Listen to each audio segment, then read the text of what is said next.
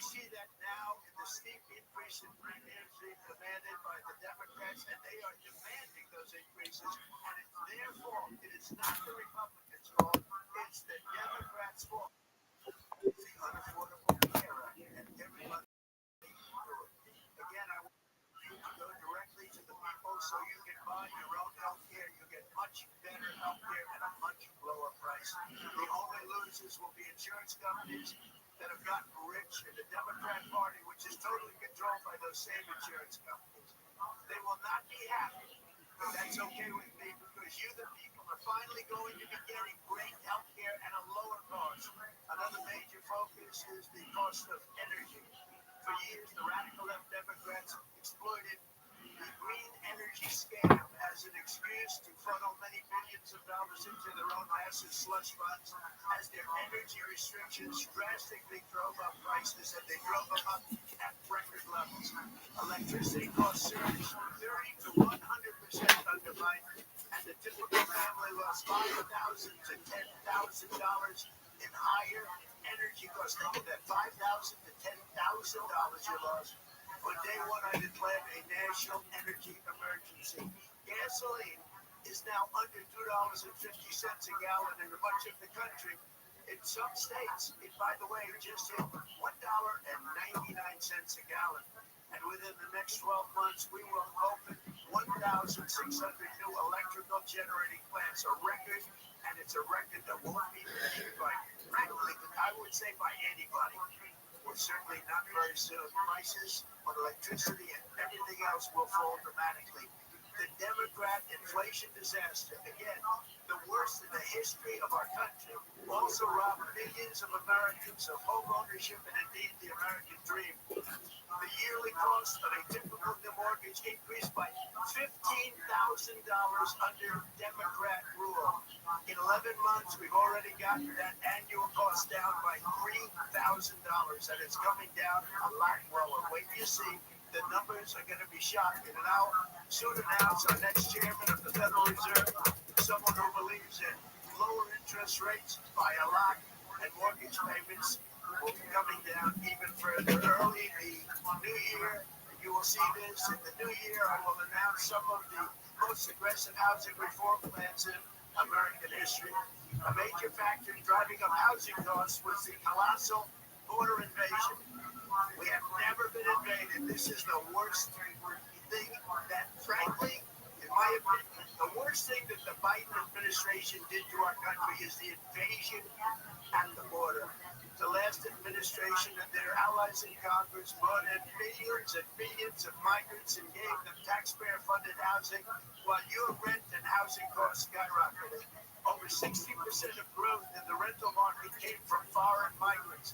At the same time, illegal aliens stole American jobs and flooded emergency rooms, getting free health care and education paid for by you, the American taxpayer. They also increased the cost of law enforcement by numbers so high that they are not even to be mentioned. For the first time in 50 years, we are now seeing reverse migration as migrants go back home, leaving more housing and more jobs for Americans. In the year before my election, all net creation of jobs was going to foreign migrants. Since I took office, 100% of all net job creation has gone to American-born citizens. 100%. In the end, government either serves the productive, hardworking American citizen, or it serves those who break the laws, cheat the system, and seek power and profit at the expense of our nation. Look at Minnesota, where Somalians have taken over the economics of the state and have stolen billions and billions of dollars from Minnesota and indeed from the United States of America. We're going to put an end to it. For so long as before my election, the vast majority of good and decent Americans were forced to watch as corrupt politicians plundered the halls of power, exploited our taxpayers, and pillaged every system that makes civilized society function. But not anymore, and you see that every day. Not anymore. We're putting America first, and we are making America great again. Very simple. We are making America great again. Tonight, after 11 months, our border is secure. Inflation is stopping. Wages are up. Prices are down. Our nation is strong. America is respected. And our country is back, stronger than ever before. We're poised for an economic boom the likes of which the world has never seen. Soon we will host the World Cup and the Olympics, both of which I got. But most importantly, we will celebrate the 250th anniversary of the Declaration of Independence. There could be no more fitting tribute to this epic milestone than to complete the comeback of America that began just 1 year ago.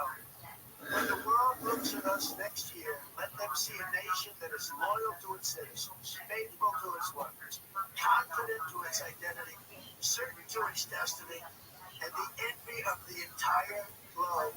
We are respected again like we have never been respected before. To each and every one of you, have a Merry Christmas and a Happy New Year.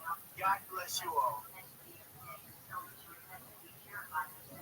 All right, that was President Trump addressing the nation with a good amount of energy, I would say. Yeah, I talked about a lot of things, healthcare, meds, also Venezuela, the tariffs, and trade, and we'll see. We'll see. If they showed his approval rating right before the speech, I think he said 39% total, which is not great. It's not great. But there are, there's a lot going on in Washington that we don't really cover on this show because it just pisses off half the audience.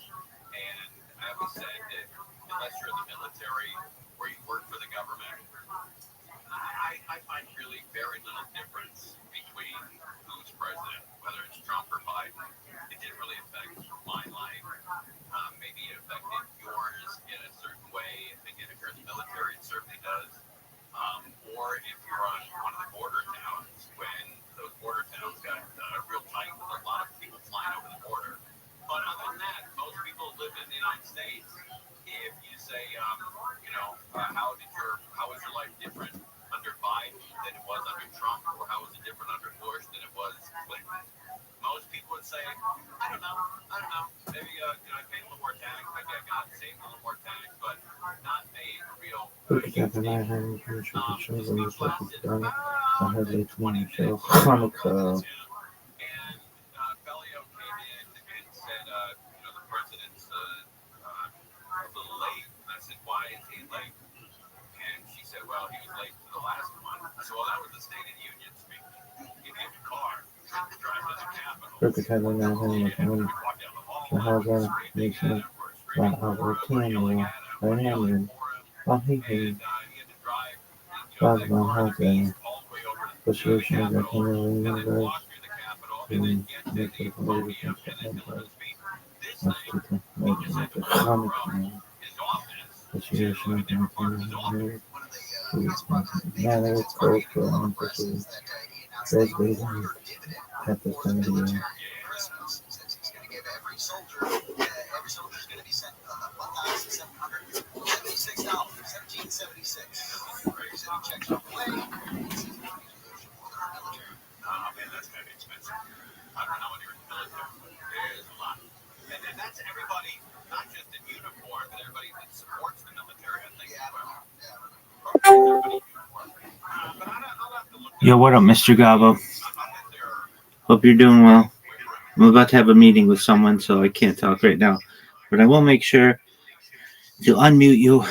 So just one moment.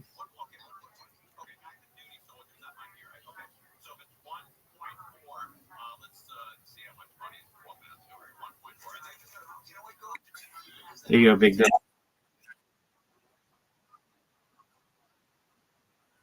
I know you didn't. Hey, I know. You're fine, and all is forgiven. To our man, our gambling friend, what's up with him? He's asking for loans. He came in here and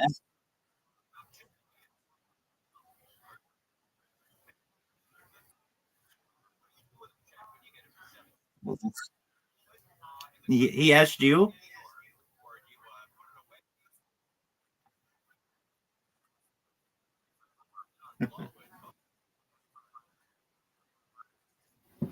Right.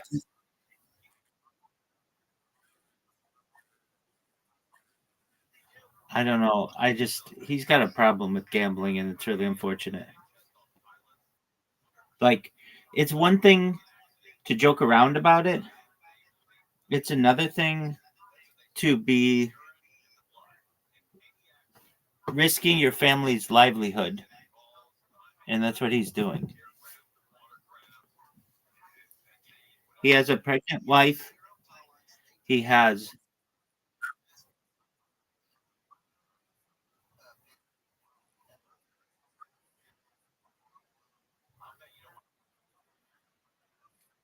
yeah, in, right. I think, yeah, I have concerns for him. Not like that.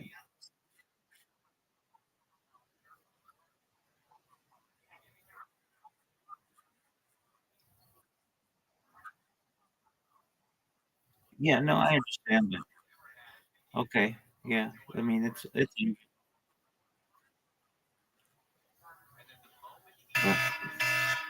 I understand.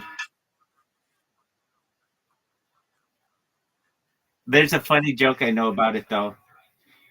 Of all of the addictions, gambling's the only one where you can make a lot of money.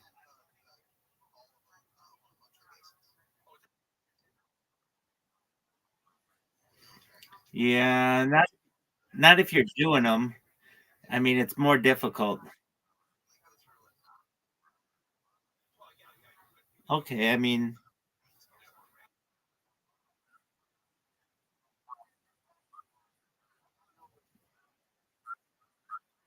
that's not a that's not a cocaine addiction. A cocaine addiction is someone who has to do cocaine all the time. What you're talking about is a successful drug dealer.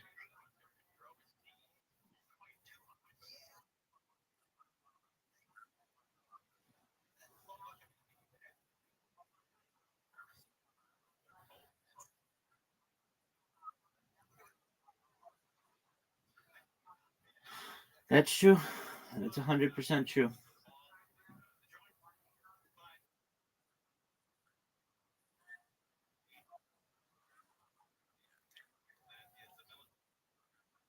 Right. How many alcoholics do you know who make a lot of money off of alcohol?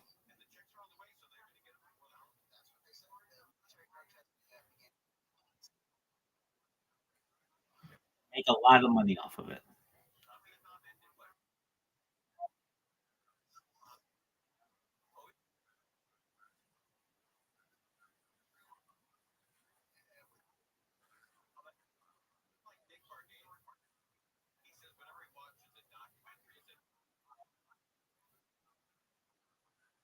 100%.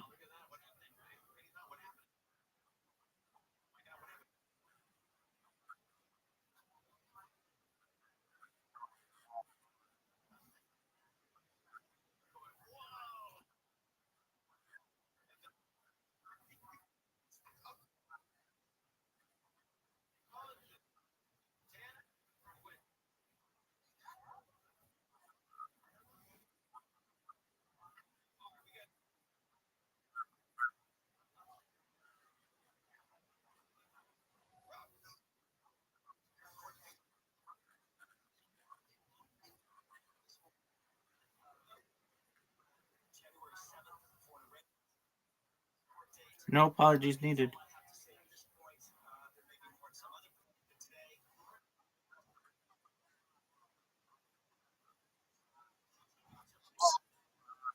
6:30 6:30 p.m. Absolutely. All of all of them. Absolutely.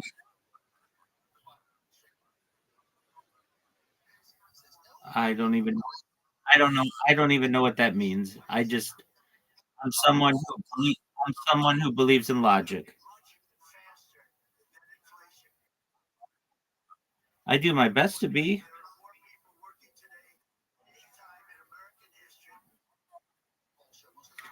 As much as I can.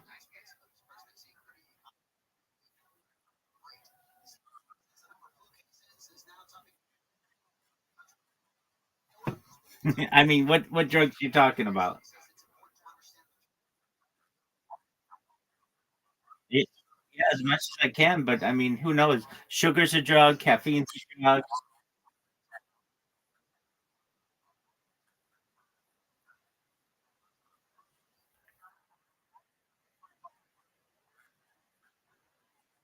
I really like LSD.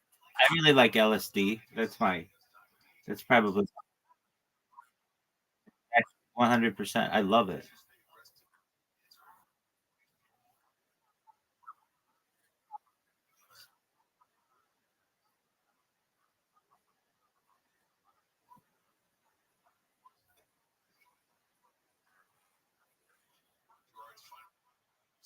You have a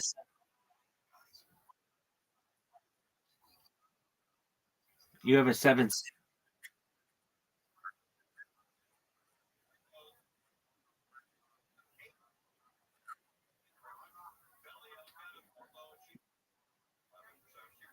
I'm in agreement with you on some of that.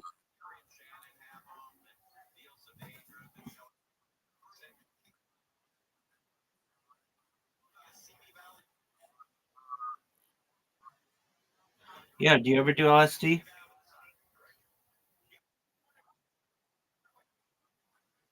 What did you think of it? Why didn't Why didn't you like it?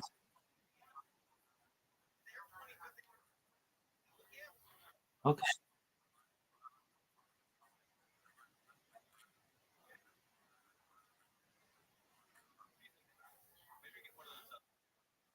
Okay.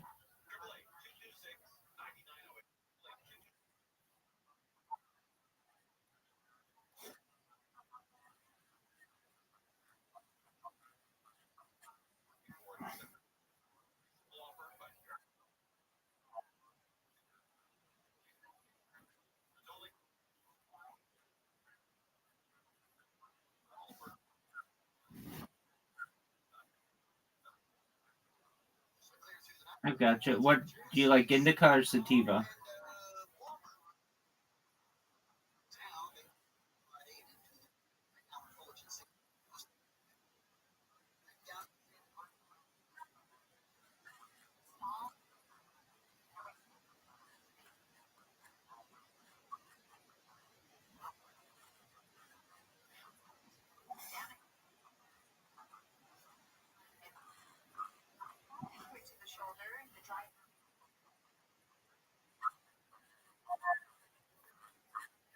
Well, your secret's safe with me.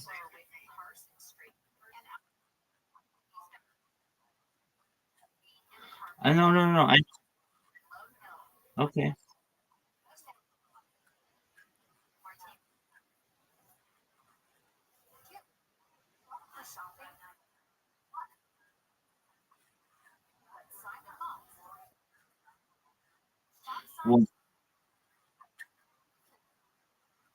Well, that'll do it.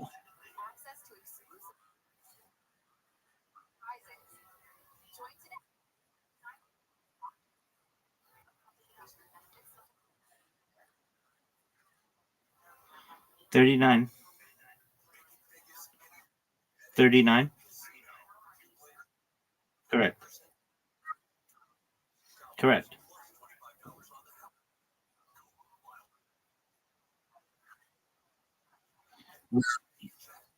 You look great for 90. Excellent. In January, you'll be 91. Oh, your birth year. Oh, I thought you were saying you're 90 years. Oh, okay. So you're like 35. Okay. I've got you. Okay. What did you think of the millennium? What did you think of the millennium, the year 2000? You were 10 years old.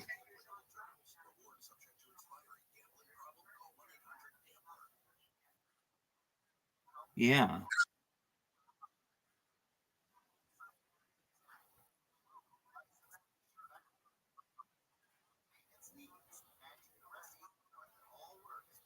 What do you, what do you mean you didn't think?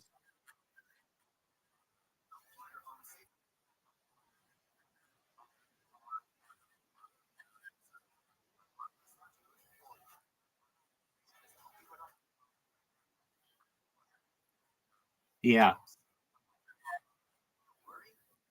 Yeah. We survived Y2K, man. Congratulations on your congratulations. You survived Y2K. The year 2000, remember they thought the world was going to end?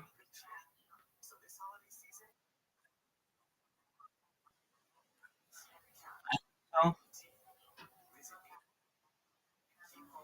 100 I said 100%. Are you kidding me?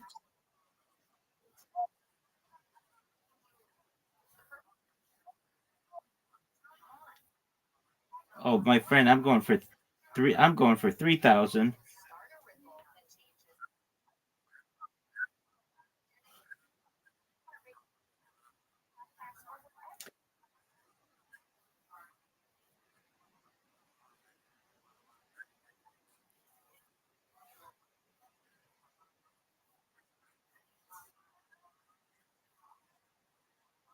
No, man. There's there's life extension technology and mind uploading technology, my dog.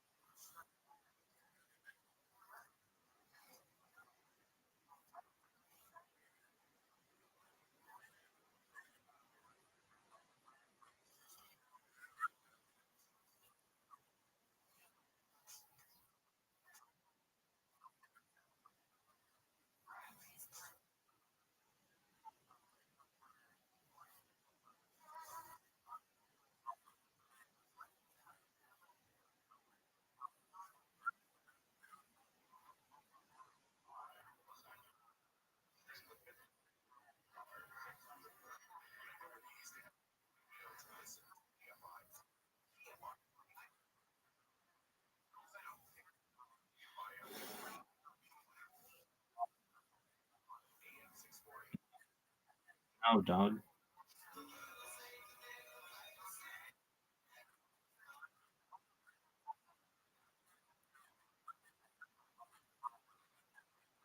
Baby, I is a better coder than any human on earth. What do I need to learn to code? My bots were able to connect with you a year ago and got you back in here now.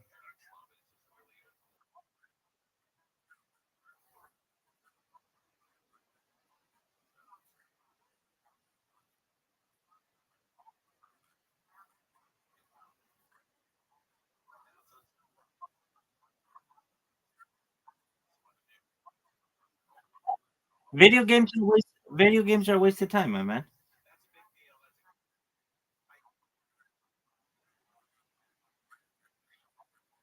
How do you know I'm not already a millionaire?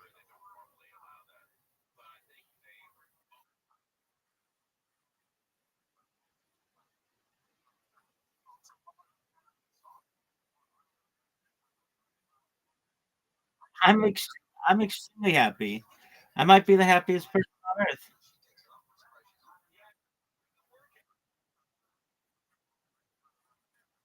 I do too. I do too. I wish everyone had as much happiness internally as I do.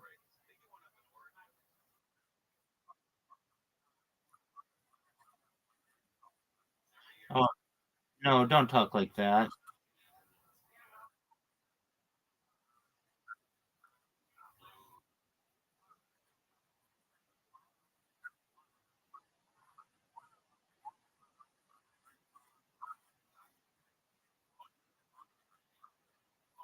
I understand. Oh, yeah, Grand Theft Auto. Oh, what? Of course. 100%.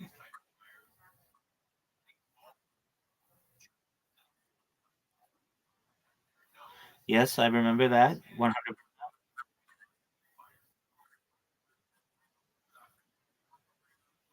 One with Duck Hunt. Yeah,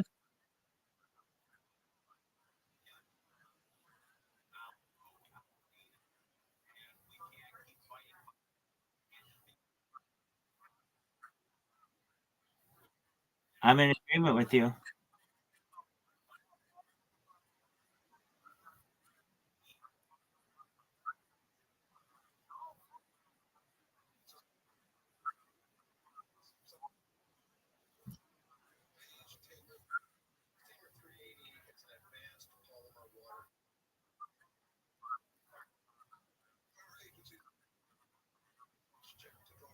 Things were things were simpler. Things were simpler.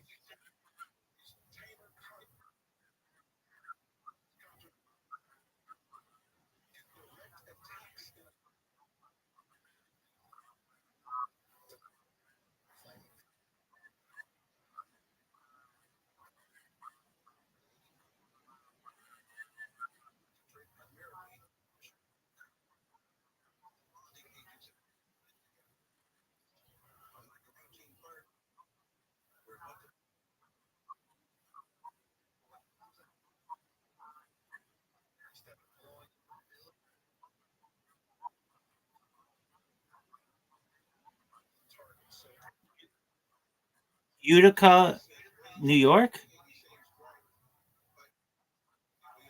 Yucatec. Oh, Jupiter. Oh, you want to go for $1,000? And it seems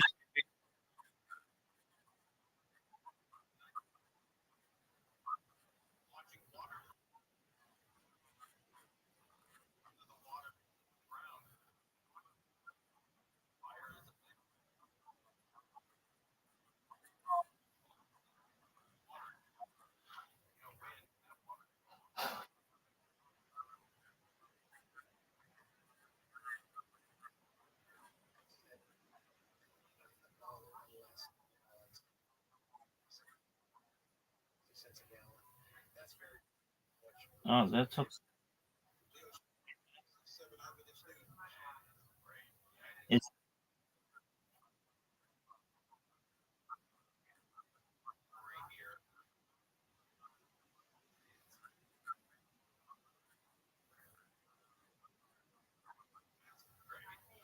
Is that how it's going to work?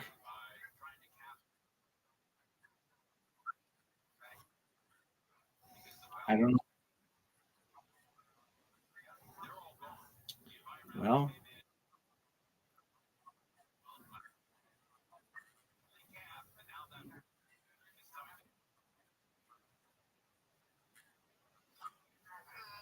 absolutely. Mr. Gava, my friend is here. So, if hello, what up?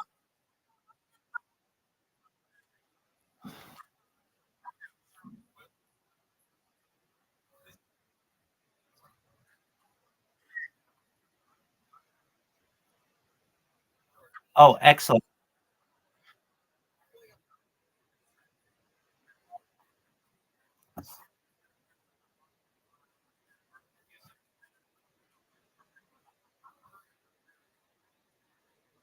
Okay, Jimmy, we're gonna go to a different VC because this one gets popular. We're leaving you. Yep, absolutely. Don't worry. We'll be excellent. All right, Jimmy. Jimmy, do you see? Pleasure to meet you, Jimmy. Do you see below it says join to create voice? I'm gonna create one right there, and I'll see you in there. Okay.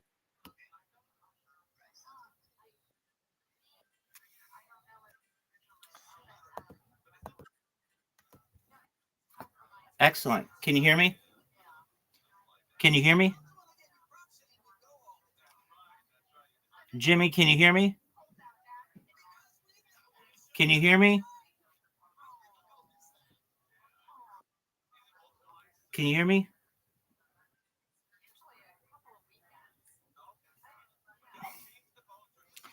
Jimmy, can you hear me?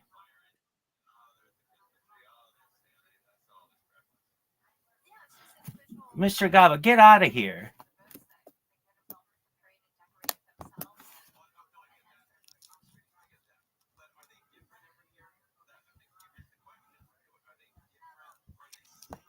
Mr. Gaba, get out of here. Jimmy, can you hear me?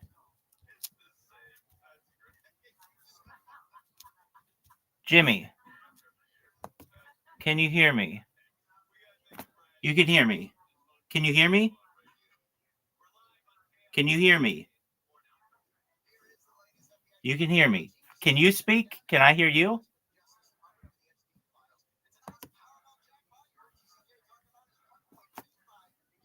Interesting. Okay. That's a new one. Okay. So try talking. Okay, I still can't hear you.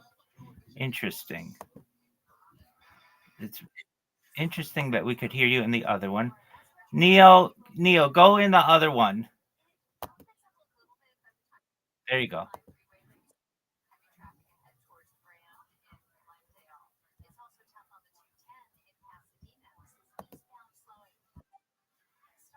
Jimmy, can you hear me?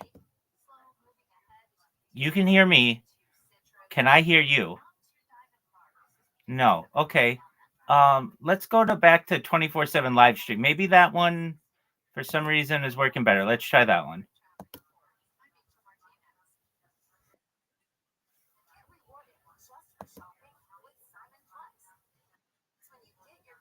Okay, can you hear me? I cannot hear you. Interesting. Very interesting. And I can hear myself in my other okay. That's all right. How about I call you? I'll call you on Discord and maybe that'll fix it. So, just one moment.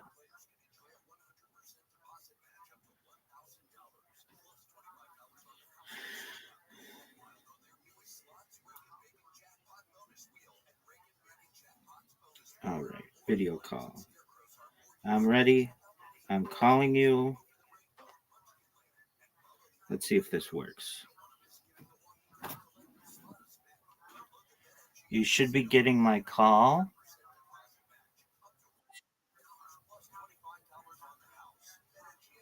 All right, Jimmy, can you?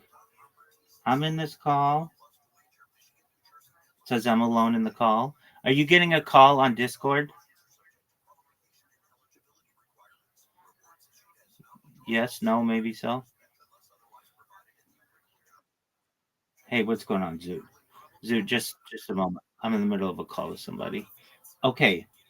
I see that. I'm calling you with a different account.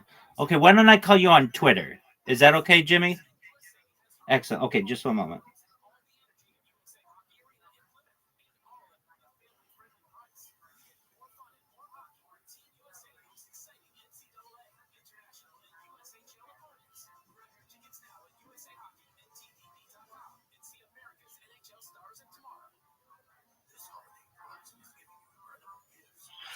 Hello, hello. Excellent. Don't know what was going on there. Absolutely. Just yeah, very strange. Okay, just one moment. Bear with me. I have to allow my settings on my iPhone to get my camera going. So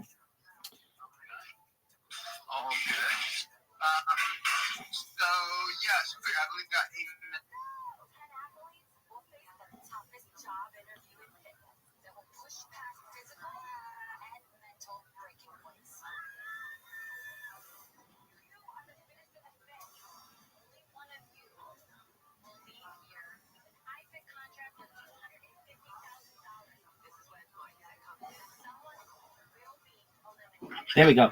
Okay, I just heard you only said you have a minute. Is that correct? Oh, 8 minutes. Okay, very well. All right, so you have a connection to someone in television or something, right? Television. You talking about Daniel? Well, didn't you say that they have like 200 million viewers or something like that? Oh, up to 400 million, right? Yeah. This is what's it called? Hubcast Media. Yeah, they've got a bunch of stuff going on. Sorry, just a second.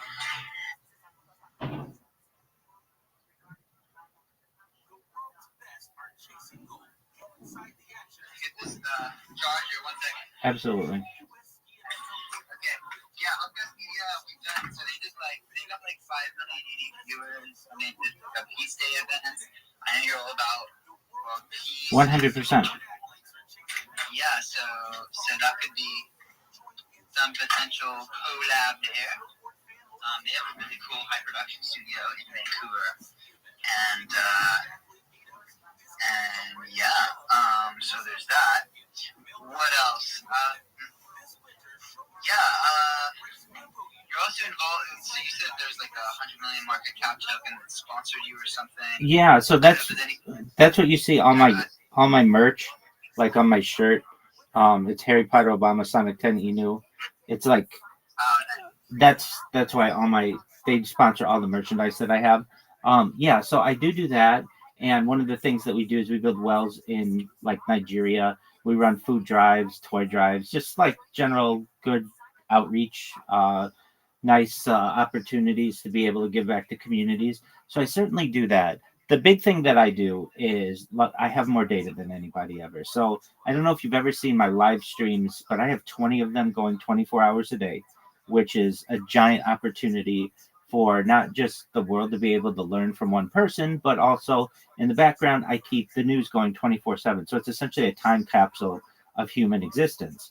And I talk about a lot of things that are really interesting to people. Of course, you hear me shill about all of that stuff, and that's cool. But really, I'm a futurist. I like to talk about the future. Things like anti-gravity, antimatter, artificial narrow intelligence, artificial general intelligence, artificial super intelligence.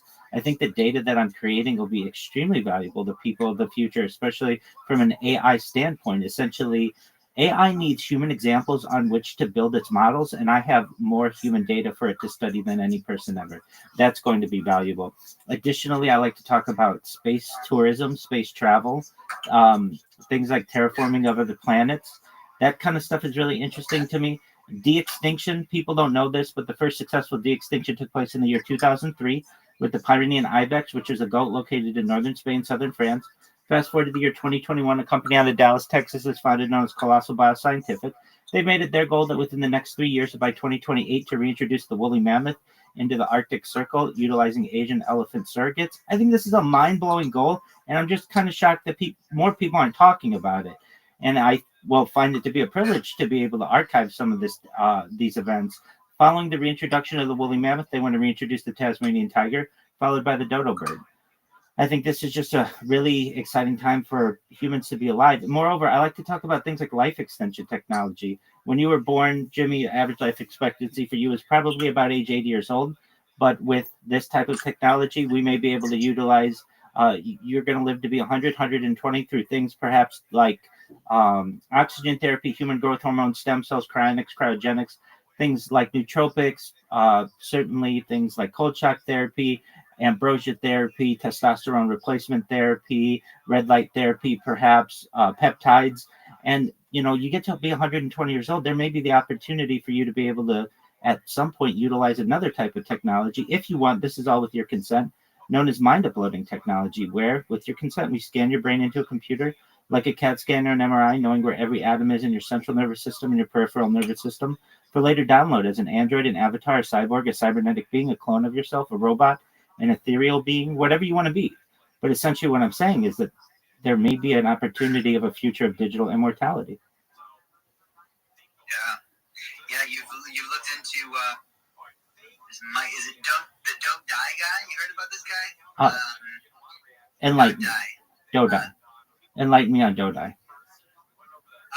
Don't Die. Oh yeah, Don't Die. Yeah. Wait, now I know. He's the he was the guy who basically hit it like he was an entrepreneur, and then basically started to, am I understanding this correctly, use ambrosia therapy of his child, of his son, basically started injecting himself with his son's blood, trying to extend life as long as possible. I believe he's like 50 years old now. Many methods. He's like hundreds of experiments, including psychedelic mushroom. He took like 5 grams of psychedelic because that was potentially a theory to like longevity. But he's doing like hundreds of experiments himself and taking everything, and he's open sourced a lot of it. It's called blueprints, so you can see all the stuff that he recommends: diet to exercise, keep it all stuff. And yeah, that's a pretty interesting thing with longevity. So all right, cool. So these are the kind of you're interested, you're about. That sounds cool. And yeah, I'd love to see how we can make impacts, because I know you talked about water. I also came from clean water. Like for 7 years, I was mostly clean water through events and just that. But yeah, now I'm a bit more focused on climate, which obviously affects the water system. Right? Like for example, this guy called Kawagumba of Kawagumba Village Project. He's in Kenya. He was with me for the full 4-hour Guinness World Record that I did.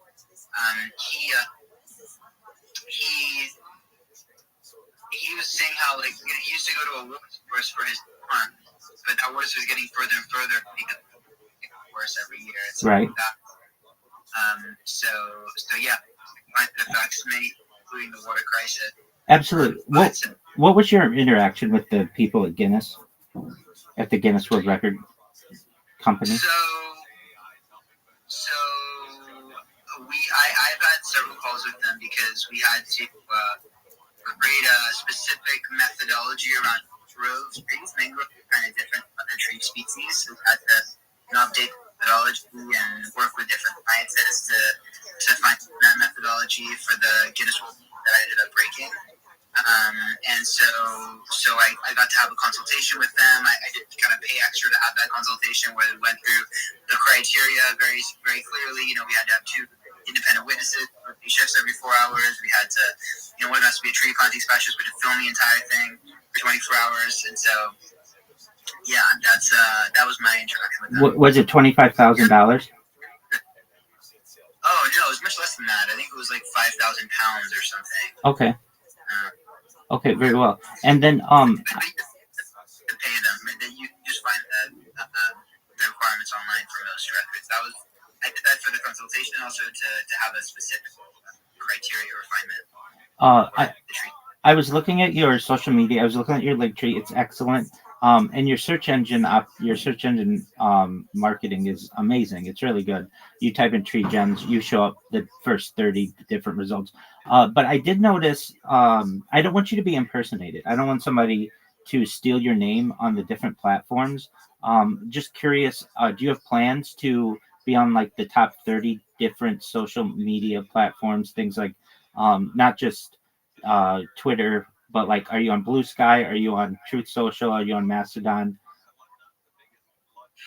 I've never even heard of Mastodon. I'm signing up for Blue Sky.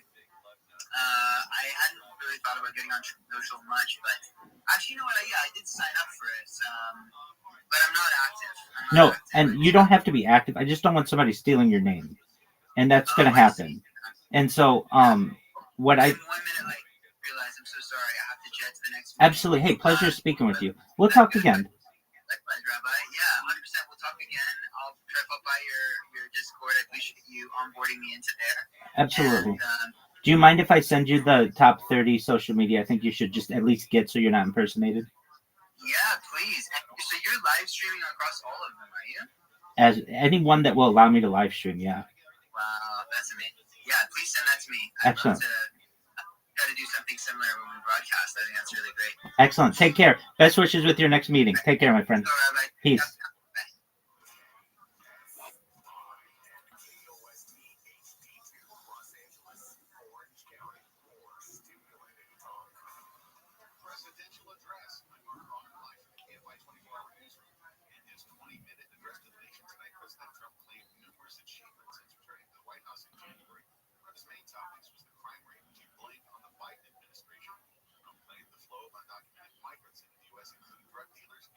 and murderers. This is what the Biden administration allowed to happen to our country, and it can never be allowed to happen again. He alleged the previous administration allowed men to play in women's sports, transgender for everybody, and crime record levels. Rob Michelle Reiner's son made his first court appearance charged with their murders. The arraignment scheduled for this morning was pushed to January. Reiner's attorney, Ellen Jackson, says the case involves a family tragedy with complex issues. So it's going to be thoroughly, but very carefully dealt with, examined, and looked at, analyzed. Jackson says he wants the public to allow the justice system to move forward with restraint and not be rushed to judgment. Reiner faces 2 murder charges that come with a sentence of life without parole or death. Reiner's famous parents were found dead Sunday.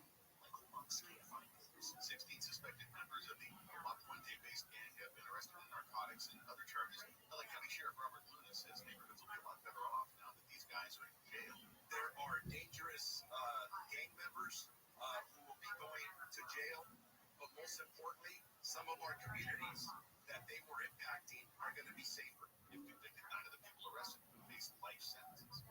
The president of Edison International, the parent company of SoCal Edison, has addressed the Eaton fire. Pedro Pizarro, president and CEO of Edison, confirms the company has started to pay victims through a compensation program. Pizarro says Edison is taking accountability, even though there is still no official cause of the fire. Pizarro stresses that this is not an admission of guilt or fault. That's despite a video appearing to show SoCal Edison equipment sparking Gary Canyon on the night of January 7th. People who accepted settlements from Edison waived their right to sue the utility company for the fire. Daniel Martindale, KFI News. Former Special Counsel Jackson is given a closed-door deposition to the House Judiciary Committee about his investigation into President Trump in the 2020 election. ABC's Alex Malin says he has no regrets. He says he would have charged President Trump while he was out of office for his alleged unlawful detention of classified documents, his alleged criminal efforts to overturn his 2020 election last week. Smith says he would have brought those cases regardless if Trump was a Democrat. The search is continuing in New England. Bill Miller, an MIT professor, ABC's Aaron Kuchersky, says the husband and father of 3 was killed in his home over the weekend. This professor was shot this days after the tragedy at Brown University. At this point, authorities have ruled out a connection, but they are aware that this professor was a noted nuclear scientist. He says a large team of investigators is working on the case. And a new study ranks the companies with the best customer service. Forbes magazine says UPS is number 1 for the 3rd year in a row. Makeup skincare company Mary Kay came in 2nd. Chick-fil-A, USAA Bank, and recreational equipment company REI fill out number 1 for UPS is especially significant because the annual list is created using completely new survey data each year. In fact, all but Mary Kay in the top 5 have finished in there for the last 3 years. Mary Kay was 93rd last year. Other brands making people happy include Discount Tire, Trader Joe's, and the relatively new salad and wraps drive-thru called Salad & Go, which made its debut at number 7. Michael Crozier, KFI News. Southland weather for KFI. Mostly clear skies tonight with lows in mid-50s, about 50 in the AP. Sunny and warm tomorrow again, highs in the low 80s most places. Low 70s at the beaches in AP. Slightly cooler for Friday, then we're looking at low 70s this weekend. It is 59 right now in Mission Viejo, 61 in Costa Mesa, 62 in Arcadia, 66 in Calabasas. The KFI Financial Report, all in our red today. The Dow goes down 228, S&P 500 down 79, NASDAQ down 418. Now we got a flipped car in the 16 Riverside. That's heading eastbound. All lanes are closed off in this wreck that's in between Market Street and Main Street. So you'll see a standstill from about Valley Way. And as you travel on the 15 northbound in Ontario, we have a crash there just after the 10. That's going to be blocking the left lane. You'll see some brake lights as you come away from the 60. As you make your way up 91 headed eastbound in Anaheim Hills, traffic building up as you approach the 55. And it's looking like a busy ride with that until you get to about Green River Road. Traveling on the 57 northbound, that's in Anaheim right at Lincoln Avenue. We have a crash there. That's How you doing, big dog?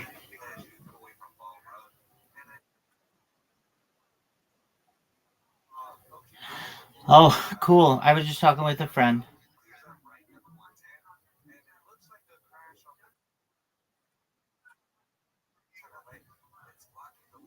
What? Oh, yeah. He was in there. Oh, yeah. What did you ask? What channel was he downloading?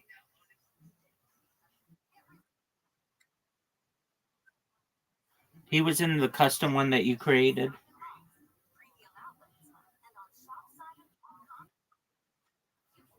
Oh, we just were in there for a second, and then we talked. We spoke on Twitter.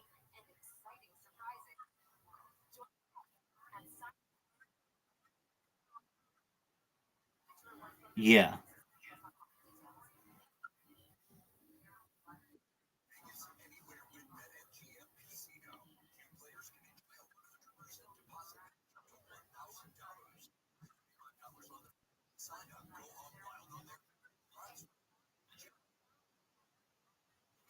Oh, I don't know, my friend.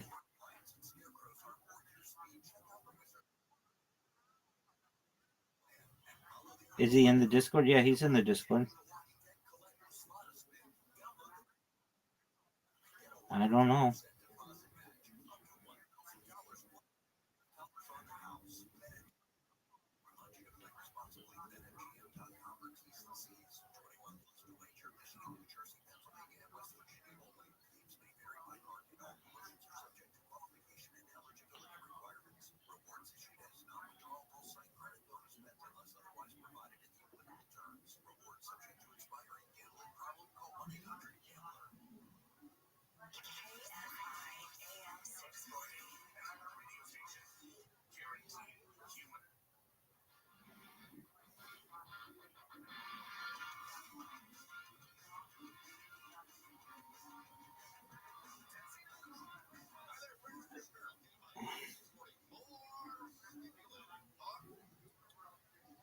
parallel side hustles.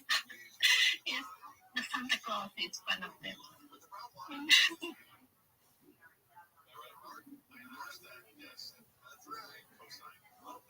Yes. Thank you so much for the opportunity to share my book. Thank you. You're welcome. Thank you for making me aware of it. But I was needing to buy some books.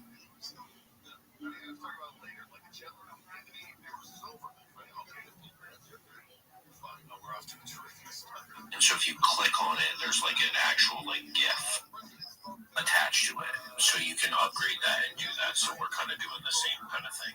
So I've been trying to buy that cat for a minute, and it won't fucking let me. I'm doing it. It's different, right? Yeah, we all have strays, bro. Strays are fucking dope, actually. Yeah, we love them.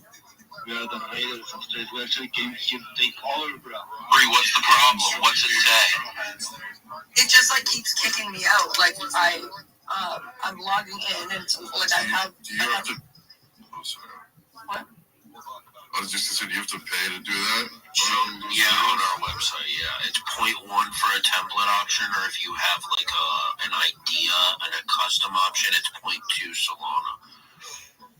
So like charge your points this Solana. 0.2 Solana. So like you could. You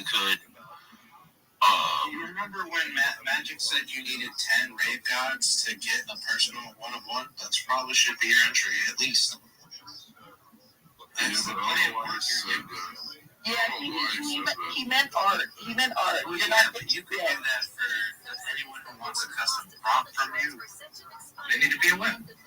Yeah, it's true. Bree, if you want, if it's easier for you, you can send me someone. I'll buy it for you. Okay. Yeah, send me your wallet. If that's easier, and I'll then just send it to you. Okay. That's why you were discussing what a whale was earlier. I mean, that should be a whale perk. True. Yo, check it out, Tay-Rare.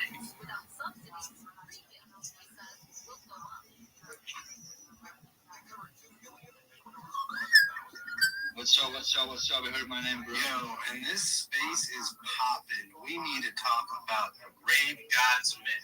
I don't know if you guys know, but there is a flash sale right now for 0.12 soul. That'll get you exactly one Rave God. And maybe you'll get one of these original arts that come out, but even better, what if you get one of the normal guys who just transform before your very eyes into a much better banger than you could have ever imagined? Oh my God. Yeah, legendary status. And it's ending at 10:30, it's going back to 0.2. So. Yo, I got it. This Rockets one is fucking dope, man, with the cat ears, rainbow. Yeah, you see that one? I got and rainbow. and right into my wallet. I didn't say nothing. That magic just appeared there. I didn't have to say nothing. He just blessed me up because he's a great guy. Nice, dude. You like yours, bro? That's really cool. I actually love and drop. Thank you very much. I want to post it on Instagram. I'm just liking posting and replying to drop hats. Those because that's what Well, bro. So with a rave pads, you will get lifetime passes to these rave events that will be happening all over the U.S. And discounts to merch that will be coming. You will also, as a holder, be receiving dividends from the raid gods for each raid that happens. 25% of that raid will be paid out as souls, maybe raid token. We don't know yet. They're gonna figure it out. But we're gonna talk about the 10% that's going to mental health for children. This is a story that we would see all across the country if Congress doesn't extend the Obamacare tax credits. From a purely political standpoint, does this hurt the Democratic districts or the Republican?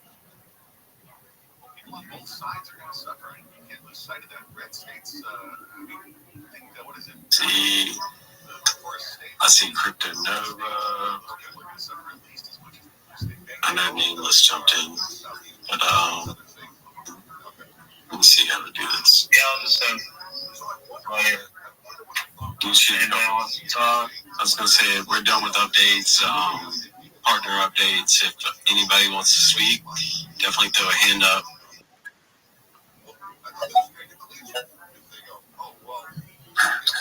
Yeah, I'm just hanging out with Randy, enjoying the vibes. Appreciate y'all. Yeah, good to have you. Thanks for coming on. Hell yeah. Well, you don't sound like the original Bobby Bones, but definitely like I did not know there was a Bobby Bones when I picked that name. I just was sitting on the side of the road one day and said Bobby Bones. And I just went with it. I found out about 3 or 4 days ago there was a real life Bobby Bones.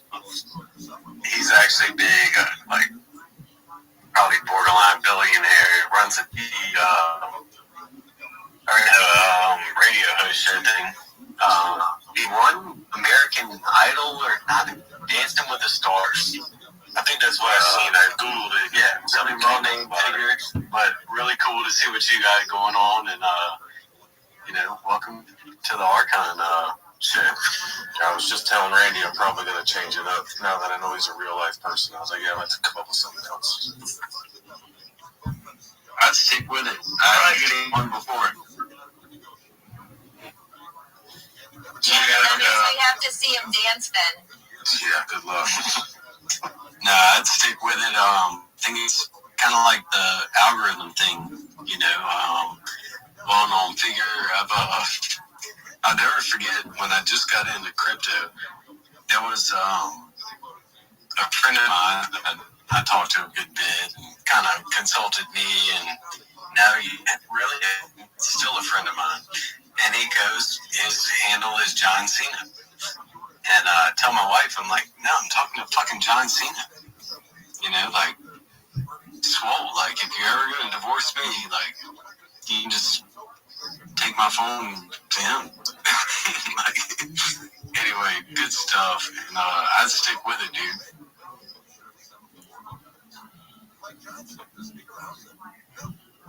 Yeah, I'm going to work out something. We'll see. I might stick with it. I just don't want to get sued. Truth on that. Of course, I'm not claiming to be that guy either. I just Change the spelling and that's it, man. Just put an EZ at the end.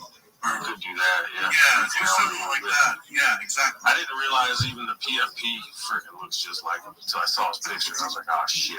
Yeah, it does look really close. That's why I figured you knew what you were doing. Well, anyway, do you have any updates? I'm not sure what you're about, but you go ahead and throw that in there. Now we'll move on to the other. No, I joined Randy Coin a couple weeks ago. Figured out there was a dude holding 20% and clipping the chart, and decided let's keep this guy out. And so we finally finished that, and now we can really start to build. So, right.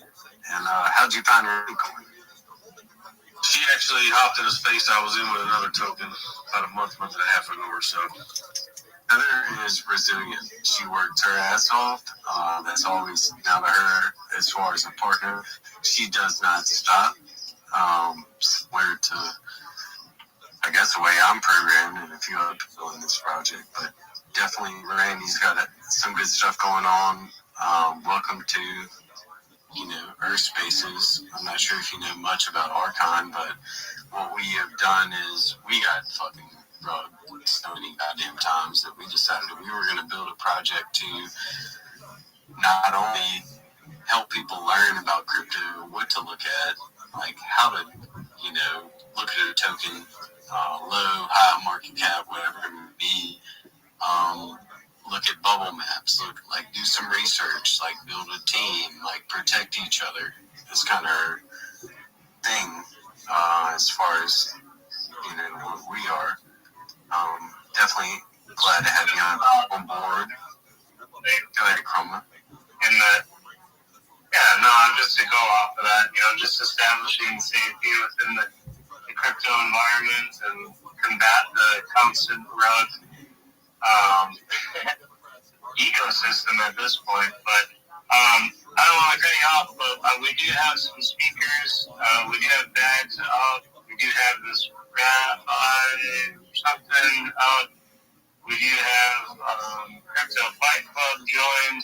Everybody join as the hours come into a close. So, but I want to hear, if anybody else. Absolutely. I actually see a bunch of hands up. Bags is a speaker right now. Bags, if you want to tell us a bit about your coin. Hey, thanks for jumping in, Trace. I don't have a lot of control on who's got mics. Yeah, you're breaking up a little bit too, Cajun. Not sure why. Sorry, guys. I'll cut out for a minute. Hey, what's up, man? How you doing? Oh, man, it's great to be on here. For some reason, I kept dropping out in here when I was trying to get the mic thing on when I first started talking about bags. I'm like, it kept dropping out, so. Oh, okay. Well, it ain't on our end. I'm hooked up to what am I on? Maybe 930 gig connection right now. Yeah. Gigabit. Yeah, so pretty solid connection on my laptop on the spaces, so we got that under control. Go ahead. Let us know what you got to say. Yeah, a little bit about bags. I've always been like a retail. I was an investor just in crypto in general. I really got interested in meme coins. I got in in 2017. Just starting to learn a bit about crypto. And bags came about. I had a raccoon that kept coming in my garage and tearing up trash and stuff. No way, not a raccoon, huh? Yeah, and so I'm like, what am I gonna do about this raccoon? And then I go on Moonshot, and I got something that came across my mind, so I was checking it out, and then it said create a coin. I'm like, create a coin? Well, that'd be different, you know what I'm saying? So I said, what better way than to try to create a coin that I would be looking for personally that I haven't seen on the market? And my thing is a meme coin is not just a meme coin. I wanted to have all the utilities of mainstream coin. And so once I developed the coin, I'm like, well, I guess now I picked up the raccoon because he was coming in my garage. So I'm like, well, the raccoon would be dope because I really don't see any raccoon memes, right? So this is in July. And so I put the coin together and everything. I says, well, now I have to learn how to make utilities. So everything's been a learning process with me. I've built everything myself. So it's like, it's crazy, you know what I'm saying, on the other side. How long ago did you launch the token? July 1st. Okay. We were still holding? I haven't pulled up the CA yet, but I'm still holding. 10,000 now. I was higher. I got up to 13,000, and then someone pulled. And with me being with a stable coin, I'm paired up with a stable, so I don't get the fluctuate. I don't fluctuate that much in the market. So, Nevermind is one of our partners that does not see that fluctuation, even with our own token. has seen with Solana fluctuation. I'll even give you an idea. If Solana was still sitting over, say, even $180, $200 market cap, her market cap would probably be around 200 to 250 if I'm incorrect. Dreas could chime in, but her market cap was definitely affected not by sellers, but by Solana dropping almost 40 fucking %. That's right. And that's what it is. Very good call on pairing with that, and I want more stability. You know what I'm saying? Absolutely. And what you have here, if you're interested, Chroma would throw you in a. Do you have Telegram? No, we're on that. We already got a group with Bags. We talking with him. Okay, didn't know that. All right, good deal. So already talking with him, definitely, for everyone else, it's a way we kind of work. We can educate. You're by yourself. You don't have a big community, correct? You do not have, a lot of resources and a way for a token like his to actually thrive, and I've definitely been building out. I just got my app built, and I do other things. So, I write music and everything. So now Bags has music out. I just launched our little Christmas song that I just wrote and put out just to start getting the YouTube channel really moving with the music part of it. Nice. I do a lot. I cook. I have a restaurant and everything that I do too. So a lot of business orientation as far as my background. It's cool how we all end up together. So I own a mechanical contracting company. I work for a number of restaurants. I can tell you how your refrigeration systems work. Things like that. Randy AI, wastewater treatment. One of our members is in also wastewater processing. Just happens to be all the way across the country. It's really cool how we've all linked up. But definitely, I'll dig in more to your project and definitely looking forward to seeing what you got going on, dude. Awesome. Thanks for. I appreciate the opportunity to even just talk. This is the first time I've actually went live anywhere talking. I've been trying to see how I can come out and do some AMAs and different stuff like that. That's the way to do it. We'll be here next Wednesday, just like the following Wednesday. It may be Christmas Eve. We'll catch up. It might be short New Year's Eve, but into 2026, all the way into next Christmas. Count on us. Good to have you come up and tell us about the coin, dude. Absolutely. Everybody follow Bags Raccoon. What are the odds? And definitely follow him. Follow each other. Everybody here is pretty much, here for a reason. We like these small group spaces and definitely like getting the word out. Dreas, you see anybody else? Bobby Bones, please speak. He's got his fucking hand up finally. I just had a question for Bags. Go ahead. You launched on the Moonshot app when they released their launch pad? Pretty much. I believe I did it like my first launch 5 months ago. Yeah, I was just curious what that process was like. It wasn't really a hard process to make the coin. It was after I created it, I wasn't able to edit anything, like add like websites and all that stuff. Of course, I didn't have one at first until I built one, and so then they upgraded to where I was able to add a website. I think it was Telegram on here, and then I was able to add like videos and pictures and stuff. So it's been upgrading slowly, but it's just been a hard platform just to get traffic. Yeah, we've seen that a lot, and our team could actually advise on different platforms and things that we've helped one member, Pat Memes, relaunch, and looking forward to helping them get to a certain point and things like that. But definitely let the Archon team and myself, anybody else know. And I'll even be honest, all my team members are way more educated on it than I am. I'm really good at making AI videos. That's my little piece. But yeah, definitely let them, keep working hard. Is anybody else got anything to say? We're actually cutting close to that 1 hour mark.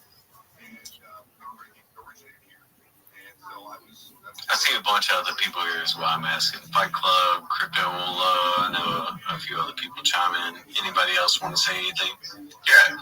So let's see if Fight Club wants to come up and tell us about his coin. I've actually never. I don't think I've ever heard the actual Fight Club spaces that he has. I need to go and see it. I need to go and hear it. Yeah. I agree. I don't really know what they're about. If not, it was extremely good. Really catching up with everybody. Paul, you got anything else? Did you send crypto? Yeah, let me don't make it want to come up. Yeah. Have this Rabbi Rothschild also. I don't know. They were requested to speak. Mean Guy Corey, Nasty. Yeah, a bunch of people. If anybody's got anything more to add, feel free. Yeah, definitely leave me out at the end to give a little follow up, if you will. Yeah, we'll send crypto. All right, man. What's up?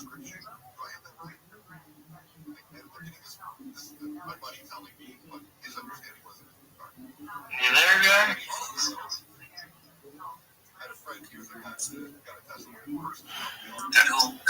Hey, what's up, man? We can hear you.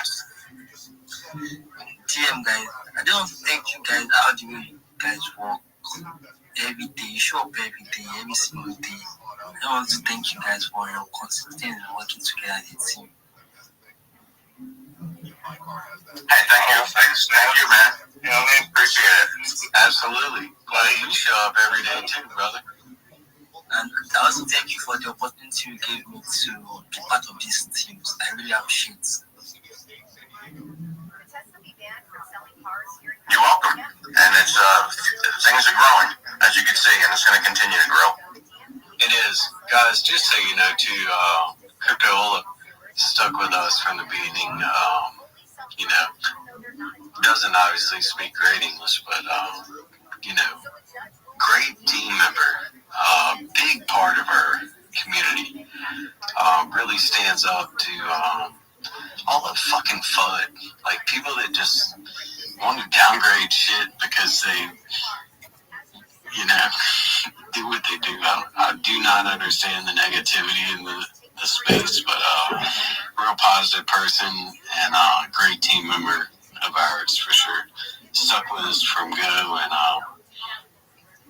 Crypto, you got anything else to say, Ola?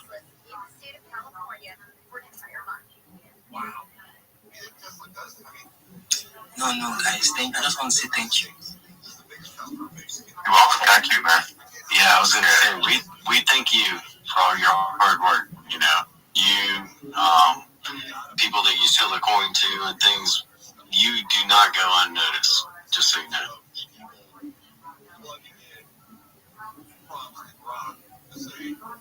Yeah, we've got some real great team members, or Archon supporters, I should say that. Basically, they show up every day. I mean, they're in it for the long haul, and those are the people we want in our circle and for our partner projects as well. It's great to have that. Crypto, Benema is another great one. Ledger Flow, he's in here. He's a good guy. Striker, always around. Lots of good people in our circle. So great to have everybody here tonight. It's great to see some new faces in the spaces. I was really happy to have our usuals, Randy, Fat Memes, Brennan with Reba, of course. Bags, thank you so much for dropping out. It was great to hear about your project and a little bit more. Crypto Fight Club, thanks for dropping out. We'll talk a little bit more. Hey, the meme coin contest. Yeah, I was going to say that. And before that, make sure everybody joins our Telegram, X Spaces. You know, that's where the updates are. If you want to, I hate the word front row, but if you want to be involved with, you know, some future projects with that Archon is vetting and things like that, and help us be able to, you know, support these projects that are real. They're long term. They're not fucking rugs. In a sense, excuse my language, but you know, we're not out here to sell anybody shit. You know, you can go get a KOL to charge you $12,000 to partner with your project. I forget what it is with Archon, but we have resources. It ain't $12,000. Yeah, it ain't $12,000, and it ain't $250. It ain't $300 for. No, we've given it to free or very low and just apply for a few of them because we believe in these projects. We believe that crypto should actually be, you know, longevity, long term, things like that. And what we're doing is building a portfolio of projects, not only ours, but other projects that aren't going anywhere. I'll give you, what do you call it, a thesis. In the next year, there will be people that are going to flood into this market. They're going to need to know a safe place to go. And that's going to start with Archon. That's going to filter down to the projects that we, you know, vetted. That we say, hey, this is a safe project. You know, especially a low market cap. Yeah, and you know what? And I don't mean to cut you off, but partnered projects. A great thing about it is that everybody shares different types of knowledge, like what you were saying. There's people that are great with developing and building and videos, like you. There's great people with memes and websites and social media, and there's just many aspects that have to do with meme coins that Archon brings to the table. But not only us, our partners are knowledgeable in many different areas also, and having that is a great thing because one of our partners might need some additional help that maybe the other partner has a little bit possibly more knowledge in an area, and then it kind of cross connections are made there.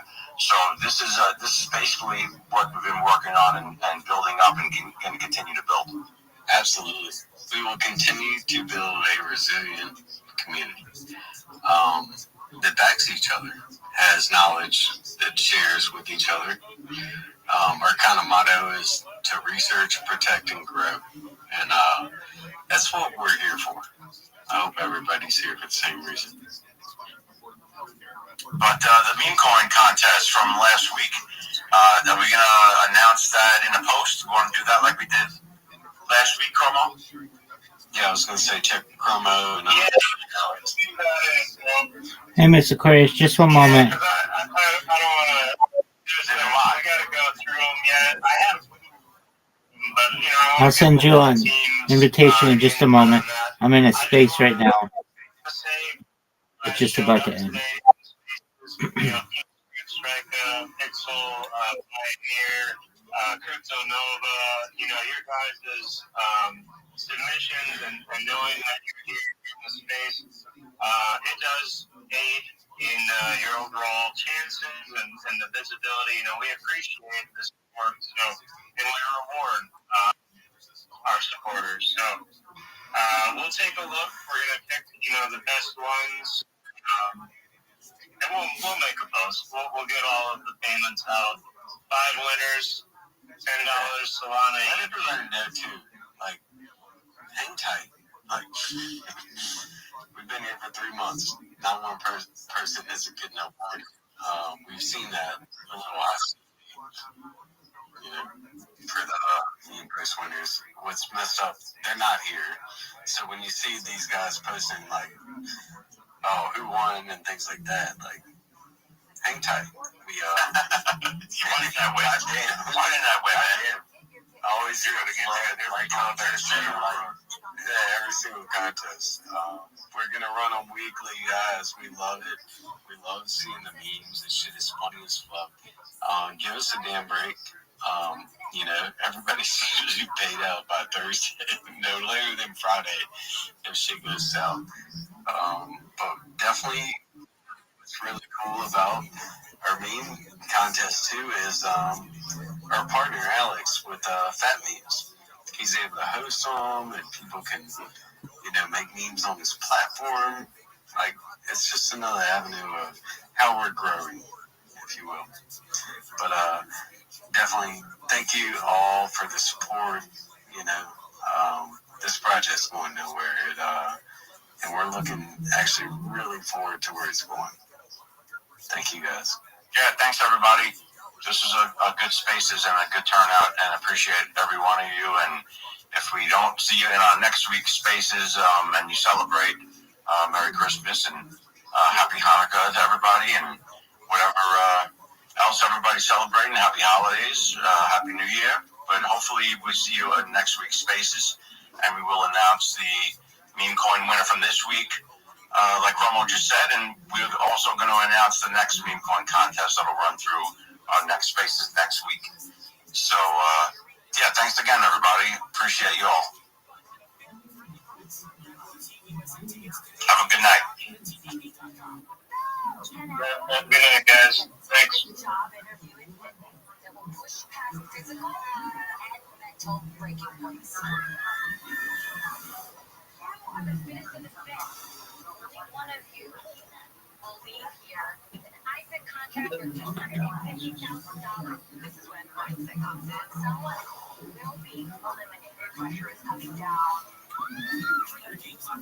January and watch the trailer on TrainerGames.com. The world's best are chasing gold. Get inside the action and support the team.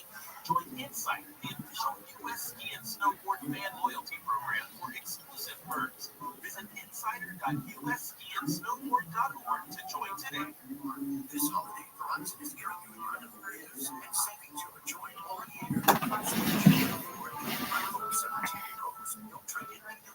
That's right. Get 4 lines for just $25 a line and the amazing 5% for everyone. Save big this holiday. Visit Verizon today. $20 monthly credits apply to account with 3 5 months of the line on the tax suggestion on 5G and 4G. Miss Aquarius, when you're ready, I'm ready. I sent you an invite.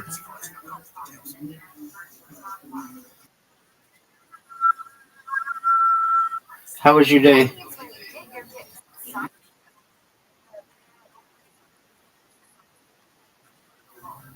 Okay, what happened?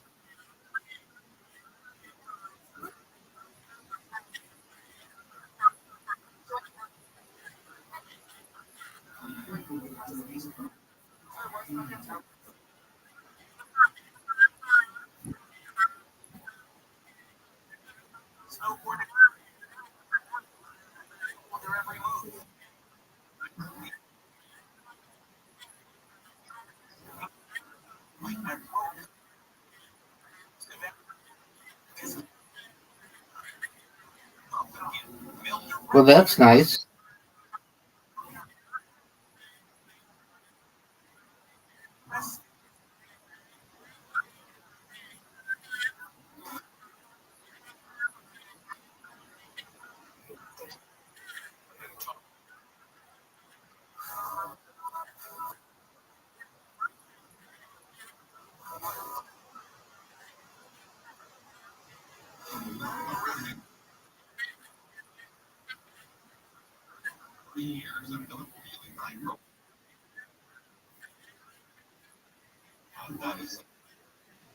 Now, why do you say you're not doing that anymore?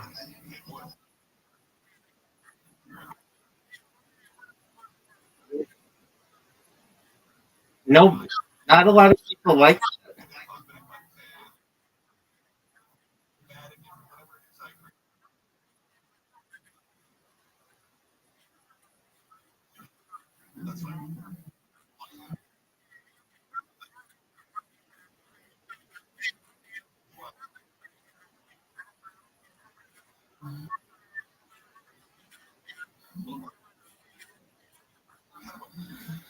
Did you? What did you get to give to someone? Miss Aquarius, Miss Aquarius, Miss Aquarius. You don't understand something. You okay? You said, if I recall, you said my coworker got the portable charger. I didn't hear you. Yeah, wait, but you didn't say that I bought.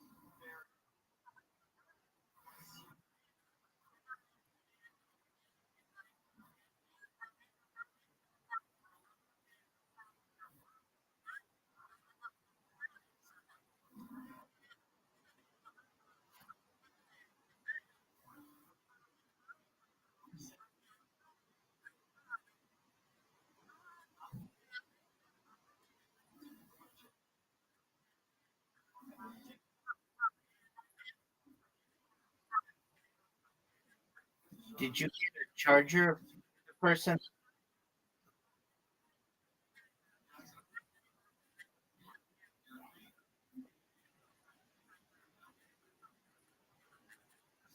Are you allowed? Are you are you allowed to steal your gift back?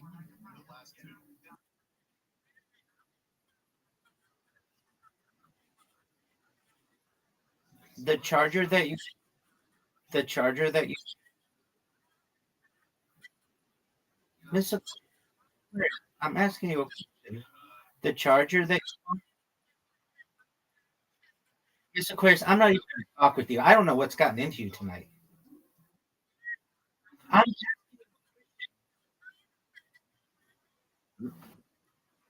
Aquarius, Miss Aquarius.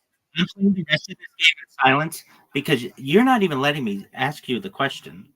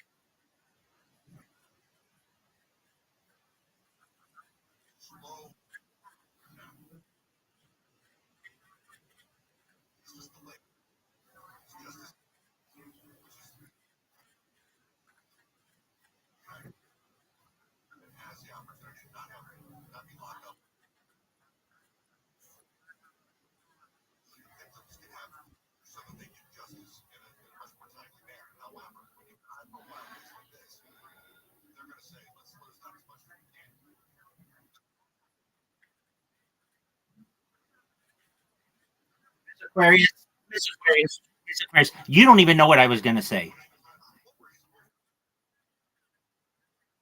Miss Aquarius, I didn't even get to ask a question, and you just went yapping, yapping, yapping, yapping. I was just asking.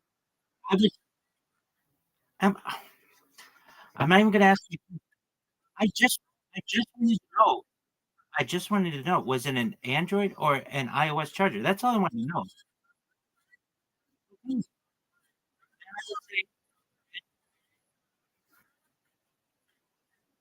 And that's a nice gift. Now, my other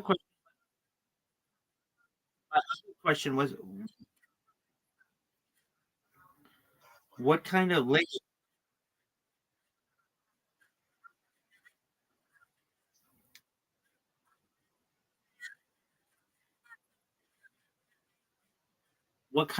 thing did you get?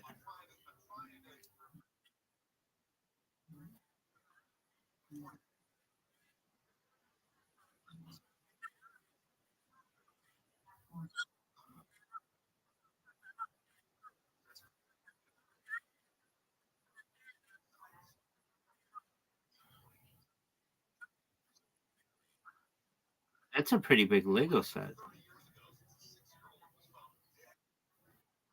Ooh, okay. But yeah, that's not something that you want to do.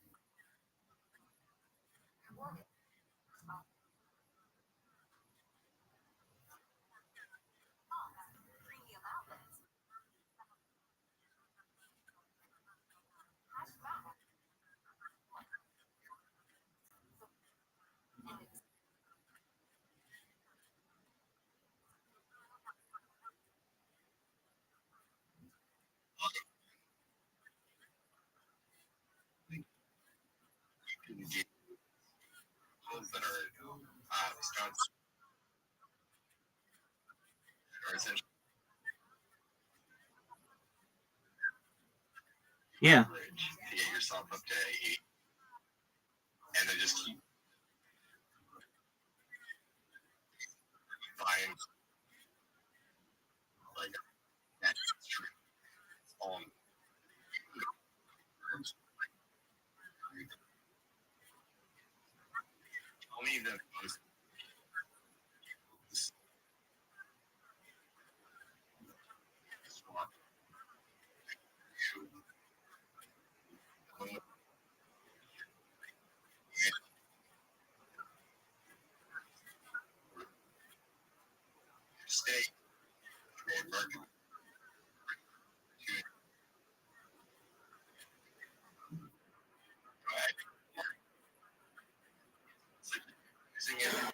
Well, you're not alone with not liking that kind of party. I've heard people don't like those kinds of parties.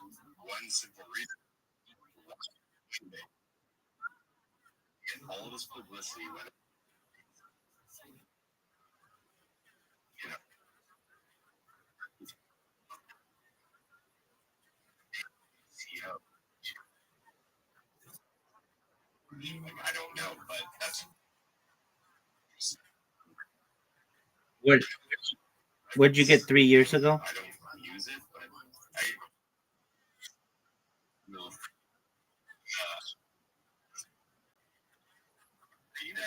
Oh, okay.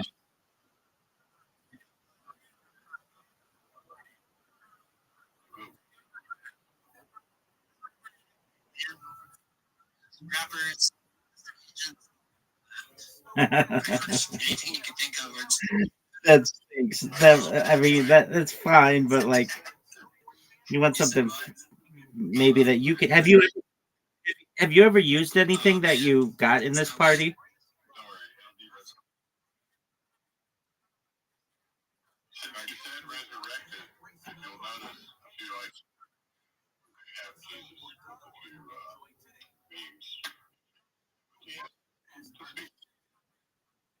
I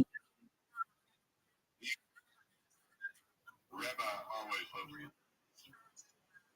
He's on my summer. Like I got confused because we basically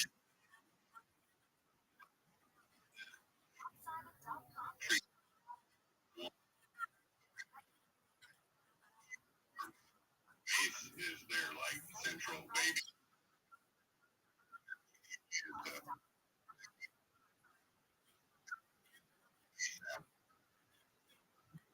So mini, that's really cool. and you said somebody got something from Sephora. What was it? A gift card?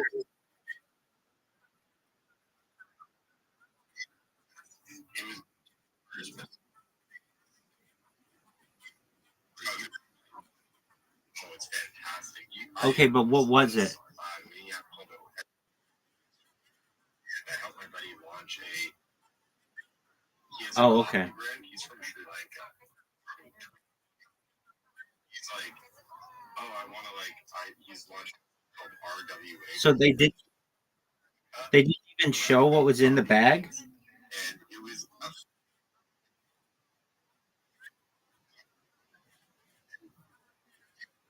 business in a box. Like, and you're so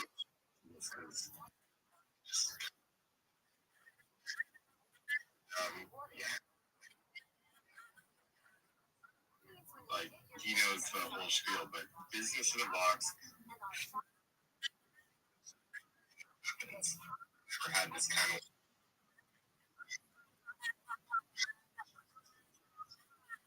getting there.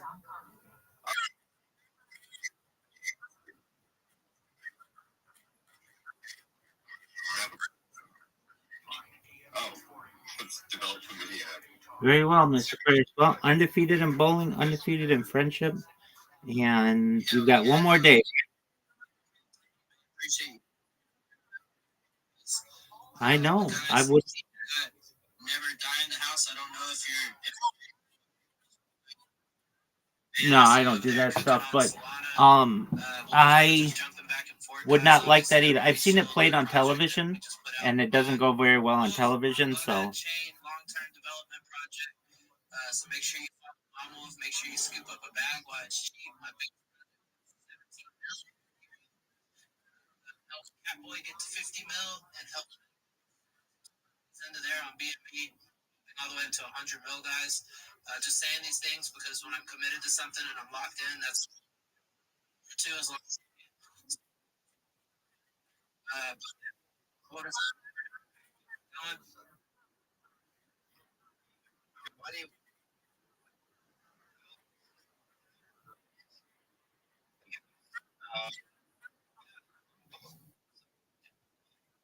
looking at this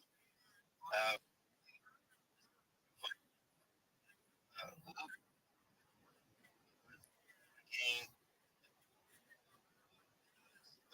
pump and the everybody that before.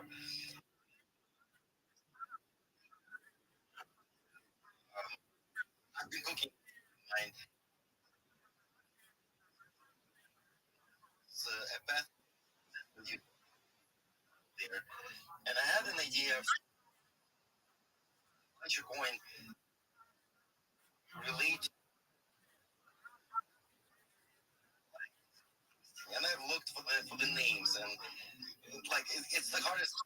Like if you work, it's fine.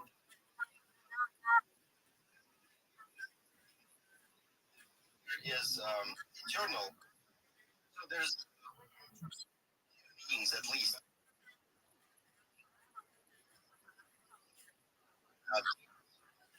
You have blockchain. Jesus was always will always mine.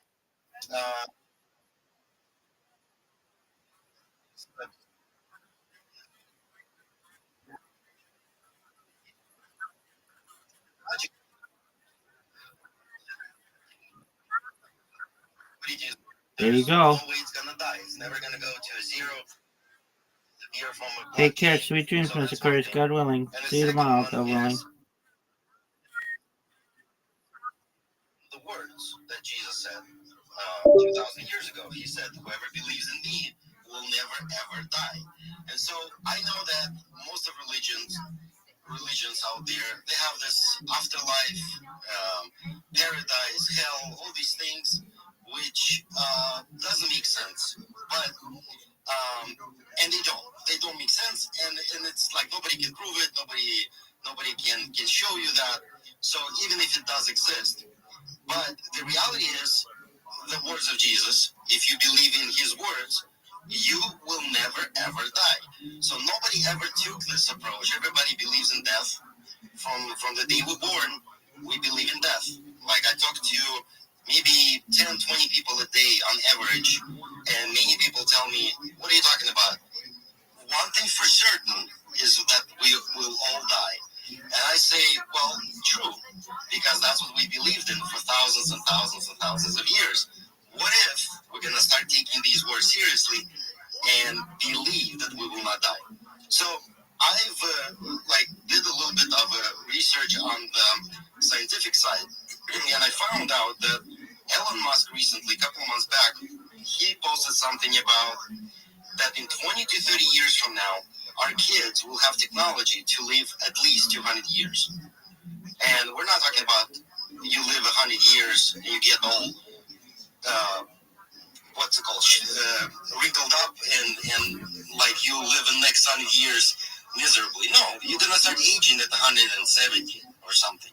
So there is a path to living and not dying. Well, unless there's a war, accident, or event, like nature event or something. But I think that what Jesus meant, and his other expression was, "I came to give you life and life abundant," which never talks about death. It's life. Life is the opposite of death. If there's life, there's no death. If there's death, there's no life. So I took this approach, and I think this is extremely controversial, extremely aggressive, even to like religious folks, that you may never die. You don't have to believe in death. And so what if we're going to start thinking about life? Everything we do, we participate in crypto projects. We want to make quick 100x. Why we're so interested to make 100x? It's because we want to make the most of money. Why? Because very soon we will die, so we want to enjoy it. But what if we're all going to start thinking about, this is not about, I will live forever, so it doesn't matter if I make 100x today or next year. So I'll just focus on my business, focus on growing community, focus on growing the project, and this will happen no matter what. So this is the approach. This is the aggressive or controversial second meaning of this project. And most of our videos that we make using Grok has to do with Jesus running with Elon Musk and all these meme coins, or anything that's trending right now or popular. We try to put Jesus there. Like Donald Trump announced invasion of Venezuela, I put Jesus next to the map of Venezuela. So things like that. So this is less of a religious token, which most people maybe at first glance will think of it. But because in the logo we have also meme coins and Jesus, we try to make it that this is everlasting projects. They will never die. So that's a short version. Let's go, let's go. Yeah, man. I love that meme, Andre. To be honest, it was one that when you sent it to me, I immediately was trying to convert some Bitcoin into some Solana, which I hadn't really been diving on Solana except for Ian. So you guys, because Ian had never died, y'all got me back into Solana after a long break. So if anybody asks, it's because of y'all. Welcome back. Welcome back. Well, Our experience. You got to tell everybody Winslow's now found Jesus, the Reaper, Phoenix, rising from the ashes. Back to you, Andre. Oh, thank you. Yes, sir. That's good. That's good. Yeah. You know, sir, Jesus definitely has my heart. So Many people maybe do not know this, but I have been a big fan of what Winslow is doing since I think like 2 years ago or something, or at least a year and a half ago at least. And we together with Winslow saw projects that we took over. Shiba Inu on Solana, one of the first ones that we took over at 30,000 market cap, went to 3 million within weeks. And we all had doubts, but it did. And then some others, like recent one. The recent one was Jeffrey Epstein on Solana. Right after Elon Musk posted something about Jeffrey Epstein, we took over this project at $4,000 market cap. Like literally, it was somebody made this project a year ago, and it was abandoned. And I found that this was OG, the only Jeffrey Epstein original on Solana. We took over. Winslow helped. Everybody else helped. It went to $1.2 million overnight because Grok noticed my account, Jeffrey Epstein account, on Twitter, because I was all day spamming Elon Musk on everything he posts. And then Grok noticed our account and tagged Elon Musk saying that Jeffrey Epstein Solana is the number one, what's it called? Like the person who will, number one account who interactor with Elon Musk and tagged Elon Musk. So we all went to bed. It was like 11 p.m. We received this tag. It was really exciting. So I'm like, okay, well, nothing's happening. We're like 150,000 market cap at that moment. And then I went to bed. Then Winslow texted me, I don't know how many times, 4 in the morning. It's 1.2 million. It's 1.2 million. Oh my gosh. Man, that shit happened so fast. I remember I laid down and I put a movie on and I was like, oh, there's some action on the chart. I was like, all right, cool. I think it was like 150K, like when I was looking at it, 200K, and I was like, all right, that's cool, we're up. I put my phone down, I got like halfway through a movie, I checked my phone, we're at like 600K, I'm like, oh fuck, like we're taking off. And then I looked, and then it just blew up, dude, and just like, That's probably like the best feeling ever. Yeah, you know what I told Relax for a little bit, and then You know what I told everybody on my team? I said, if Elon Musk is gonna click like, I'm gonna literally run around naked with my girlfriend in Seattle, which is possible in Capitol Hills, one of the streets. And then we're gonna do, because it was insane. Like the emotions, yeah, emotions were insane. Just also recent example. In June, I think it was 6th of June or something like that. I have a construction business, so I was on the project with my team, and then I felt like I want to go home and just cook lunch at home, so I left everybody at the project and went home, started cooking lunch, and then I look at the text tools and the list of the coins I'm watching, and I see this coin called America Party, and I'm like, you know what? And I have this clear voice in my head: sell something and buy this coin, right? So, and this is like the intuition. I've been doing trading and all this stuff since like 2009. So I developed intuition for the, these things. So I went ahead and like sold some crap. I had some coins I never needed and bought for $1,500 worth of like 10 million coins, basically, like 1%. And then started cooking. 15 minutes later, in some currencies. Exactly, yeah. And then I'm like, okay, so I'm cooking, and I'm like, hold on, why the hell I bought this? Like, do I really need this? So then I look at the chart, I'm like, I can do $6 million market cap. I'm like, what's going on? I go to Twitter and I see Elon Musk. 15 minutes later, I bought it, and 15 minutes later, Elon Musk posts that he's going to name his political party called America Party. This coin went to $6 million market cap. Next day it was 10 million. So I made 40K plus just from that. I mean, I was streaming as,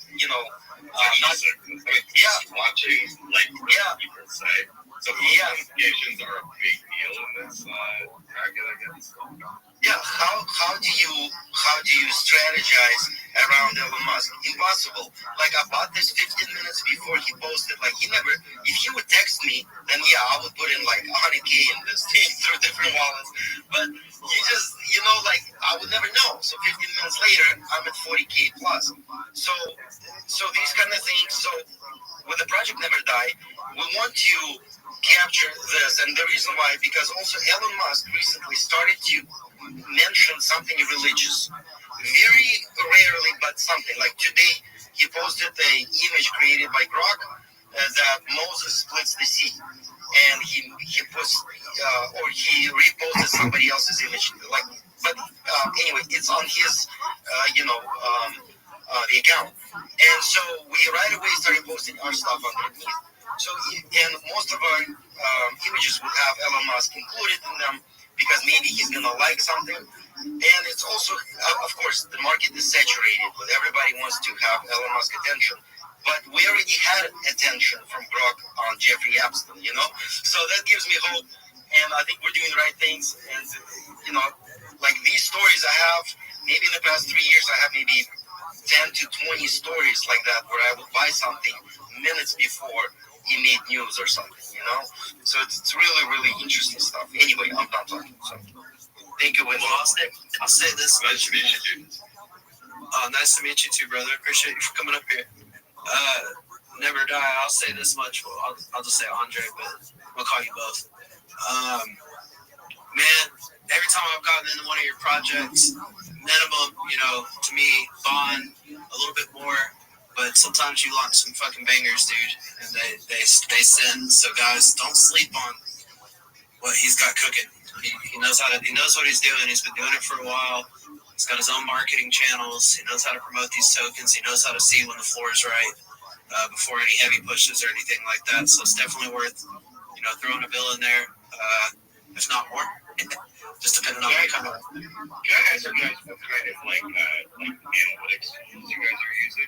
Because I'm fairly new to the meme coin thing. I know GMGN, I know Dex Screener, but if you're looking to find these floors that you're talking about, what is the?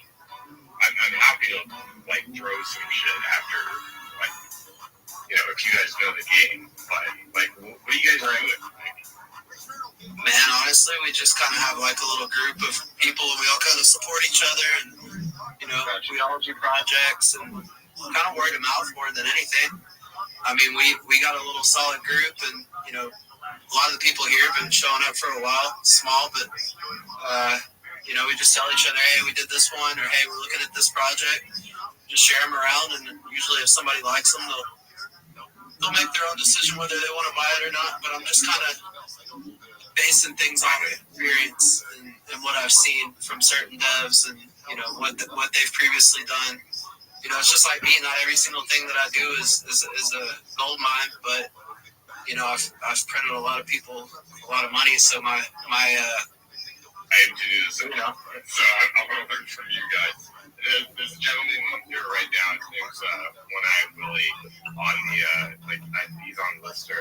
But I've been working with him for a couple weeks now, and damn, man, the amount of alpha we've shared in our kind of cohorts, it's really good.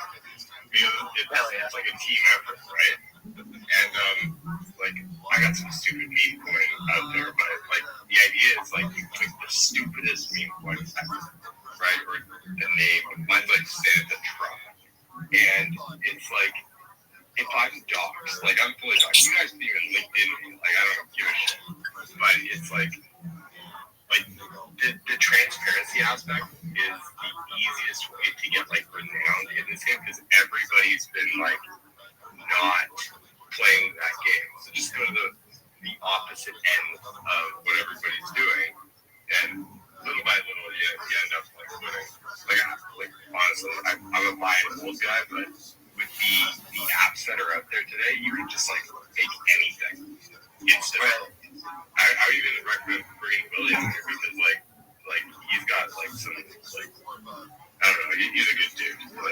It's hard to meet good people that are not always just like shilling garbage and just more or less interested. How do we prepare for the next big swoon of capital that's coming in here that retail will, get wind of?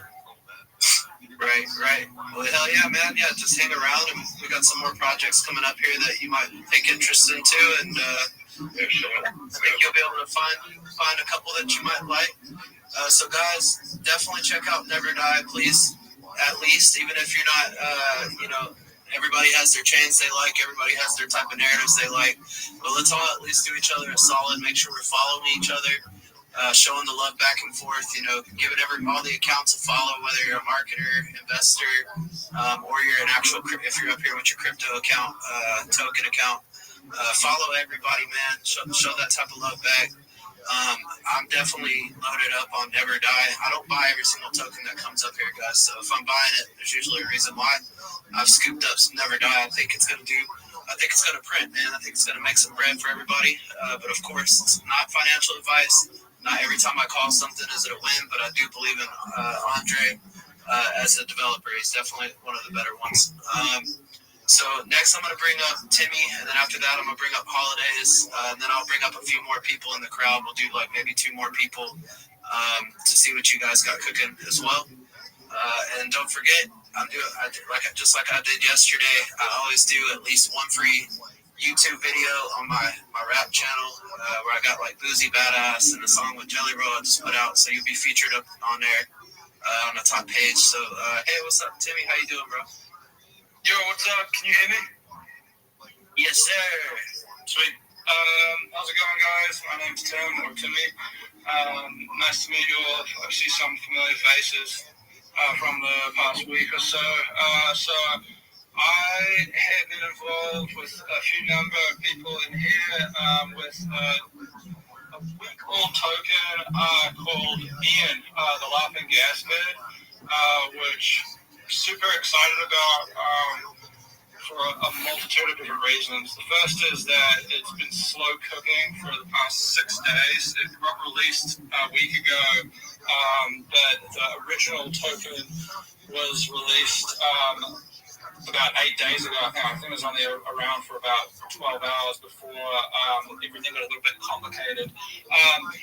Basically, to make this a long story short, we had the mom of this viral superstar kid named Ian come up and create her own token that we have been backing for the past week or so. And I don't know if you've seen the video, but it was on national television. It's this kid that is in a dentist chair. He had some laughing gas. And David goes to the dentist. Is that there? No, his name's Ian, actually. Sorry, I had to. No, you're good. If someone can post up the video here, it's been really weird. We haven't been able to post up the videos and everything. But anyway, it's been on Instagram.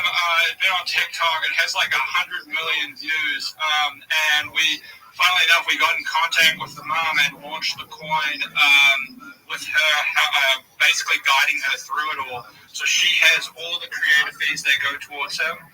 She's in complete control of the token that she launched herself. Cares about these stupid ass products. Kind of building up holders, and then showing it off to people. I'm trying to really just gain that organic sort of flow of momentum into it. It's really I've been in crypto for 10 years. I have traded NFTs. I have been in the pumps of my altcoins. I have been trading Solana coins while I was an early investor in Pepe, where I made almost $1 million off of that. So I kind of get into things that I really enjoy and trust. Yeah, and anyway, but I've seen this coin. I've been really trying to help with it, and so Winslow's been kind of helping out here and there as well.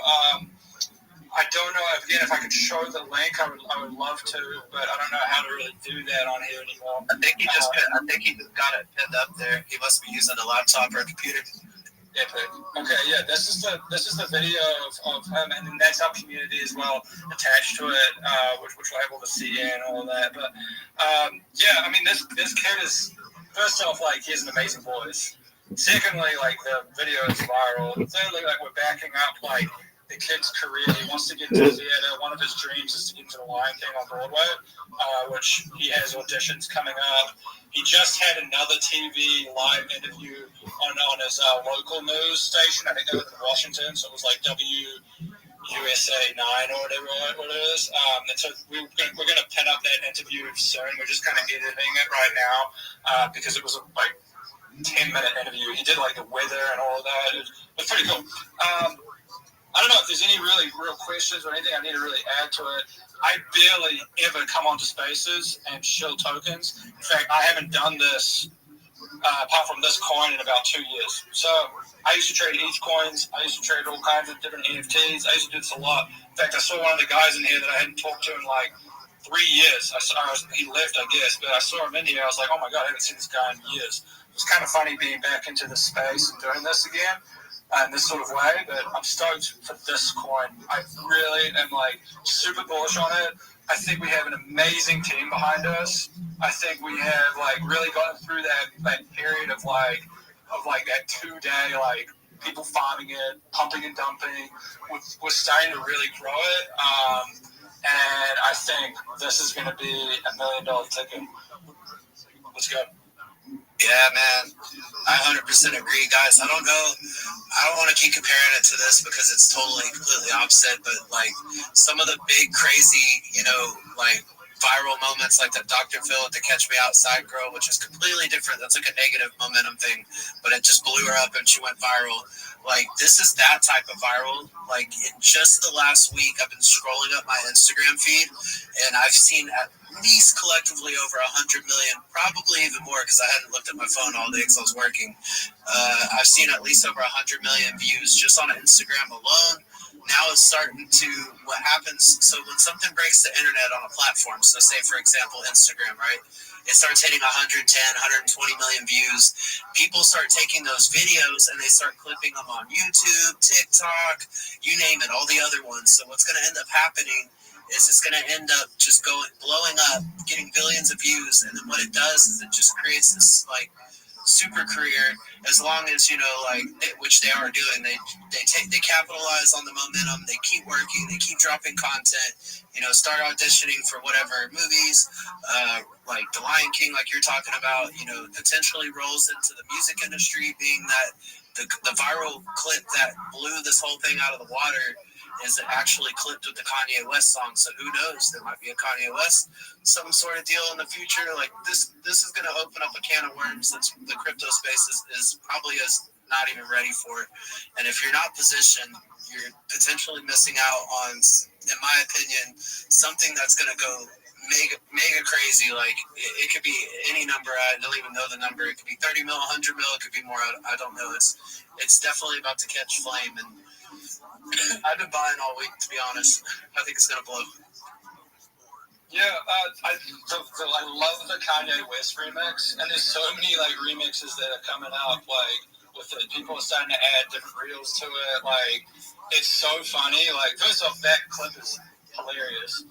But then like everything else that comes with it. I mean, when in crypto do we have a mom that's like made the coin, that's like supporting it, like that has the creative fees that Pump Fund has like come up with, like which like in my opinion, like the creative fees hasn't been used so much, and now like we know for a fact that these creative fees are going to the mom and the son.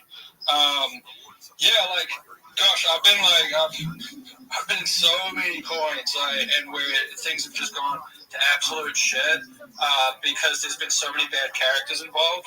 I'm so confident in the team that I've assembled with different people here. People have stepped up, like part of our team has stepped up.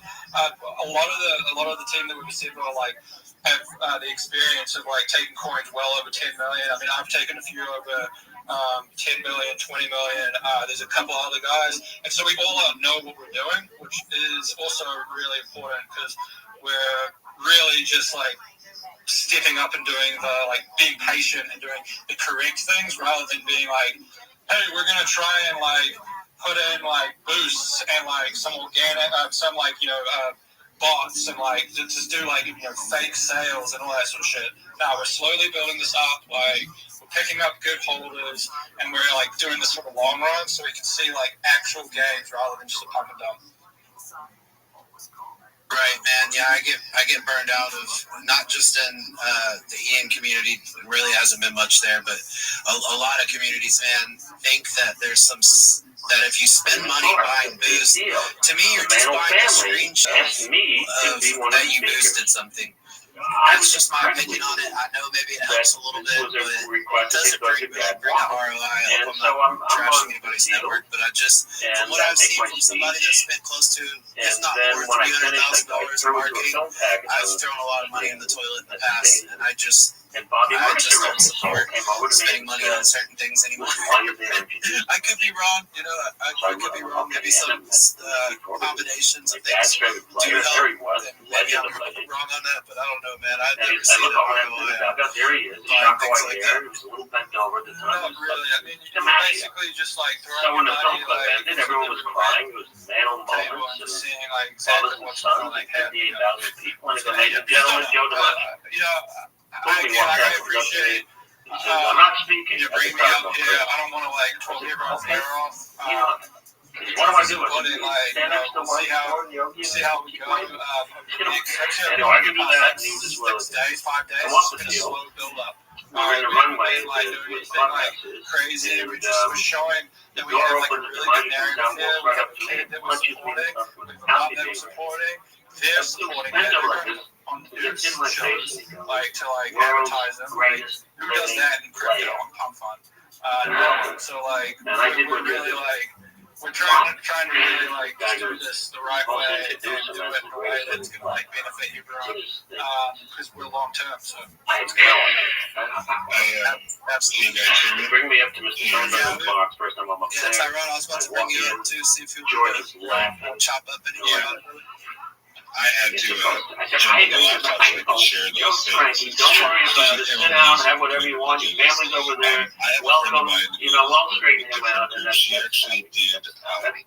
She was one of the producers behind Lady Gaga's halftime show for the Super Bowl. I did point her towards this, and what was funny is that she said she had seen it several times already, and I said, yeah, I talked to the mother and she's doing these things and blah, blah, blah. So the word is spreading. There are people in the industry who know this kid exists. I think things are going to start to really pop off for him. And eventually, someone from the Wicked cast is going to reach out to him. You never know who that's going to be. But it is one of those things where this isn't a flash in the pan. This isn't like viral for a day and done. I mean, news organizations are reaching out to him left and right.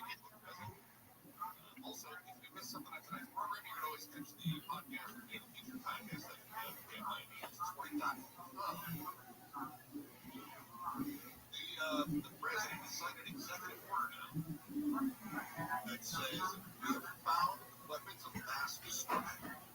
But it's on the streets. We're formally classifying fentanyl as a weapon of mass destruction. We knocked down 96% of production by water. And now we're starting by land. And by land is a lot easier. That has to start happening. President Donald Trump won't be. Starting by land. Is it easy to cross the border? Are we going to start a land? He's talking about the border, right? President Donald Trump signed an executive order classifying fentanyl as a weapon of mass destruction. He said in the Oval Office on Monday. Trump said his administration's classifying drugs as a weapon of destruction. And it feel like this reporter's talking. Somebody said that he's a woman of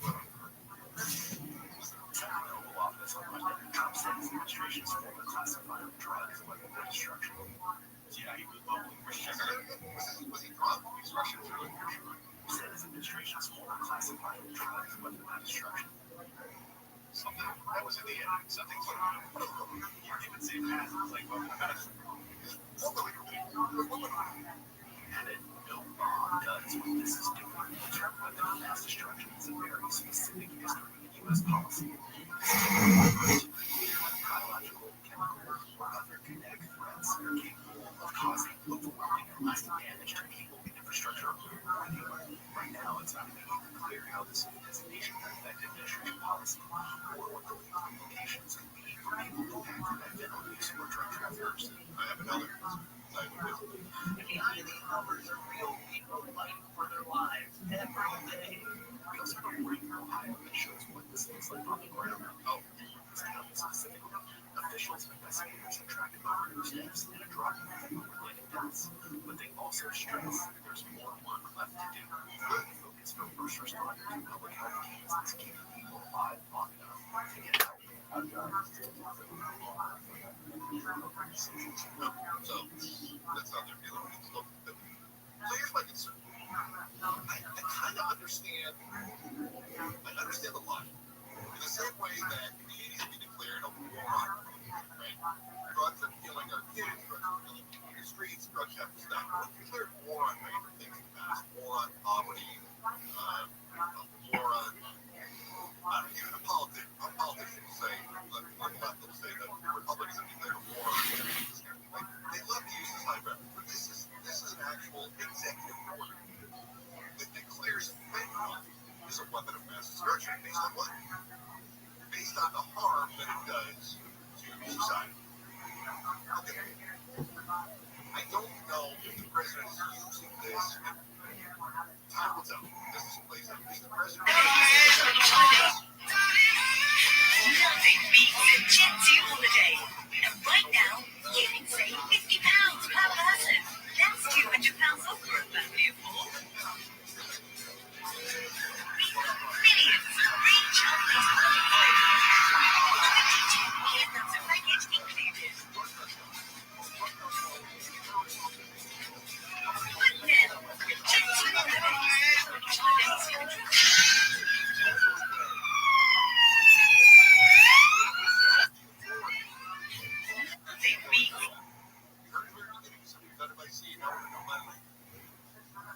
So does that mean we're putting boots on the ground somewhere? And again, we'll have to see how this plays out. Here's my concern.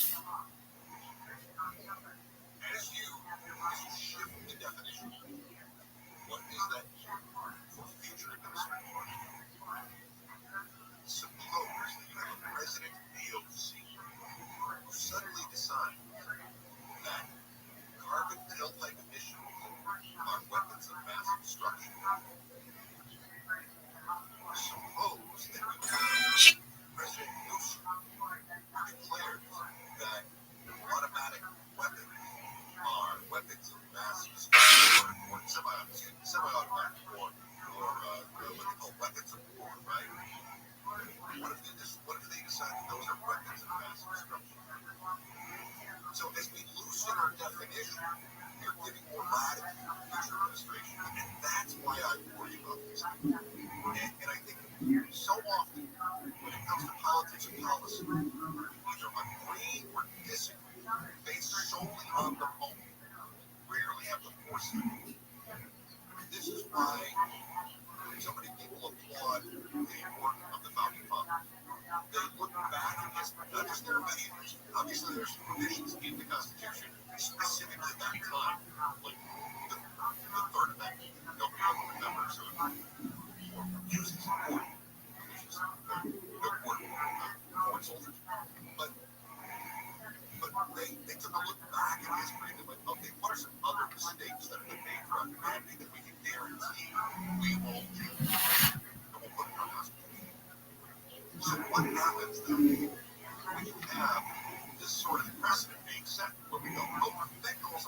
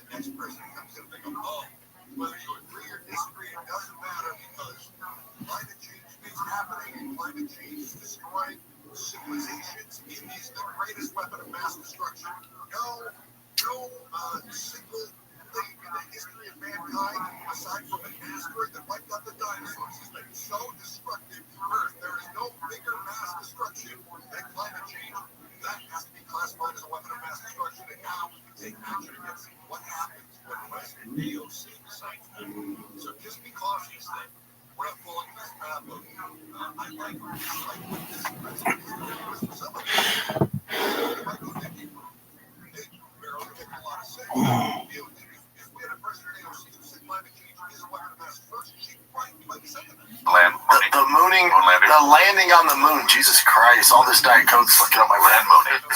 Moon landing. You're like Foghorn Leghorn. Moon and land. Man, they're way ahead of this. This is a blip on the radar. They're going blip on this. That would be so big. I know we probably said this before, but a blimp on the radar. It's like it's so funny when the wrong word is the exact opposite. A blimp versus a blimp. If it was a blimp, you'd be like, "Damn, we got to shoot down this blimp." It's so easy. What were they thinking? Trying to sneak in a blimp.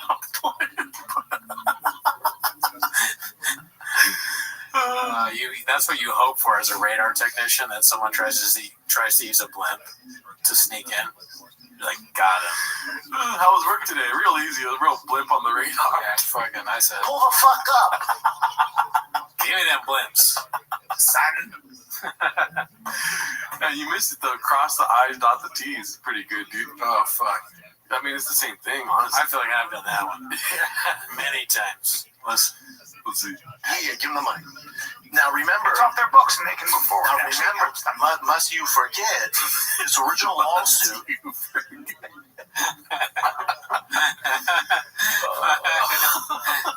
He's putting on a clinic right now.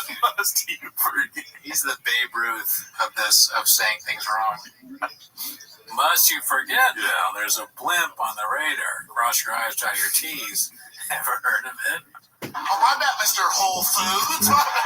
Yeah, he's Chamberlain putting up 100 right now, dude. Oh, yeah. What's up, fam? If you haven't joined the Patreon, this would be a good reason. Jen and me just shot a little over you. Shot a little over you? What does that mean? There's a cum shot. Let's see. Over you. It's part one of all my whips in the shop right now. I give a pretty detailed overview of the cars I have in the shop. It's part one, because I got more cars. Chipigalo. Archipelago. 10:30. He's just having fun there. Yes. A.M. PM. You're going to Bloomingdale, man. Then I do Bloomington, Minnesota.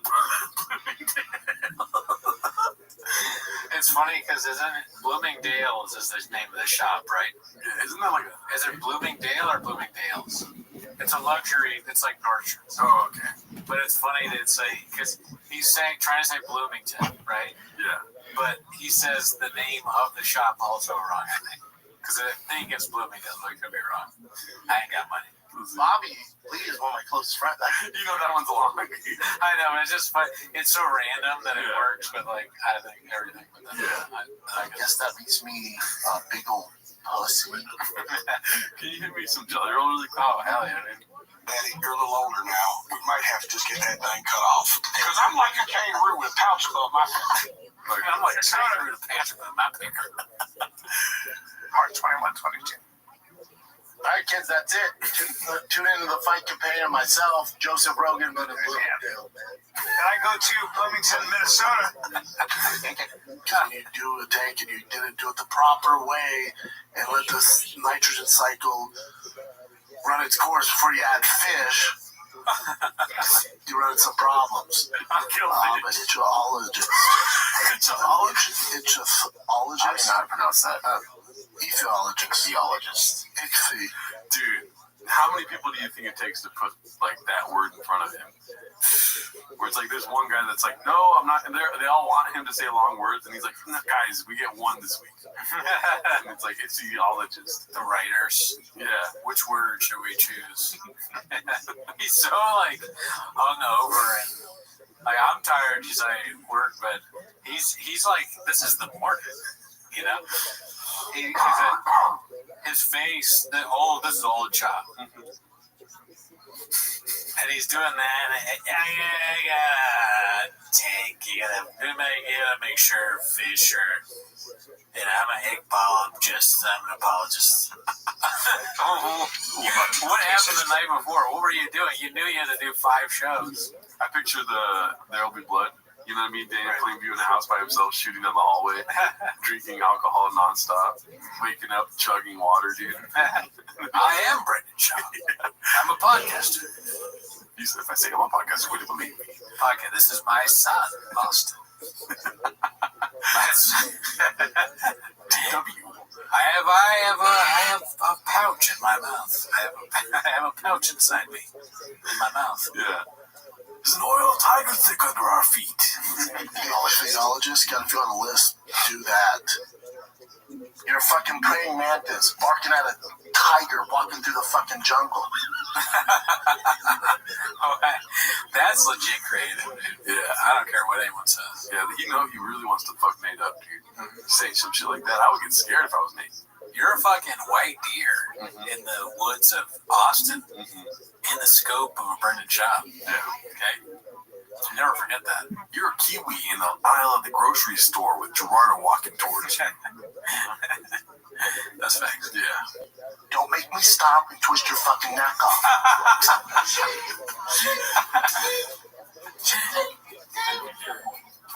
Please be. That's what's great about that culture. Like, Black culture? yeah. Like, even R. Kelly could sell a mess square garden. Messy square garden. Well, because they've been burnt by the system so many times. With even though the video of Diddy beating up, homegirl came out, they still go, yeah, that's terrible, but he's still our guy, and also he still made great music. And he got railroaded. Do you guys like your freedom? You like have an opinion of freedom? Thank you. Thank you. You're welcome. That's so awesome. He said, thank him and you're welcome. That's so funny, dude. They don't know what to say. I think part of my favorite part of the clip is just Chappelle and Alec don't have any idea. They would look so ridiculous if they faked a picture. You know? You're like, well, we also haven't been paid for 3 weeks, so should I thank them?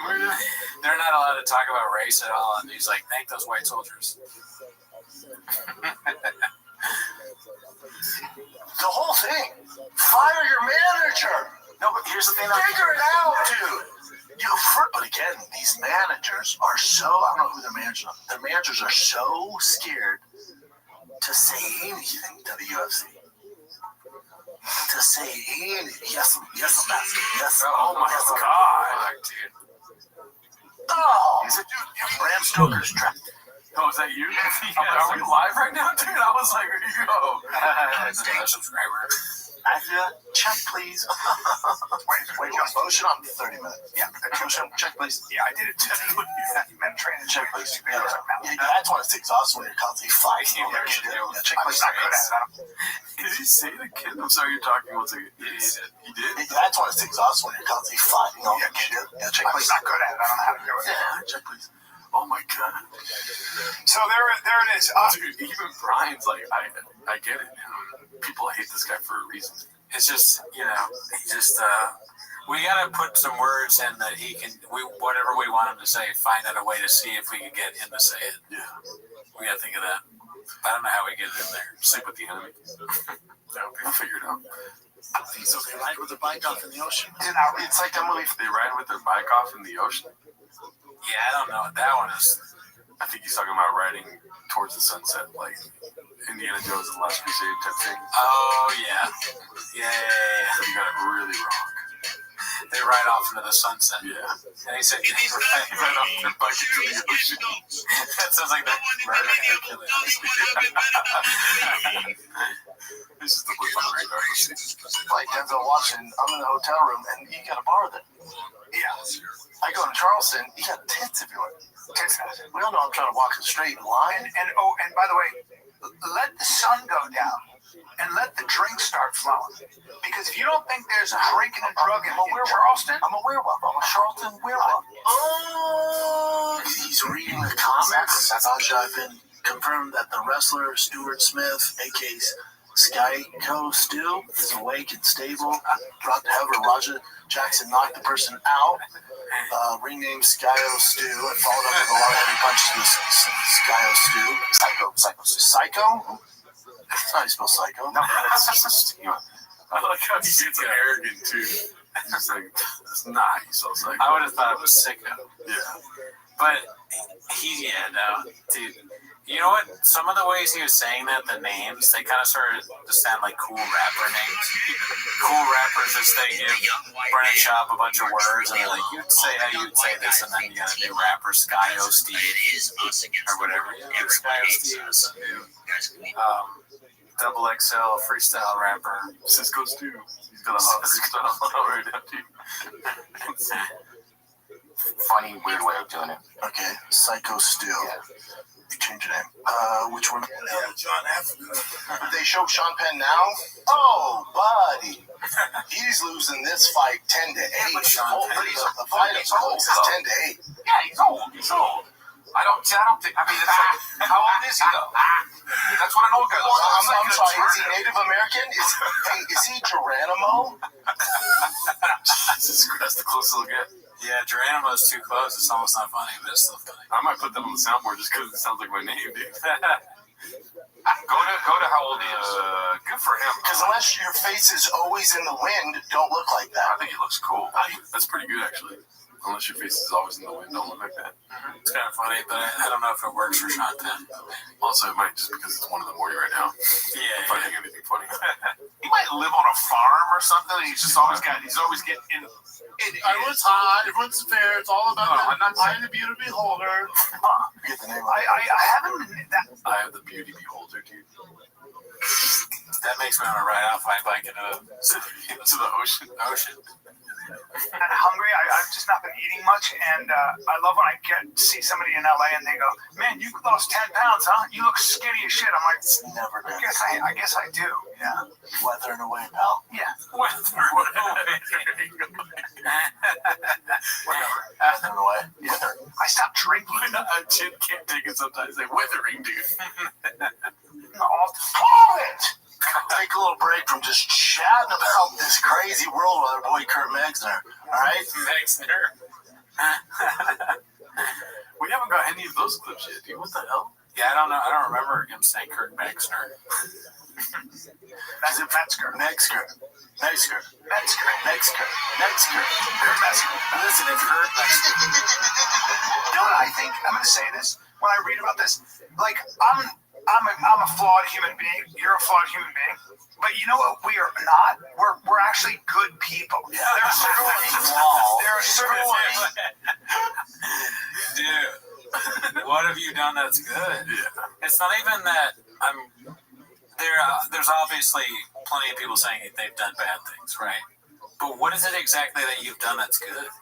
Do they do charity or anything? Or maybe if they had money, they would do charity. If they don't have enough money. No, not a chance. Have you ever heard someone go, "Oh yeah, Brian Callen really helped me out"? No. I've heard friends of Shop be like, "Oh, I want a truck." Yeah.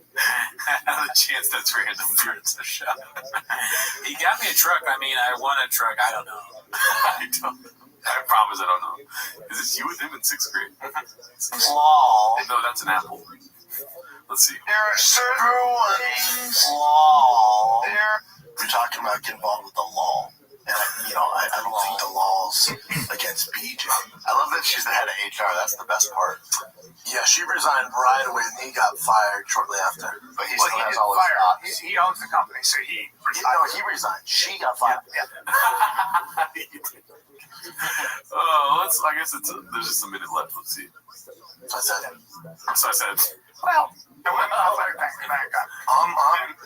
Tanning. What's his name? Channing Tatum. Channing Tatum. Yeah. Oh my God. I'm Channing Tatum. Yeah, of course. And better at everything besides acting. And his looks are better than mine. And he's more shredded. Whatever. Yeah. I guess he would black belt as far as knowledge rolling with you guys, but as far as competition goes, man, his brain is just like, you could do this, dog. And then he tries and he's like, Brian, I can't do this. Yeah, something is working faster than something else. Yeah. Maybe part of the brain There's one part of his brain that's going really fast and one that's slow. Yeah. And it's kind of trying to catch up, and then that's how you get knowledge. Which is funny because it kind of sounds like New England. Yeah. It's like he has an Apple laptop, you know what I mean? Yeah. But he's on the Intel chip. He's not on the UMC. Oh, right. Yeah, he's not even on an M. Yeah. He's on an M1. No, not even. He's on i5. Intel. He's on Intel. Okay, yeah. No, I remember that. He's fucking. That'd be funny if he gets really stupid or if he just starts doing a Massville accent. That'd be cool. Brendan Schaub, Massville. Yeah, spicy. Fucking cock. Like, is he executing it against other guys? Like, besides you guys? He has no aspirations. We're cool. Breeze is an incredible functional beverage company revolutionizing how we drink these days. They're not charged at the officers. Well, there you go. They were subdued and put them in handcuffs. I'll charge paramedics. There's possible overdose. Yeah, you don't want to charge. There's research on it that shows that kids that do marijuana before the age of 21, it makes you so much more stupider. See it? Oh, man. Damn. That's great. He's the greatest ever do it, dude. Let's see if there's one more. We got this by Icy Staff 1036. LA tire prices got me like, me when I see top brand tires at low prices on fixed. This is a promotion, dude. Oh, fuck. Damn, yeah. It took me a while to see that. I saw a cat. I thought for sure it was homeless cats. Yeah, they're getting smarter, these advertisements. Got a little something on the Chin Apartment video posted by Gandhi Was My Pimp. Let's see here. This is the studio. This is where I made music. This is where me and Browse recorded most of our album. Oh my god. I think we've seen that. You don't remember that? Nah. I think way back. Yeah. At this, let's see. Listen to it. This looks like a classic. Yeah. If you want to fight, I'm your Huckabee, but at the end of the day, it's not an option. Great title from Danny Kaufman. Danny Kaufman, let's see. Had this dude go bad on me, right? This Steve will do it. I made a mistake on the shop show, and I just apologized to him and kept going bad on me, and fans were like, oh, this would be so good for views, roast them, you guys should fight each other. I was like, it's just not what I do. I get what you guys are saying. I went, my bad, dude, I fucked up. I assumed something I shouldn't have. He talked all this shit. I went, I get you're angry. You know, but you're not gonna fight me. That's not even an option. Right. So I fucked up, dog. My bad. And then he can keep going, but you're not gonna get anything from me. It's Right. I would have such a bigger career if I engaged in all. Yeah, but I've had some feuds through the years, and I just never engage in it. It's just not what I do. Right. Because at the end of the You called Mark Maron a cuck. Yeah, you literally want to fight Mark Maron. Yeah, you've said that he should be punched in the face. You threatened Bobby Lee's career. That's true. They did that too. Yeah. You tried to sue Trash Tuesdays. Yeah, Trash Tuesdays unique. Any like copyright strike stuff or you had in the beginning. tater tot once a week. You should be eating a tater tot and chilling out. This, if he really was like that, might be better off. Maybe he's not keto right now. No chance. There's tough guys Right. online, and then in real life, that's where I live. Right. So fucking. It's keto, bitch. Fuck yeah, dude. Pull the fuck up. I found some idea. You're so upset you want to fight. I'm your Huckleberry. I'm so fucking down.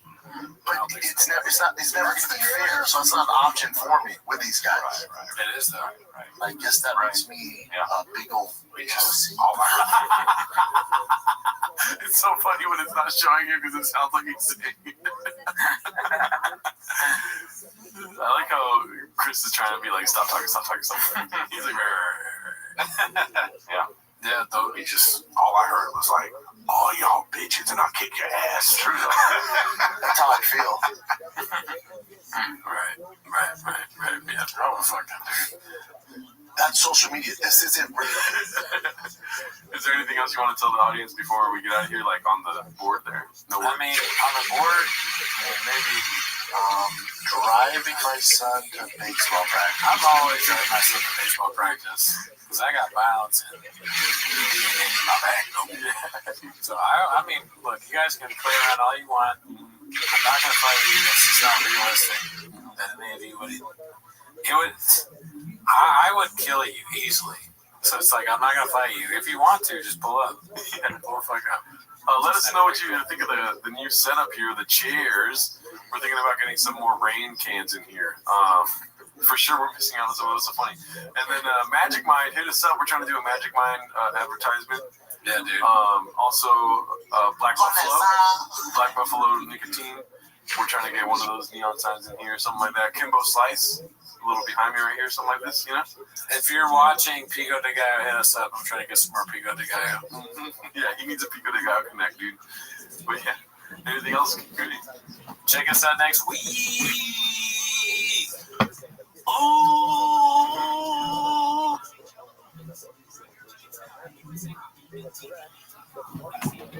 Look at this athleticism. Oh, that's neat. What is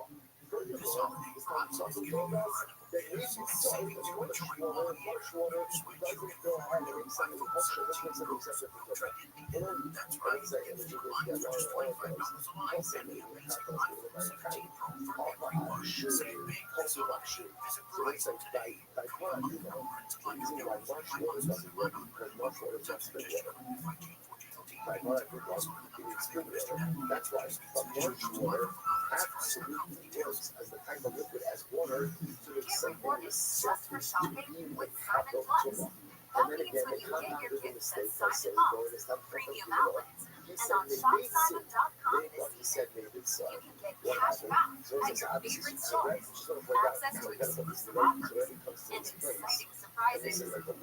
Join today at simonplus.com. Participation is subject to reward your terms and service details.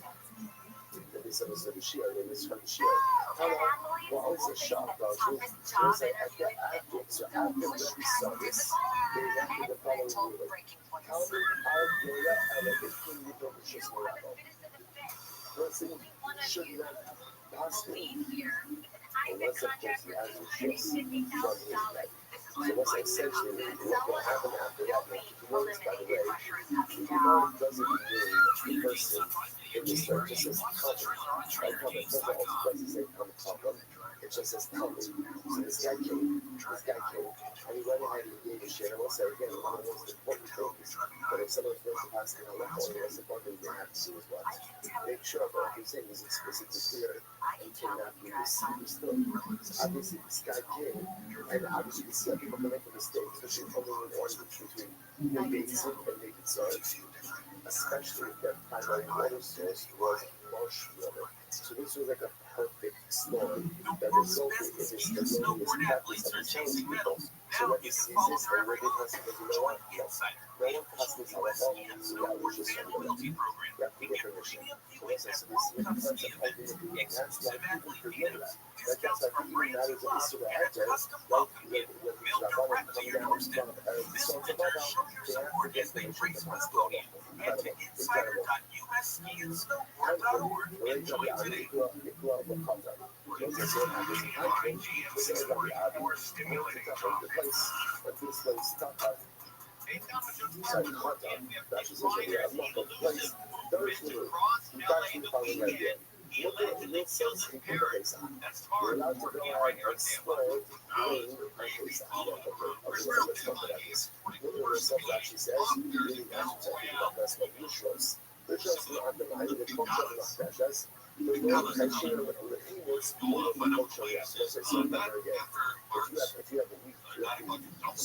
Separate together, but also in chat. So one of the ways the Rabbi used to do this was soak it for a couple of moments, just make it a little bit looser, and then pound off the chaff and extrapolate from it. So coming from the same Rabbi, constant, they should do this even on Pesach. That was what the tradition is. So generally, again, rain, hot, and water on Pesach is a no-no. Right? It's a big no-no. Right? That's what I'm saying. You don't make math side things up. Right? You can't make math side things up. I've always said that lots of questions face out. You're right. But there's a concern that if you get it wrong, what could happen? That's the shine is coming to face out. You got to be very severe. So here, Concord is coming there on the same day. I won't put it myself. You can still in the water because again, this is only good for a couple of moments. Before I'm taking out, there's no competition. So I don't know. They said there, love.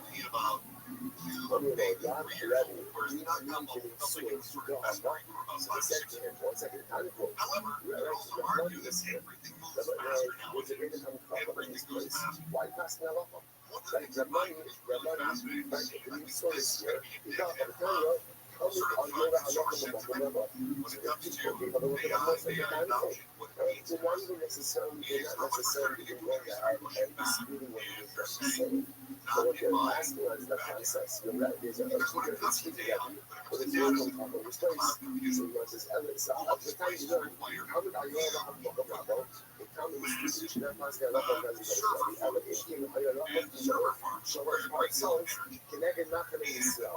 Unless of course the Rabbi is at least 3 parcels away. So by 3 parcels, that is the size of the Jewish encampment in the deserts. And in the rule, the Rabbi said, I'm sorry, I didn't know. And had I known, I would not have asked him. I said, again, what is this doing here? What is it doing here? So again, it's one part of the same suya. But the book has been on the need to listen from your Rabbi. And if there's someone who could be in the proximity, do not ask him how long, almost sudden. But here, because you know who Rabbi, I'm trying to get some class. This is from here. Saw a guy who was walking in the cemetery. I will say that to just figure out what's the case over here. So this was a Cohen. So the case is a Cohen walking in the cemetery. I don't know. Love Ben Ish one turn. I thought Orange is the son of a Cohen. He's the son of a Cohen. Then Orange is the son of a Cohen. Like, what are you doing in here? What are you doing here? I want to say, by the way, it's actually interesting by the way you know this on the first day, right? He doesn't say the name Orange is a Cohen. He says that Orange is the son of a Cohen. Well, I want to put very way what's in that particular, right? But when I say the son of a Cohen, it's going to have a not immediately attached to the individual himself. So if you have to be close to the person, the best way to do it is in a way that doesn't make the person feel terrible about themselves. So if you say to this guy, aren't you the son of a Cohen? So alright, he says, yes, so my father, before being naive, I don't think this is fascinating. Before being naive means, again, he had literally translated high eyes. Rashi says, he finally dies, succumb to his temptations, and was also being a British. And he decided to marry, he became a little bit wrapped up in a divorce. She marries her, this is this guy's mother, the funeral. And he was ultimately, again, yes, my father's a Cohen, but I am a fellow. I'm a fellow. And they say, now, Rashi goes down to the what is this story for you? Like Rashi says, well, the Spanish woman might buy off the Rashi with here, because they buy off the near the guy,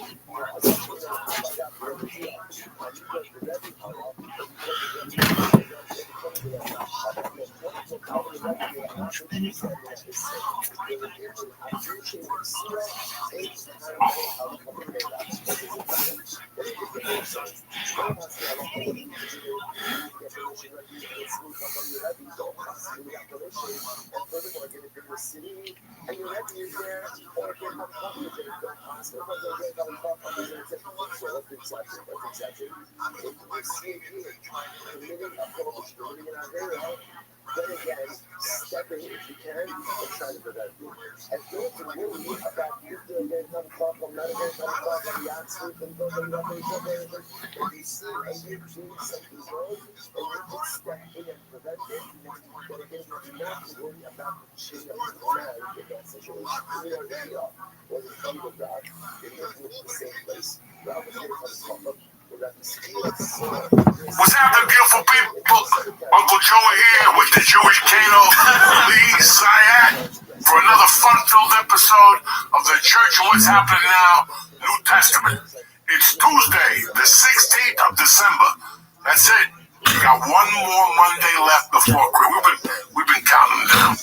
Some people like to jump up and down on New Year's. That don't mean dick, okay? Count down Christmas, it's even more painful. It's like how they got God, Jesus, they stabbed him in the stomach, then they stabbed him in the hand, you know. It's less subtle, but anyway, the Christmas season is finally here.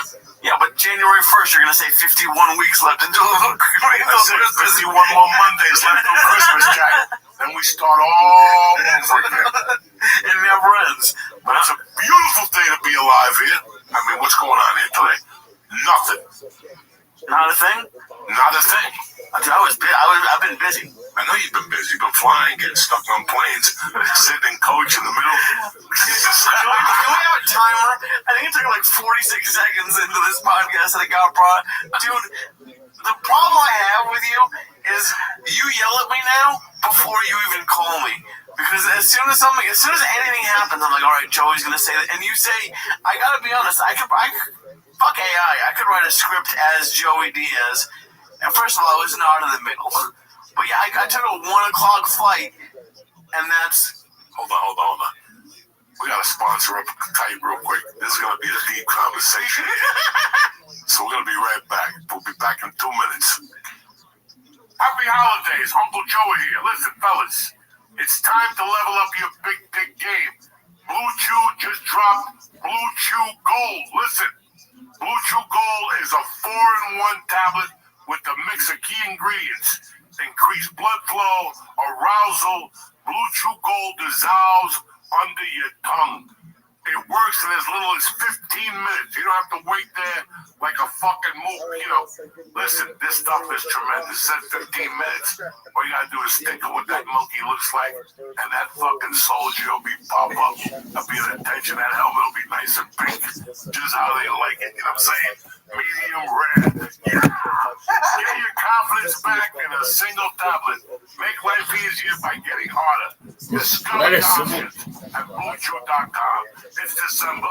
You understand me? New Year's is coming. Christmas is coming. Everybody wants a Christmas present. You're going to give them the best Christmas present they ever got.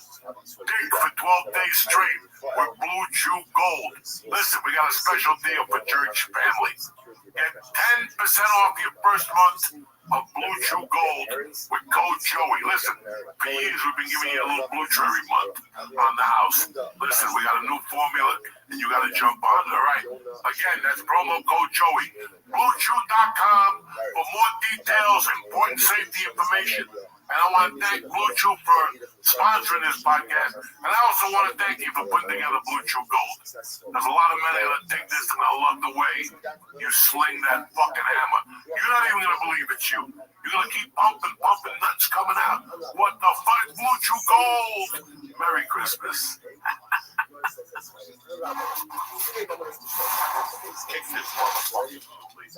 back, Jack. All right. So what happened? What happened? I took a 1 o'clock flight. It was honestly the best LA I've ever had because they did it before I got to the airport. I took a 1 p.m. flight, which I know that you are a big fan of the 6 a.m. flights, and you're right. They barely ever get delayed or canceled. You are correct. But you would have been home at 1 o'clock. I would have been home at 3 o'clock. I looked at it. Fuck. But dude, I don't want to wake up at 5 in the morning after I get back at 1 in the morning. You're already tired.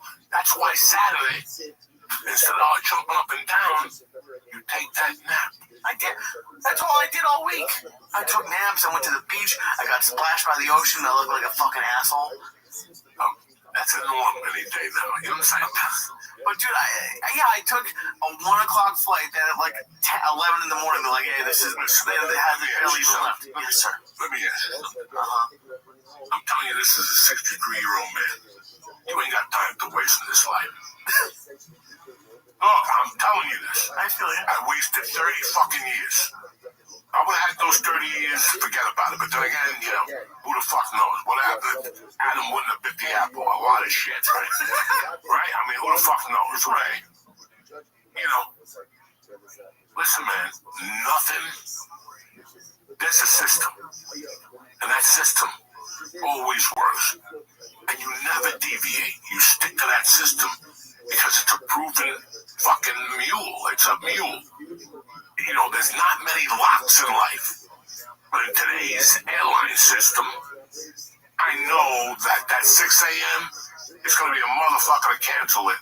or at least I'm going to be in the air in the winter by 7 a.m. I'm sure that flight at 6 got delayed. I know for a fact, because when you wake up with snow, everybody panics. It might have, but and like I said, you're right. I just didn't feel like doing it, and I did get lucky though, because when we landed at JFK, there were people who were waiting for over 2 hours for their bags. A lot of people got fucked. I just got lucky that I didn't get fucked. There's a time of the year, man, when I had all these plans and all this shit. I was going to take George to Austin for his birthday. By the way, happy birthday to my brother George Collins. George. He's 50-something years old, but it's just, I'm not in the mood for an airport again. And I'm not in the mood for that fucking Austin airport. Like, next time I go to Austin, I'm taking a fucking helicopter. I'm doing something different because I can't. That was brutal. That's brutal, man. No, I don't blame you. It doesn't work for me, though. And I'm very, some people will never, some people hide it. I go, that just doesn't work for me. My knee cannot handle all that walking. My lung can't handle landing and then walking, and then you gotta walk to the Uber another mile. Yeah. It's rough, guys. It's fucking rough, okay? That's not part of my fucking itinerary. Is walking 82 miles. I could have just walked here. I could have just gotten the fucking here on the right. What were they talking about? What's the road that goes through Union? I didn't know this. There's a dangerous road that goes through 1, 2, whatever. The 22. The 22 takes you all the way to fucking past Nashville. I didn't know that. I didn't. Well, anyway, it doesn't fucking matter. My point is, that pretty short joint kicked in. It's just. Oh, I totally get it. And I understand you're playing barefoot in the park. You get married, you're on the beach. No, I fucked. Taking pictures for the No one took pictures. Although I did see there were 2 couples doing that on the beach. No, I planned this a while ago because I wanted to maintain, so I'm not in the middle of the back end delta. I needed one more flight for the year, so it worked out. But it was, trust me, dude. I've been doing this conservative like a third of the time we've done it. I'm sure in 20 years I'll be like fuck flights and all that. But yeah, I will say it was great to go back to California. I did miss California, especially San Diego. And I go up north though. I did. Oh, you did? I didn't, dude. And this is, I knew you would hate this, but you might respect it. So I did 2 spots Thursday night. I did a guest set with Sam Talent, who was great. Hysterical loves you. He's started in Denver too. And then I did a spot at Madhouse, and I just didn't feel like going home. And I was hoping that our buddy Eric was going to be at the store, so I just looked at Anisha, and I was like, "You want to go to Yum Yum Donuts in LA?" So there was no traffic. It took 2 hours. Eric was with a lovely gentleman of the night, so I didn't get to see Eric. But we drove straight to the valley. Yum Yum Donuts. You go ours, right by your house. Trannyville? No. I did drive through. I drove by the store, but no, I went. I wanted to show her chocolate. So they were fresh. We got there like 2 in the morning. Oh, they're fresh. They were fresh. They were so. I almost got a chocolate one with peanut, but I was. Bro, that's the shit I was born to do.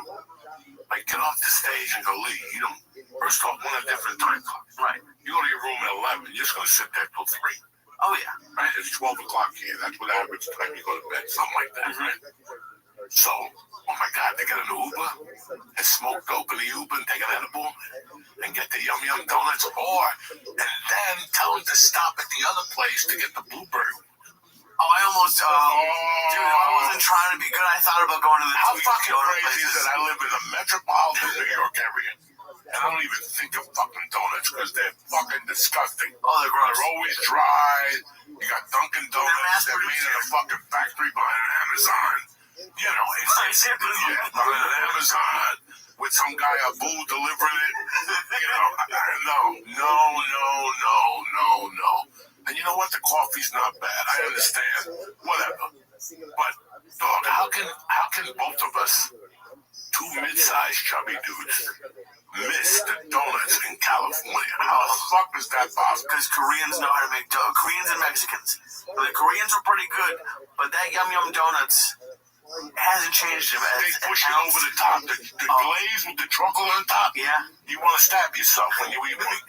That's how fucking good that chocolate is. They have ones that you haven't even seen before. One of my favorite there is like a cinnamon crunch. Oh, I had like just cinnamon, and I don't even know what it is on top. But I didn't. We drove there. I got 2 donuts, and I just ate them. I drove to the store. It was dead. There was nobody at the store. Like 2:30. Hollywood was dead. Yeah, Tuesday night. Thursday night. I thought there'd be somebody. No, Hollywood is dead. After all that shit, I mean, everywhere is dead after 2 o'clock. Yeah.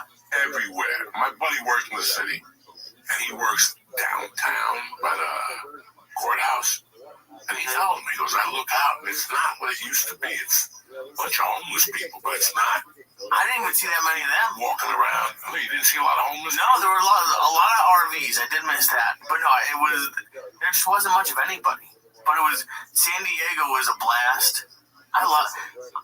San Diego is my city in California. If I was ever gonna move back, San Diego is the top. It's like Philadelphia, to be honest. Philadelphia to New York is San Diego to LA for me.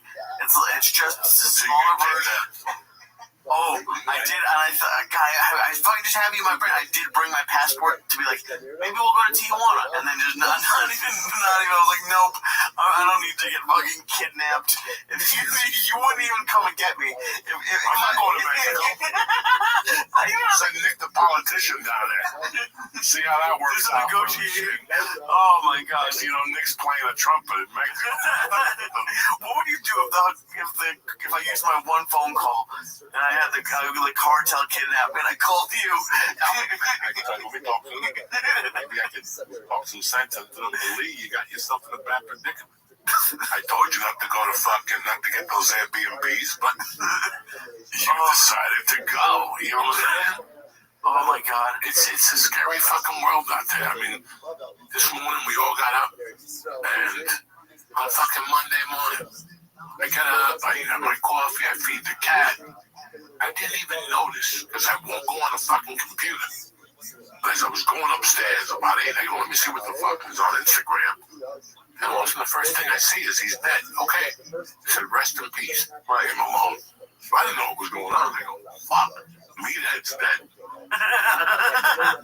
And the next thing you know, my wife goes, did you see about Rob Ryan? I go, yeah, he died. It's a shame. He goes, the son killed him and his wife. And I go, what the fuck are you talking about?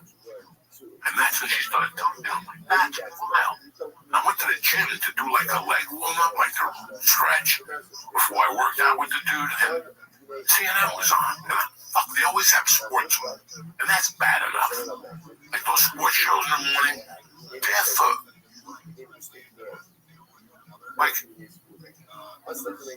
2 days. New Jersey 12 and New Jersey and Eyewitness News told you about the storm that was coming.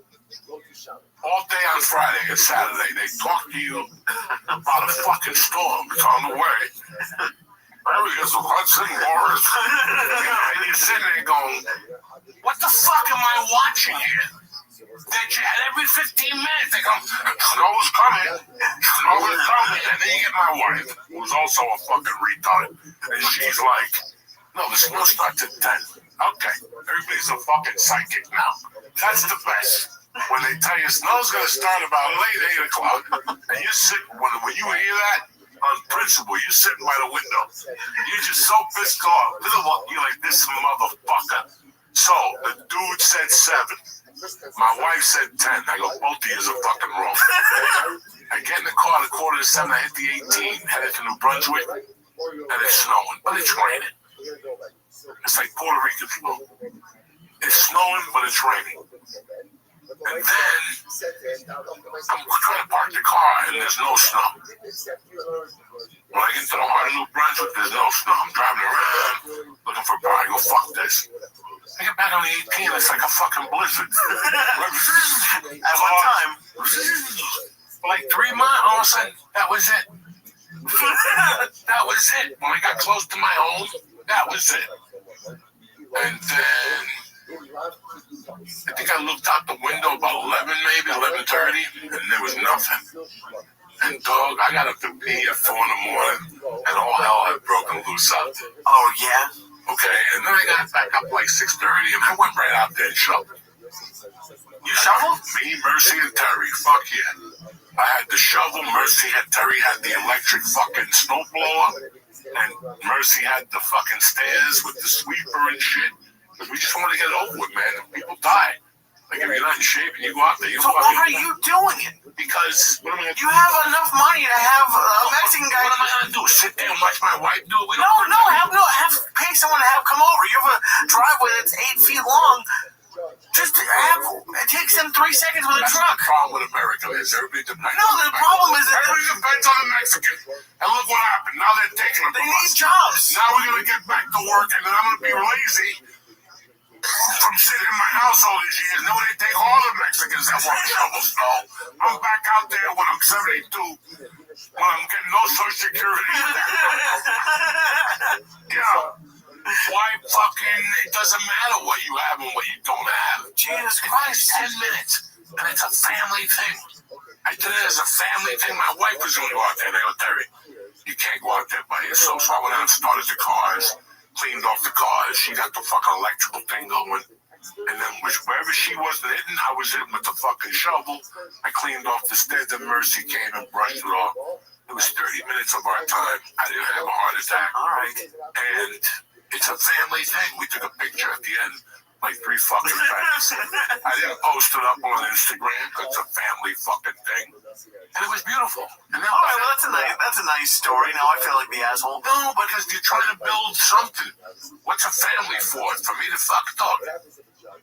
Look at these people. Look at the people we knew. I mean, and you're not going to think about these people right now. But in time, I want you to think about this and inform me tomorrow. Look at the people we knew 6 years ago, and now they're completely different people. Yeah? They've forgotten who they are. They've forgotten who they are. So all of a sudden, I'm going to hire 3 Mexicans and I'm going to wait for them to come to my house while they're snowing out or whatever the fuck it is. You know, I don't fucking know. Well, I see what you're saying. Although, if it were me, like, I'm surprised you and Terry just didn't sit on the rocking chairs and have Mercy do the whole driveway by herself. It's taken 2 fucking years. She don't know how to shovel snow, but she don't know how to shovel. You know, she doesn't fucking know how to shovel snow correctly and efficiently. I did it for a living while I fucking cased houses. I did it professionally for Joe Coffee, Snowman Village. But you took it 1983. No, they teach you how to shovel correctly, and it's badges, and you know when to go. And I had no gloves. Why? I was like, they're upstairs. I go, I gotta take these boots off. Go up 3 flights and then put them back on. It took me an hour just to put the fucking snow boot on. It took me an hour just to find them. Go behind the fucking luggage hidden back there. God. They had dust on them and shit. I had to blow off the snow boots. Did they weed them? Nah, there was nothing but it. You know, I got high and I helped the shovel and it was fucking great. That's nice. Fucking tremendous. You know, an hour later I went out there and the town got hit by a fucking brick. But my point was that when did it snow? Saturday night.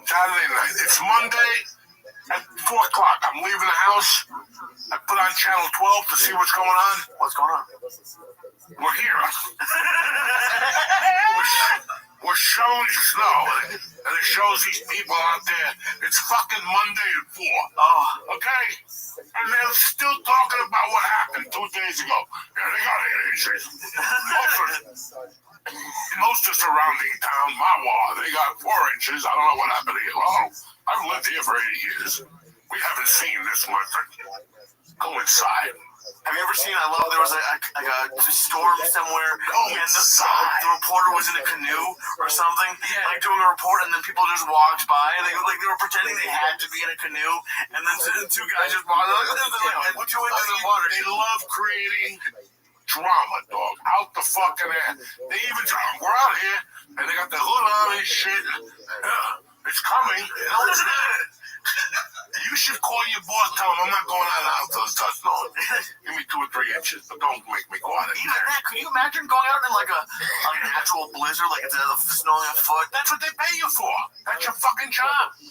Listen, the most dangerous fucking place when it snows is right over here. Where? Right over here. This fucking park called Hudson County Park. That motherfucker snows. I have done whirly-woo. I have done spinning things in that park. Whatever you call that, with a fucking car. Oh, donuts. Donuts with that in that fucking park. Right before you hit Burgerland by White Castle. Right. It started like 100 yards away. I was with my buddy, the politician, and he stepped on it, and the car just started spinning with a body in the back. There's the bodies banging the sides. Wait, you did donuts in a hearse? On purpose or by accident? Look, in those days, it was a sheet of ice underneath. Oh, okay. I thought you were even. You could have the best Department of Public Works, and you still after midnight. That's a jungle out there. You're just asking for trouble, dog. You're just asking for trouble out there. That is scary when that happens. You go down that Edgewater Road behind the fucking grinder, that's a problem when it snows. That's a problem. All that shit is a fucking problem. That wind comes off that Hudson, my friend. It freezes everything. Dog, listen, all you gotta do is grab a motherfucker, knock him out, put some snow on him, and put him on a park bench by Hudson County. They won't see nothing in the morning. It'll be like that dude in Fargo. They'll just leave him out there with all the snow on him and shit. That's what happened to that cop in Massachusetts a couple of years ago. Dog, you don't want to fuck around up here. Don't want to fuck around up here. That wind comes off that fucking Hudson jacket. And you get on that fucking thing walking your little dog, that's how they'll find you. You and the dog frozen with little white stuff on his face. I know you like being here in Jersey. Do you miss California a little bit when that happens? I was ready for this. Okay.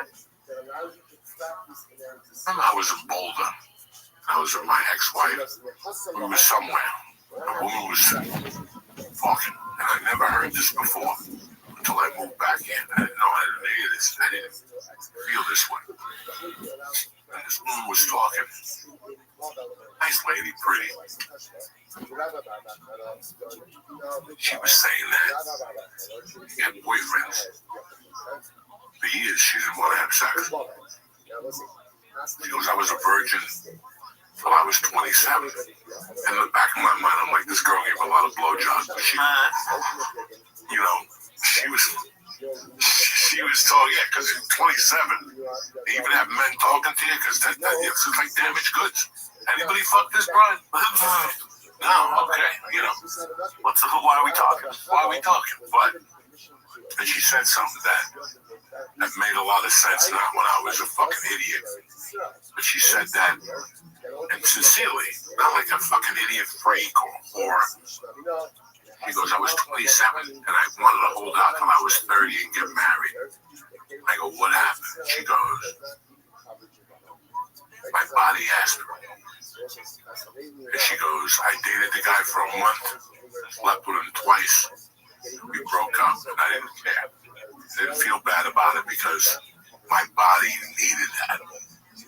That's the same way I feel when I talk about moving back. It was time. Like I had been away from my... Are you saying that she needed dick and you needed New Jersey? Yeah. No, she said she didn't need dick. She didn't put it that way. That was the beauty of the conversation. It wasn't nasty. Okay. But her body started hurting. Her body made it happen organically. It wasn't that, and it was, now that I get here, it's so weird because I thought I was going to do so many things when I got here, and I ended up not doing anything. I remember telling you various times, leave. 2 weeks I'll be eating pizza like a motherfucker. That's not the case. I thought I'd be at Rudy's every other night jumping up and down. That's not the case, right? I thought I was going to come here and just fucking take over New Jersey as a comic. Didn't have it in me. Just didn't have all these plans I had on that plan. But like, once I got here, I saw what time it was. I'm like, oh shit. I've been living in a fucking time warp in my brain. Right. It happens. I only came here once a year for the last 30 years. 30 years I was here. 27 years. I would only come once a year if that. Right. I didn't really know what was going on. For like 2-3 days. It's like that guy that goes to prison and comes out of prison and all of a sudden he's like, what's a cell phone? Right. Exactly. Exactly. So I came back here. Listen, man, every Monday I come up here. Now, again, every Monday I can have my doubts. I have my doubts about a lot of things. I don't know if I want to do it. I'm I'm sure the first 4 times I had to come up here on a Monday, I doubt. Why am I going up there? Fuck that shit. I can do it from here. My body needs this on Monday. Can't do it twice a week. Cannot do it twice a week, because then, but if I do it once a week, I enjoy the drive, I enjoy the traffic, I enjoy the radio, I enjoy the scenery, even though I'm looking at Pat LaFrida meat and all this shit on Tunley Avenue. My body needs that. My mind needs that. It's a way of healing or whatever the fuck. I don't even know if I should be saying those words. No, I know what you're saying, because I feel I'm a lot happier in New York than I was in LA. I feel like the city fits me better, personally. But I will say, being back, when I was there, and this is the first time I was back for a couple days, like 3 or 4 years ago. But this is really the first time I was back. I did miss it. I saw a couple people. I saw just being back at the Comedy Store in La Jolla was great. Just in California as a whole, people talk shit about California, and I'm not political at all.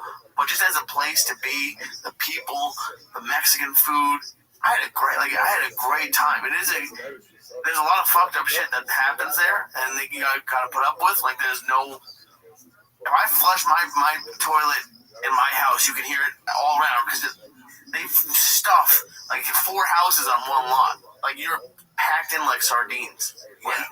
Anywhere in LA, like, it's how close your houses to one another. And Airbnb, a few blocks from the store. But even the gas is like $4.50, $5 a gallon. There's a lot of shitty stuff, but I missed California. Listen, man, I miss California for what it was. You not seeing it how I see it. Like, if I went to California, like we discussed me doing the Netflix festival, and then we said, why do the Netflix festival when we could do it on our own? And I gotta be honest with you. It's like I told my wife, I go, we're gonna take this little trip in a few weeks, and then the next thing I want to do, this is pretty interesting. I go, I want to go to Boulder. I want to go to Aspen. I started thinking about it, and because I said it in my office, it keeps popping up on Facebook.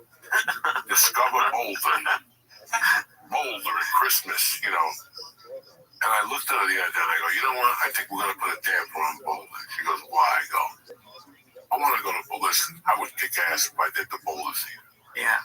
It's a no-brainer. That would sell out. I'd have a good time. My old friends would show up. The cops that arrested me would show up. Judge.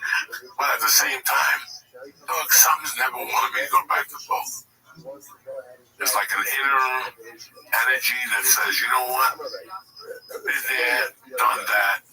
Why would I go at insult to injury? You know what I'm saying? Like, that was a memory. You gotta remember, I left Boulder 30 fucking years ago.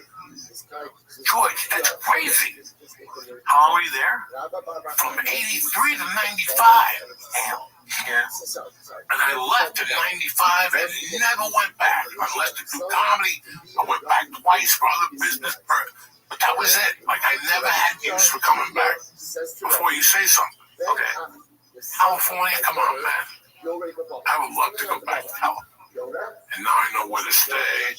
Get some Yum Yum donuts. I definitely get some sushi. Oh, yeah. But if I tell you something, guys, you're not going to believe this. I don't want to walk into the store. I can see that. As sad as that. To the Improv? Yeah. I don't want to walk into the fast Laugh Factory. No. Because I've been chasing ghosts all my life, okay? And let me tell you something. And a wise man told me this. You can't go back. You can't go back. You're just going to shoot yourself in the leg. You cannot go back. I did my time in there. I did 22 years in a place where when I started, I thought I'd never even walk on the sidewalk in front of it. I became part of that fucking building for 22 years. I walked out of there. I walked in there. I walked in there a half the criminal kid that was lost. And I walked out of there a top-notch comedian. and a gentleman and with a wife and a child. Why would I go back in there now to be that guy? I don't ever want to be that guy. Hey, man, when I was here, we were blowing out this guy. I don't know what. I don't want to hear that. I don't want to hear that. And I don't want to be that guy because I was there when guys my age were going in there and humiliating us young guys just because they're evil. They want to make everything fucking better in their mind. Oh, this place is great, but it was so much better. Shut the fuck up. Right, let it be theirs now. So before I go in there and start talking that nonsense, who knows? It's in my mind. It made me a man. It was a hell of a fucking ride. It was a hell of an education. I should go to therapy. God, I should go to therapy because I thought it was so far from me. And then I became it. Do you follow me? So one time you're like, I'm just going to play football. And all of a sudden you're like, my dream would be to play for Dallas. And all of a sudden, you're on fucking Dallas and you're starting. You're on Dallas and you're 13. But they put you in for something stupid. What's that shit called? Special teams. And you tackle the guy, intercept the fumble, and score a touchdown. Now you move to the second team. And all of a sudden, one day again, you go in there, bam, and all of a sudden they move you to the first team. And now there you are. And that's how you walk out of there and you win a Super Bowl. You're going to start talking shit and they're going to trade you to the Niners. Okay? And then eventually you're going to want to go back to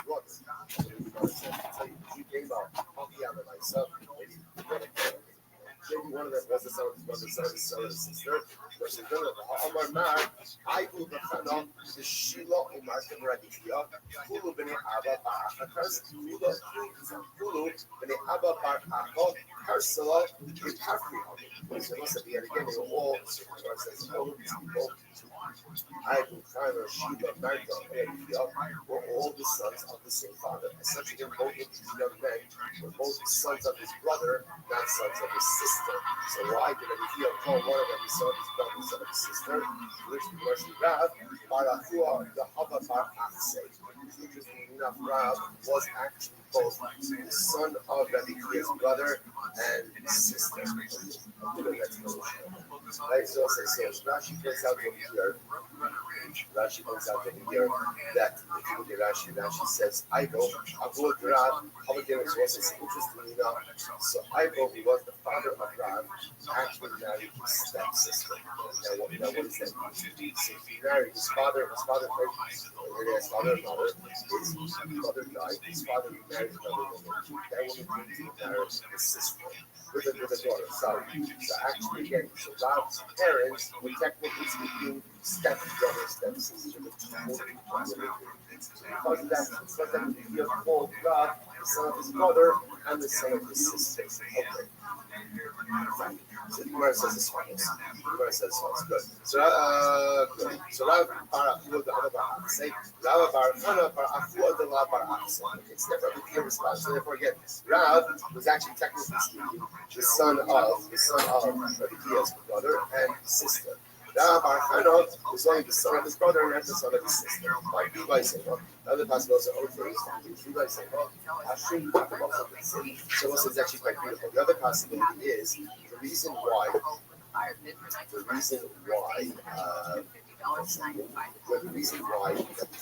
called Rav the son of his sister wasn't anything to do with the familiar. Rav was the son of his brother. So why did Rabbi Kia call Rav the son of his sister? That was in your career. You could have ended it right there. Well, like a fucking man. Walking out with your chest up. You wanted to play fucking stupid games. So we'll see what happens. I'm not telling you to do it, but to play devil's advocate in football, Phillip Rivers came back this week. 5 years later, he's not going to be MVP, but I understand what's going to happen next. Next week they're going to pick him up and launch him with his fucking head. And he's 44 years old. He's going to walk over like fucking, I'm just saying, you can't get back. But you're also not trying to move back to. In my head, when you were saying that, I was like, yeah, but Yeah, I understand. You don't want to be the douchebag, like making all the guys feel bad and bumping them in the OR. But like, I would never bump it. I know, but like, you wouldn't want to do like a night in the main room or even in the belly room. Just say no to everything. You know why? Because I know me. I know at the end I'm going to be disappointed. Okay.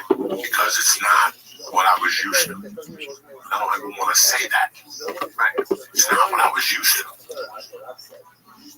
A different feeling. You know, I listen to all this old music. You know, on the drive. On How to Kill.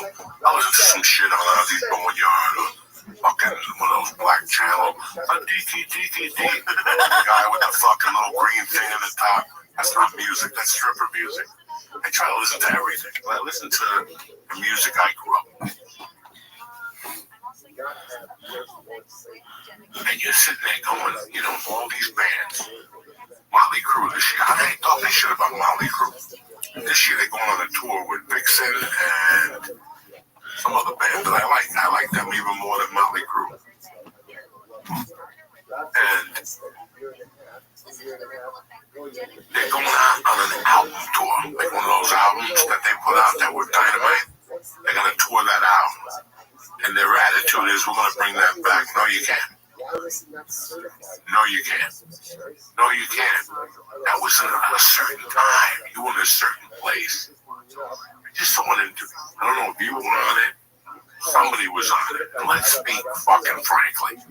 Let's speak frankly. I'm going to give you an example that everybody could fucking live with. Conor McGregor. Conor McGregor came up and was knocking people out within minutes. All of a sudden they gave him $100 million and what happened? Before all the powder. You give somebody $100 million and what happens? They get the Mexican to cut the lawn. They get somebody to pull the sheet back from them so they could go into bed at night and make sure the sandals are right there, not over there, but there, and they're Gucci. I want to get up and pigeons fly out of them right there. That's a long ride away from me waking up, sleeping on this couch with blankets, opening up that thing, and there's fucking water, no juice. And I gotta go fucking work for the MUA outside, fucking digging on Kennedy Boulevard. Right. And I gotta walk up this hill, that hill, with no fucking breakfast in my stomach. It's a different feeling. You know, and somebody was saying this, the same thing for fucking. Sure. I don't understand why people, you know, we went to see this guy and it wasn't really that good. The guy left that show with $82 million, okay? He's doing this because his wife is not sucking his dick. And he's sick of going to the gym. Okay? That's why he's going out. What did you expect? For him to come back better, and that's not anymore because we accept mediocrity. You know, Netflix puts out these specials once a year. We've discussed it 1,000 times. You cannot develop as a comic in a year and a half. It takes 2 years just to put it together. Really, you're going to see that if you shoot it, as soon as you get in your car that night, you're going to go, bah! This goes and all this material comes out. Bah, bah, bah. That's brilliant. Oh, you almost crashed. You're almost passing out from the fucking laughter. Right. You know, and that's the problem you have. And, you know, we're not hungry no more. So why would you pay $300 to see this guy? This guy has a personal chef cooking from them. Right. I get that, but so to take it back to you, like I think I know you don't have like the 2-3 cents a night kind of energy anymore, but you still take comedy seriously. Like if you were gonna go back to LA, how would you go back to LA the way you want to do it? I would just do 3 theaters. LA, San Francisco. Yeah. A good meal at downtown. Original Joe's. Get a nice steak. And it's Original Joe's. Get a bunch of fucking burritos. Oh, yeah. Diego. That's it. It'd be, you know, Thursday, Friday, Saturday. Yeah. Boom, boom, boom. And fucking right after San Francisco. 6 hours. Oh. You know what I never had when I was in LA, and you talked about it, and I should have gotten it before. I had my first bean and cheese burrito this weekend. That shit with a little bit of sauce on top, a little bit of the red onion. Oh my god, a bean and cactus. Remember I I used to get one every night. Yeah. Every night. That cactus, yeah. Every night. I stopped them at a U-turn. They closed at midnight or 11 at night. I had their clock to a T. And I would pop in there because a bean and cheese burrito kills everything. The green sauce in the middle. Woo! And they had, again, none of you motherfuckers have seen me eat this. But I ate it there. They had a fucking bowl. Them bowls were fucking real. Oh, the salad bowls that you Yellow rice. Pinto beans, a bunch of salad, tomatoes. I wouldn't even put meat. No, the cheese and hot sauce. Nothing but fucking protein. I would make them give me 3 things of those beans, 3 fucking inches of those beans with rice and then little slop with regular refried beans to give me some fucking fat. Like I had did some avocado on that fish. Nice. Stop it! Stop it! Oh, they had a bunch. They had those hot dog carts in San Diego that were great. But I want to get your opinion on this because I've never had this happen, and I almost got into kind of a fight because we were walking down that like gas lamp area of San Diego. Not good. Dude, this guy had his dick out. Not good. This dude was he was the drunkest I've ever seen anybody. His pants were just open. He had his hand on his dick and he was like stumbling to the car. But like, Anisha was right there. And I just looked at him and all I could say was, dude, put that away. And like even then, as soon as I said it, I was like, fuck, should I not have said anything? Is he going to punch me because he's hammered? And luckily, he was so hammered that he kind of just looked at me like we just left. But I've never seen anybody with their dick out. Oh, they just killed somebody down there. Really? Yeah, like 2 weeks ago, 3 weeks ago. In San Diego? Yeah, dog. It's bad all over.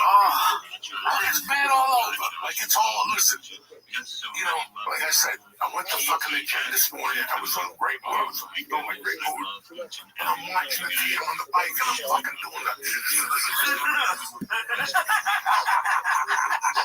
I'm stoned to the gills and I'm making believe I'm watching the TV so nobody says a word to me. Like, don't come over. Old people come over. Hey, how you been?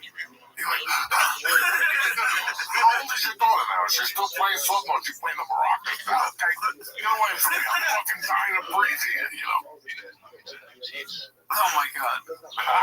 So I'm seeing that, like I said, they had June, what happened in Australia.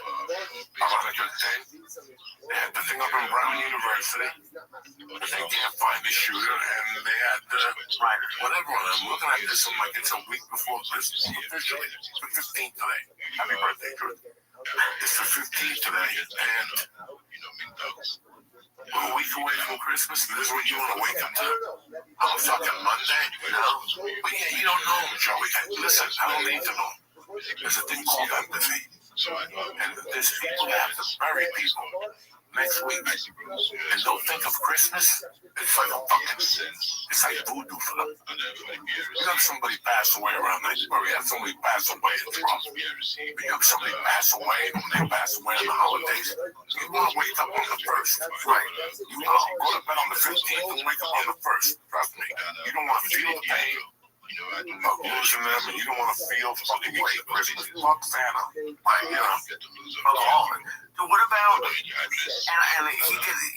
doesn't, I don't know if he deserves our sympathy, but I can't imagine what happened to that Michigan coach. That 24 hours that guy had. But like, can you imagine what his family would, to blow up your life that badly in 24 hours? This girl now used to be married to a girl named Sue Silver. Okay. Sue Silver was a little petite Jewish girl. Very cute. She actually managed Soundgarden, Alice in Chains. She was big time, but it was all connected to her dad. And her dad was a big time manager in LA. In fact, he managed Jeff Garcia for a while. He got a big time deal when he was 16. So God rest his soul. So he was also working with Marilyn Martinez. Okay. So my uncle introduced him to me one night. He started coming down to the store every night. I'm telling you the story because it leads to your story. And a Spanish comedian come in. I had a beef with no reason to bring up his name. Came in with another guy, a producer guy. Then they had a convertible. The convertible was down at night. And they were listening to some type of music. Mr. Silver looked over at me and was acting like Negroes. And that's exactly what happened. He got broken in, domestic violence with a chick. So he got fired for having a relationship with this college girl. And then broke into her place with like a knife or something. Or a chick? Yeah. And he was going to kill himself and then her, so he had the same girl. Oh, that guy's got to go home. His luggage in front of the house. He's in jail. Really? Listen, the guy's getting $6 million a year or something. It was like $40 million or something. Had a contract, just cut him. They got to give him something. No, because he fucked up. He got fired for cause. And he didn't fuck that girl. Yeah, he's got some money put away. After she thinks about the wife, because they have the baby there underneath the glove, okay? Meanwhile, when you're pregnant, he's fucking the assistant and trying to break into a house. Yeah. College kid. Is she really pregnant? Oh my god. He doubled her salary. That was what I saw. God, that guy kicked the fucking kiss and that. Oh my god. That poor, that poor bastard. No. That poor bastard. Can you imagine? He woke up one day, he was the coach of Michigan. The next day he was in jail, getting fired for fucking his assistant, and then he said he was going to kill himself, but he was going to take her first or something. Yeah. Oh my god. I can't even, I've had a bad day. But that's... But I was thinking about this originally, because I was going to... It seems like... I don't know. Does it seem like once a year, as an adult, you go through something that you never thought you'd go through, just bad stuff? It's not the worst thing. Your life's not over. But just something happens that you never thought would happen. Or you're just everything, you're okay, this year's been going pretty good. And then a few weeks before, you're I have to deal with this shit. Sometimes being a fucking person sucks. Or just some bullshit happens and you lose your mind and you get arrested. But I can't imagine having that bad of a day. I was living with George. I woke up one day, I went to the dentist. And for some reason, I had this dumb idea. I was going to take this kid's coat. It was going to be hunky-dory. I was just going to take it and go on a plane, land in Newark, and go right to Tom and Corky's and start jumping up and down. That was the thing. And while I was hatching the plan, I was like, this is a bad fucking idea. Oh no. But it was too late. I was already in, you already spent the money in your head? You're 25, 24 I was. You don't really know, and you take the mistake. I did my time, I came out, I became a better person. It didn't happen overnight, right? It took me 10 years. I had my fucking struggles, old habits die hard, you know what I'm saying? And the coke and the fucking problem with my ex-wife, there was just a lot of problems. And then you start recognizing when you're going down that way. You just start saying, I remember that. One minute you're fucking snorting fucking coke on Monday and Saturday, and the next minute you're snorting it 4 nights a week. You don't even realize it. You look at your bank account, you missed work the last 3 weeks. You don't even know, guys. We fall into something, and what that is could be anything. You bump into a girl, one of these hot chicks that are fucking, twerking and showing you their ass at a club, and you're married, or you've been with the same woman for 3 years, and you love her, and you got dogs now, and you got a cat named Choo Choo, and everything's hunky-dory, and you go to her mother's house for Christmas, but this girl is gonna rock your world. She's gonna put that pussy in your face and shake it, pubic hairs going up to your nose. You know what I'm saying? Like, and then we don't catch ourselves. And then you're leaving there, the bitch guy, you want to fucking track her. Because if they don't put tracking right on the phone, guys, we're living in a different world. And you have to see where you're getting yourself into. What am I fucking doing here? But you go, well, I got it beat already. I got all my problems beat. Well, I was doing fine. I was doing fucking fine. And then I started eating edibles. I thought my heart was going to fucking blow up half the time.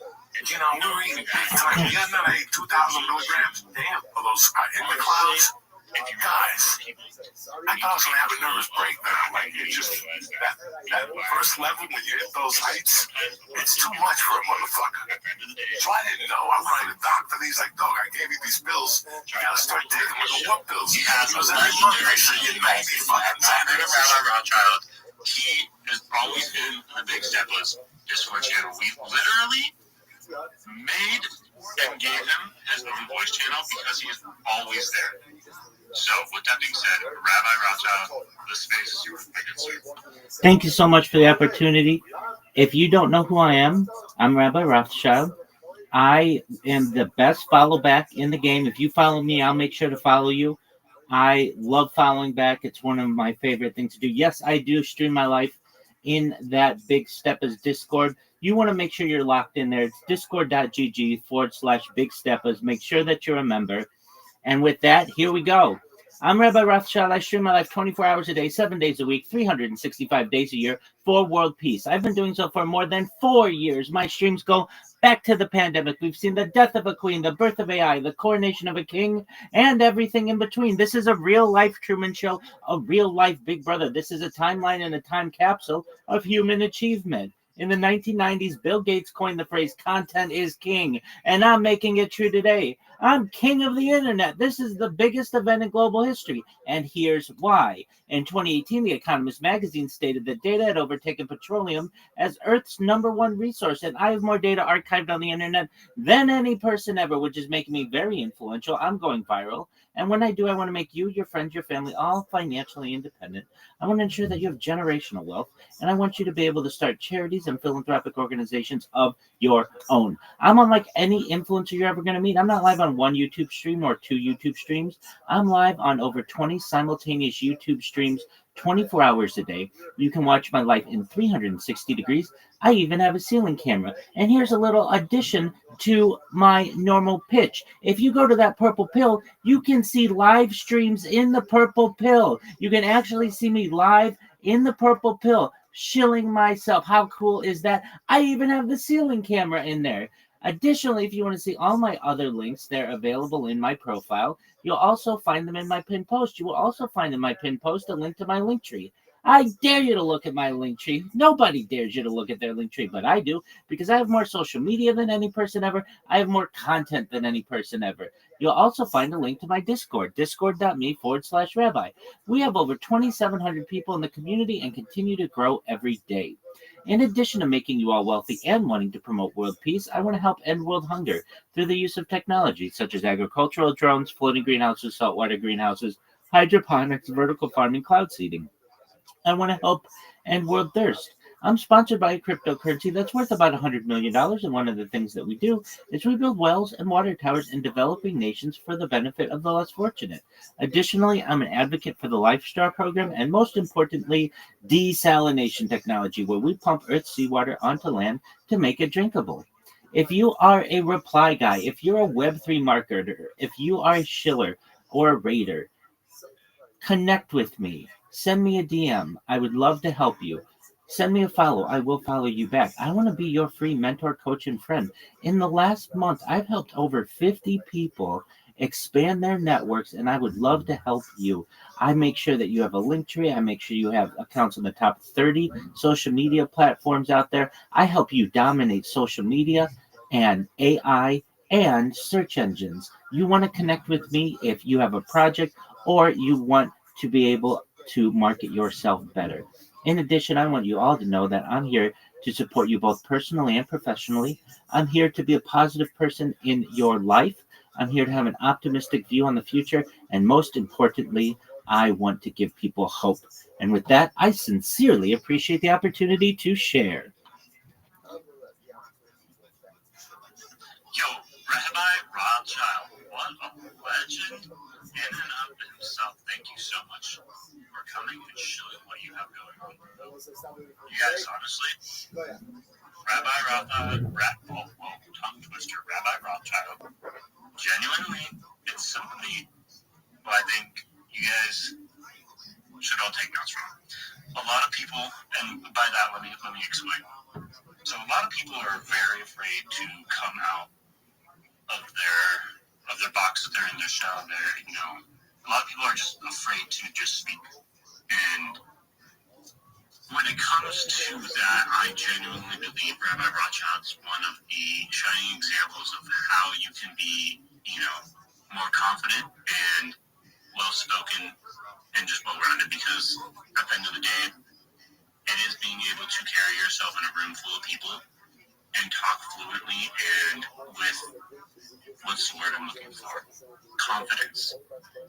And it's very hard to do that, especially when the spotlight is on you. And when I say the spotlight, I mean, you're on the stage, the floor is yours, there's a ton of people listening, and it can be very daunting sometimes, But here Rabbi Rothschild is literally with the spotlight on him, quite literally 24/7.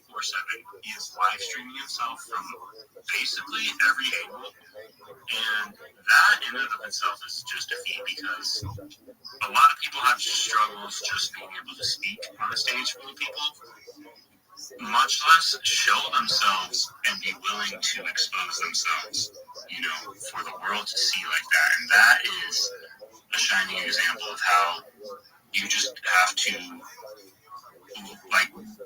into that fear and just take control over it, honestly, because at the end of the day, nobody really genuinely, how do I put it in a way that sounds good?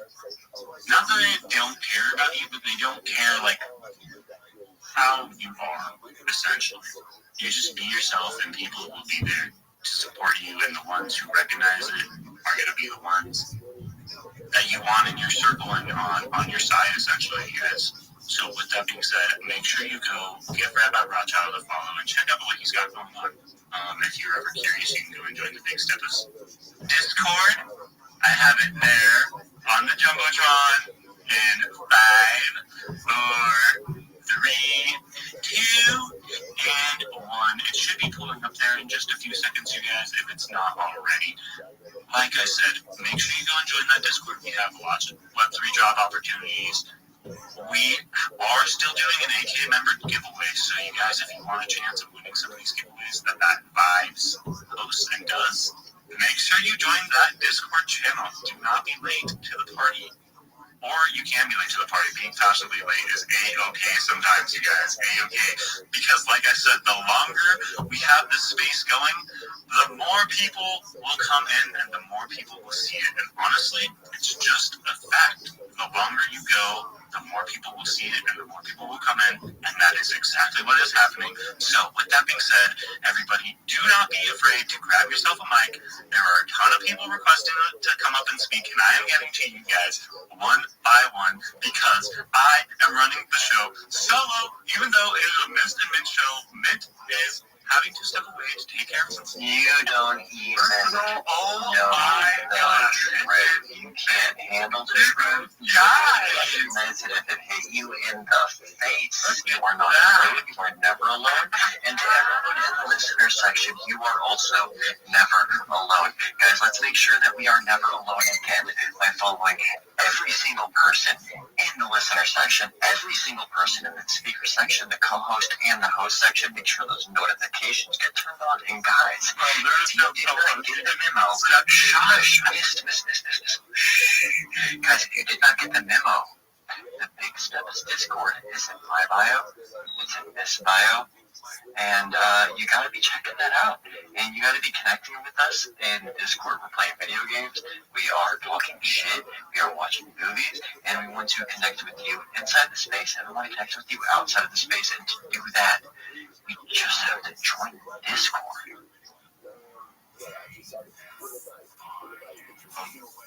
You guys heard that. You just have to join the Discord.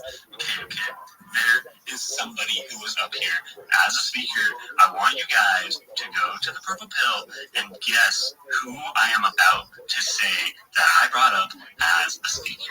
Honestly, you guys, there's only one other person who I've brought up as a speaker since Rabbi Rothschild has been speaking. And I need to know if you guys have truly been paying attention.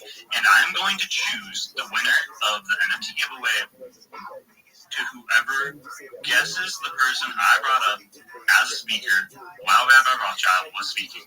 I will give you guys a little bit of time to go to the Purple Pill and put your entries in for this giveaway, because while you guys are doing that, I also am going to go to my Phantom wallet and figure out which NFT I'm going to be giving away to you guys. I love each and every one of you guys for showing up and put your entries in for this giveaway, because while you guys are doing that, I also am going to go to my Phantom wallet and figure out which NFT I'm going to be giving away to you guys. I love each and every one of you guys for showing up to the space and being legends in your own right. Wow, that was a lot, and honestly, you guys, honestly, I just need a little bit of help here so that the room doesn't go silent while I figure this out. But you know what? I think I can do it without any help, because, like I said, you guys, sometimes you just have to be able to count on yourself at the end of the day. And I mean that with all the love in the entire world to every single one of you guys. I think I know where I'm going to go. And I have I have a Tokyo, I have some Celestials, I got, what is in this? I got Red Gods. You know what I feel like giving out, you guys? I feel like giving out the Trap Star. Trap Stars. These kind of go kind of hard. Just a little bit. Oh, bro, you know what? No, I'm totally going to be giving out some of these dispenses. Yo, these things are hard as fuck. I totally forgot about them. And I don't know where they're at, so give me a few seconds. Honestly, I don't even know if anybody's here, so anybody, because I'm not paying attention to the space because I'm in a different screen. So, anyone of you speaking? Are you even locked in? Are you locked out? Are you upside down? I am upside down right now. I am doing a backflip. I will call Hopper. We will go to the upside down and pull you back, bro. But like this has to stop happening. I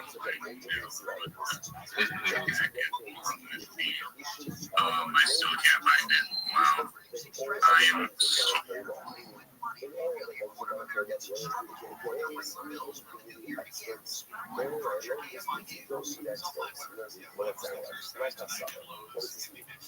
Dude, Miss, thank you so much for your kindness.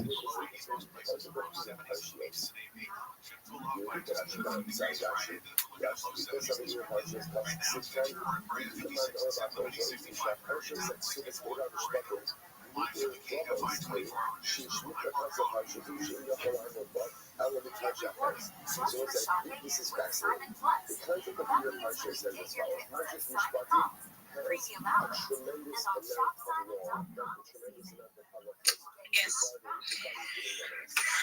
Let me check. Engaging, let me see who's thinking. Yeah, Victor, go ahead. I think this post up stayed too long. We should bring them down and bring in a set of rules. You're wasting too much time. Yes, right.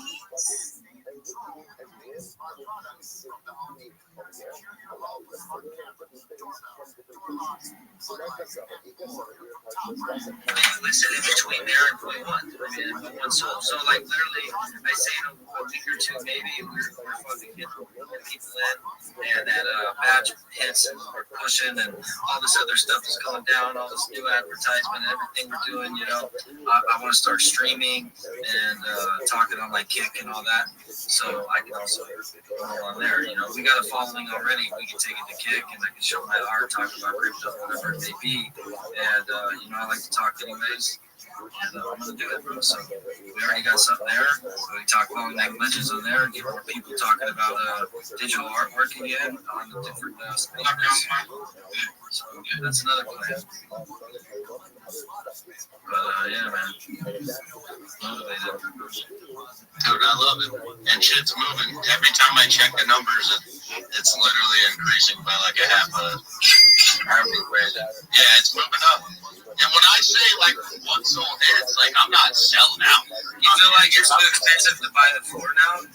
Boss? Better bet your ass it is. No, it's too expensive to buy the floor. It's Christmas time, bro. I'm dropping too much money on it. NFTs, it's the best Christmas. The only reason I've been averaging like one a week, bro. I haven't. Grab them with right now. wallet and give them some of those NFTs and teach them about it. They don't need to come here. Talk about that. They got fucking digital. My family. No, IRL, my family here. If I bought them a salon, it just wouldn't work. I could probably do it for like a friend. I got a buddy of mine. Christmas present for. I could probably do it for him, but my family, it's a weekend, not a choice. Alex, it's what up. It's not a choice. Weakness. What a great weakness.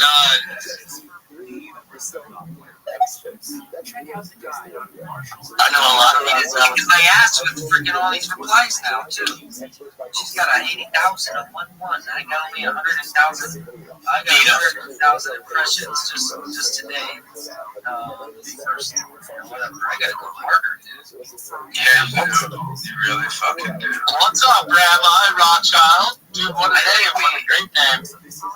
Every day is a holiday, every meal is a feast. When possible, may I please share my project? Yeah, that's your ball sack. Excellent. First and foremost, I've done my best to follow as many people as I can in here. If you follow me, I will absolutely follow you back. I'm the king of follow backs.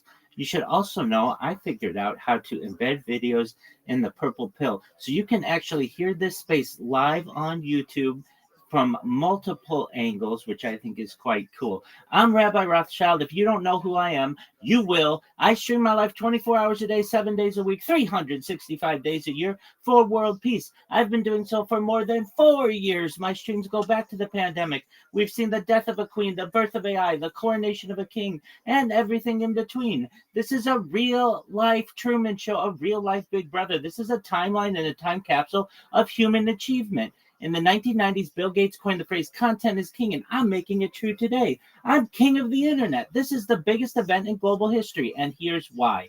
In 2018, The Economist magazine stated that data had overtaken petroleum as Earth's #1 resource, and I have more data archived on the internet than any person ever, which is making me very influential. I'm going viral, and when I do, I want to make you, your friends, your family, all financially independent if you're not already. I want to ensure that you have generational wealth if you don't already, and I want you to be able to start charities and philanthropic organizations of your own. I'm unlike any influencer you're ever going to meet. I'm not live on one YouTube stream nor 2 YouTube streams. I'm live on over 20 simultaneous YouTube streams 24 hours a day. You can view my life in 360 degrees. I even have a ceiling camera, and that ceiling camera is available in the purple pill. You can find all of my YouTube links in my profile. Additionally, you can find them in my pinned post. You'll also find in my pinned post a link to my link tree. I dare you to look at my link tree. Nobody dares you to look at that link tree, but I do, because I have more social media than any person ever. I have more content than any person ever. You'll also find a link to my Discord, discord.me/rabbi. We have over 2,700 people in the community and are growing every day. In addition to making you all wealthy and wanting to promote world peace, I want to help end world hunger through the use of technology, such as agricultural drones, floating greenhouses, saltwater greenhouses, hydroponics, vertical farming, cloud seeding. I want to help end world thirst. I'm sponsored by a cryptocurrency that's worth about $100 million, and one of the things that we do is we build wells and water towers in developing nations for the benefit of the less fortunate. Additionally, I'm an advocate for the LifeStraw program, and most importantly, desalination technology, where we pump Earth's seawater onto land to make it drinkable. If you are a reply guy, if you're a Web3 marketer, if you're a raider or a shiller, and you want a free mentor, coach, and friend, send me a follow. I will follow you back. Send me a DM. I will respond. I want you all to know that I'm here to support you both personally and professionally. I'm here to be a positive person in your world. I'm here to have an optimistic view on the future. And most importantly, I want to give people hope. And with that, I sincerely appreciate the opportunity to share.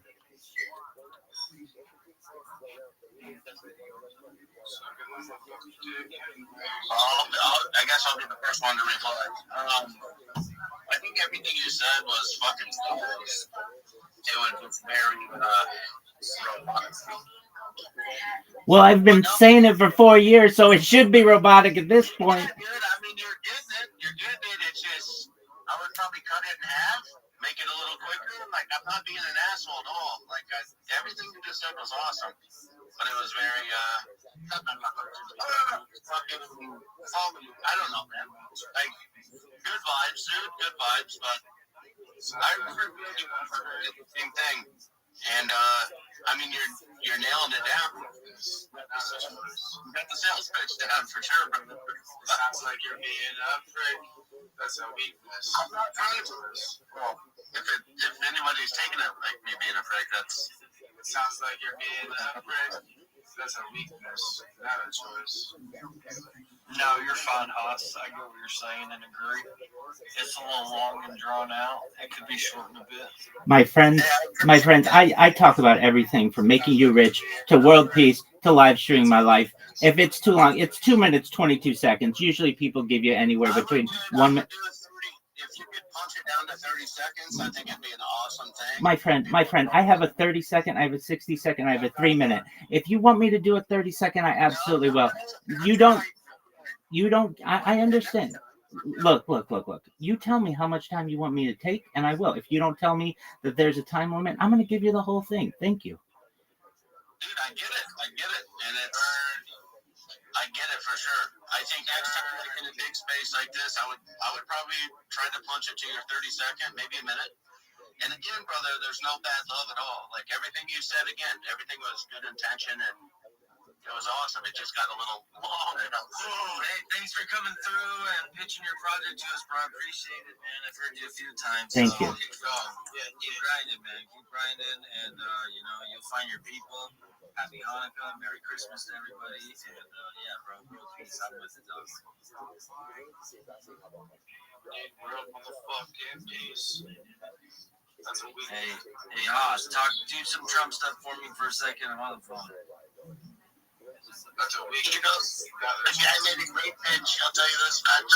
Like I said, They're all assholes in here. I think there's a lot of just a bunch of gossiping going on in this bitch. I just wanted to come in here real quick and say, Merry Christmas to everybody. Merry Christmas, P. Kelly. What a great day P. Kelly is. And don't let the Grinch take all your presents, okay? We take a lot of presents. You know, there's a lot of Merry Christmas and fuck you. So good to hear from you, P. Kelly. How are you? How's life? Oh, it's going good. It's going great. And we got our down here. We call him Mr. Chicago, probably the biggest Chicagoan we've ever met. What a great guy. Biggest on an ART with a T. Definitely. That's great. I'm probably one of the biggest, but one of the smallest at the same time. Yeah, so is P. Kelly. I mean, by the way, P. Kelly, phenomenal rapper. What a great rapper. Great rapper. What a shitty rapper. Shitty fucking rapper. What a bad rapper. He's a terrible rapper. He's a punk. He's probably one of the best. We got Art here. I hate my own blood cousin. I hate my cousins. I hate family. Get it down to 30 seconds. My friend, did I say, hey, will you please critique my pitch? I don't remember that.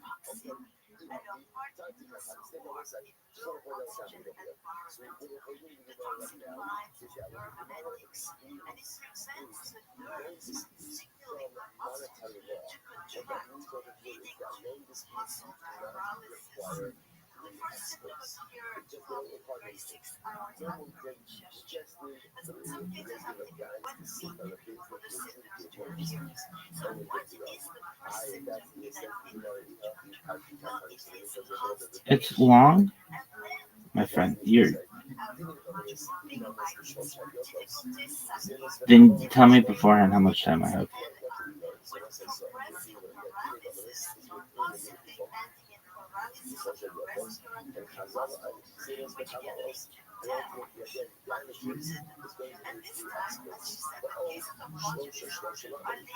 You have a big space, 22 people.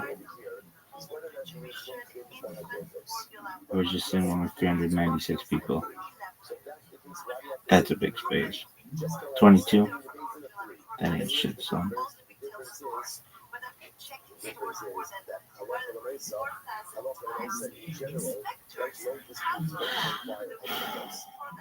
Kelvin. Let me hit. Okay, I've already liked this post. We have a post by a Fox. A Fox Press. We have a post by a Fox Press. Drop a like. This motherfucker's a zoologist. Thought his name was Sexy Pimp.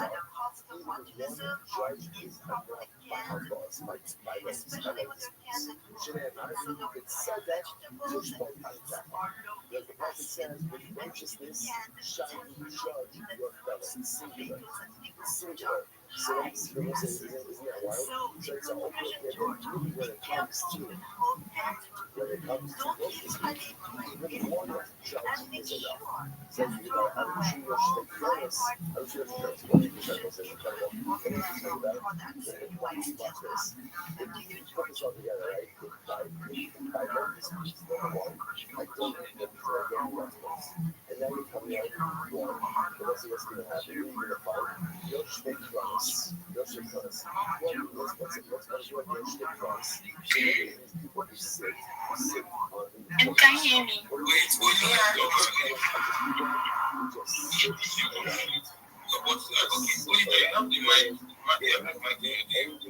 At this particular topic, I think I don't know what's in the job, but then this one you're correct. Excellently, you're correct.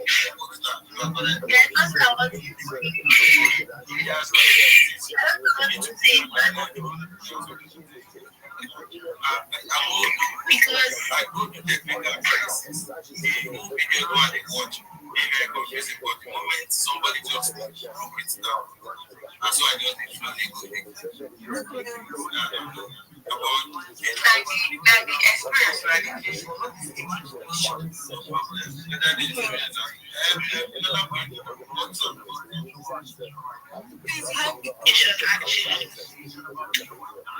sorry, because when you go by what you see outside, sometimes it's outdated information, and then you end up with a lot of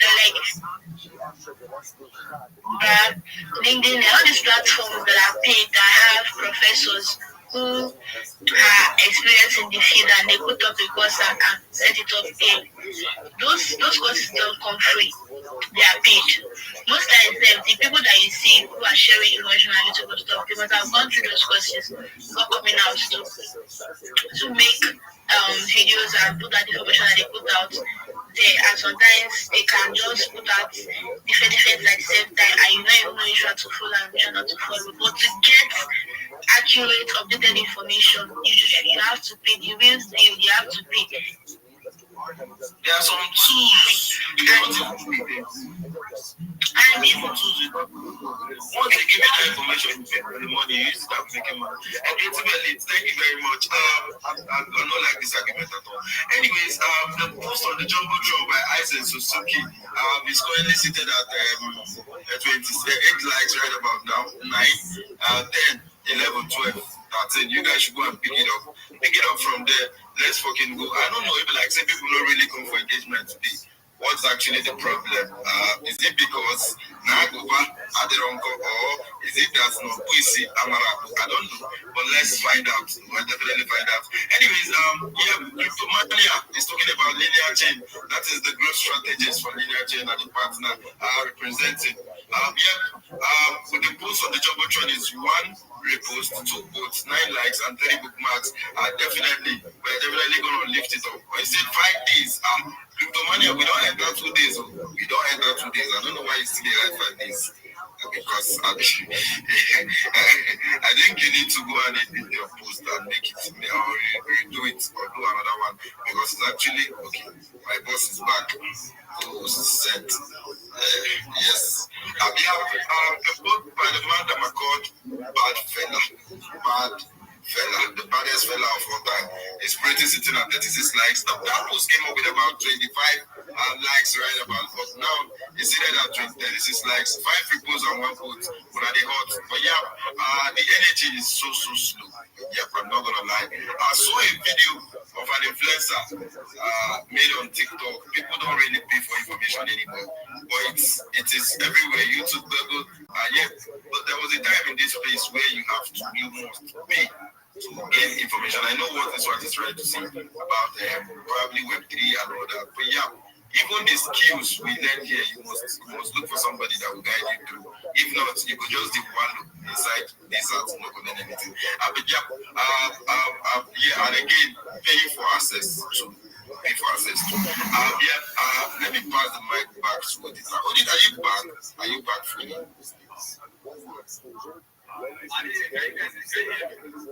We can hear you, Dodo. We missed you. I missed what the crazy minutes was. Let's not just take this talk. Bring this up towards the end. It's very interesting.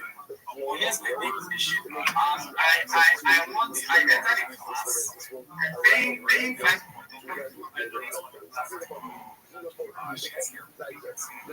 I noticed that so many people are paying you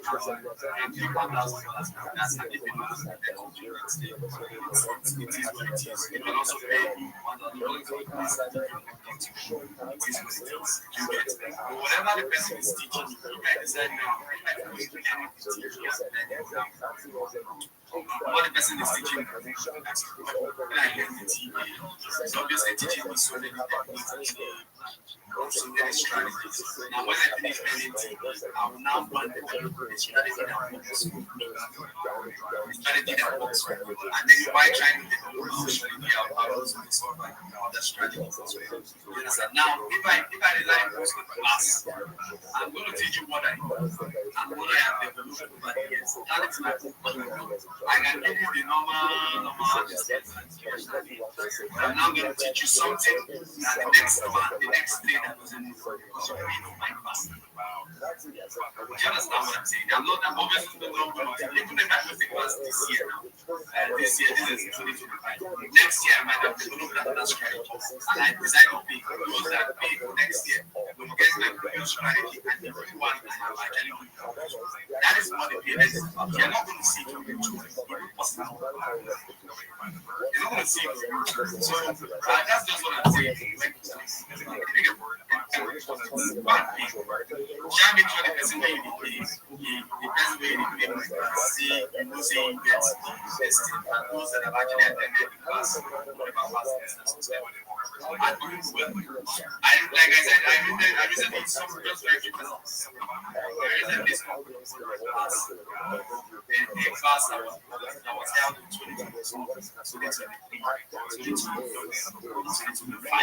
let me say 2025, 3 years class, and I saw many but out of the people I saw in the comment section of that class, I think the which then we I know now this place will be that I know that I'm visible and so there are some I know that did class, particular classes, and they are still working around this ends, let's say, and I know somebody who was working that was two people in the same class. One is going to the other one. I know the people too. And I basically think that class. So it depends on the APs and it's media as well sometimes. I give you notes, even literally it's not that they just say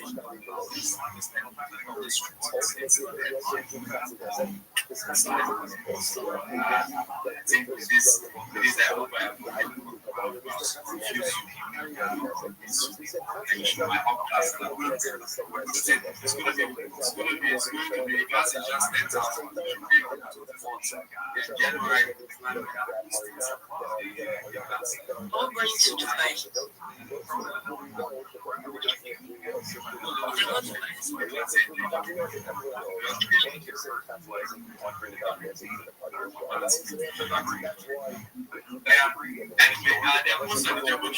I miss the juicy part of let us leave it here.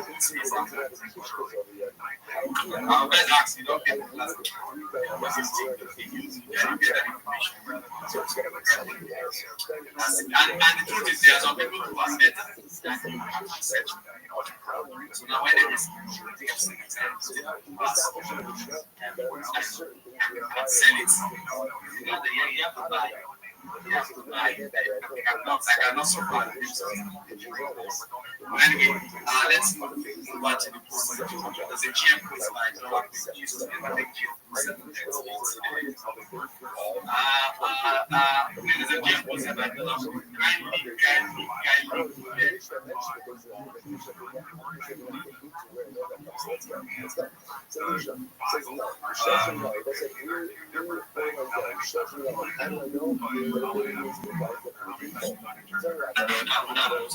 as well. Big Waltz is also here. I said,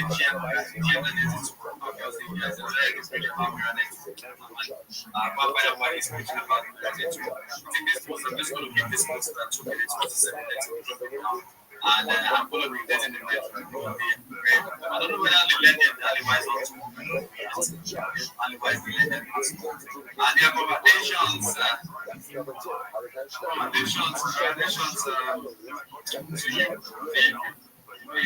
Recommendations to you. December money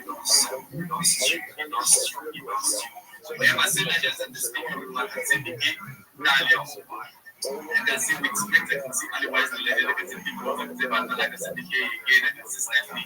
Basically, another amazing tools here. I want to give the mic straight up.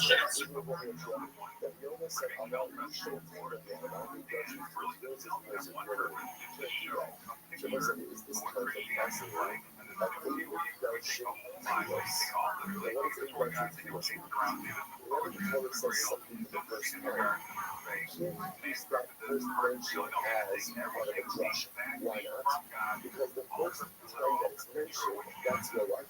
That's the source of where the wave will come from. So because that's the source of where we're going to get out from, therefore it can't be used as justification. For example, the first time that you're mentioned of a judge, so we would use the justification system. So therefore you can't utilize that as part of a more complex structure. So notice it says you don't dash it to us. So it says so how does he call that? How do you call that? Says, I'm going to a whole question again. That means one judge. I show you how to run sure. So according to the other side, you have two ranges. So first time you mention judges, that's what it's the system. So then you have two other mentions, which gives you like what? Two judges. So how do you want to have a third of the mention? Please do shuffle. So therefore, what? See that I want to play that, or I want to very much slow stuff. There's a song that you have to get a data. That's his source for basically. So that's a way of the judges. That's the So when you were arguing on whether or not you could get shoot, the first place that there was no shoot, the man summer, you're going to shoot, he goes, one of the reasons say something, also share money that you're going to say, but you're showing the same. Now, what very nice of you to get shoot, the first place that there was no shoot, right? The man summer, you got shoot, yes, and then everybody says, you can't I didn't know too much. I just have like my GM post, made a your share, made a online camera, didn't like I don't really give a fuck about. I don't know if I'm wrong in GM everybody, but it's about to you, but it's just what I want to say is they're gonna help me share my GM post. That's all. At your gate. Thank you. Thank you, son. It's time. Give me the mic straight up now to are you there? Are you done?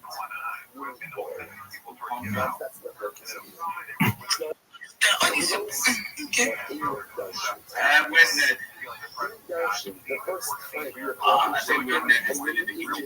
Just investigation. Moving on quickly to step the same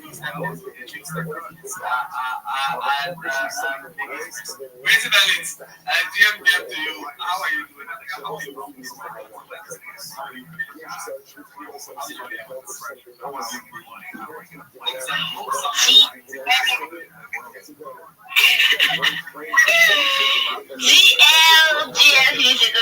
It feels good to sound like me again, right?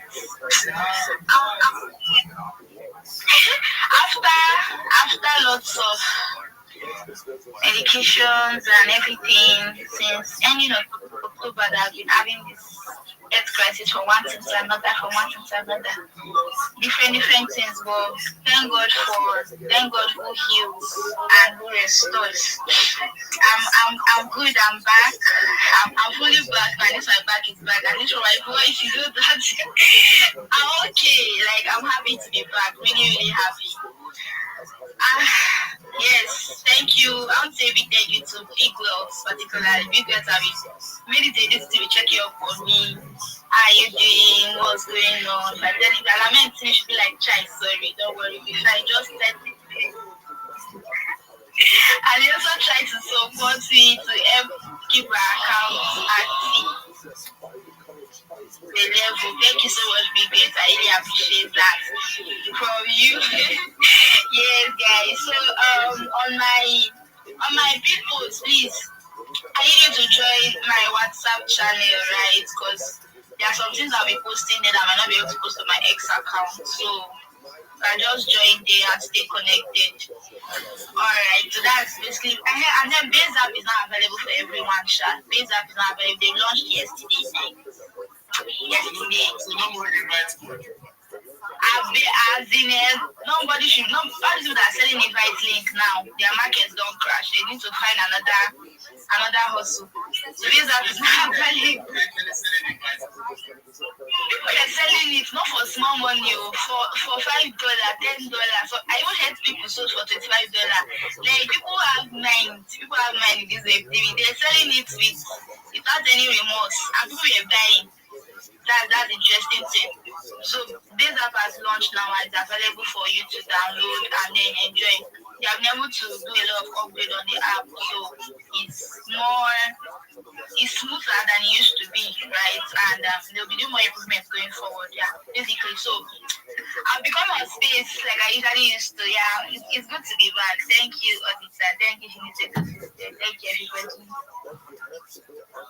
Thank you to you. I want to give a mic to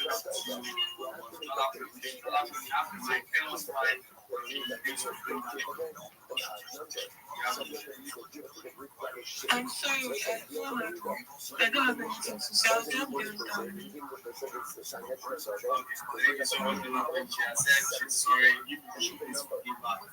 she's going to be bringing up his own stream. But I can also drop a link for that I can see. Even if that and likes the tickets, charging I know we're bringing anybody shit. Secondly, I'm going to give the mic to Stephanie. Stephanie wants to jam here to you. How are you doing? It's been a while. I'll see you and discuss how it's like. I know you're missing when you call my name. Yeah, but because you belong to the chain near creative elements. Was having right currency. Victor went to warrior reality champion, but he beat up on the spring. Can be and wax media.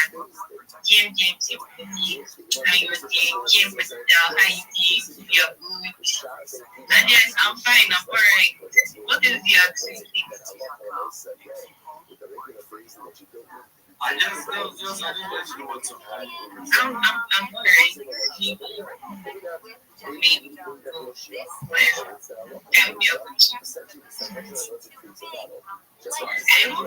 so yes, you could say yeah, why did you blame the rest of and so the ginger, I didn't the ginger. If there's a vaccine that way, you have no things that are vaccine like young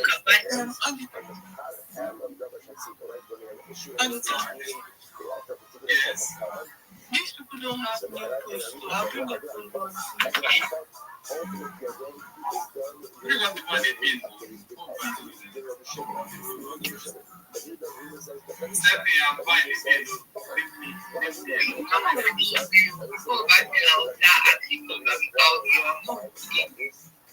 asked the same question. You asked me about cookie. I also asked me about cookies.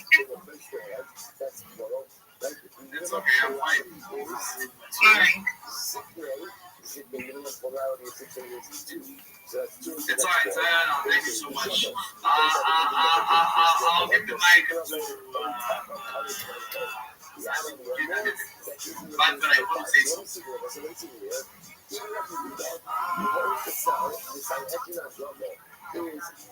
But I know you to say something. No. You're not there on the bus. I posted it on the page so everyone can go see it. Sorry, that's it. Okay, you.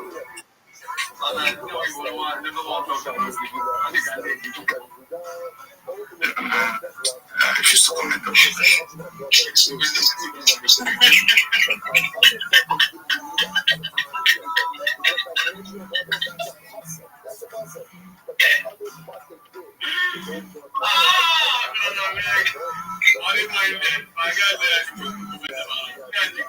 I know you. Money in your pocket. You sing songs. You can get it. So put it back. They have been about that.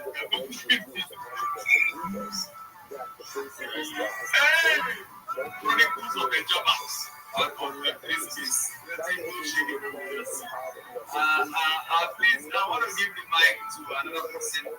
I'll hand it over to people. This is the first person here. The guest person here. The guest person here.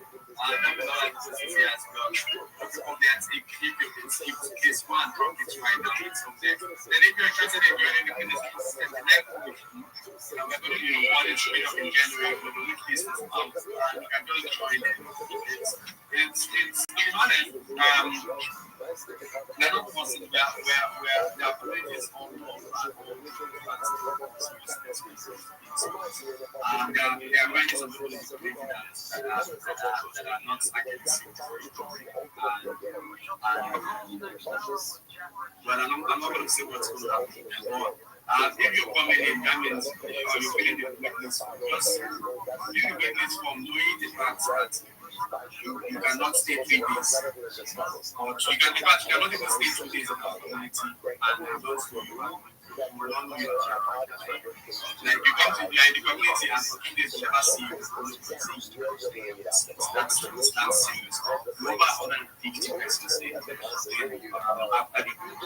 graduation. So we're over 100 persons, and I can tell you that if dollar wins is missing in action for 2 days. Yes, but I'm calling the ones you know. If some people are not in action right now, we will say business the past 2 days never do anything. I will tell you that it's facts and things. So there's no hiding place in the community. And so if you're coming in and you feel you just want to say things like that, it's not going to go. It's going to be giving you stuff and you can't hide. You can't just say it's going to be good for people that are going to use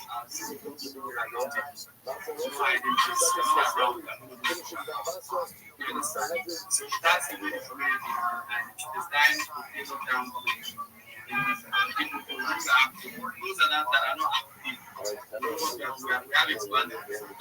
Definitely we want to be in the community, but nobody active. We have somewhere with them. Have a very good so for those that are active, I know they're going to push forward. In fact, I said something before we actually created the community. We structured it, not created. We structured the community, we restructured it, and it's playing out before many people's eyes. The unserious ones, two unserious people can talk the morale or play. This is something we've been doing since January. I've been in the community, training people in so many to me. I don't know like something I've been in the community with them. We have found out different structure to tell you that two people that are unserious without any excuse, no limits. So there are people that are genuinely there are people that are genuinely not active because of school or because of work. Those ones they understand. And those ones they. I'm telling people that are just they are in the TL, they are being good morning. Good morning. Celebrate this is all of our sponsors this morning. Some people all of our incredible I know from the sponsors Tilson family and our self-protecting all the issues we're in the here. Wishing a massive talk to the entire Daphne family now, as we're beginning the semester, and to take this journey to Lagos, this resource and learn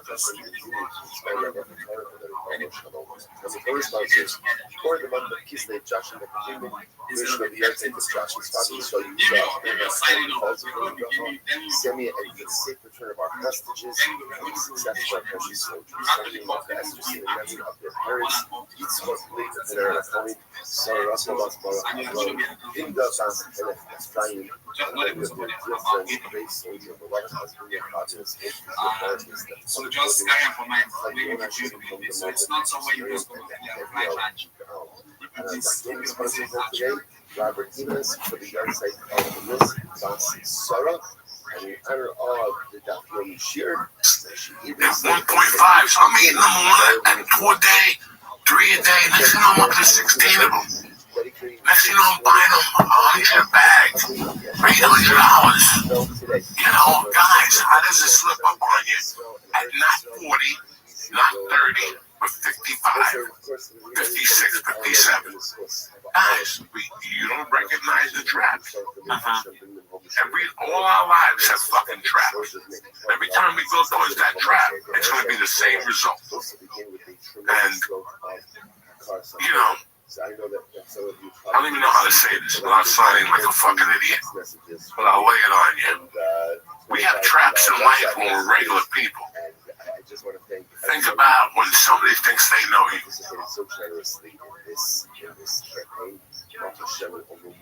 Think about when somebody really thinks they know you.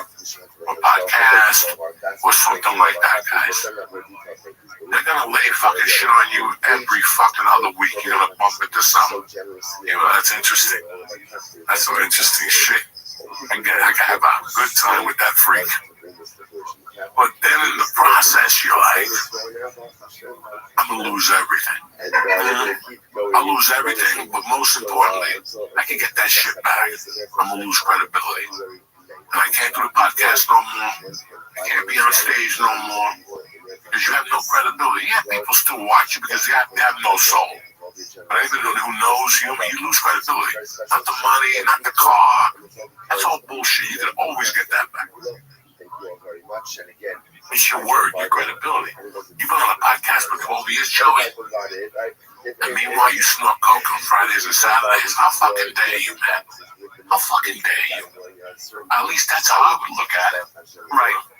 Have you been talking about being sober for all these years? Yeah, you guys know what I do. I eat my fucking mushrooms, and I don't even like those anymore. They taste like ass. The ones I ate the other night didn't do anything for me. I got yelled at for years saying but that. I still ate them with a shrimp parmesan sandwich. You never gave me a shrimp parmesan sandwich. Because you want to eat them with honey because somebody told you it's a good idea. You gotta eat them with food. And the best food to eat fucking mushrooms with? Pizza. Georgia's soup. Wonton soup at the steakhouse today, ladies and gentlemen. Because the waiter told me, he said they got a sushi bar. Then how do wontons come in with the sushi bar? Wontons are from China. There's a sushi bar. A couple weeks ago, he comes in with a menu of a Chinese place that sells chicken salad sandwiches. Listen, you're in no danger. They kept me, I'm telling you, it's good. Listen, you're in no danger. You gotta pick a flag in my world. So as soon as you go to a steakhouse, everything's in the steak vein. Lobster bisque, bread, French onion. A fucking Caesar salad, not a wrap. A fucking wedge. Ooh, a 12-ounce steak. Ooh, a tiramisu. A fucking another cup of coffee. But no, you gotta listen to the waiter. Yeah, I'll have the wonton soup. Yeah, it sounds yummy. And I don't mind, like if you're 10, like even if my daughter makes one of those decisions, I'm like, I gotta talk to you when you're home. But when you're his age, I can't. And you grew up in this area, I can't even put my fucking head around. Why would you tell him you got wonton soup at a steak place? Because that's his world. You can't tell him that. And then he tells one of your things. He blames it on the waiter. Well, the waiter said it was good. Some skinny kid, shoots fucking peptides to lift weights. Why are you bothering me fucking for, Let's go to a break. I'll be right back. We gotta talk to you about a couple things. Yeah! Hey, what's happening? Uncle Joey here. Listen, for a good workout, you need to train smarter, not longer. Now listen, you can get results in just 20 minutes a day. Again, 20 minutes a day with the Hydro Rowing Machine. Hydro works 86% of your muscles. That's right, 86% in one seamless motion. It works your arms, your legs, and the most important, your core. Okay, rowing with Hydro is twice as efficient as cycling or running, and a lot less, your knees, the whole thing. Hydro keeps you motivated with different workouts filmed in beautiful spots around the world. All led by world-class athletes. It's never been easier to get a Hydro rower with free standing shipping and a 30-day risk trial and a 1-year warranty. There's nothing to lose. Again, 1-year warranty. So do me a favor. Take care of yourself in 2026. Head over to hydro.com and use code DIAZ, D-I-A-Z, to save up to $600 off the Hydro rowing during this holiday season. Jingle bells, jingle bells. That's hydro.com, HYDROW.com, code DIAZ, D-I-A-Z, to save up to $600 today. Hydro.com, code DIAZ. Happy holidays. Uncle Joey, I want to talk to you about something. Look at my eyeballs. Make any day feel like a weekend with IndaCloud. IndaCloud is your online dispensary. Try out their gummies, vapes, pre-rolls, and edibles. Looking to replace that nightcap? Check out IndaCloud's new zero sugar, calorie, THC sodas. All IndaCloud products are federally legal, THC. Everything sold is DEA certified, lab tested, and shipped discreetly so nobody knows nothing. Listen, I love these little drinks. They're stronger than all the other ones. You kick one back, and you sit back and relax this holiday season. Whether he's in the neighborhood or not, you'll hear Santa. Get yourself some In the Cloud. Listen, if you're 21 or older, visit InTheCloud.co and use code CHURCH, CHURCH, for 25% off plus free shipping. That's InTheCloud.co and use code CHURCH, CHURCH, for 25% off, free shipping, and a better way to unwind. Enjoy responsibly, and thanks for In the Cloud for sponsoring the church. Love you guys. We're back, pole smokers. So, this is it, man. I hate this time of the year already. Like, I like the holidays, but I hate that we're at the 15th already. People's mind is already starting to slip. Who's bringing the eggnog? Who's cooking? Why does that upset you? Like, I understand if it's someone I want everybody to work straight to the 24th at midnight. What time does Santa come? The 24th at midnight. What are you talking about? What do you need to do? Everything comes on Amazon now. Right. You don't even have to go to the fucking store. No. I don't know, guys. When it comes to shit like this, I'm a commie. Like, I want everybody to fucking work till the 23rd. Whipping it. This is it. The year ends. What do you think happens after the 26th? Nothing. That's why I'm not married. Unless you have a restaurant or you're a theater owner or something, nothing happens. People come in with fucking returns. And then you gotta start again on the fucking first, all over, back to your fucking grind again. Yeah, and this is just, and then a guy like me has to wait. Well, I haven't had an audition in 3 months, so I don't give a fuck anymore. The phone doesn't even ring, okay? And I gotta be honest with you, I'm pretty fucking happy. Because the last 5 or 6 jobs have been jobs that I'm like, I don't want this, you know? I had Tulsa King, I had some other independent pilot on Netflix I never heard back from that I was interested in. But besides that, it's like, fuck, I don't want this. And I have an agent that's a sweetheart of a man. I've been with him for 25 years. He was with me at Daniel Hoff. He's my agent in New York. And he always sends me these college auditions and shit. I'm like, but they're always a twist. So I always get out of it. He has to speak Russian. I don't speak Russian. Yeah, but you can try. No, I don't speak Russian, okay? It's not going to happen overnight. I'm not going to fucking... I'd like to see you try to speak Russian. No, it's not. Listen, it's not going to work. Not at this age. I can't do impersonations. I can't pull rabbits out of hats. This is it.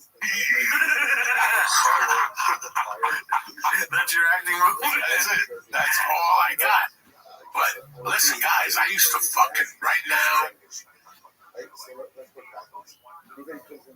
10 years ago, I'd be pissed. If this was going on in my life 10 years ago, I'm calling my agents every day because the year ends on Wednesday. Yeah, you're not wrong. That's it. The agencies close on Wednesday. Nobody's taking calls. Nobody's doing nothing. But let me tell you something. One of the most money I ever made on a commercial wasn't the most. But surprisingly, for what it was, it paid me a lot. It was a demo. It wasn't really a commercial. It was a commercial for the NFL Network. You know what time we shot that motherfucker? We shot that December 24th at 6 a.m. And they were shooting 5 more that day. Damn. And you get 3-4 hours on one of those on Christmas Eve, dog. What can my presents now? No, because you're not getting the money till fucking St. Sebastian Day. I have a credit card then. I had to wait. I'm trying to work the guy. Listen, he can't get an advance. You know, we have to call J.C. Penney, forget it. They're never going to give you the money. But, you know, guys, like, I always did something in December. You don't know what it's like. I mean, people talk about, you know, listen, here's the truth of the matter is, as adults, always remember this. I don't care whether it's Bruce Springsteen, Nicky Pork Chops, George, we're all at zero on the first of every month. We're all the same. How you tackle that month is up to fucking you. You could say to me, well, Joey, I got $2,000 in my checking account. I'm good. I don't have to sell shit to the 20th. But you know on the 20th, For those last 10 days, you gotta roll up your fucking sleeves and dig in there, you know. And that's what I miss that. Like now we have stand up. Again, I love doing stand up. During the week, you gotta write, you gotta talk to people. I'm thinking about this show in Atlantic City next year. I have to make it a production. I just don't want to throw 3 people up there and call it a comedy show. You know, so I'm thinking about all that stuff, and that keeps me busy. But it's not like I used to have a whole 3-hour of my day that was dedicated just to acting. For 10 years, it was just dedicated to acting. I'd read movies in pre-production, figure out the director, call the agency. That wasn't even with, get a script of that thing, look through it, assume that this character's my age, and I would just send the tape in, because I couldn't wait for the fucking agent. Wow. Yeah. So when you have that type of shit, and then you take it out of somebody's life, it sucks. So, I mean, we talked, I think maybe it was last week we talked about it, but like, have you thought about starting, not even to make money, but just started something new? Like, you've already written a book, but it sounds like you're talking about, like, you like or miss the excitement of, like, being new at something and not being great at it and, like, figuring it out. What do you want me to do? Be an attorney? Sure, no. Anything I do right now, they're never going to take me serious. People gonna look at me in 2 minutes and go, aren't you? And whatever I was doing also turned into a picture. And the time I was in Joe Rogan, and fucking when I fucking ate the ant. In some things, but I think you could hide as an attorney. Huh? You could be an attorney, I feel like. But after 10 minutes, people will go, you know. Come on, can you imagine me at Costco greeting people? Who was that guy? What was the Italian guy who was like a heartthrob, but then he went to be a teacher? They did an A&E show about it. He was on like one of those 80s sitcoms, and then he was a teacher. Like Shaq is a cop. You could do something. It sounds like you just want to let Shaq a fucking cop. He's once every month. He goes for a day or two. He wears the uniform. He does his stuff. I don't know. I just like that's what it sounds like to me. Is that you miss the struggle. Listen, I'm laying scores for a living. Once a month, I'm making money. All right, break into one cops are chasing me. I turn around and he's like, hey man, I'm Shaq. I'm shooting him. You know. I'm trying to fucking. I'm gonna stop because it's Shaq. It's like The Rock. Hey, it's The Rock. You have to stop. Fuck you. I'll shoot you in the kneecap. No more fucking Black Adam or Black Edom, whatever the fuck. Oh, that looked terrible. But they'd kill you in jail if you shot Shaq. It doesn't matter. My point is that nobody takes you seriously as anything else. Who wants to be taken seriously? You're a comic. Why do you want me to do it for a laugh? One job I can take. Okay. That I would consider. All right. Is a host of the casino. Yeah, fuck yeah. Welcome to fucking Casa Moringa. I am your host, Joey Diaz, the hostess with the mostest, okay? If you need chips over there. If you need the bathroom over there. If you need, and I gotta work on the tips. I love that shit. And then it's good. Let me take a picture. Yeah, man. It's light. You know what I'm saying? My palm is empty. You know what I'm saying?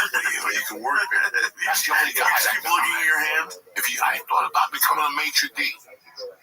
What happens if you come in and say, you have the Bordelais 1640, and I'm like, guys, just get a fucking Heineken. Your wife wants some martinis, you can fuck her in the Buffalo later. You still want to be in, Johnny Goomba and get a fine Bordelais at $400 a bottle. Knock it off. Give her a martini, let her show her friends she's drinking a fucking martini because the bottle's wrapped in a fucking thing. The martini's a lot better knowing you know what I'm saying? It's just... There's something you enjoy, because I enjoy food. Right. I enjoy food. Like, if they call me over and go, what do you suggest? Well, let's be honest with you. How's the wonton soup? You know me. I'm like, the wonton soup, it's a half a Chinese guy. You don't even know Becky. It's so funny.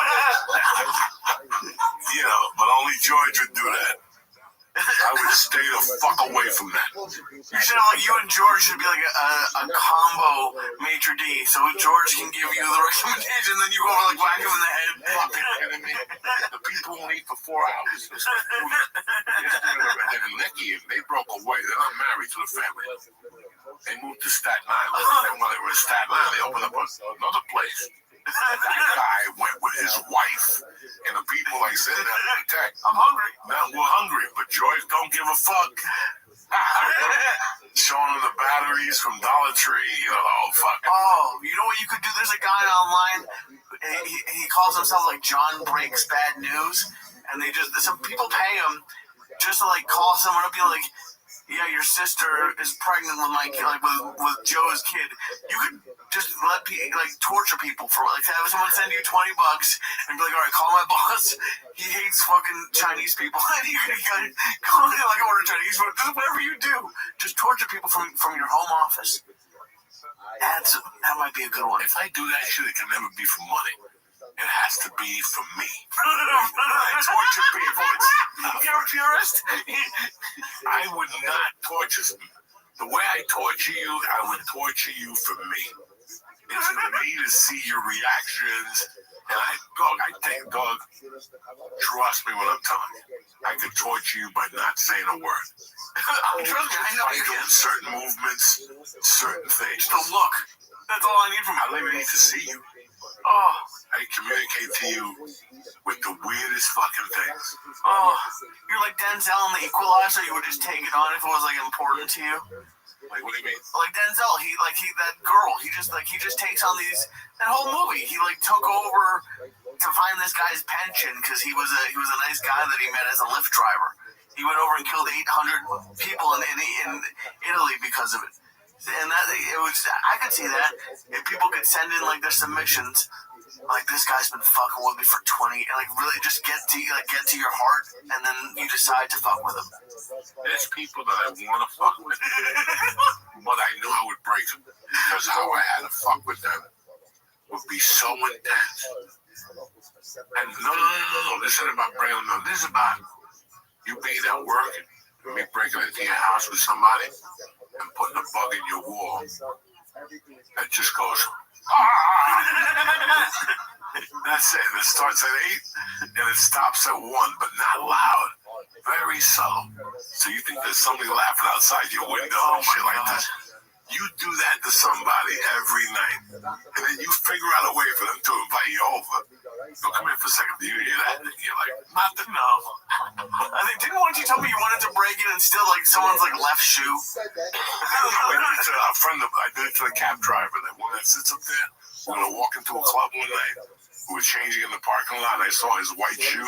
It just irritated me. They got like fucking these white fag shoes on. A friend of ours that we had Quaaludes, the whole thing, like 4 North Bergen guys with kids. And I remember I told him when he went inside, I go, dog, don't bring those shoes. And he came back like, I do it. Okay. When we got to the location, he was fucking around. I saw both shoes in the trunk. I took one and threw it in the garbage and just brought it. And he's like, where's my shoe? I can't even go in the club. I don't want him. You have to wait out here now, okay? For years, he tore that car apart looking for that one fucking shoe. When I was doing the cases up in Snowmass, if I didn't like you, I would break into your house just to take a snow boot. You know those snow boots that you get the expensive one? You take one snow boot from somebody, see what happens, and then check on them. How you doing? What's going on, man? I lost my snow boot. I saw one down the road. There's so many things you could do to people and have such a good time on your own, not nobody knowing. And I could do it to somebody for a while and keep a straight face and ask them how it come about. And then telling you got to hold it.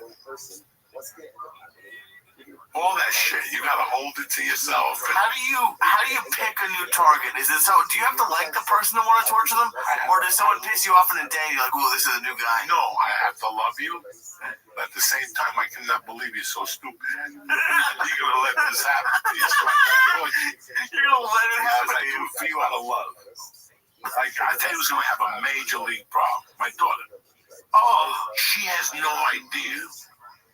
I'm gonna fucking manipulate her just through pictures, signs, sounds. You know what I mean? Like, when is it gonna start? Like at 16? It started already. I say shit to her already. Like, you hear that? Stuff like that, you know. You gotta mess with them a little bit to keep them on. Oh, She has no idea. I can't wait till she really starts Like dating. my wife falls asleep in the middle of the night. I get up to pee. I get up to pee at 3 in the morning, pee, look at the cat in the bathroom, and I go back to bed.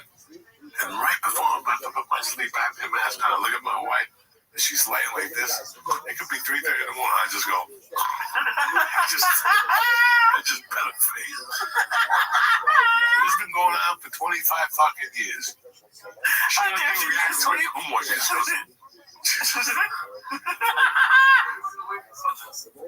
yeah, I'll wake up. What are you doing? You just wipe down her face. Just that makes that noise. That's what kills it. You do that to somebody every night at 3 in the morning when you go down. Just those little things, they weigh on you, but you don't even know how to look. I can throw water at you, or I can tie you up and just drop. What's that Chinese water torch? Yeah, just one drop on the same spot. One drop in the same spot. That is you. You're the Chinese water torture as a person. Oh my god. That is so funny. Like, do you wake up on purpose? Do you even go pee, or do you just wake up to do that to your wife? If I go pee and I remember, I'll come back to bed, look at it, and go, let me pet her. I'll give her. So I started doing it to my daughter now. She's not sleeping. She's awake, but when I hug her, I go, she goes, Dad, don't do that again. Next time I hug her, she'd do it again. So it's just a constant reminder that I'm fucking there, okay? Oh my god. But the worst thing anyone can do. Oh, go ahead. I had a dear friend. Okay. When I was growing up, still talk to him, but not a lot. He's out of his mind. Love him. You might have tortured him doing it. We used to hang out a lot. And we would go to this bar like Tuesdays, Wednesdays, and Thursdays for about a year. It wasn't a hot bar, it was an old people bar. It was on Kennedy Boulevard, and we would go there to do coke because there wasn't a lot of people and you get away with shit. And for years, I would go in there, there was an old woman that sat there every night.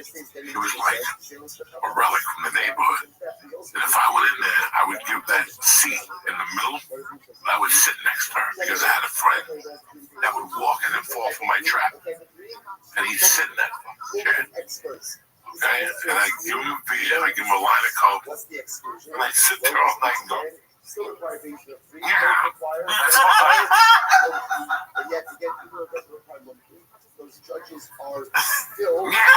that's all I would do. I'd put my mouth, so he was sitting here, and I'd put my hand in, and I go, yeah, that same wording, yeah, that's it. I don't even know what that means. Yeah, that's all I would do. And he would sit there after a minute, he'd go, oh, this lady won't stop saying, yeah, whatever the fuck. And that's when you know it's working. And that every fucking night, every time I sit next to her. And for years, Zenya, and he would sit there like, why'd she keep saying that? I don't know why it sounded like the old lady. I worked for Rudy Moreno, was my brother, God rest his soul. He died after COVID and stuff. Rudy gave me a lot of comedy work, and I love Rudy. But Rudy knew that from the minute I walked in, so I used to tell him, Rudy, don't fuck me. I got a spot at the store at 10:30. So sometimes I torture people because they fuck with me first. You call me and go, Joe, I got a spot for you. What time is the spot? Order is 10. You sure? I got a spot at 10:30, so I got to be off that stage at 10, dog. And I got to be on the fucking 101, then to the 5, then make it back to Hollywood. So don't tell me. I get down there. And also I'm going up at fucking 9. Now I'm missing the $15 and this motherfucker's giving me a check. You know what I'm saying? Like, what the fuck? Right. So I said, this motherfucker wants to fuck with me, so I'll get down there at 8. If you get there at 8, then I'll put you up early. Another time I get there at 8, motherfucker puts me up at 9. I go, that's it with this punk bitch. So I started showing up early. Maybe with Georgia City. That's the stage in front of me, right the camera, and I'd be looking at the stage, and every 3 minutes I go, Rudy,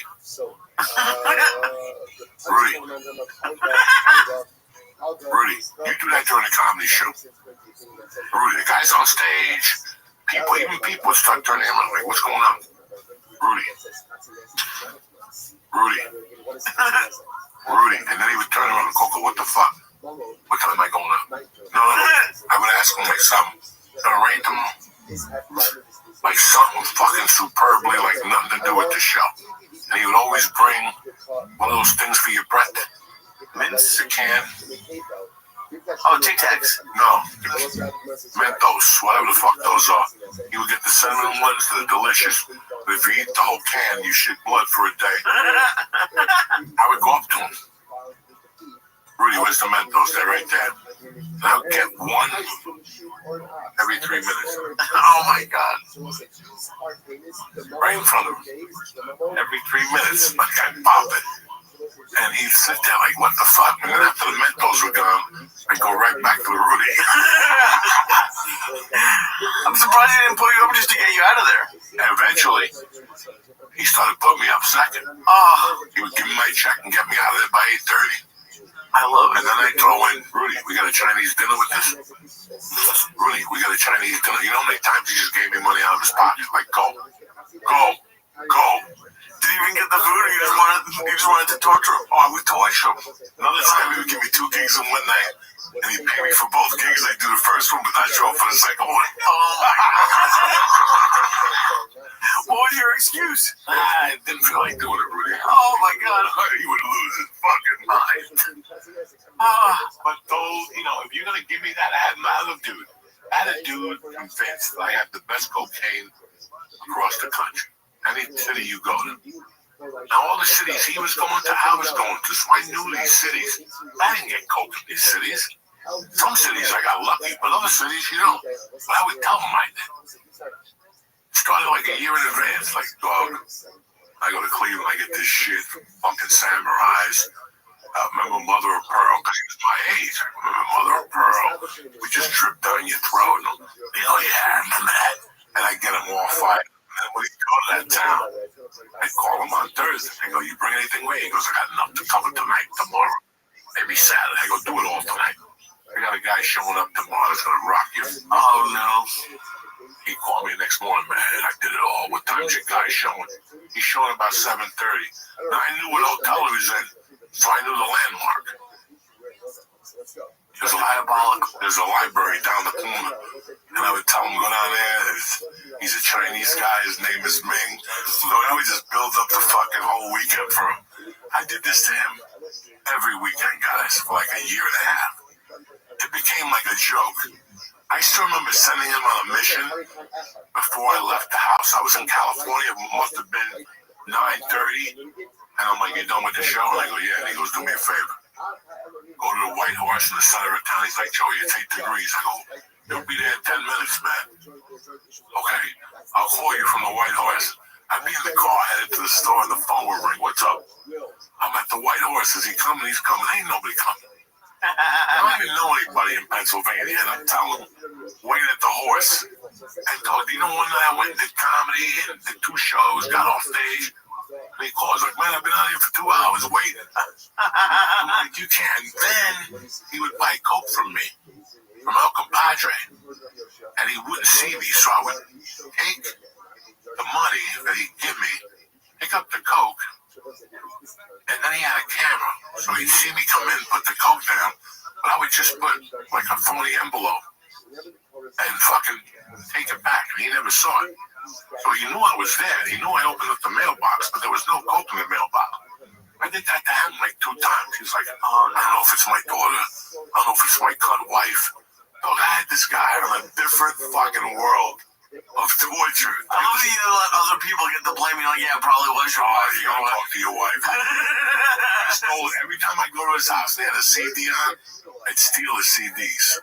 I'd steal the CD in the thing. And he'd call me and go, what happened to my CD? I don't fucking know. I don't live there. I don't was constant. But did you listen to the CD or you just like throw it out the window? I threw it out the window. What do I give a fuck about? Oh my God. Sometimes the best time, I had a guy in Seattle, that a good dear friend of mine, I still talk to him, and he used to tell me all the time, you should get a business card that says professional torturer. You should. Just give your services out. Like, cause no one. The thing about I love like most people like just annoy somebody, but you have like persistence and the creativity that I've never seen anyone torture anybody like you. There is somebody who I don't speak to. I haven't spoken to him in like 5 or 6 years. He doesn't live in Jersey or California, nothing. I know where he lives. And I thought of 1,000 ways on how to get him. Because I don't want to kill him. I want to traumatize him until he kills himself. Oh, Jesus. That's the job. Electric style? No, kind of. But with devices and noises, sounds, and fucking, you know. What about smells? Have you ever like left somebody's house? Like, I took a shit in the guy's box and put it in his drawer in prison. I forgot about it. I found the piece of shit fucking 3 months later. It went from a 12-inch piece, it was all little, like a hot dog. It was a little flag, and anyway, that's a complete different story. But I thought for about a year, I would go to bed at night, though, and as I was falling asleep, I go, no. Think about how you would torture this man. And some nights I would get up and write notes. So it would be a slow prep. Between 14 months, he would go on a witch act or shoot himself. Because I know the person ain't shit. Right, he's not dead. Okay. He's not dead. He's not. And the way I'm not strong enough to handle it? No, not the way I'm going at him. You take pictures of him, mail it to him. You know what I'm saying? You take a picture with your hand in the supermarket, about to touch his badge. Oh, you're that close. But you don't know who's that close. That fucks you after a month of doing that shit. How often are you sending pictures? Like once a week? Once a week, middle of the night. Flowers, anything that you can send with. Dude, it sounds like this, like the horror movie. This is a horror movie. I would make your life a fucking horror movie. See, for you young audiences, they made a movie in 1973 called The Mechanic. And then they remade it again in 2000 with the good-looking guy. Whether it's terrible, it's not. I didn't see the new one, but I could tell I didn't have to see it. Because what that movie from 73 showed you was how to be a murderer, but be methodical about it. So, in this movie, Charles Bronson just didn't kill you when he got a hit on you. He got your medical records. He got everything about you and made it look like a heart attack. That's it. It was always a fucking heart attack. Okay? But there was a lead up to that heart attack. Okay? He would put you through the ringer for you to have that heart attack. You're not going to get it one time running up a hill. He would say, run, there's a fire. You're not going to get it. Right. You have to, put him in a mental place that when he does it, that's the move. It's putting him in that mental place. And I think about, okay, it's easy for me. George is going to understand what I'm talking about. When you do cocaine, you get so fucking paranoid that what's going on and what you see at any given time is two different complete stories. Like I'll tell you at night, I had 20/20 vision at the time. I was 22 years old. I remember one night, 20 feet away, I thought it was a dog. I thought it was a man with a dog, and basically it was a fire hydrant. Okay, the man was imaginary. I still remember being in Boulder, the halfway house, and getting a furlough to my wife's house at the time, who was dating. And her dad, he's Catholic. He didn't want me sleeping in the house, so I slept in the trailer, which was great because I brought an 8-ball. I was in that motherfucker alone all night, drinking and snorting. I'll never forget that night I saw, at one point, I hallucinated. I saw 3 guys with machine guns on, with a white jacket, those white hoods that they wear in the winter to shoot you. 007 style? 007 shit with machine guns on ropes. I remember seeing it and grasping. Like your heart's gonna, and you wait for the door to get kicked in. You hear noises. I remember a time looking out a window at a hotel, and cars kept stopping, and I'm like, that's the FBI switching cars on me. There was an ATM downstairs, you dumb fuck.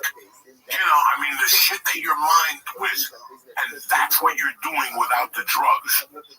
You're making their mind twist without the hallucinogenics. So at first, they don't really know what's going on. They misplace a watch. They misplace when we went to. I took his phone. Oh yeah, getting in the car. That's the beginning of it. If I was going to torture Lee, I would have never gave Lee back that phone. I would have gone to the bathroom, took the SIM card out, and shoved it down the toilet. That's the beginning of it. I would love to see. Next time he comes here, another time, I'll take something else. I'll just keep happening. You remove something around, like just move the forks to the other side of the thing. Like I thought the forks were on the right side. No, when I was a kid,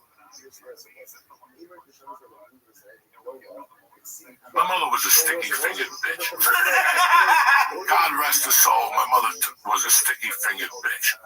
And before I ever got blamed for anything in my life, I got blamed for something I was not doing as a child. I didn't even think like that, guys, because I was such a fag Catholic. I was in Catholic school 5 fucking nights a week. So I was such a fag Catholic that, you know, this was it. And every fucking once a week, when I got home from Catholic school, my stepfather would go, were you in this money? No, I didn't know that money was. Why would I be in that money? I make my own money. I fucking work bingo at the church on Sunday nights. And I fucking deliver papers when I'm home on the weekend. I do this. And he would always accuse me, did you take that $20 off the desk? No, I didn't take it. And it became a thing for like a year and a half. And I go, you know what?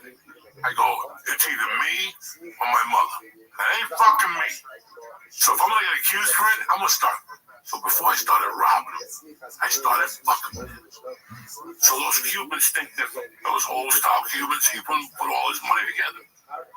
He put 5,000 in a rubber band, but he rubber banded a weird way. He put like a hair follicle in there, so if you fucking move the rubber band, you just looked at the money. He was a genius like that, or he put an initial on it with like something green or something. And he would put that under where you have your colognes. He would put that underneath. He would just throw it underneath. And then there was a fucking bedroom upstairs in the attic, and there was a piece in the bedroom. I found a gun with a silencer in there, and like a pile of fucking money. That one was, the money was long. The money wasn't in a nut. Okay, nut.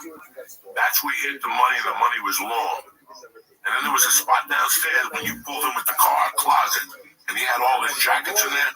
Every one of those jackets had money in that jacket. So I said, I'm not letting touch. You know, like 500 this jacket, 400 this. He's not gonna know about these. He's got $5 grand upstairs and 10 grand under here. Not in the straight money. So I would take the 5 grand and the 10 grand and switch them. Okay? Because you would go see that something was wrong, and then go check to see the other one, and then be like, oh wait. So whatever closet he went to, and he thought he was like a master technician. Let me go downstairs. And he go, fuck, I put the money in the wrong place. Now I had him. Now he knows he's fucking up. I do that. I'm always on top of stuff. I'm always efficient. 2 weeks later, switch the money again on him. I could see him when he get home 2 days later, racing around the house, talking. Everything all right? No sé lo que está pasando. Se me olvidó algo. That's the money I hid from you. That's how it started. He had this big Chivas Regal bottle. Like, they don't even make this bottle no more. It was gigantic.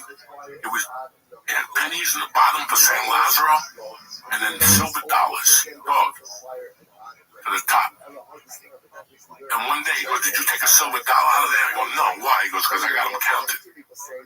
What did you do? Did you actually take them all out, count them, and put them? I mean, that's how sick he was. I started stealing silver dollars. Because if you took 10 silver dollars, you could not. If you took 300 out of there, you couldn't notice. That's how many silver dollars he had in this bottle in front of a St. Lazaro. Must there be one missing that you noticed?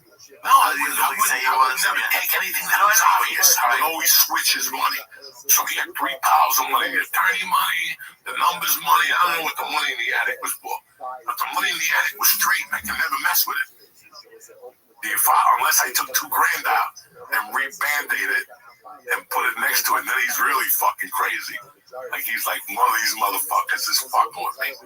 So I would switch the money up for a while, and then I just started going big, 500. Because then he started moving spots on me. But I could tell when the garage opened, I could tell how many steps he took downstairs. Oh my God. I'm one of those motherfuckers. I'm a professional thief, guys. I'm going to count how many seconds it takes you to get to that play. I remember one time, about 25 fucking years ago in Boulder, a dear friend of mine, and I got a quarter-ounce of coke. And he gave me an 8 ball. And he goes, go home and do it. That's yours. But he was going to a wedding the next day. And he goes, I'm only taking $1,000. And I'll never forget breaking into his house. Because I called him. He goes, I'm in Saratoga. I'm fucking having a great time. That coke is great. I should have brought it all with me. Dog, I didn't even know this guy, but I went into his house. And I remembered how he walked into the house. And there was a fucking dollhouse from his daughter when she was a kid. And I looked at it because that's the last thing you turn. And I opened up the drawer and there was the coke right in the fucking drawer. And I'm like, Merry Christmas. I will fucking trace your steps. I will count how long you're going to be down there. You get out of the car, you slam the door, you look around, you walk in the fucking house. It's cold out. Why are you out there? The other day I walked up. Last week I drove up, it sent me up 88th Street. We know where 88th Street Park is? Coming up from Tunley. And I'll never forget that I'm coming up that block. And I go, oh, it sent me the other way. So I'm coming this way down the 80th, and I'm touring up to Kennedy Boulevard. And I'm looking at that house in the corner. I grew up in that house. That's Kirby Lorenzo's house. We were growing up. I'll never forget that I stopped there, and I giggled a little bit, and I made the left, and there was no other cars there. So I drove real slow past the fucking house. I had a memory about Chris. And when I still talk to now, we just hung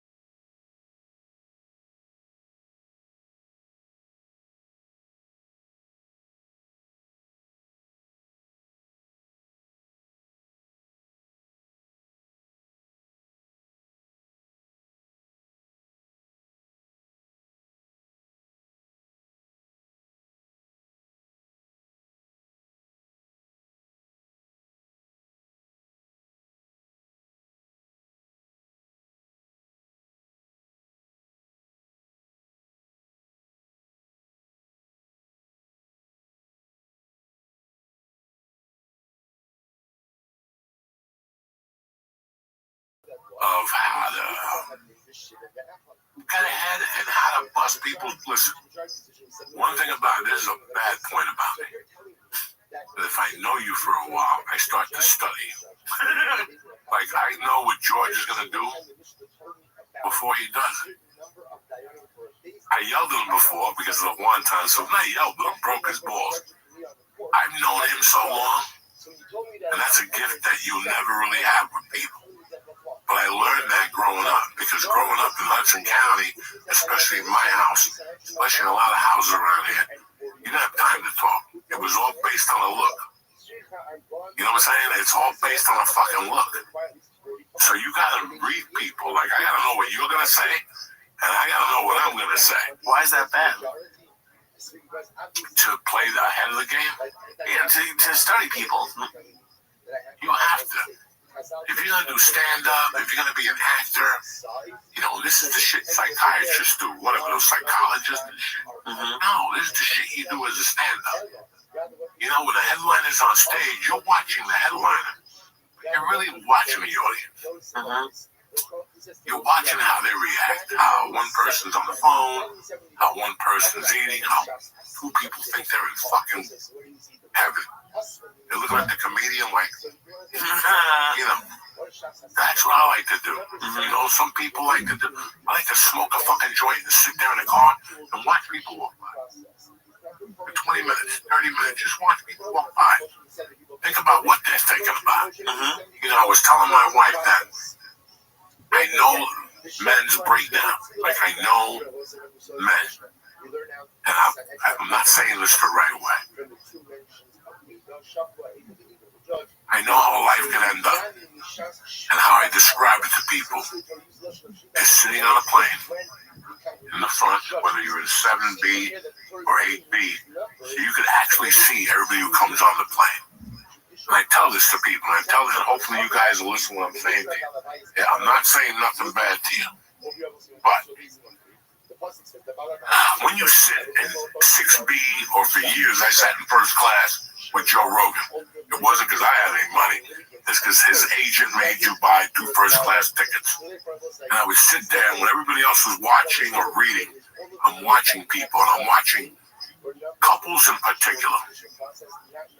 And I'm watching the women that just had a baby, and they have the big Starbucks, the size of a fucking milkshake, and they're walking like, and you know, and then you see the husband behind them, and he wants to shoot himself in the fucking neck. You don't want to go nowhere. You know, you don't want to go. He's got the kids, you know, he's got the kid because she's got the gallon Starbucks with the whipped cream all over her fat fucking fingers, right? And he's got the kid, and he's got luggage, and you can just see in his face. It's like, dog. And we've all lived through this. I know you lived through it. I don't know if you lived through it. I know you lived through it. The reason why I'm so lenient with my daughter is because for years I got taken to places I didn't give an okay to, even as a child. One of those places being church. Okay, I don't know if people know this, and you always could tell a new couple, you're gonna do this. You're definitely gonna do this because you're a fact. Oh, thanks. You go to a church. It's fucking Sunday. All right, it's Sunday. It's 11 o'clock. You got a 2-year-old, a 3.5-year-old.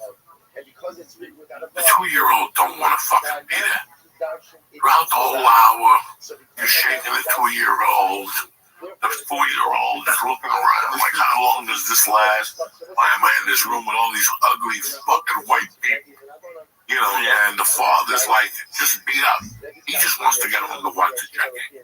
He doesn't care if he's Catholic, whatever. And you see this at every church you go to. You see a couple, 2, 3, 4 couples that 3 out of 4 people don't want to be there. But there's somebody in that relationship that thinks this is that important. And it very is important. But not right now. Because you're making the people there uncomfortable. The people that your kids like, Well, you go to a church and they bring a chick that's autistic to church. I get it. But this kid's going to start fucking blowing whistles. I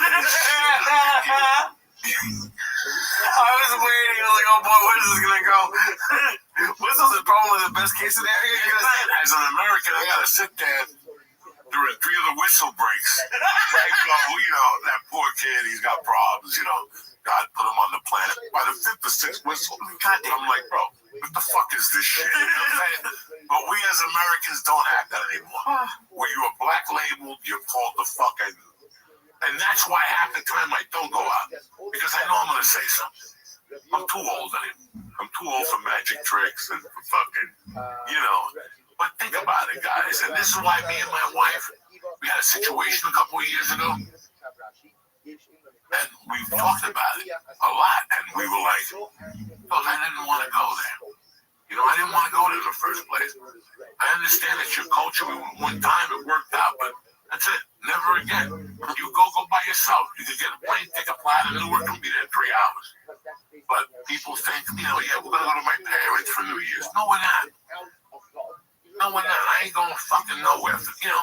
Everything is like, and that's what I don't like about church, when you see there's some people that just don't want to do shit in a relationship. If you make them go to fucking church to sit there with you 2 retard kids, making noises and fucking moving around, they don't want to be there either.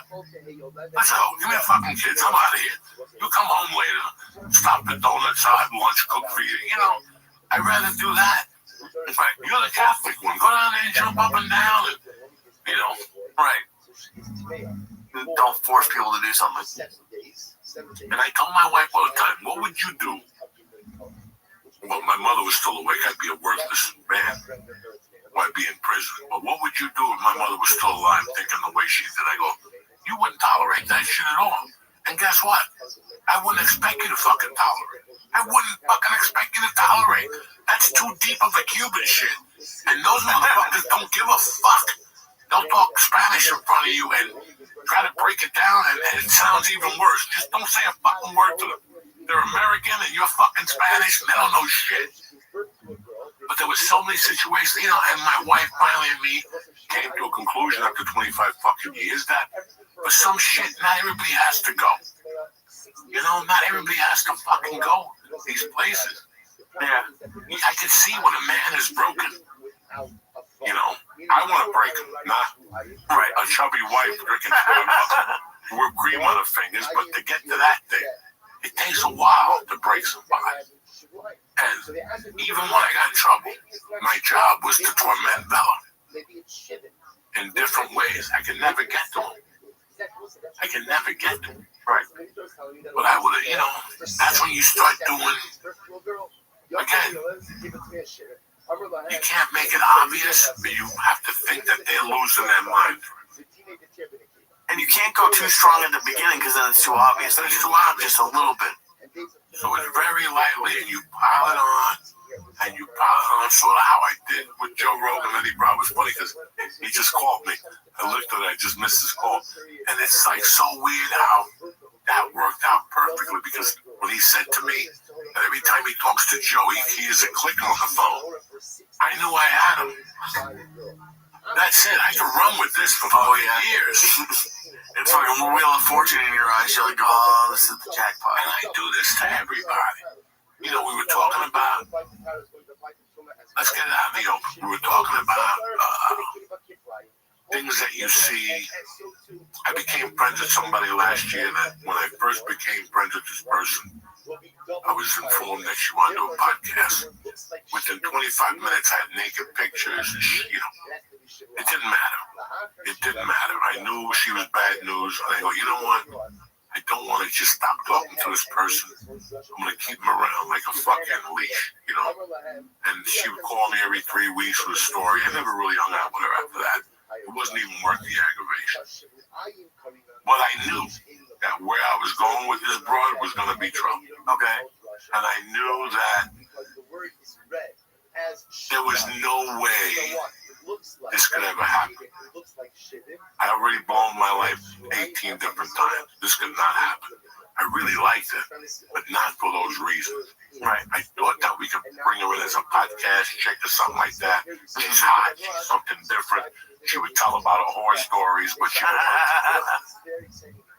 Okay. And then Like after one phone call, like in June, I thought about it. I go, I'm letting this woman torture me. Well, I should be torturing her. And I started my mental mind fuck with her. And it was very subtle. You're not going to see me. Right. When you do see me, it's going to be something weird. It's too late. And I kept doing this, and I wanted to see if she'd snap. And she did. I always tell people everybody's got a price. Right? No matter what your beliefs are, yeah, but I'm a Christian. I never did that. Everybody's got a price. And I did one of my most torturous moves ever, and cold-blooded. Oh my God. Okay, one of the coldest blooded. I was in the fucking hospital pulling these strings.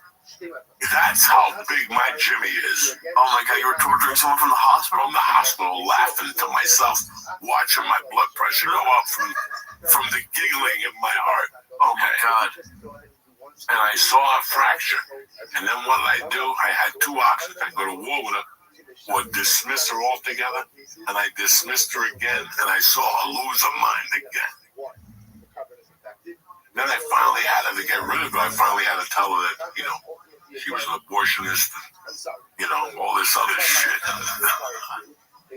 An abortionist. Guess what? What? A month later, the phone rang, and it was her. And the way I answered the phone, it must have been in my voice and my heart. I just said, I didn't say it. Haven't you had enough? But I was thinking it, and sometimes thinking something, like really, because when I looked at the phone, I was sitting in my car, just calling my agents and shit. And I was on the phone with somebody, and I saw her name pop up, and I'm like, nah, I don't have my glasses on. Yeah, I'm seeing this wrong. Right? Like, I'm seeing this wrong. There's no way this person could be calling me. And do you know that I stayed on the phone with my agent? And do you know that 25 minutes later, when I got the phone with my agent, she called again, and I sat there and let it ring like 3 times because I couldn't believe it. After the torturing and the saying things to her and the baby's head and all this stuff, here she is on the phone to tell me they're having a sale at where she works. But the whole time I'm like going, are you fucking serious? And it's weird that after you torture them, now they start torturing themselves. Now they just get into the cycle that you don't even have to do anything anymore. You've completely broken them? Huh? You just broken them? So torture yourself is pretty bad. Huh? To torture yourself is pretty bad. Yeah, because after a while you just torture them. You don't have to do nothing. Because not seeing them, right, is worse. But there's a way to do it. For me to walk in a room and Nick's in the room and I want to let him know I'm not talking to him, that's not it. Nick's going to call me a fat scumbag. I'm going to call him Nick a cocksucker. And guess what I'm doing tomorrow? Disappearing. Oh, bye. So guess what? Every time Nick goes to the Cuban place, they're going to say to Nick, have you seen Joey Diaz? And he's like, no, I haven't. We're not talking. But he's going to hear that 3 places. You guys see Joey? Somebody in Rudy's going to say, you see Joey Diaz? No, he hasn't been here 3 weeks. And he goes somewhere else. Joey, have you seen Joey Diaz? Talk. No, I haven't talked to him. Why is everybody asking about Joe Diaz right now? That's the torture. That's the first torture. The places I used to go, I disappear from. And then, so even when you're not torturing them, like you're just preparing you to torture them. I'm torturing. One thing when you guys are getting along, you're like, oh, he's gonna hate this eventually, because now everywhere they go, they're gonna go, well, we haven't seen Joey in a month, 2 months. Oh my God. And now you're gonna go, I haven't fucking seen Joey either. What the fuck is he doing? What is he plotting? What is he thinking? What the fuck is going on? And now that's it. You just paid me rent. I just moved into your head for fucking free. Jesus, dude. What you are, and that is a good word for you because you plot a lot. Everything has to be listen. A man without a plan is not a man. Nietzsche said that. You can run around for years. You're gonna run around till you're 35, 36, and go, "This ain't working. I gotta cut the fat and attack this the right way." And that's all that happens. You just learn how to get better and better as a human being, and you try the best. Right? Doesn't mean you have to have a boat, or you have to be 50 Cent, or you have to hang out with Diddy. It just means, and that's where people are confused. Everybody wants to take those Instagram pictures, with models and boats and bitches and gold chains. They don't tell you they got to bring it back in an hour. That the gold chain is a rental. Jesus, dude. What do you got this week, P.A. Cardan? This week, Friday, I'm at Bedford Falls, and then Saturday, I'm at the Gaff West, and I'll be popping in around the comedy shop at Sheba's during the week, but those are the two big ones. What about you? You got anything this week? I got nothing. I got to go to the bladder doctor again on Wednesday. My daughter's got a recital Wednesday night. This is orchestra. This ain't jazz band. Last week was very interesting to see her play the bass with her fucking fingers and shit. She got all dolled up. It was fucking crazy. That's awesome. Yeah, it was good to go in there and see, because a lot of these kids I know from softball. Right. But I haven't seen them since they're 9 or 10. You see them and you're like, what the fuck happened? So it was pretty interesting. It was nice to do. I took them out to dinner afterward. Everybody had a nice time. I couldn't go to the dojo on Wednesday night. I don't know if they're doing it this week. If they're doing it Wednesday, I'll probably end up going there. I'm going to see what time I get out of the orchestra. Nice. Take it from there. I think there's something tomorrow night. Tonight I'm going to do something in South Amboy or something. And that's it, man. I'm just trying my best. I'm getting ready to kick up the new year with some new shit. You ready for the St. George Theater? And we're getting ready for the St. George Theater in motherfucking beautiful Staten Island, knocking on Royal Crown's door for some chocolate bread like a motherfucker. We still got the butter. George saved it. I saw that.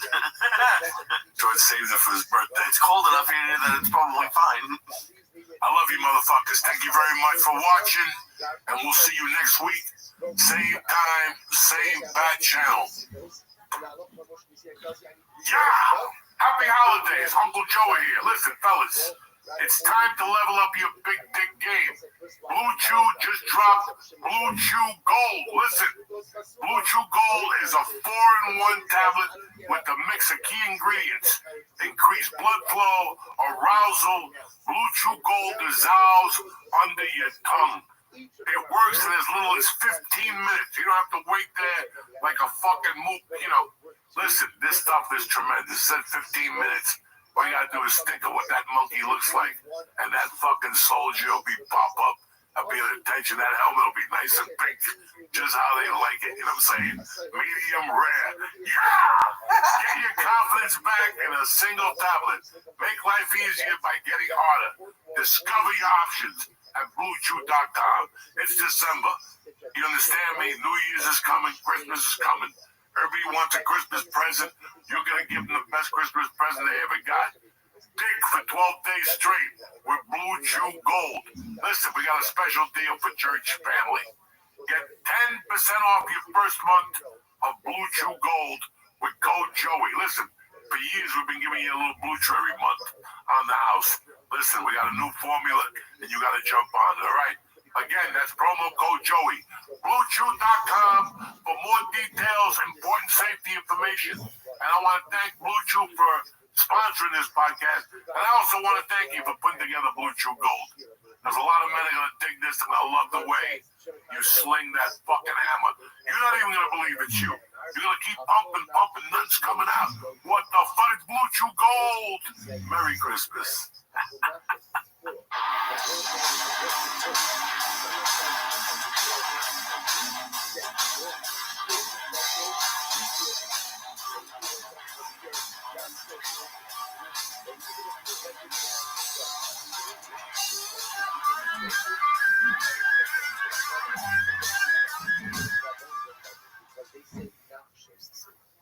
Even the word is red nachos, it's written nachos without the bulk. So it's not really in a singular form. And therefore, again, you can't mess it up. So we'll say, again, what do you see from here?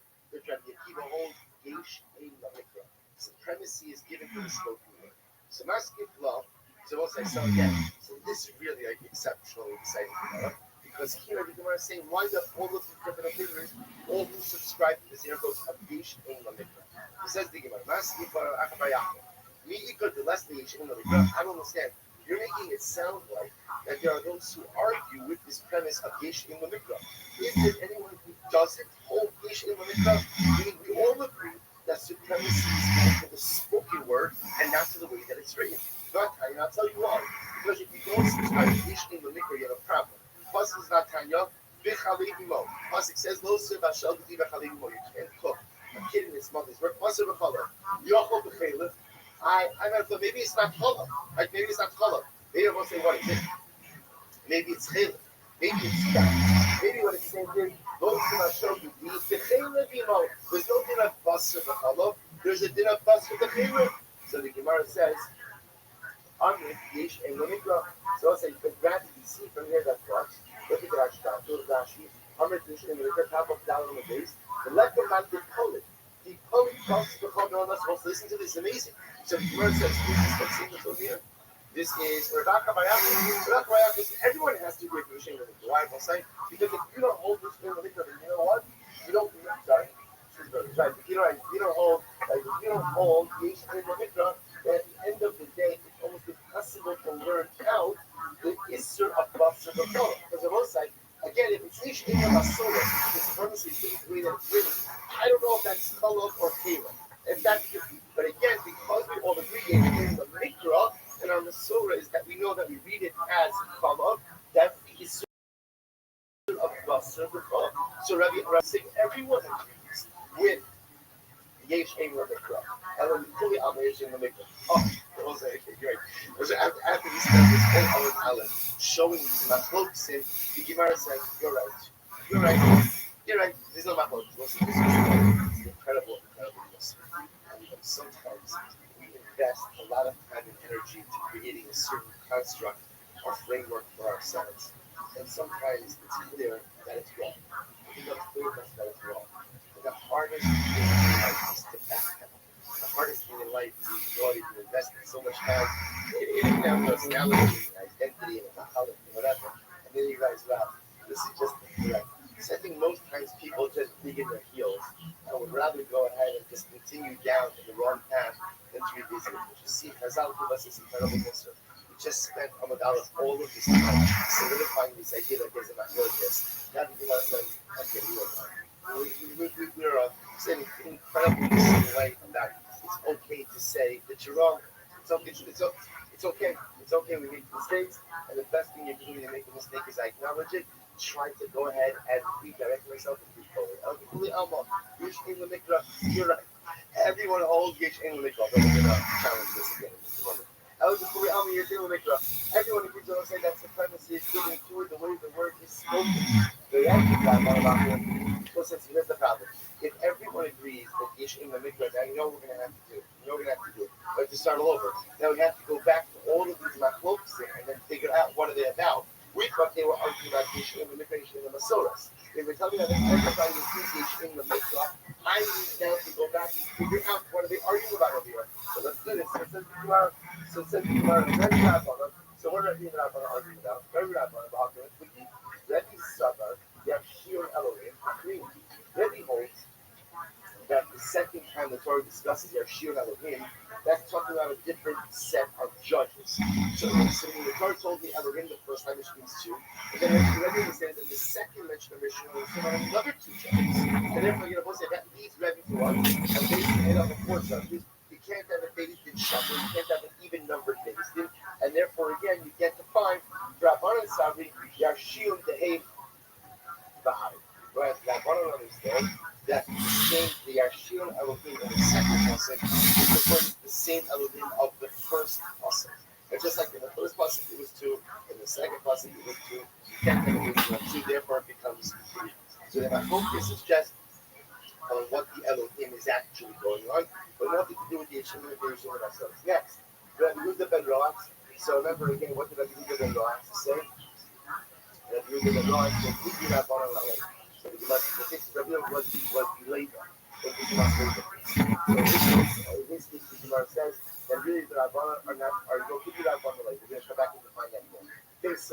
What about this? So what's going to do again? They saw the with the machlokes of the minimum number of sprinklers. The Shammai says that you need a minimum of one, but for a chatos two.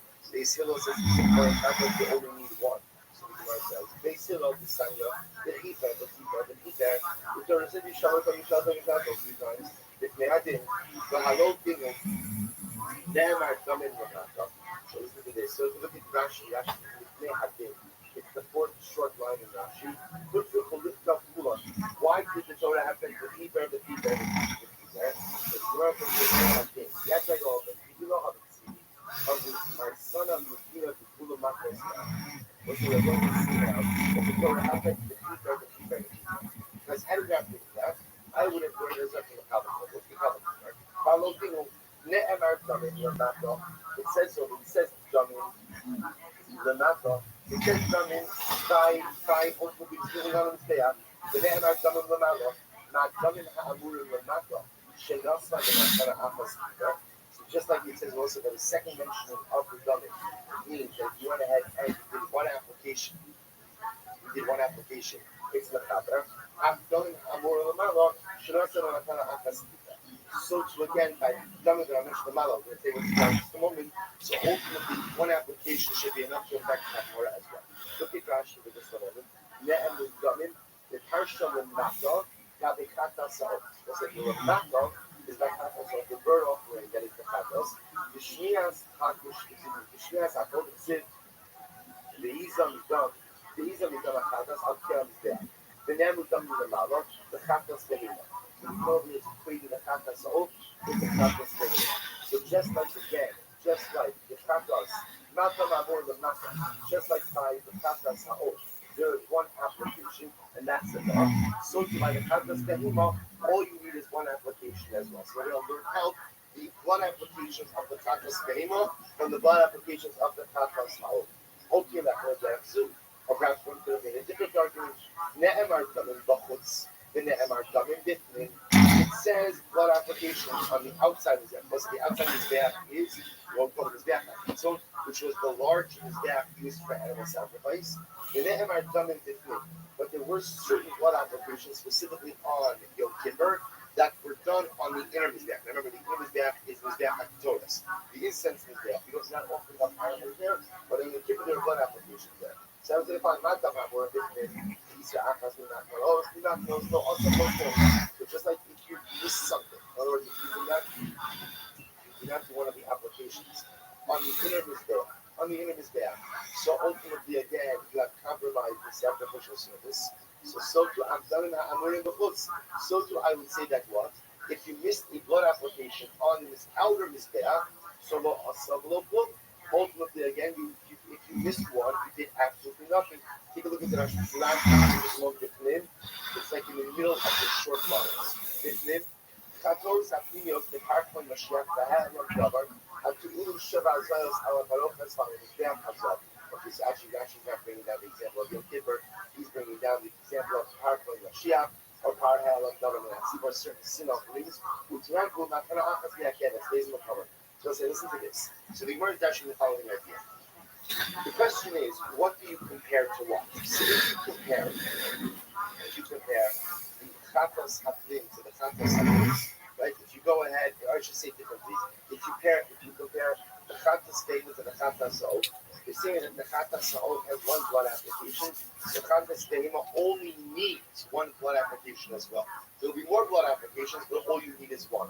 On the other hand, if you compare outside Kavanos to the Mizbeach HaPizzo to the Kavanos of the Mizbeach HaPolini, just like the Mizbeach HaPolini, if you miss one blood application, the carbon is ineffective. So on the outside, if you miss one blood application, the carbon is ineffective. So depending on what you compare to, will determine the outcome. To which the Gemara says, the Midome, here the Midome. So we'll say in general, we like to compare similar things. Therefore, done in chutz and chutz, done in chutz and therefore, we would rather compare karbanos that are offered on the outside, the external Mizbeach, to one another, rather than compare karbanos that are offered on the outside Mizbeach to karbanos offered on the inside Mizbeach. Therefore, I would sooner say, let's compare chatas vein with the chatas ha'od. The thing of chatas ha'od has one blood application and is kosher. So too again, chatas vein only requires one blood application to be kosher. Okay, left on the direction. But back to the direction. Done in chatas, the dalit karnos, they chatas la'arba karnos. Perhaps you want to compare one piece of chatas that is sprinkled on the four corners to another piece of chatas that is sprinkled on the four corners. And don't try to compare it to a case that is not a chatos and therefore does not have a requirement of four corners. Therefore, we'll say, what's the upshot of all of this? Therefore, the Torah will say, how do you just left this? Just deriving conclusions through comparisons, we can see how we could emerge with an erroneous conclusion. Therefore, the Torah says the word singular word, the chiper, three times. And what do I learn from that? Chiper, it teaches me. We'll say chiper 3 times is 3. It teaches me that even if I only have 3 blood applications, even if it required 4, I can still look at kapara. Chiper teaches me a second kapara. But even if I only have 2 blood applications, it's kosher. And kiper, ultimately, the last keeper can teach you that once, but even if I just had 1. So keeper, if you can have 3, great. If you have 2, you're okay also. But at the end of the day, if you just have 1, it's still kosher. So once it turns out that the machlokes ultimately is just how the darshan. It has nothing to do with Yesh Imla Mikra, Yesh Imla Masor. It's very exciting. Right there. Says the Gemara, Rav Shimon Rabbanan, Sukkah to do it. So remember again, we said before this machlokes Rav Shimon Rabbanan name about what the dimensions are of a sukkah. And I want to say that a sukkah is 2 walls and a third wall is a tefach. Rav Shimon says it's 3 walls and a 4th wall that is tefach. The way we set up the machlokes is how we set it up as saying that the nice again is having darshan of sukkos, right? Even though sukkos is not so Rabbi Shimon darshan did as sukkos, malay, because they're plural, and therefore they give us 6. Take 1. Look, you know the drasha. We painted it as a machlokes of Yesh Imla Mikra, Yesh Imla Masoros. Now the Gemara is telling me everyone agrees Yesh Imla Mikra. Supremacy is given to the spoken word. So what's the nature of the machlokes? Listen to this. Listen to this. Sorry. So Rabbi Shimon Summer, Siddha Lo Boikra, Rabbanan Sabi Siddha Boikra. We'll say, watch this. The Shaila is, do you need one of the word sukkos, one of the sukkos, to teach me the din of schach or not? Do you need me to teach you the din of schach or not? So we'll say, if you look at Rashi for just a moment, Rashi says, everyone agrees that supremacy is given to the spoken word. So the Gemara says, the less value of the sukkos in the buffet, Kashalu Arba. So according to Rabbi Shimon will say that you take out, right? Everybody agrees Yesh Imla Mikra, so you're going to take away 1 sukkos, that leaves you with 4. Yet Rabbi Shimon says you're going to take out 1 because one of them teaches me the actual din of sukkah itself. Teaches me 4, so I need 4 walls of a sukkah. Halakha Moshe Messiah teaches me that what? The 4th wall only needs to be a tefach. About Rabbanan Sabri, Simcha Boikra. But Rabbanan hold that you need one of the sukkot to teach you the concept of schach.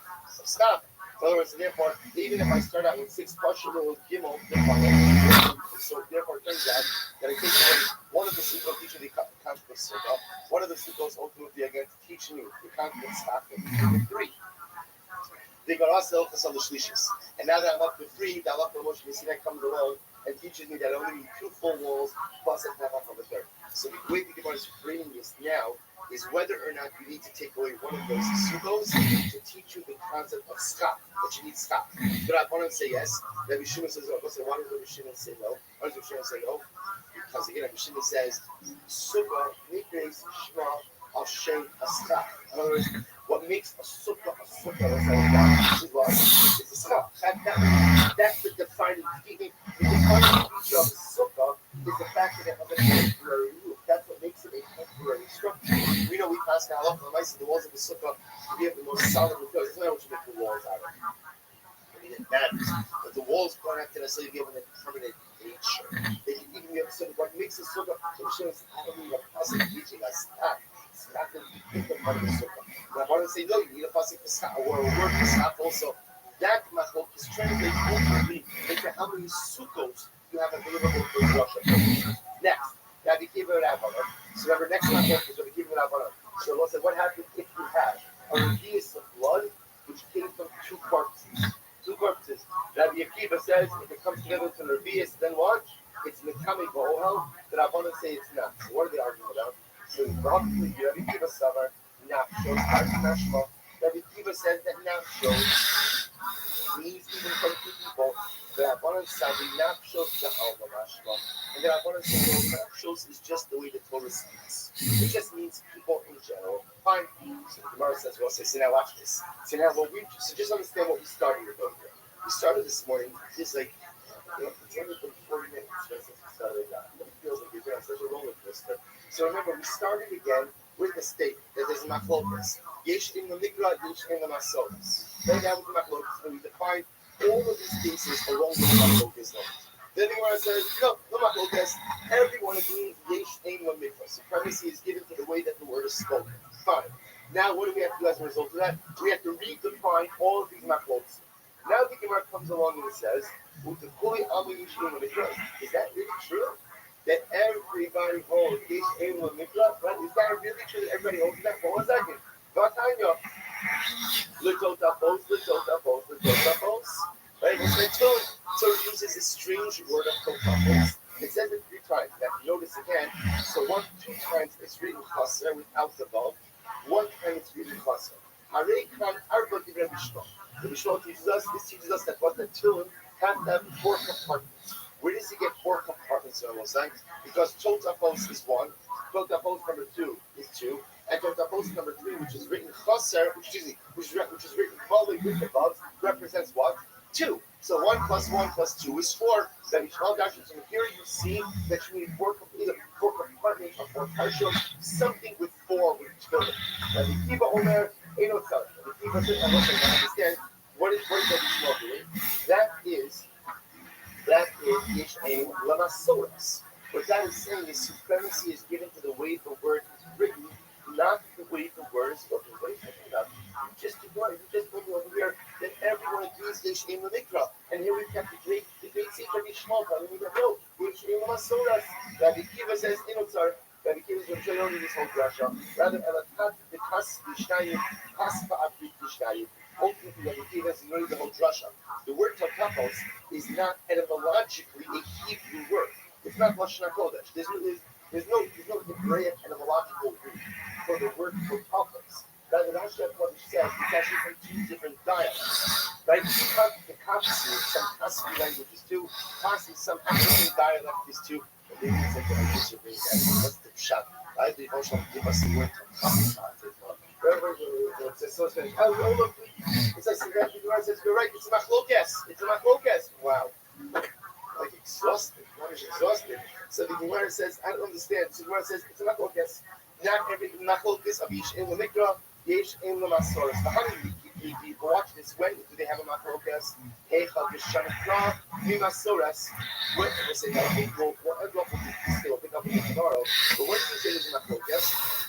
There's only machlokas when the written word really is different than the spoken word. That's when there's a machlokas between so the example of that would be, let's say, Shinu Shuai. When the written word and the spoken word are 2 different words, actually, leave that on the side. About I, Cholav the Pencil. So remember again, the reason why the Gemara had to say that everyone agrees with Yesh Ein Mikra was why? Basar B'Chalav. Because if you don't hold Yesh Ein Mikra, then the possibility is teaching you what? Most of us agree. The Caleb people, it's not bad, because that's what we're talking about, though. It's not that the Gemara back to the one that we do with Yesh Ein Mikra. Now that the Gemara is saying that it's actually a machlokas, the shaila is how you go ahead and you darshan Basar B'Chalav. So we'll stop over here. We'll pick up and answer the Basar B'Chalav. Let's just understand where we're holding. Where we're leaving off is we're back to square where we started with today, assuming that there is a machlokas between those who hold Yesh Ein Lamikra, Yesh Ein Lamasoras, but if you hold here, there's a machlokas, it requires of us to understand how to know that those who are sure believe that how we know is color and ultimately not live.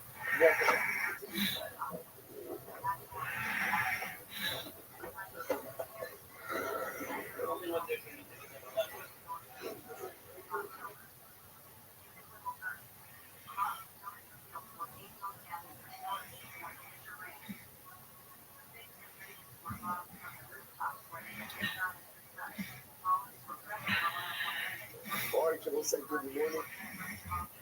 Good morning. What an incredible space it is, Baruch Hashem, to be able to begin the new Masechta together. Begin by thanking our sponsors for this morning's shir today.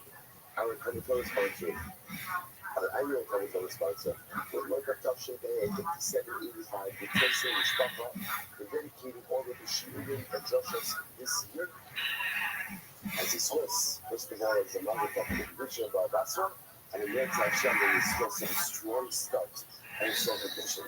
From the Sefnis of Sanhedrin, the Rothschild Israel, we appreciate their dedication, their sponsorship, and their generosity. Thank our Kanatola sponsors for the month of Kislev Havardi with Tova, Josh and Epifidi, the nation of the archetype of Josh's father, Israel, Yehuda, Ben Rav Chaim, the fathers of Hoda Rafa, in discussing the sacred of our hostages and the security of Hashem of our soldiers, Samuel Malka Esterson, the Mary of their parents, Ludwig Stephen, Yitzchak Lincoln, Anna Cohen, Sarah Stephen, Sarah Rafa, Baskar, Abraham, Hilda Esterson, Hilda Baskar, Ephraim Tikkun, Rafa, and the Mary of their dear friend, the great soldier, beloved husband, father, and victim, their daughters, Naftali Devi, Naftali Yonashi, Kongamo, and Beatrice Miriam, and Naftali Al-Yivam, put them in the merit of our Kanatola. All of the Nishanas Ladradia, the families in the Chama, the Yokar and Hashem, the merits of our women, and strive for being our soldiers. With completed victory, complete security, and strive for being our hostages, hope, shalom, and the Kara Baruch, Hashem, to experience the sorrows, troubles for all of clans. God's way down to let us begin. It is really incredible experience to begin in the sector. There's a great energy. There's an excitement, right? You can't explain it. Even though, again, it's not like we're in this for the long haul. If this is the, I don't know, even when you finish shots, right? What does it mean when you finish your shots? What do you do? Right? It's fascinating, right? You just keep going. Just keep going, right? There's no like day off, there's no sabbatical, there's no take a little bit of time to recharge. There's no like let me give myself together. It's just again, what happens the next day, we just start again. What happens in Basra, we just start, right? You can do it Hashem is Sanhedrin. That's the only participating a little CMS. But if I bring you last night, this Baruch Hashem, as you said, just can't let the other Masechta come and not celebrate this somewhere else. What we'll see in Hashem will be Shabbos, January, that Shabbos here in Shul, this current Shul, it's Hashem. It's going to be a great supposed to be the celebrate very also, but again, with that, let's begin Sanhedrin. We have to, again, every beginning of the sector, like everything else in life, so much is about the kavanas when you enter in. So what do we want, or what do we want to do, what to accomplish? So first of all, it's incredibly important to understand Sanhedrin, like where did the Sanhedrin sit? The Sanhedrin sat in the Rishkas HaDasis in the chamber of human stone. When we talk more about that in this Masechta, this was one of the chambers, actually one of the small chambers inside of the inside of the base of the Mikdash itself. So it's important to understand that even just saying the name Sanhedrin, by definition, conjures up feelings of the base of the Mikdash. And whenever we conjure up feelings of the base of the Mikdash that should awaken inside of us, a strong yearning, a strong pain, a strong desire for something big. We spoke about last night by the seer. And the Rabbi Rebbe explained so beautifully that all of this is a hachana for Gula. And ultimately, again, exile is a hachana. It's a preparation, ultimately for redemption. So when we learn these Masechtas, and we're going to learn about things that don't yet apply, in certain respects, because we don't yet have a base on Mikdash. Yeah, both it is. It's a crystal awakening inside of us, a yearning. When we learn Sanhedrin, what I want more than anything is I want to take it out of all this information. I want to see it. I want to see it in practice. I want to see it actualized. I want to be able to see the members of the Sanhedrin finally out of the chamber of the Rishkas HaDasis. I want to be able to see them coming out of session. I want to be able to actually see it with my own eyes. So that's our kavanah. Whatever we do in the Hashem should be a hachana, should be a preparation in the Hashem to be able to see the Sanhedrin, to be able to see the third base of the Mikdash, to be able to see Klal Yisrael whole and intact in wherever Amen. Let's say that. Let's begin. In the Yisrael is one. Let's continue. Let's begin. Sanhedrin. Feel right? Feel excited. Okay. Let's just get to it. Says the Mishnah. The ones that say, what we're going to do in this Mishnah is as follows. We're going to focus a little bit on which type of legal bodies, which type of what they do. deal with different cases. Now, let me give you the premise of the Mishnah. The premise of the Mishnah is that there are different types of courts which deal with different types of issues. Now, how do you know that? And we're not that in the answer we're going to get to in the Gemara. As you know, the entire Amarayim is in Mishnah. This is what on a daily basis. This is one long Mishnah. And again, this Mishnah actually is going to fuel us probably for the next couple of weeks. In the Tashan, but again, this is kind of going to give us the landscape, the framework of how the legal system works. So here we go.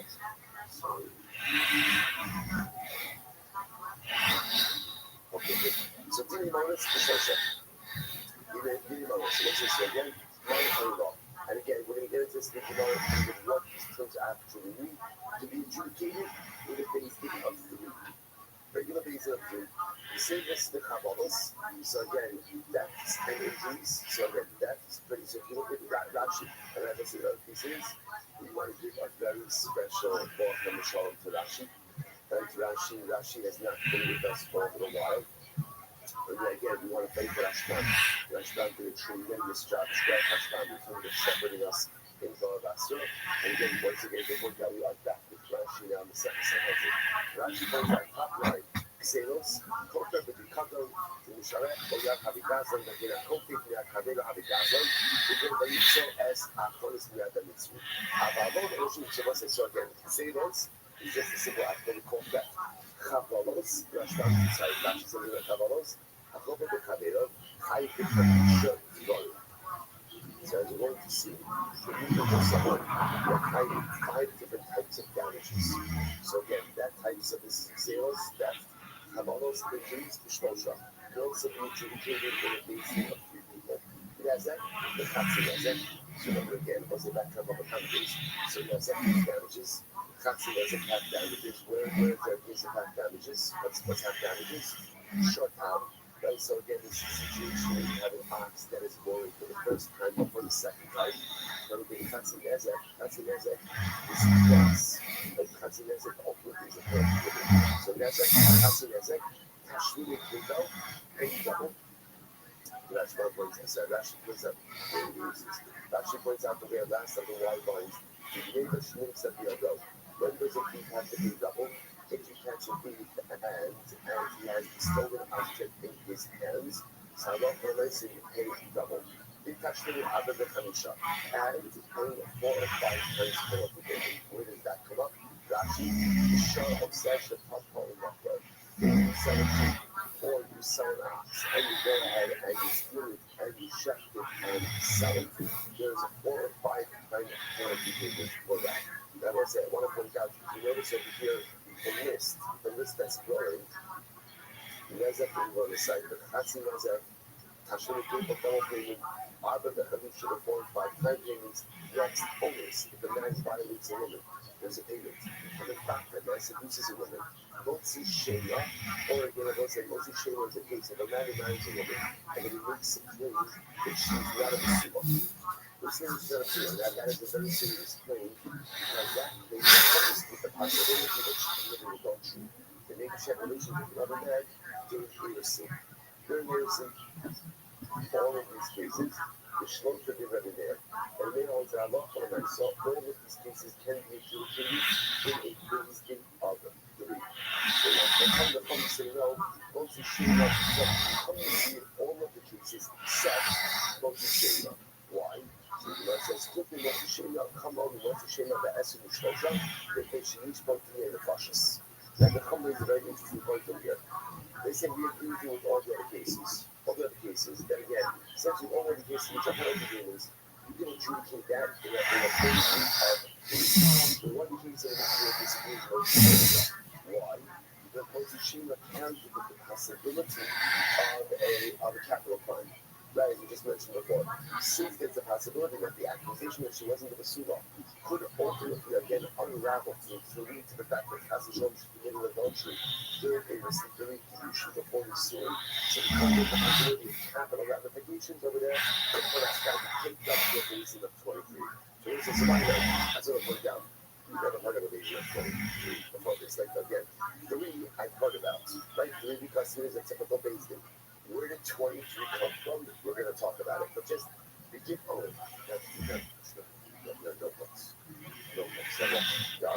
notebooks. I'm sorry if you feel free to take this and let your notebooks. And again, as we've already speaking about, it's so important we move at such a total risk case. And it's important that we want to think so much. We want the focus thing that everyone's going to remember all the information. Most of us don't. Let's remember something. Remember something. It would be incredible. So if you want your notebooks, here they are. So again, as we go along over here, so you see different pieces of information to pick up as we go along. So again, these two things in the three, that's what we're operating with this entire time. Things in the 23, we don't know where it comes from, but here's what I do know, which is that a things in the 23 is capable of adjudicating capital crimes. Okay? It's fine, capital cases. Next. Marcos, the Shlosha. So it says, Marcos, right there in the comment, but again, Motzi Shema, based in 3, Chachamim, Motzi Shema, based in 21. Sorry, 23. So let's just follow. Marcos, the Shlosha. So Marcos, what about any case dealing with Marcos? Like I said, what's a case of dealing with Marcos? So Marcos, ultimately, again, is any lie. Pretty much any biblical prohibition, not any, but many biblical prohibitions. How do you look at the penalty of Marcos? Person goes ahead and eats non-kosher, Marcus. Person wears shackles, Marcus. The violation of any basic law, any basic prohibition carries with it the penalty of lashes. Rashi points out that the word Marcus, our body, had to be Mishma, Rabbi, Rabbi, so about Marcus. So the Shura Mishma, the Essu Mishma. So it's very interesting. In the case of Marcus, now again, remember, where you get Marcus in a violation of a law, violation of prohibition. And yet, like Shmuel says, that has to be adjudicated in a base of 23, which is fascinating. So, right, so again, so this is just the violation of a regular law. If the Mishnah is up to a base of 23 again, is the Mishnah. So I'm just going through all the information, and that's Hashem. This is the reasoning later on.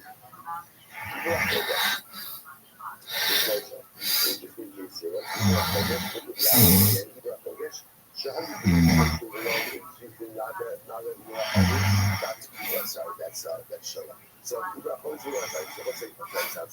every single month is comprised of either 29 or 30 days.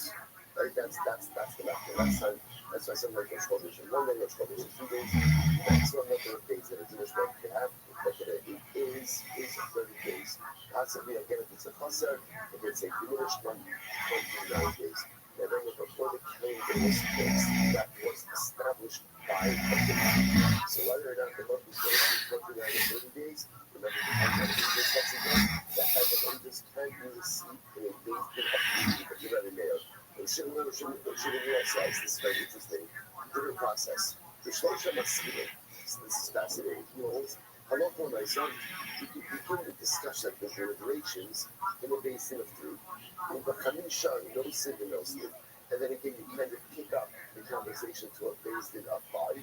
The Gomrim, the Shiva, to finish it with a basin of 7. Final decision made in a basin of 7. Then Gomrim, the Gomrim, embarrassed. But if you take a bypass that system and just decided on this in a basin of 3, it works. So I will say all of this is riveting because now it just happened over here. There's a similar introduced to me again, a basin of 5 and a basin of 7. So I'm going to have to operating this concept of a basin of 3 and a basin of 23. Yes, so it is a basin of 5, basin of 7. Okay, so we'll have the first one line of the Mishnah. Smichas is a kingdom. What's Smichas a kingdom? Pick the Rashban. So Rashi, Smichas a kingdom. Alosh par helam davar shel tzibor. So we will discuss this. So those that we're going to deal with this. So we actually quite extensively. Par helam davar that tzibor is as follows. The percentage of passings on a halacha and the populace acts based on their direction, and it turns out that they were wrong. So the halacha is that they bring a particular type of carbon called a par helam davar tzibor. So that's like, so again, for that carbon, what ends up happening is a kingdom. The elders of the court place their hand on top of that carbon. So that's smichas is the arifas haglov. So what's arifas haglov? That's haglov. And then if I once another again, you find a dead body, you find someone who's in between 2 cities, you Imagine the closest city. The elders of that closest city come, including the young cat that has never worked, decapitated in a dry up the river, wash their hands over the decapitated cat and say, Yadini Reshach Yudamzeh. We are not responsible for the death of this person. Both of these processes, the Shlosha, Divrei Rabbi Shimon. Rabbi Shimon says, both of these things can take place in a day thing of 3 people. He says, the Chavisha. Because he says, no, of 5. Okay? Achalitza next. Achalitza, La'amiyot. So Chalitza, let's say we don't get a Chalitza. Remember, we're living married to Rachel, living married to our children.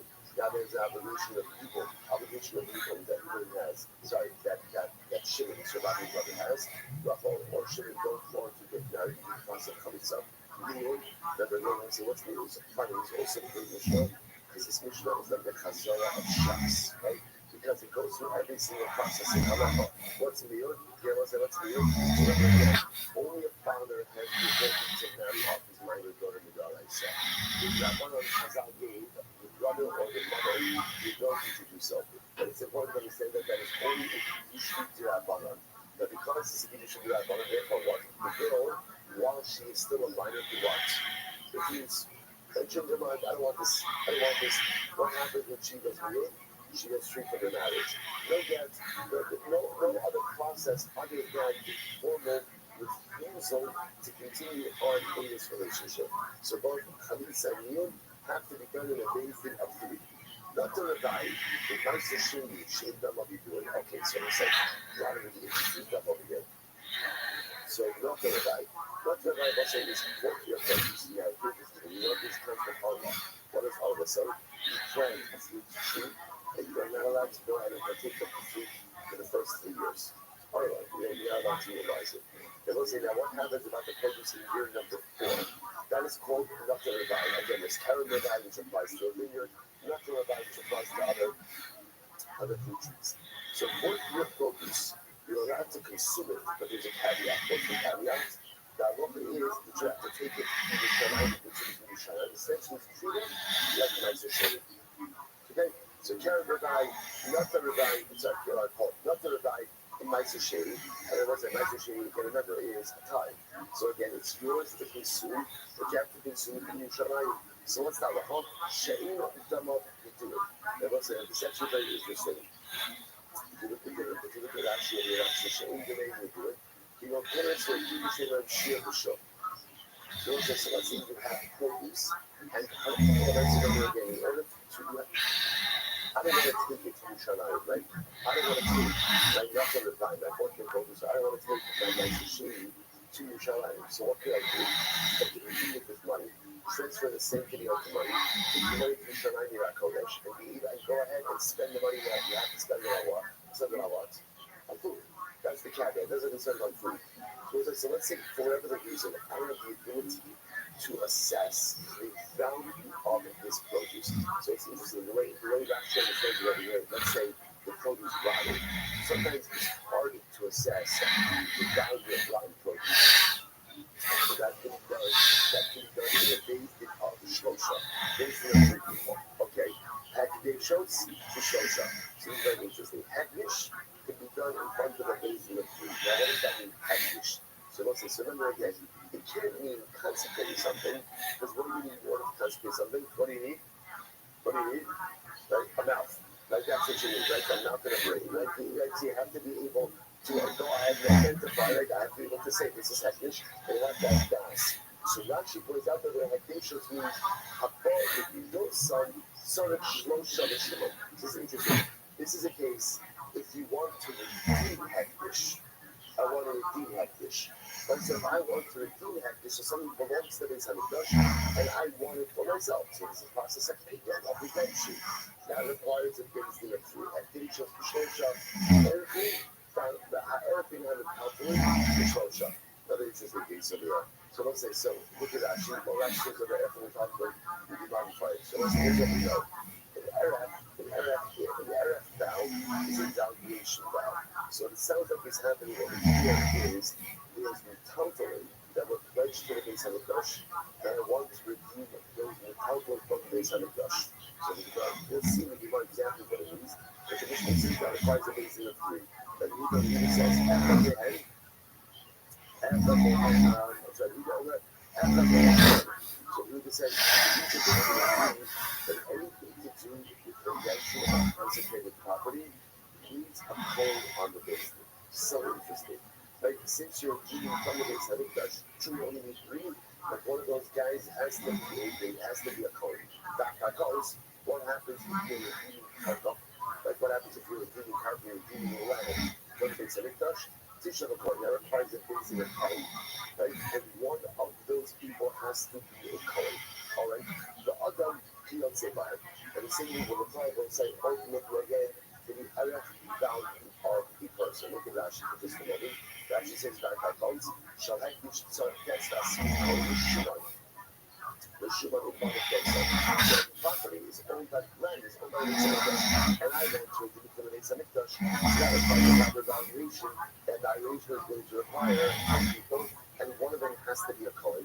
And Adam, Rashi says over here, Adam above Mikdash Hatzmo, we are Kadush. So I saw the Shimon. So don't say, so very strange.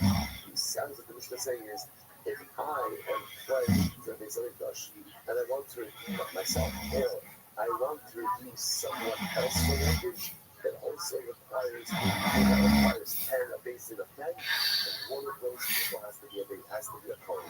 So let's say, Rashi points out there, the Lord is going to ask me, what do you have a person in the Mikdash?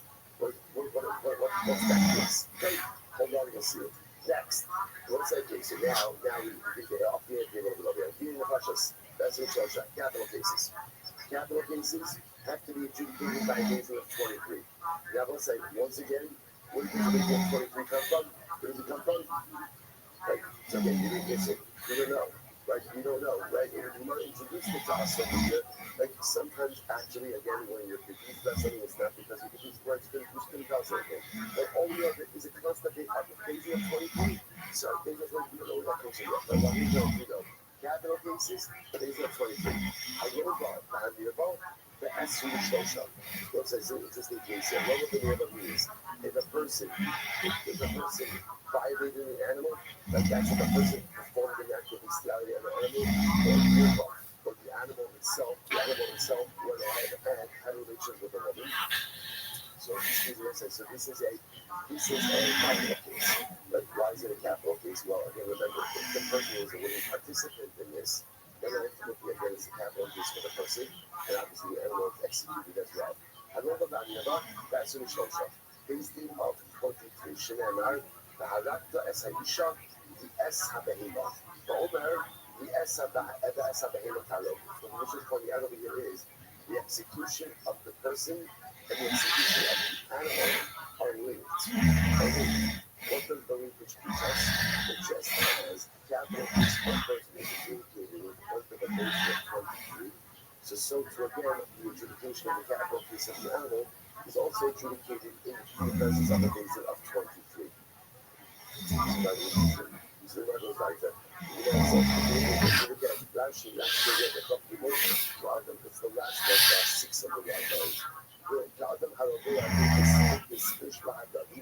But I can't say Isha, so let's say, so again, you see over here that the death of the person who engaged in the act of bestiality and the death of the animal are linked. Once again, to teach us, just as the person is judged and adjudicated by a basin of 23, so is the animal. Incredible.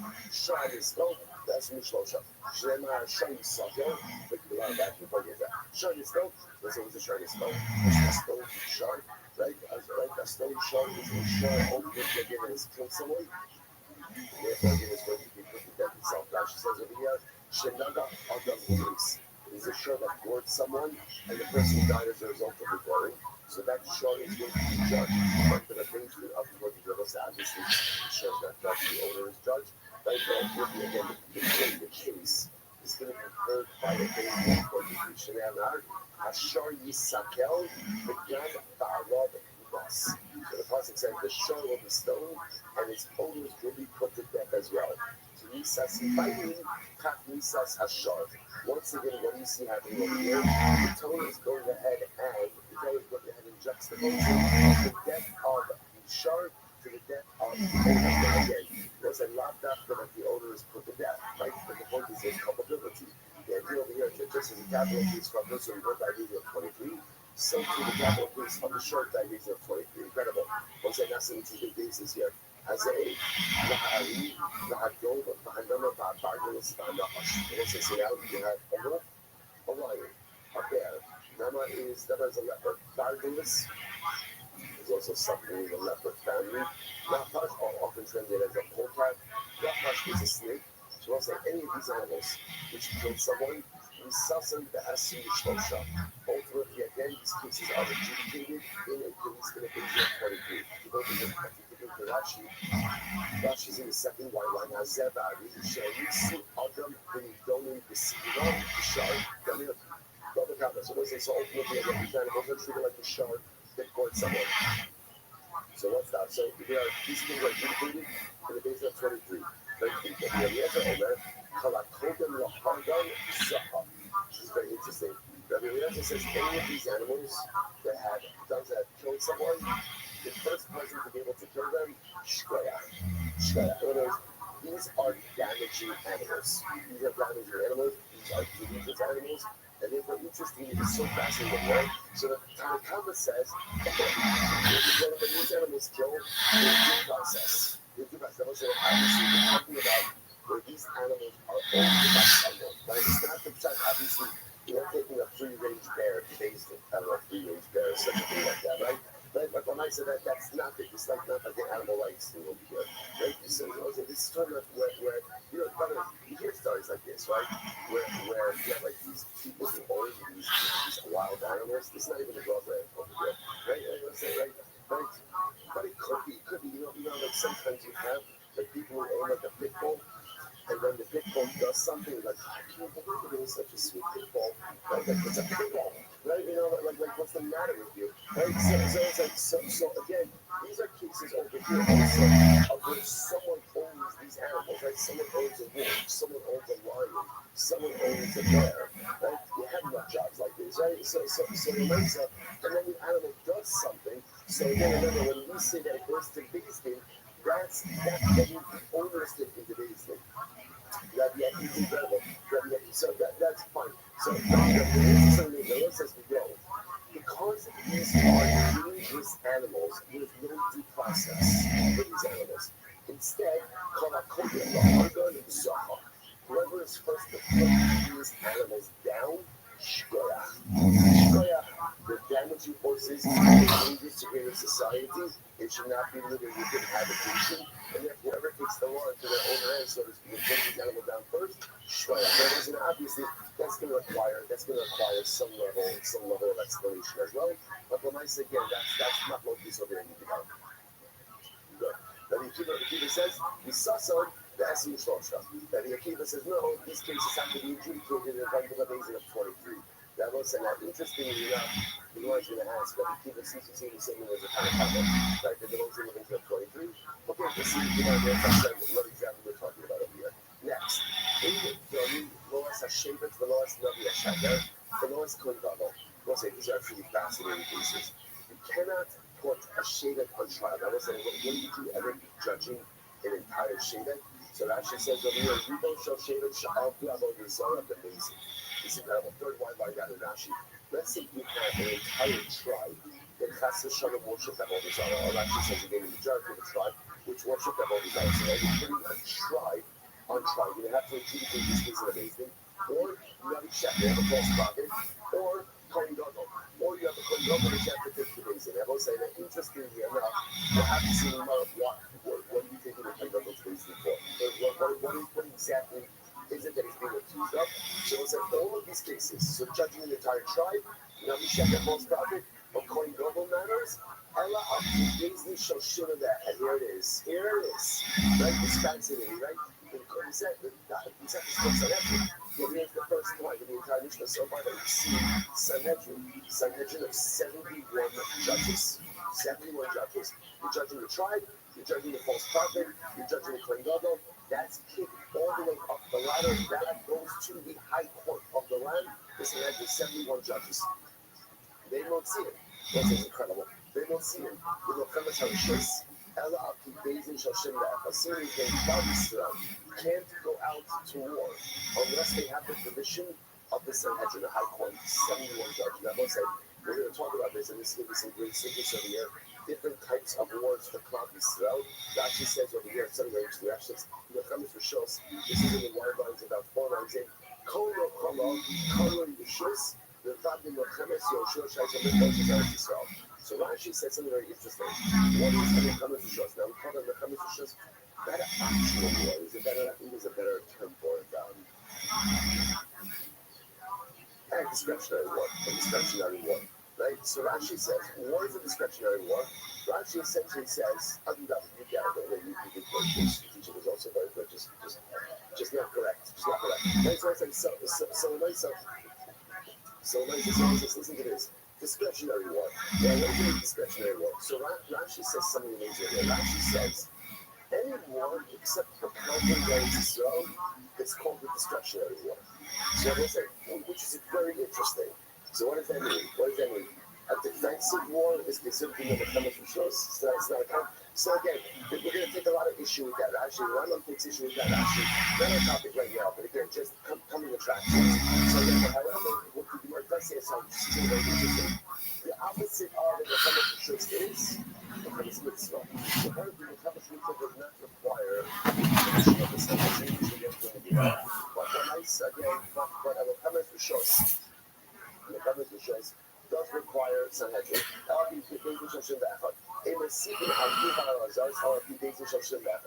is what I will say. Not add on to the city. Now, the pastors, we're going to see what this is talking about over here. Yerushalayim, Rashi points out. You can't add on to the borders of Yerushalayim, nor can you add on to the courtyards of the Beis Hamikdash without the Sanhedrin. We need a Sanhedrin of 71 judges. When you see the Sanhedrin of the Shvatim, it's fascinating. We're going to see that the Sanhedrin, the High Court of Yerushalayim, has an obligation to establish what we call circuit courts, right, in every shebet. But who establishes the circuit courts? Who establishes the smaller courts? That can only be done by the High Court in Yerushalayim. And also the Sanhedrin of the Shvatim, and the so every shebet should have its own court. But those courts have to be established by the High Court in Yerushalayim.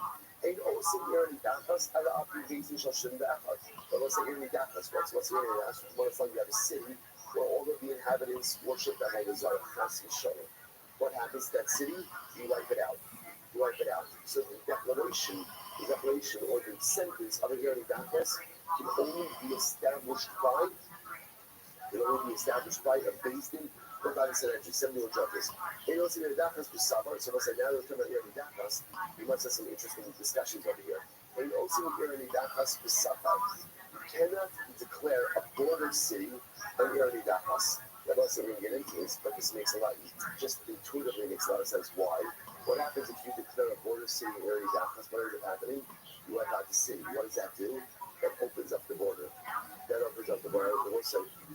lived through an era where we see what happens when border cities are overrun and how that opens up. The decrease for death and destruction. So therefore, again, it's interesting that you have a border city. So what do you do with the border city where the inhabitants worship Avodah Zarah? That we'll have to see. But the point is, you can't go ahead and declare a border city as a Irani Dachas. Furthermore, again, we have to see exactly what to do with this. You cannot go ahead and declare, make 3 cities in Irani Dachas, but you can do 1 or 2. Okay? Sanhedrin Bidol, so it's Iranis. Sanhedrin Bidol, the High Court in Yerushalayim, the Beis Hamikdash was comprised of 71 judges. And ultimately, again, a lower court was 23 judges. The Lord says, how do you know that the High Court in Yerushalayim was 71 judges? Where do you get that from? Shneimar. I will say very simple. Us believe. I will say absolutely incredible. Because what does the pasuk say in the Midbar? Right, where again Moshe Rabbeinu said to Mishpachim, I can't do this by myself. So Moshe says, no problem. Gather for me. And Moshe Rabbeinu says, right, it's sweet. You know what Moshe says? Hashem says to Moshe, Asfali Sheminish. Hashem says to Moshe, gather for me 70 people. And he's together with the 70. He's standing with the 70. He sits on top of the 70. Who got based in? Moshe Rabbeinu. Boom, there it is, 71. 71. So 70 people gathered. Plus Moshe Rabbeinu, that becomes the model for a Sanhedrin of 71 people. But you don't really say Shimon. Let me just bring it up. The Sanhedrin is actually not 71. The Sanhedrin is 70. Interestingly enough, it seems to be that the root of holds that Allah for the nice and Moshe Rabbeinu was part of the Sanhedrin. The first Sanhedrin. So if you gather 70 people now, what do you do with an even number of Sanhedrin? Is a different discussion. We'll see in the Gemara. So let's say, how do you know that the lower court is comprised of 23? Where is that? From Shinemar. Get ready for this Gemara. Get ready for this. Oh, this Mishnah. Shinemar. The Shaktu Ha'ida Ve'etzilu Ha'ida. The Pasuk says the Eida, which will translate as the congregation or the assembly. The assembly will judge and the assembly will save. Eida Shofates, Ve'ida Matzalas. In a Beis Din, you need a group that can indict and a group that can exonerate. In other words, every Beis Din must have an Eida, okay? It must be comprised of at least two groups, the capacity of two groups. One group who could find guilty, one group who could find the parties innocent. How much is it? So the Gemara says, Halikan Esrin, that gives me 20. I was say, how do you get that gives me 20? Now watch this. How do I know that Eida represents 10 people? Get ready for it. Shinemar, Ad Mosai La'ida Hara Hazos. So let's say, Vayu remember again, you say, well, what's that again? It was 12 Meraglim. Remember again, the Pasuk says, Ad Mosai La'ida, he says, how long will I have to deal with this terrible Eida? Remember again, who did that exclude? That excluded Yeshua and Caleb, which means Eida means 10. Eida means 10. So let's say, now watch this. When it comes to a court, the Torah uses two phrases. The Shaktu Ha'ida, the Eida will judge. The Tzilu Ha'ida, the Eida will exonerate. That shows you that a base that has to be made up of two Eidas. An Eida is 10. Where do we learn that from? Meraglim. So 2 Eidas gives you 20. So the Gemara says, now watch this. So how do I get the other three? So the Pasuk says, you shall not follow after a simple majority to indict. Right?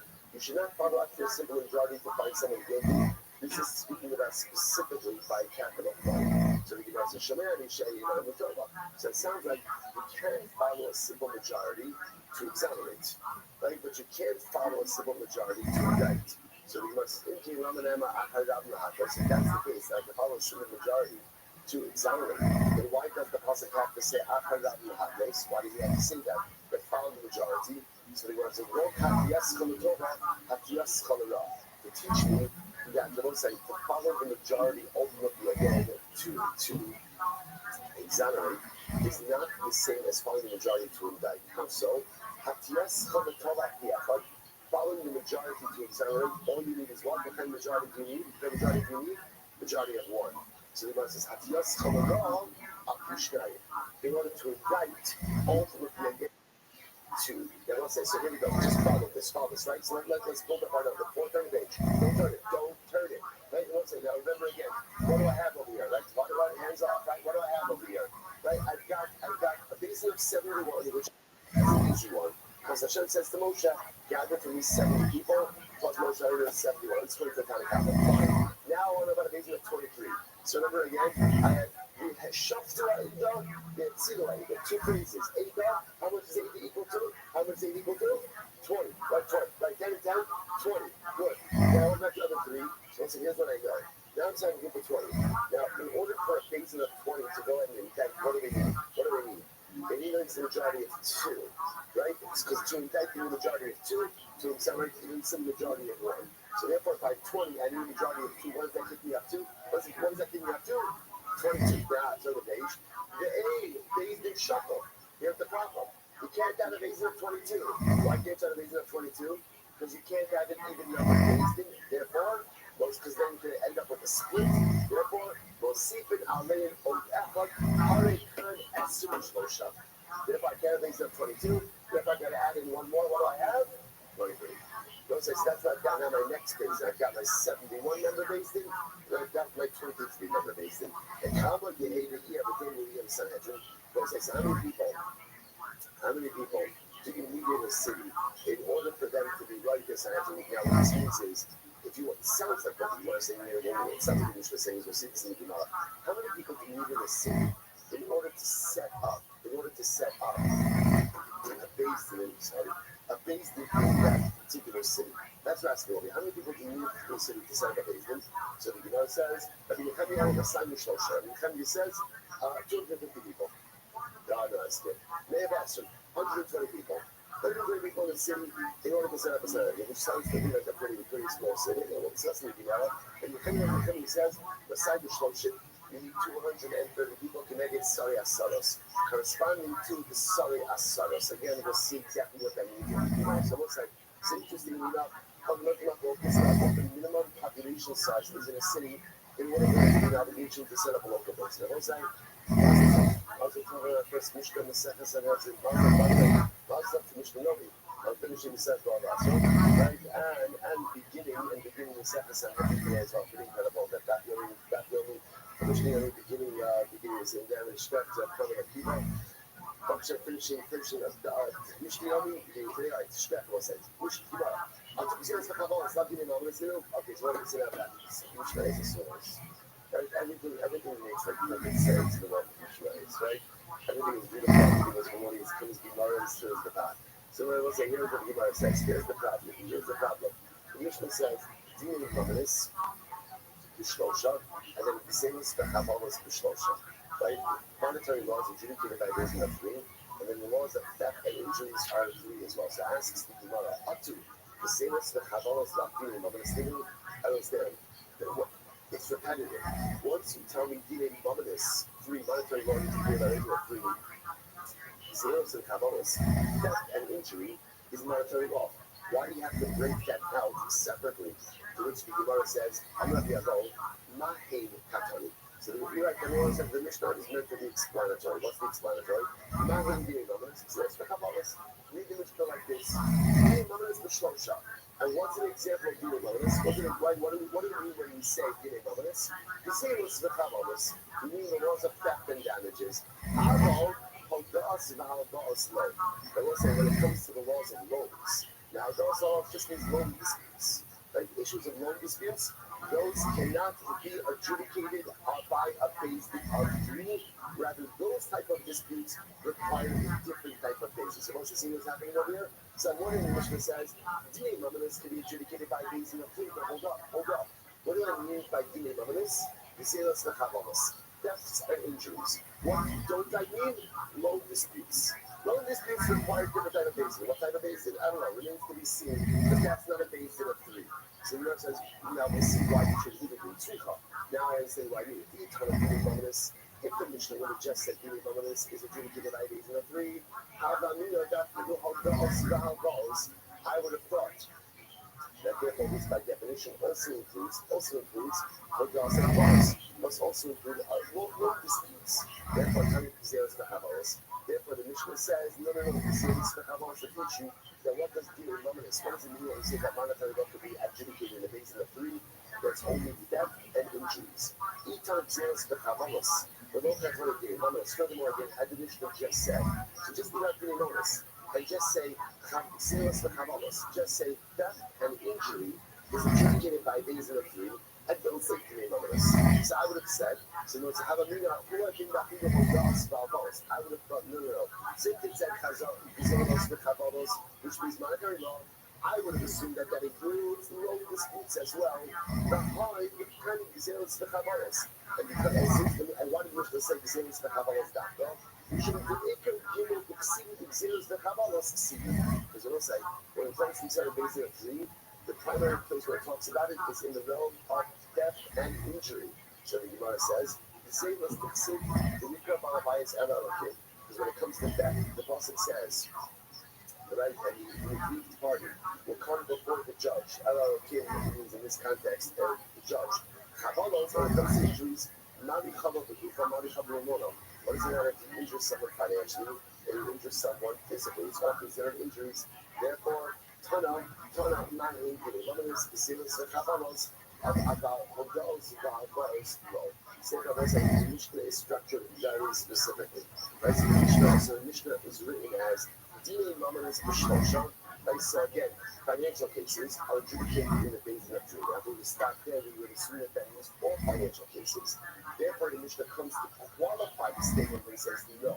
What type of financial cases are we talking about? Selos, the Chavalos, theft and bodily injury, physical injury. Those are the types of cases adjudicated by a basin of Judah. But how long for the Maisa? Let's say Hodaos, no disputes. Okay, once again, we're getting to the exact Hodaos for Hodaos, but it means for our purposes today, no disputes are not adjudicated in a basin of Judah. Rather, again, they require a different legal mechanism. What's the legal mechanism for them? I don't know. We'll see. But they're not adjudicated by a basin of Judah. And if the Mishnah has to be written this way, because otherwise you would have ended up with an erroneous conclusion. I want to pause here for just a second, because I want to show you just a tremendous and a beautiful Mishnah still.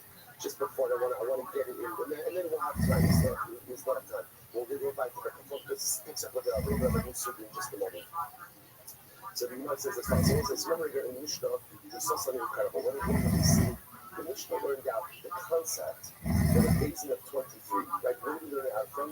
Ada plus 3. What's the Ada? And I will say, brother, what's the Ada? The Ada ultimately, again, is the miracle.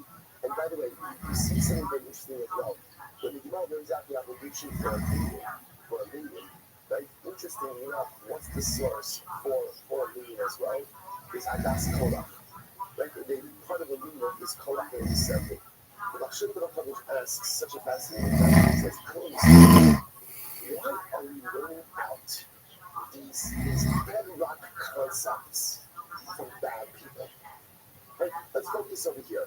Right? We're talking about the judicial system. What's the entire purpose of the judicial system? To maintain integrity, right? To maintain adherence to the laws of the Torah. Why are we learning this out from the Torah? And one of the places, you can't find the other source for this. So we'll say, this is what the Rabbi says. This is incredible. Chazal Onu, Meraglim independent of Haba. The Gemara says that the Meraglim don't have a portion in the world to come. So also this is incredible. The Rabbi says that, however, it is impossible for a Yiddish soul, it's impossible for a neshama to be lost forever. So on one hand, the Gemara says that the Meraglim don't despise, don't have a portion of the world to come. But the Rothschild says, how could it be that a soul is going to be lost forever? He says, it can't be one. Chilek elokah now. People think that's the Balakani is Russian. But the Rothschild already said, right? Chilek elokah. The neshama ultimately, again, is a Kodesh Baruch Hu. So how could it be that a Jew would be lost forever? They say that a Jew doesn't have a portion of the world to come. He says, Lachin, Matsu lahem chazal takana. So therefore, Chazal found the way to save the Meraglim.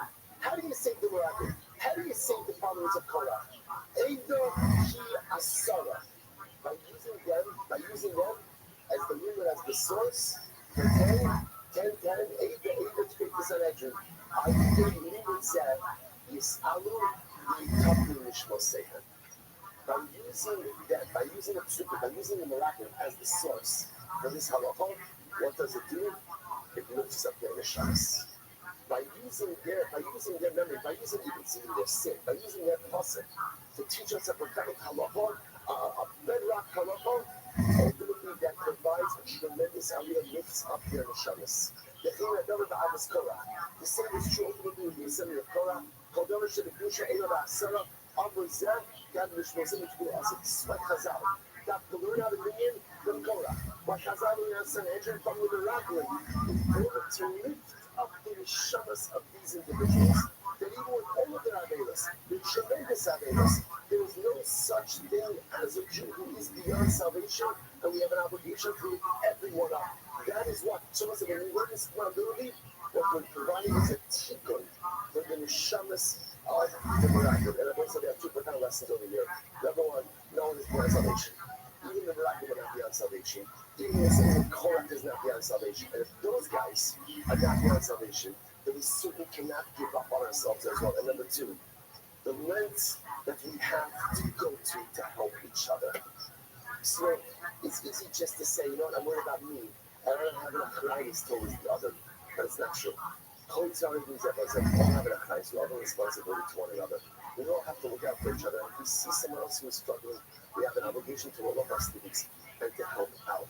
Chazal felt that achrayus even to the Jews who weren't doing the right thing, even to the Meraglim, even to the followers of Korach, and therefore put them into the Gemara. So every single time we learn these concepts, we have the ability to lift them up higher and higher. We should be Hashem to believe in ourselves, so we should exalt the Hashem the other as well. And in doing so, always have the great source to love each other, to look out for one another, to look out even for the Meraglim, even look out for the Korach, absolutely amazing. Shkrach, everyone.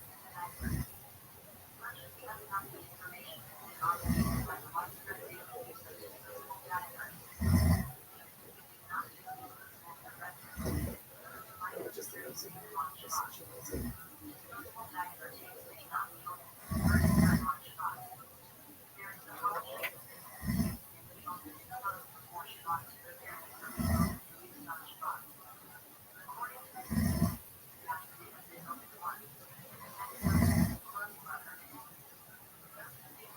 We hope that Eretz Hashem, the merit of our learning, which will bring our soldiers complete victory, complete security. Which will bring our hostages home to Shalom and the Kara that we should be Zochar Eretz Hashem.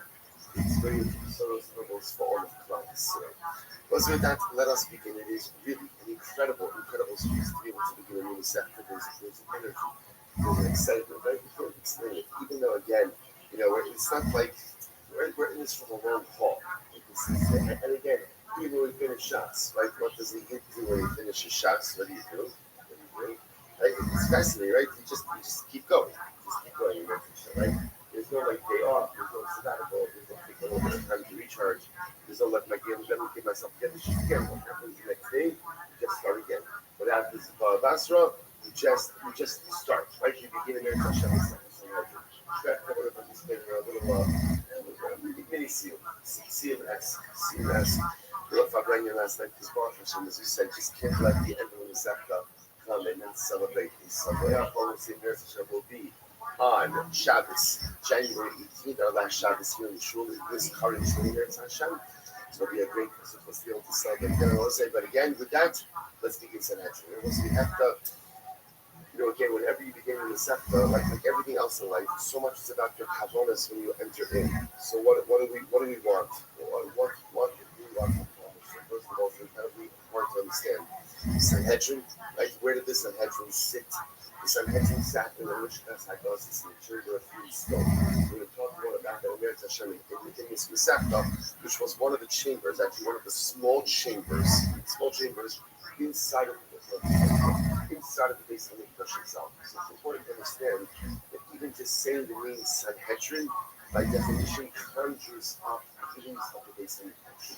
And whenever we conjure up feelings of the base of the Mikdash, which will awaken inside of us, a strong yearning, a strong praying, a strong desire, something big. We spoke about last night by the sea. And the Rabbi experienced so beautifully that all of those is a chana for Geulah. Like ultimately, again, exile is it's a chana, it's a preparation, ultimately for redemption. So when we learn these Masechtas, and we're going to learn about things that don't yet apply, in certain respects, because we don't yet have a base on Mikdash. The avodah is supposed to awaken inside of us a yearning. We learn Sanhedrin, but I want more than anything is, I want to get something now. I learned all this information. I want to see it. I want to see it in practice. I want to see it actualized. I want to be able to see the members of the Sanhedrin firing out of the chamber of the Rishkas Hagazis. I want to be able to see them coming out of session. I want to be able to actually see it with my own eyes. So that's our kavanah. That everything we learn in Eretz Hashem should be a hachana, should be a preparation to Eretz Hashem, to be able to see the Sanhedrin, to be able to see the third base of Mikdash, to be able to see Klal Yisrael whole and intact in here Rabbi Aleinu. Amen. Well, so with that, let's begin. In the Gufran Zuman, let's continue. Let's begin. Sanhedrin, feel the excitement. Okay, let's just get to it. Says the Mishnah. So now what we're going to do in this Mishnah is as follows. We're going to focus a little bit on which type of legal bodies, which type of what they did deal with different cases. Now, let me give you the premise of the Mishnah. The premise of the Mishnah is that there are different types of courts which deal with different types of issues. Now, how we know that and where we learn that from, that in the Hashem we're going to get to in the Gemara. So notice, by the way, the entire Amud Aleph is a Mishnah. This is why I'm on Amud Base. This is one long Mishnah. And again, this Mishnah actually is going to fuel us probably for the next couple of weeks. And then it's Hashem. But again, this is kind of going to give us the landscape framework of how the legal system works. So here we go. So, okay, great. So, Dini Monis B'Shlosha. Dini Monis. So again, monetary law. And again, we're going to get into this in the Gemara in terms of what these terms actually mean. To be adjudicated with a basin of three. Regular basin of three. Xelos v'chavalos. So again, thefts and injuries. So again, thefts, pretty soon. If you look at Rashi, and I look at the other pieces, we want to give a very special Baruch Shalom to Rashi. Right? Rashi has not been with us for a little while. And again, we want to thank Rashman. Rashman did a tremendous job, Shkaich Rashman, in terms of shepherding us in Bar Basra. And again, once again, to point out, we are back with Rashi now in the second Sanhedrin. So Rashi points out, top line, Xelos, Koker B'Pikadon, Mishalech, Oyar Habigazlan, the Fina Kotik, Miat Havera Habigazlan, Kigur Ba'Yipso, Es Achonis Miat the Mitzri. Avalo, Roshim Solos, so again, Xelos is just a simple act, what we call theft. Chavalos, Rashi says in Chavalos, Chava B'Chavero, Chai B'Chamisha Tvorim. So as you're going to see, when you injure someone, you are Chai 5 different types of damages. So again, that types of this Xelos, theft, Chavalos, injuries, B'Shlosha. Could also be adjudicated in a basin of 3 people. Nezek, the Chatzi Nezek. So remember again, let's say back to our public days. So Nezek means damages. Chatzi Nezek have damages. Where is that have damages? Let's have damages. Short out. Right? So again, this is a situation where you have an ox that is born for the first time or for the second time. So remember again, Chatzi Nezek is Knas. And Chatzi Nezek ultimately is a penalty payment. So Nezek, Chatzi Nezek, Tashlume Kevel, paying double. Rashi points out the last of the wide lines. When does a thief have to pay double? If you catch a thief and he has the stolen object in his hands, so you pay double. And paying 4 or 5 times penalty payment. Where does that come up? Rashi, the Shar of says if you sell a sheep, or you sell an ox and you go ahead and you steal it, unchecked it, and sell it, there's a 4 or 5 time penalty payment for that. Now, let's say I want to point out, if you notice over here, the list that's growing, Nezek is on the site, but Chatzi Nezek, Tashlume Kefil, double payment, Arba Bechamisha, the 4 and 5 time payments. Next, Ones, if a man violates a woman, there's a payment. The Fata, man seduces a woman. Motzi Shemra, or again, I will say Motzi Shemra is the case of a man who marries a woman and then he makes a claim that she's not a Basuba. It's not a Basuba. Now, that is a very serious claim because that claim comes with the possibility that she committed adultery. So maybe she had relations with another man during Erusin. During Erusin, all of these cases, the Shlosha did Rabbi Meir. And they also Allah, so all of these cases can be adjudicated in a basin of 3. So the Chum say no, Motzi Shemra, so Chum agree in all of the cases except Motzi Shemra. Why? The Gemara says, Chutz me Motzi Shemra, Chum over Motzi Shemra, Be'esu Shlosha, if they should each both be in the fascists. Now the Chum raises a very interesting point over here. They say we agree with you with all the other cases. All the other cases, again, essentially all the other cases which are penalty payments, you can adjudicate that in a basin of 3. The one case in which we will disagree is Motzi Shemra. Why? Because Motzi Shemra carries with the possibility of a capital crime. Right, as we just mentioned before.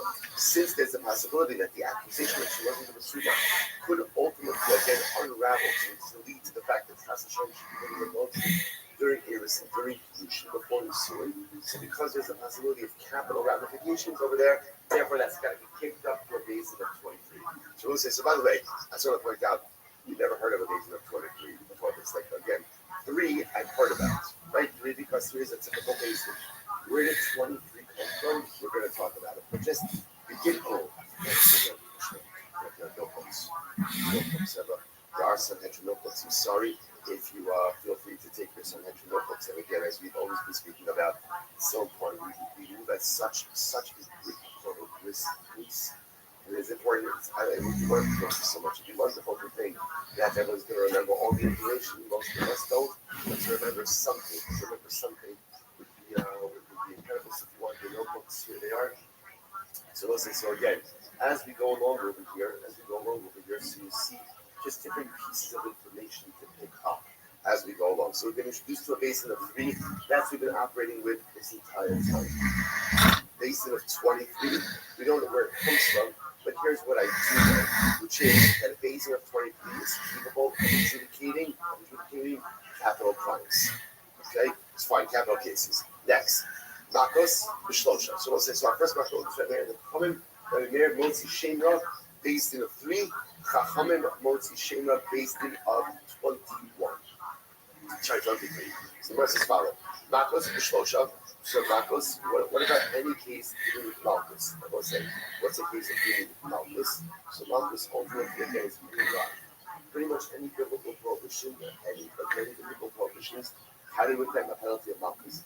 The person goes ahead and eats non-kosher, Malchus. The person wears shatnez, Malchus. The violation of any basic law, any basic prohibition carries with it the penalty of lashes. Rashi points out there.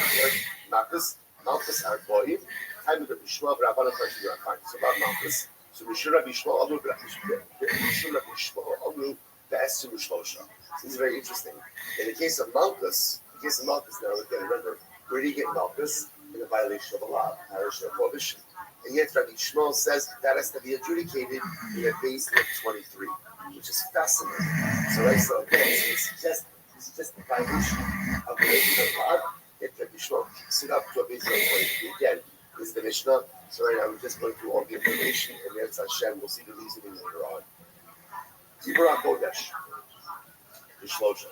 Interesting case here. What's Ibra Chodesh? Look at Rashi again. Ibra Chodesh. Shahayu based in Yoshin Road in Tzrikin Laber Nagar Abid. That's Shona. So Ibra Chodesh, what I like, looks like it's outside.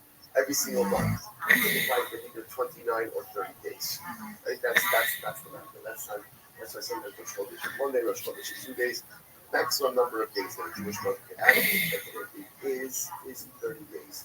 Has to be a third. If it's a Passer, if it's a Jewish month, 29 days. Now remember, before the calendar was fixed, that was established by a Beis Din. So whether or not the month is going to be 29 or 30 days, remember, it depends on Avis that you get. That type of Avis can be received in a Beis Din of 3 Rabbi Meir. When Shimon says, this is very interesting, different process. This is fascinating. He holds halacha l'maisa. You can begin the discussion, like the deliberations, in a basin of 3. With a chamisha, no sin and no sin. And then again, you kind of pick up the conversation to a basin of 5. You go with the shiva, but you finish it with a basin of 7. The final decision is maybe the basin of 7. And God will begin on the Baris. But if you kind of bypass that system and just decided on this in a basin of 3, it works. So I will say all of this is riveting because now it just happened over here.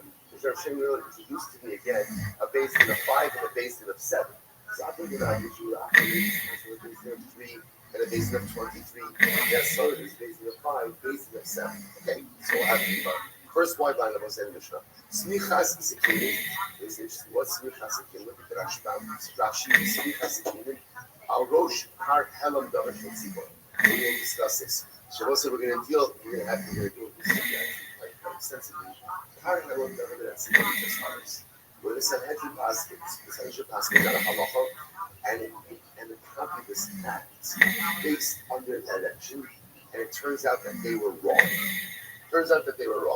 So the halacha is that they bring a particular type of carbon called a Har Helam Davar Tzibor. So those so again, for that carbon, what ends up happening is the elders of the court place their hand on top of that carbon. So that's smichas zikanim, the arifas eglov. So what's arifas eglov? That's eglov. What's ever again? You find the dead body. You find someone in between 2 cities. you measure the closest city.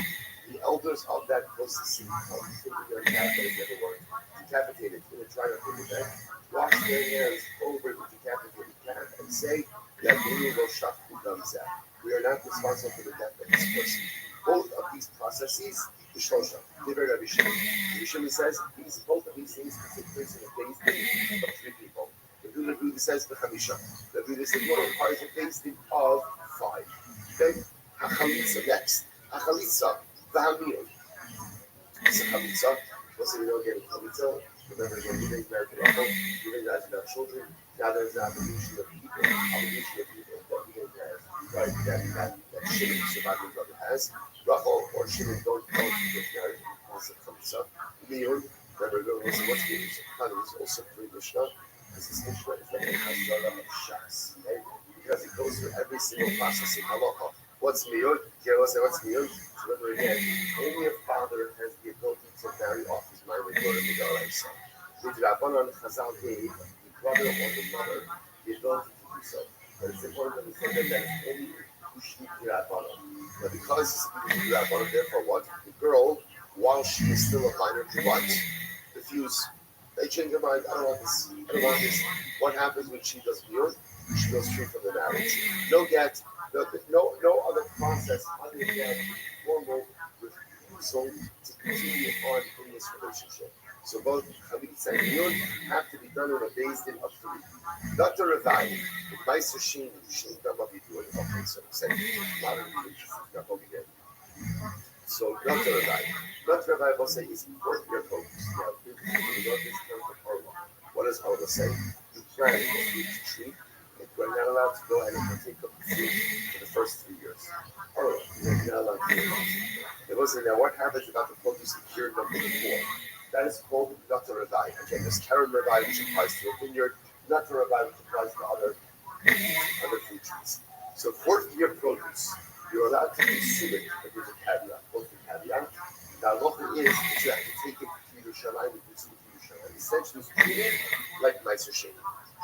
Okay, so Karen Rabbi, not the Rabbi, not the Rabbi, Meiser Sheni. And I will say Meiser Sheni, you remember, is a time. So again, it's yours to consume, but you have to consume it to Yerushalayim. So what's the halacha? She'in damav yitur. And what's that? It's actually very interesting. You look at actually here, She'in damav yitur. You don't hear us here, Kibush and Shir Bishop.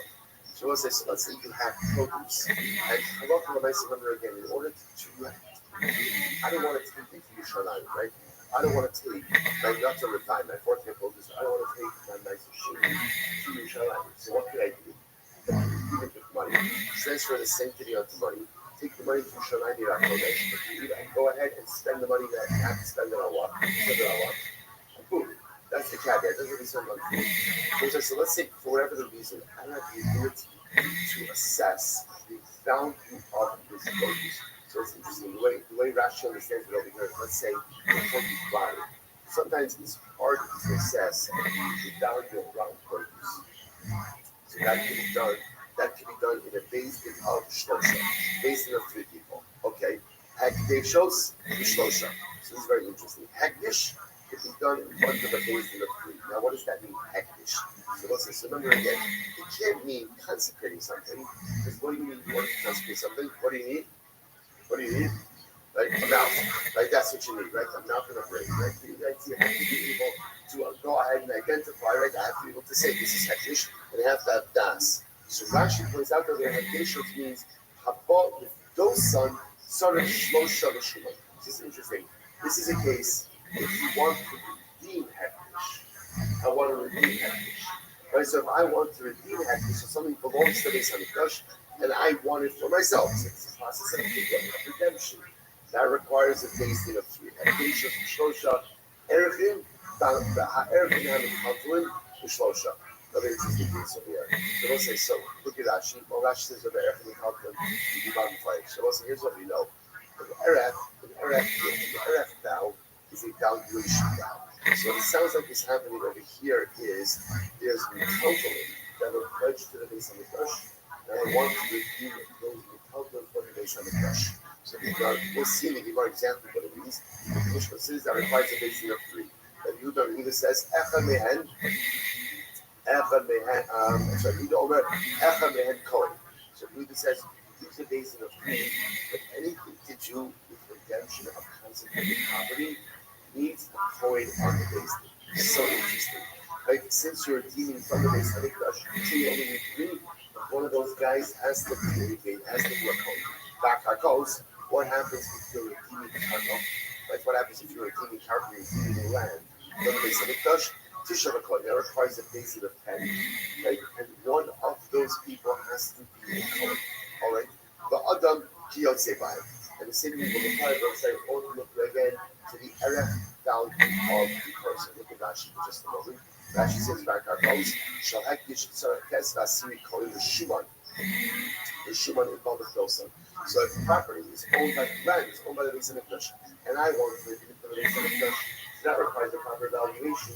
That valuation is going to require 10 people, and one of them has to be a kohen. And Adam, Rashi says over here, Adam above Rikos Atzmo Miyad Hektish Tzarech Asar l'Shumo. So we'll say, so what it is very strange.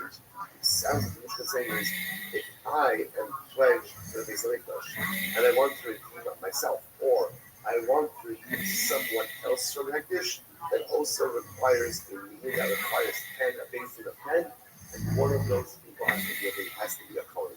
Now we'll say, Rashi points out there, and what I was going to ask is, what do you what's that case? Okay, hold on, we'll see it. Next, what's that case here? Now we can get off here, get a little bit over here. Getting the fashas. That's the Shlosha. Capital cases. Capital cases have to be adjudicated by a basin of 23. Now we'll say, once again, where does the basin of 23 come from? Where does it come from? Right? Okay, we didn't miss it. We don't know. Right? We don't know. Right? You might introduce it to us over here. And sometimes actually, again, when you're produced by something, it's not because like, all we know there is a constant up basin of 23. Sorry, basin of 23, we don't know where that comes from yet. But while here's what you know, capital cases, basin of 23. Arova, the Anirba, the Esu Shosha. What's an interesting case here? Arova the Nirba means if a person violated an animal, like that's if a person performed an act of bestiality on the animal, or Nirba, or the animal itself went ahead and had relations with a woman.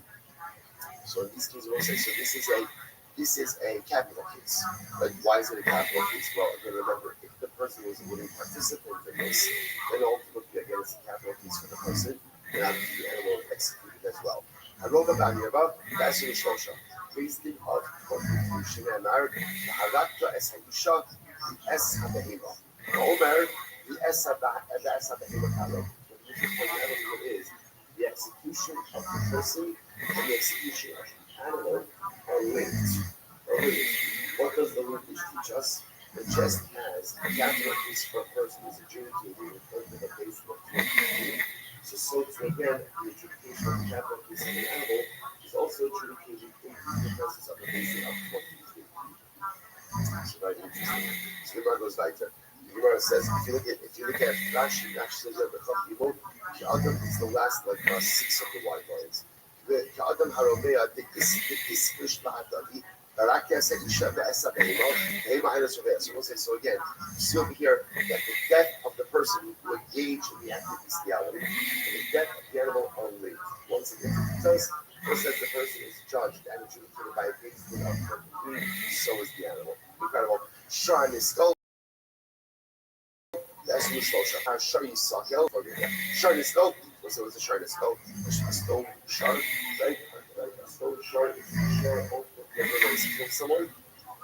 And therefore, again, is going to be put to death itself. Rashi says over here, Shedaga Adam Umes. It's the shard that gored someone, and the person died as a result of the goring. So that shard is going to be judged for the basin of 20 levels. Obviously, the shard is not judged, the owner is judged. Right? But ultimately, again, the claim, the case, is going to be heard by a basin of 23. Shenamar, Ashar Yisakel, the Gam Ba'alav Mas. So the Pasuk said the shard will be stoned, and its owners will be put to death as well. Misas Bailin, Kak Misas Hashar. Once again, what do you see happening over here? The Torah is going ahead and juxtaposing the death of the shard to the death of the owner. Now again, it was a lot after that the owner is put to death, right? But the point is the culpability. The idea over here is that just as the capital case reference in the Rabbi of 23, so to the capital case of the short Rabbi of 23. Incredible. We'll say that's some interesting cases here. As the eighth, the Ha'ari, the Hadov, the Hadamar, the Habargos, the Nachash. So we'll say now you have a wolf, a lion, a bear. Namar is a leopard. Bargos is also something in the leopard family. Nachash, often translated as a polecat. Nachash is a snake. So we'll say any of these animals which killed someone, Misasam Ba'asim Shlosha. Ultimately, again, these cases are adjudicated in a case in a base of 23. If you look at the Rashi, Rashi's in the second white line, Hazeba, Shemisu, Adam, Donin, Iskiva, Ishar, Damir, Babakama. So we'll say, so ultimately, again, these animals are treated like Ishar that killed someone. So what's that? So these cases are adjudicated in the base of 23. Very interesting. Eliezer Omer, Kalakodem Lahargan Zahar. Very interesting. Rabbi Eliezer says any of these animals that have killed someone, the first person to be able to kill them, Shwaya. These are damaging animals. These are damaging animals. These are dangerous animals. And therefore, interestingly, it's so fascinating over here, right? So the Tanakh says, okay, when these animals kill, there's due process. There's due process. Obviously, we're talking about where these animals are owned by someone, right? It's not the shot, obviously, they're taking a free-range bear, taking a free-range bear or something like that, right? Right? But when I say that, that's not it. It's not the animal rights. Right? So, okay, it's still not where you know, by the way, you hear stories like this, right? Where you have like these people who own these wild animals. It's not even a dog, right? But it could be, you know, like sometimes you have like people who own like a pit bull, and then the pit bull does something like, right?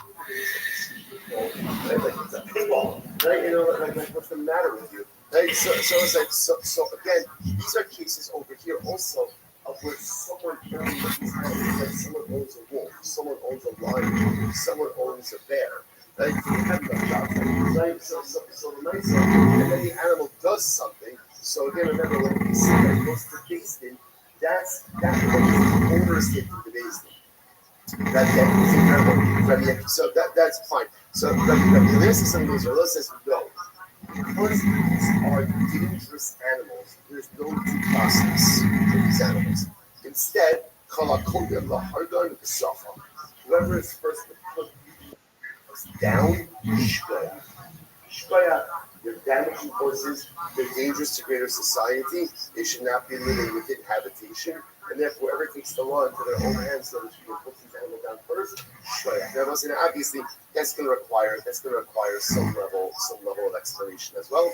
But when I say again, that's not focus over here. Good. Rabbi Akiva says, Isasam, the Esim Shloshah. Rabbi Akiva says, no, these cases have to be adjudicated in the basin of 23. That was interestingly enough, the Gemara is going to ask, Rabbi Akiva seems to say the same thing as the Tanakh. Right? And the one thing in the basin of 23. Okay, we'll see in the Gemara, Meretz Hashem, what exactly we're talking about over here. Next. Ein Donin, Loas HaShevet, Veloas Navi HaSheker, Veloas Kohen Gadol. We'll say these are actually fascinating cases. You cannot put a shevet on trial. That was saying, when did you ever be judging an entire shevet? So Rashi says over here, Rubo Shav Shevet Sha'avdu Avol Zara B'Mesi. This is incredible. Third wide line down in Rashi. Let's say you have an entire tribe that has to show and worship Avol Zara. Or Rashi says again, the majority of the tribe which worship Avol Zara. So now you're putting a tribe on trial. You have to adjudicate this case in a basement. Or Navi Sheker, the false prophet. Or Kohen Gadol, or you have a Kohen Gadol that you have to take the basin. I will say that interestingly enough, we'll have to see tomorrow what are you doing what exactly is it that he's being accused of. So we'll say all of these cases, so judging an entire tribe, Navi Sheker, false prophet, or Kohen Gadol matters, Ella up basin shall shiver that. Here it is. Right? It's fascinating, right? We said it's called Sanhedrin. Yet here's the first time in the entire Mishnah so far that we've seen Sanhedrin of 71 judges. 71 judges. You're judging the tribe, you're judging the false prophet, you're judging the Kohen Gadol. That's kicked all the way up the ladder. That goes to the high court of the land. The Sanhedrin, 71 judges. They don't see him. Well, it's incredible. They don't see him. The Mohammed Harshus, Ella Abdi Beijing Hashem Da'ach. Assuming you can probably see him. You can't go out to war unless they have the permission of the Sanhedrin, the High Court. 71 judges. I will say, we're going to talk about this, and there's going to be some great suggestions over here. Different types of wars for Klal Yisrael. Rashi says over here, something very interesting. Rashi says, this is in the wide lines, about 4 lines in. Kol Melchama, Karoi Rishus, the Fatim Melchemes Yoshua Shaisa Mitzvot Israel. So Rashi says something very interesting. What is Melchemes Rishus? Now we call that Melchemes Rishus not an optional war. It's a better, I think it's a better word. Discretionary war. Discretionary war. Right? So Rashi says, war is a discretionary war. Rashi essentially says, it's not correct. It's not correct. And so saying, so listen to this. Discretionary war. Now, what does it mean, discretionary war? So Rashi says something amazing. Rashi says, any war except for conquering Eretz Yisrael is called a discretionary war. So I will say, which is very interesting. So what does that mean? What does that mean? A defensive war is considered one of the shows. So again, we're going to take a lot of issue with that Rashi. And I'm going to take issue with that Rashi. Not on topic right now, but again, just coming attractions. So again, but however, what you does here is something very interesting. The opposite of the Melchemes Rishus is Melchemes Mitzvah. So apparently, Melchemes Mitzvah does not require the permission of the Sanhedrin, which we'll get into in the Gemara. But Lamais again, but Melchemes Rishus does require Sanhedrin. I'll be based in Shoshim Be'echad. Emosifin al Kival Azars, I'll be based in Shoshim Be'echad. This is kind of what I'm saying. You cannot add on to the city. Now, the Pashtus we're going to see that this is talking about over here, Yerushalayim, Rashi goes on. You can't add on to the borders of Yerushalayim, nor can you add on to the courtyards of the Beis Hamikdash without the Sanhedrin. You need a Sanhedrin of 71 judges. They also in the Sanhedrin of the Shvatim. So it's fascinating. We're going to see that the Sanhedrin, the Sanhedrin, the High Court in Yerushalayim, has an obligation to establish what we call circuit courts, right? In every sheva. Who establishes the circuit court? Who establishes the smaller courts? That can only be done by the High Court in Yerushalayim. In Osin Sanhedrin the Shvatim, Ela Al Beis Nishashim Le'echad. So every sheva should have its own court, but those courts have to be established by the High Court in Yerushalayim. In Osin Irani Dachas, Ela Al Beis Nishashim Le'echad.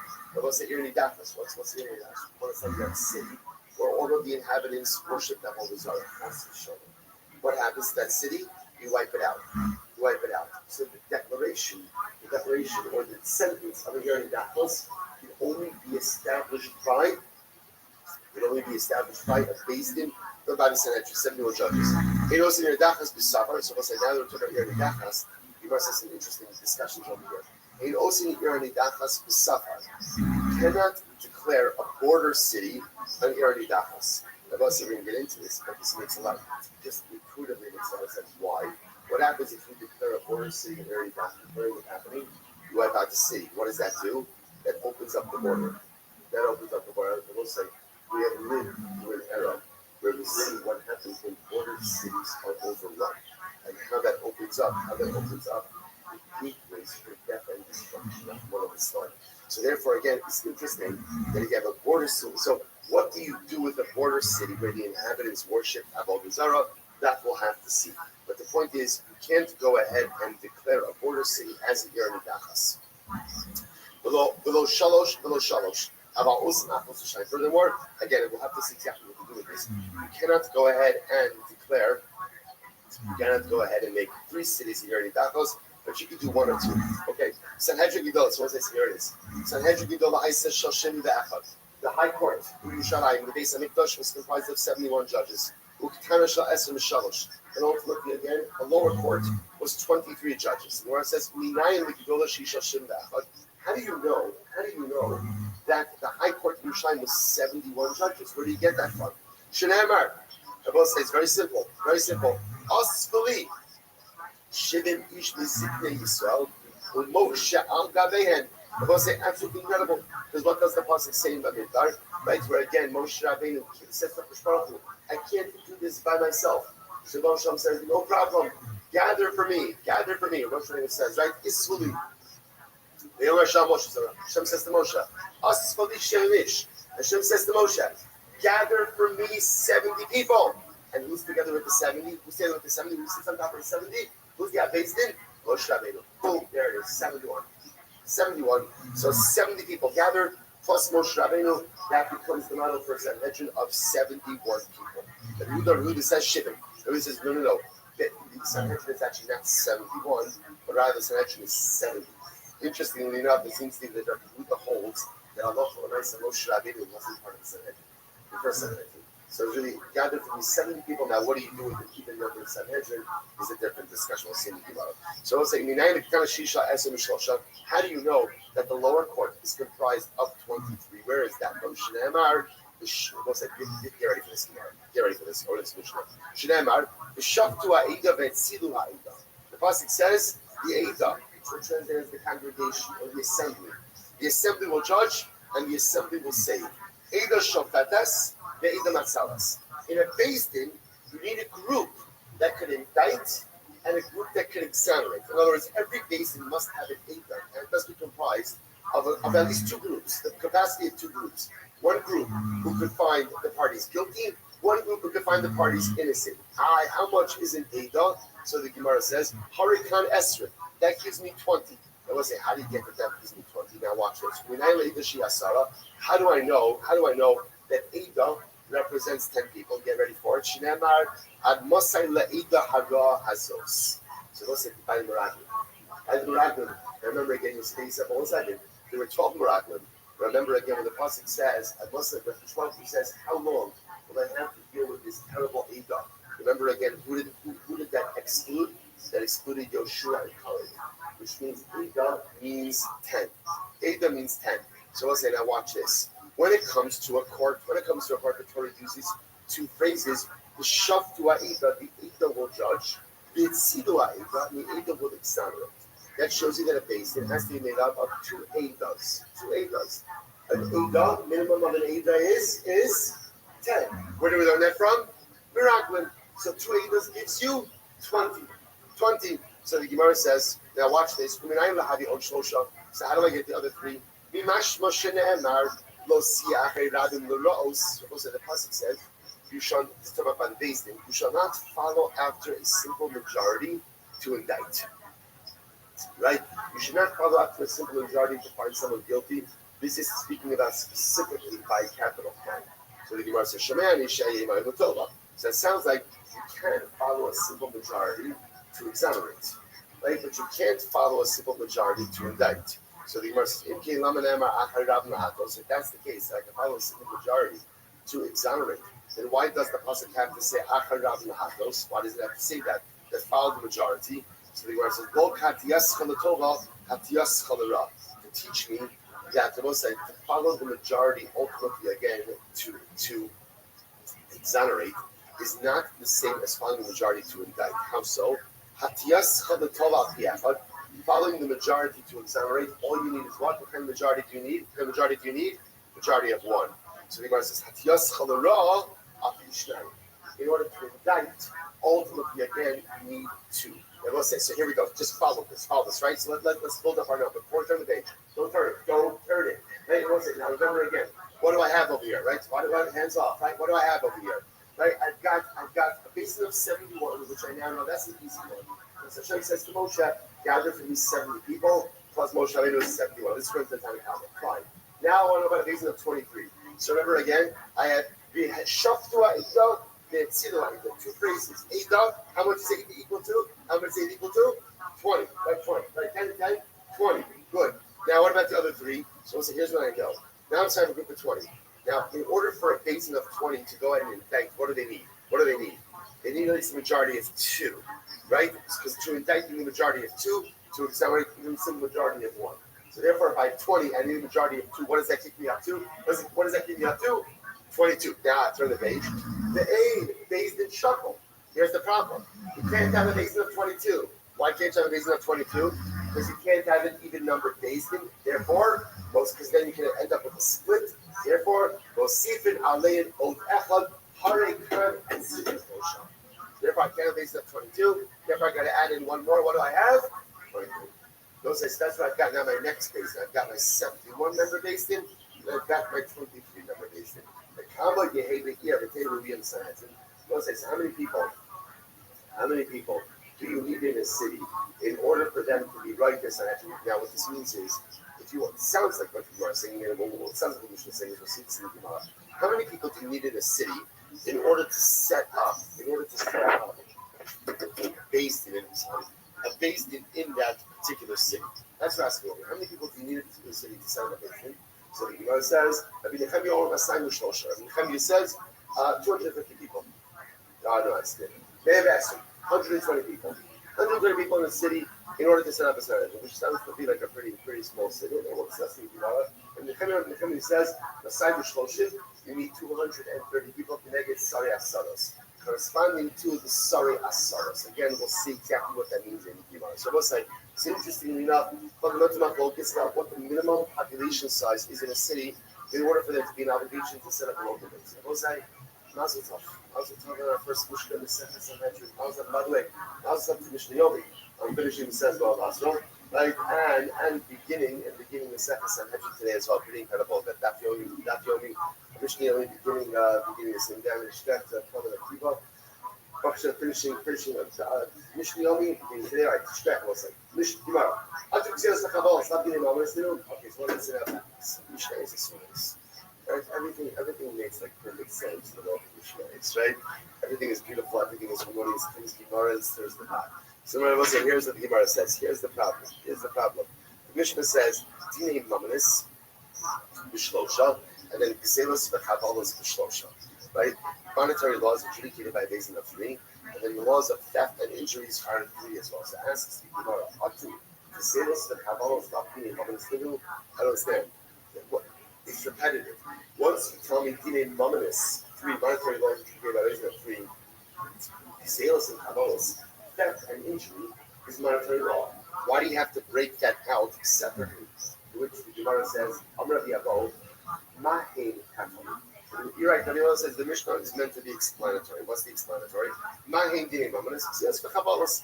Read the Mishnah like this. Dinei Mamanis b'Shlosha. And what's an example of Dinei Mamanis? What do we mean when we say Dinei Mamanis? Gzelos v'Chabalos. We mean the laws of theft and damages. Aval, Hodas v'Haldaos Lo. So I will say, when it comes to the laws of loans, the Haldaos laws just means loan disputes. Like issues of loan disputes, those cannot be adjudicated by a basin of 3. Rather, those type of disputes require a different type of basin. So let's see what's happening over here. So on one hand, the Mishnah says, Dinei Mamanis can be adjudicated by a basin of 3, but hold up. What do I mean by Dinei Mamanis? Gzelos v'Chabalos, thefts and injuries. What don't I mean? Loan disputes. Loan disputes require a different type of basin. What type of basin? I don't know. Remains to be seen. But that's not a basin of 3. So the Gemara says, now we'll see why the trade is Now I understand why I need it. If the Mishnah would have just said Dinei Mamanis is adjudicated by a basin of 3, I would have thought that therefore this by definition also includes Hodas and Avalos. Must also include loan disputes. Therefore, coming to Gzelos v'Chabalos. Therefore, the Mishnah says, no, Gzelos v'Chabalos to teach you that what does Dinei Mamanis? What does it mean when we say that monetary law can be adjudicated in the basin of 3? That's only theft and injuries. Itam Gzelos v'Chabalos. The law can't really Dinei Mamanis. Furthermore, again, had the Mishnah just said. So just leave out Dinei Mamanis and just say Gzelos v'Chabalos. Just say theft and injury is adjudicated by a basin of 3, and don't say Dinei Mamanis. So I would have said, so once you have a mina, I would have thought, no. Since it said Gzelos v'Chabalos, which means monetary law, I would have assumed that includes loan disputes as well. The high, it can be Gzelos v'Chabalos. And why did Mishnah say Gzelos v'Chabalos? No, we should the Iker Gimel Gzelos v'Chabalos Ksivi. Because it will say, when the Torah speaks on a basin of 3, the primary place where it talks about it is in the realm of theft and injury. So the Gemara says, Zelos Tiksiv, the Nikra Balabayas Elalokim. When it comes to theft, the Pasuk says, right, and the aggrieved party will come before the judge. Elalokim means in this context, the judge. Chabalos, when it comes to injuries, Mali Chaval B'Gufa, Mali Chaval Nora. What does it matter if you injure someone financially or you injure someone physically? It's all considered injuries. Therefore, Tana, Mahim Dinei Mamanis, Zelos v'Chabalos, about Hodos v'Haldaos Lo. Say, Rabbi, the Mishnah is structured very specifically. Right? So the Mishnah is written as Dine Mamanis B'Shlosha. Right? So again, financial cases are adjudicated in a basin of Kina. We would stop there. We would assume that means all financial cases. Therefore, the Mishnah comes to qualify the statement and says, no. What type of financial cases are we talking about? Selos v'chavalos, theft and bodily injury, physical injury. Those are the types of cases adjudicated by a basin of three. But halacha the Maisa, let's say hoda'os halos, loan disputes. Once again, we'll get into the exact hoda'os for halos, but it means for our purposes today, loan disputes are not adjudicated in a basin of three. Rather, again, they require a different legal mechanism. What's the legal mechanism for them? I don't know. We'll see. But they're not adjudicated by a basin of three. And therefore, the Mishnah has to be written this way, because otherwise you would have ended up with an erroneous conclusion. So I'll say, I want to pause here for just a second, because I want to show you just a tremendous amount of information just before, and I want to get it in, and then we'll have time. We still have time. We'll go back to it before, because this picks up with a little bit of a new sugi in just a moment. So the Gemara says as follows. So let's remember again in the Mishnah, we saw something incredible. What did we see? The Mishnah learned out the concept that a basin of 23, right? Where did we learn it out from? Ada plus 3. What's the Ada? And we'll say, what's the Ada? The Ada ultimately again is the Meraglim. And by the way, you see something very interesting as well. When the Gemara learns out the application for a minion, right? Interestingly enough, what's the source for a minion as well? Is Adas Korach. Right? Part of the limud is Korach and his assembly. So Bachshir Balakovic asks such a fascinating question. He says, I don't understand. Why are we learning out these bedrock concepts from bad people? Right? Let's focus over here. Right? We're talking about the judicial system. What's the entire purpose of the judicial system? To maintain integrity, right? To maintain adherence to the laws of the Torah. Why are we learning this out from the Meraglim? And of all the places, you can't find another source to this. So we'll say, listen to what the Rabbi says. This is incredible. Chazal Amru, Meraglim in the Haba. The Gemara says that the Meraglim don't have a portion in the world to come. So we'll say, this is incredible. The Rabbi says that, however, Nishmos Yisrael the F Shalem Shiyotu the Ome Ad. It is impossible for a Yiddish soul, it's impossible for a neshama to be lost forever. So on one hand, the Gemara says that the Meraglim the spies don't have a portion of the world to come. But the Baal Shem Tov says, how could it be that a soul is going to be lost forever? He says it can't be. Why? Chelek Elokah Lima'av. People think that's the Balakani's Lashon. But it's just the Baal Shem Tov already said that Chelek Elokah. The neshama ultimately again is a piece of HaKadosh. So how could it be that a Jew would be lost forever? To say that a Jew doesn't have a portion of the world to come, he says, Lachein Matzu Lahem Chazal Takana. So therefore, Chazal found the way to save the Meraglim. How do you save the Meraglim? How do you save the followers of Korah? Eida Hi Asara. By using them as the limit, as the source for 10 times Eida to get the Sanhedrin. Ayidei Limud Zeh Yisalu Yitapu Mishmos Sefer. By using them, by using the psukim, by using the Meraglim as the source for this halacha, what does it do? It lifts up their Shabbos. By using their memory, by using even their sin, by using their pasuk to teach us a profound halacha, a bedrock halacha, ultimately that provides a tremendous aliyah, lifts up their neshamas. The same is true ultimately with the assembly of Korah. What Chazal? That learn out of the yin from Torah. What Chazal learned out of Sanhedrin from the Meraglim, in order to lift up the neshamas of these individuals. That even with all of their averos, their tremendous averos, there is no such thing as a Jew who is beyond salvation, and we have an obligation to lift everyone up. That is what. So when we learn this literally, what we're providing is a tikkun for the neshamas of the Meraglim. And I will say there are two profound lessons over here. Number one, no one is beyond salvation. Even the Meraglim are not beyond salvation. Even the assembly of Korah is not beyond salvation. And if those guys are not beyond salvation, then we certainly cannot give up on ourselves as well. And number two, the lengths that we have to go to help each other. So it's easy just to say, you know what, I'm worried about me. I don't have an achrayus towards the other. But it's not true. Kol Yitzhak means that we all have an achayus, we all have a responsibility to one another. We all have to look out for each other. And if we see someone else who's struggling, we have an obligation to roll up our sleeves and to help out. Chazal felt that achrayus even to the Jews who weren't doing the right thing, even to the Meraglim, even to the followers of Korach, and therefore built them into the Gemara. Said every single time we learn these concepts, we have the ability to lift them up higher and higher. We should result from that to Hashem. We believe in ourselves, and we should result in believing in Hashem and other as well. And in doing so, always have the grace for us to love each other, to look out for one another, to look out even for the Meraglim, to even look out for the Bnei Korach. Rabosai, Shkaya for the first half of Sanhedrin, absolutely amazing. Shkaya, everyone.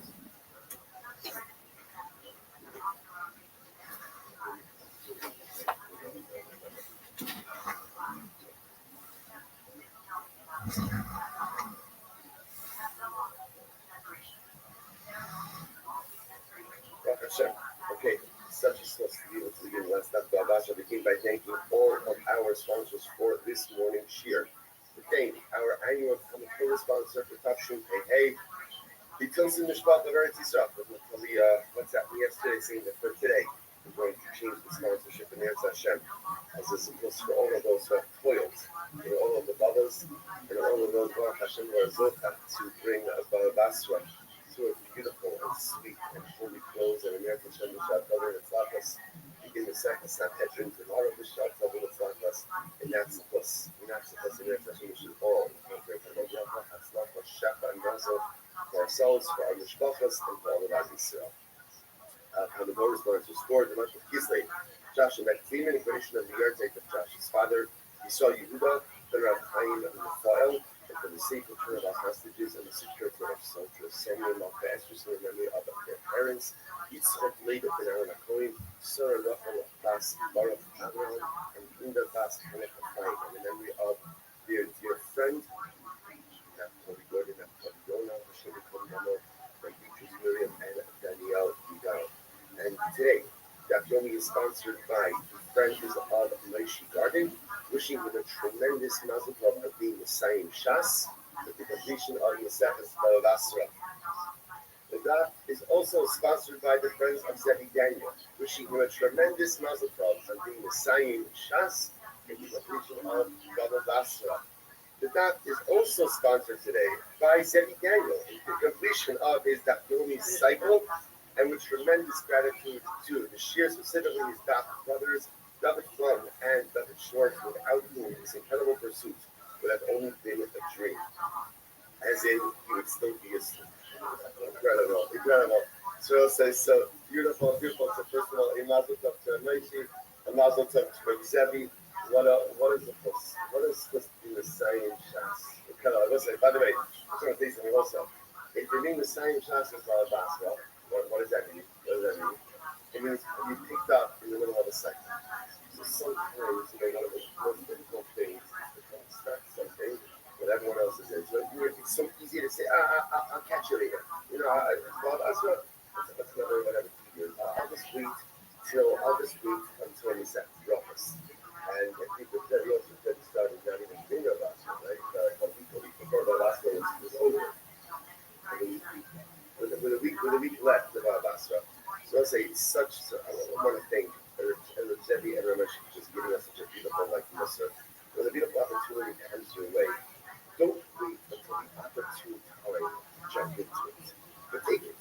Mitzvah Aboli Adracha, an opportunity to learn, an opportunity to grow, an opportunity to run your spiritual license comes.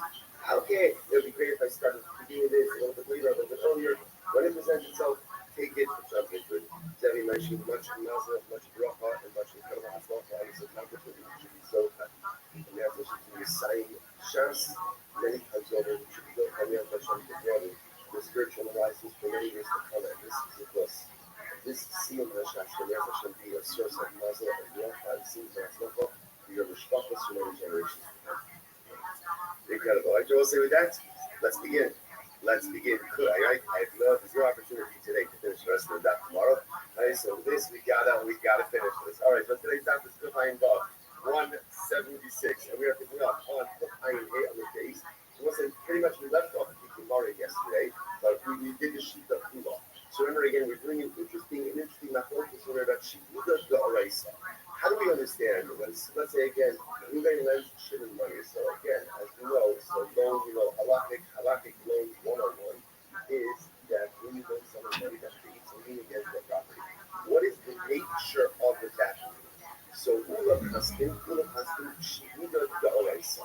Mida Oraisa, whenever you lend money, whether you lend money in a star, whether you lend money verbally, any loan creates Shihida. Any loan creates a lien against property. The only reason why Hazal said that if you loan without a document, if you loan verbally, that there is no shibud, is in order not to put purchasers at a disadvantage, right? Because if somebody goes ahead and purchases a right, that was fine. So now we're up to Rabbi.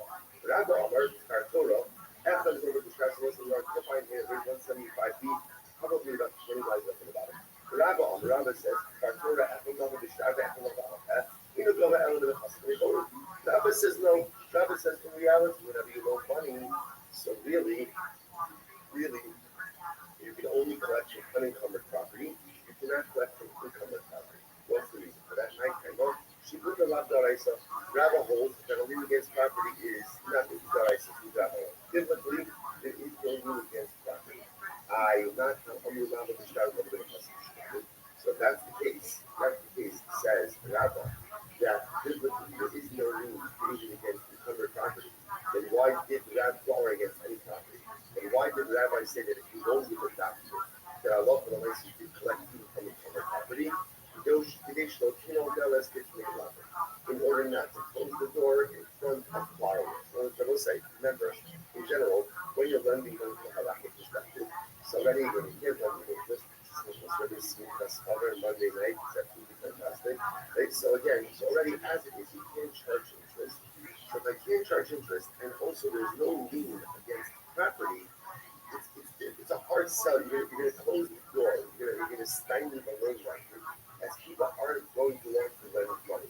So therefore, again, halacha l'maisa, you see, at least if you loan with the document, you're not with the shtar, then you get a lien against all property. So if that's the case, that is in order to encourage and to facilitate loans, then why not even say that a verbal loan should generate a lien against property? Some less late color. Well, because in that case, it will say again, where Allah Paradise is no behind path, we have a verbal loan, there's no toll. So because there's no toll, ultimately, again, we have the Rabbi already says, the Rabbi say, look where I'm left with, it's a final Rabbi, it's Ula and Rabbi. Ula says, Ula Doraisa, the concept of a lien against property is the Doraisa concept.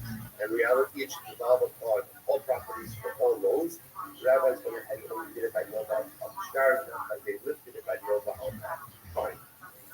Rabbi, on the other hand, holds Shikud Allah Doraisa. There is no concept of a lien against property. There is no property. Midoraisa. The only reason the rabbis make it a lien when it's in a star is in order not to close the door to the lenders. Okay, or not to borrowers, I should say. So the Gemara says as follows. The Rabbi will say this. Double cargo, yesh lo malos. Double cargo, yesh lo, double malos, yesh lo. So let's say this is actually a very interesting case. You look at the Rashbad, which is the one which we on the Rabbi, Shibud the Labdarai. So the Rabbi really holds that Shibud is not the right. So the Hard Rabbi Kishnokun, Shokun Yom, the part of Nova Kishnayim Nova. So we'll say that here again. Interestingly enough, one of the things we learned, when we spend a lot of time on Yusha, of a firstborn son gets a double portion. What does he get a double portion in? What does he get a double portion in? Muchsak and not Ron. Like he gets a double portion in property that is considered to be owned by the estate and not property that is, what's the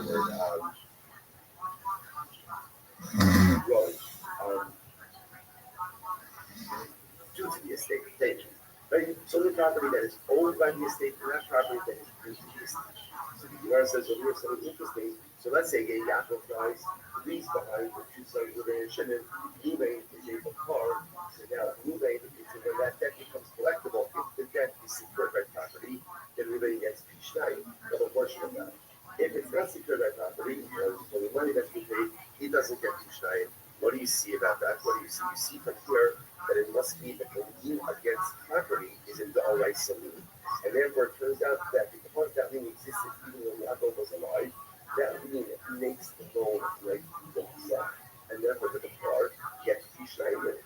So that would seem to indicate that she would the Oraisa gets Rabbi just said before that she would the Rabbi. So it's going to come up here. The thinking about if the Rabbi will go to the Rabbi, so maybe you'll say no problem. Just switch around the positions. Maybe it's really Rabbi who holds she would the Oraisa, and Udo who holds she would the Rabbi. I the Ha'amar Ulo, the Torah. But that's not true because Ula himself is on record as saying that Midda Oraisa, a Balfo, a predator, is entitled to two Ziburis. So listen, so remember again. So now, as much as Ula is saying that a predator only gets to collect inferior grade property, what he is saying is that a predator always has a lien against property, which would then indicate that Halach Oraisa, she Ula Oraisa. Ella, Rabba, I'm going to name that. Rabbi Kamar, Rabbi was in this piece over here before about the road. Rabbi was not espousing the opinion. Rabbi was espousing the opinion of the Jews of Eretz Yisrael. Rabbi was Eretz Yisrael, but he himself did not hold that. So those say, therefore we are left.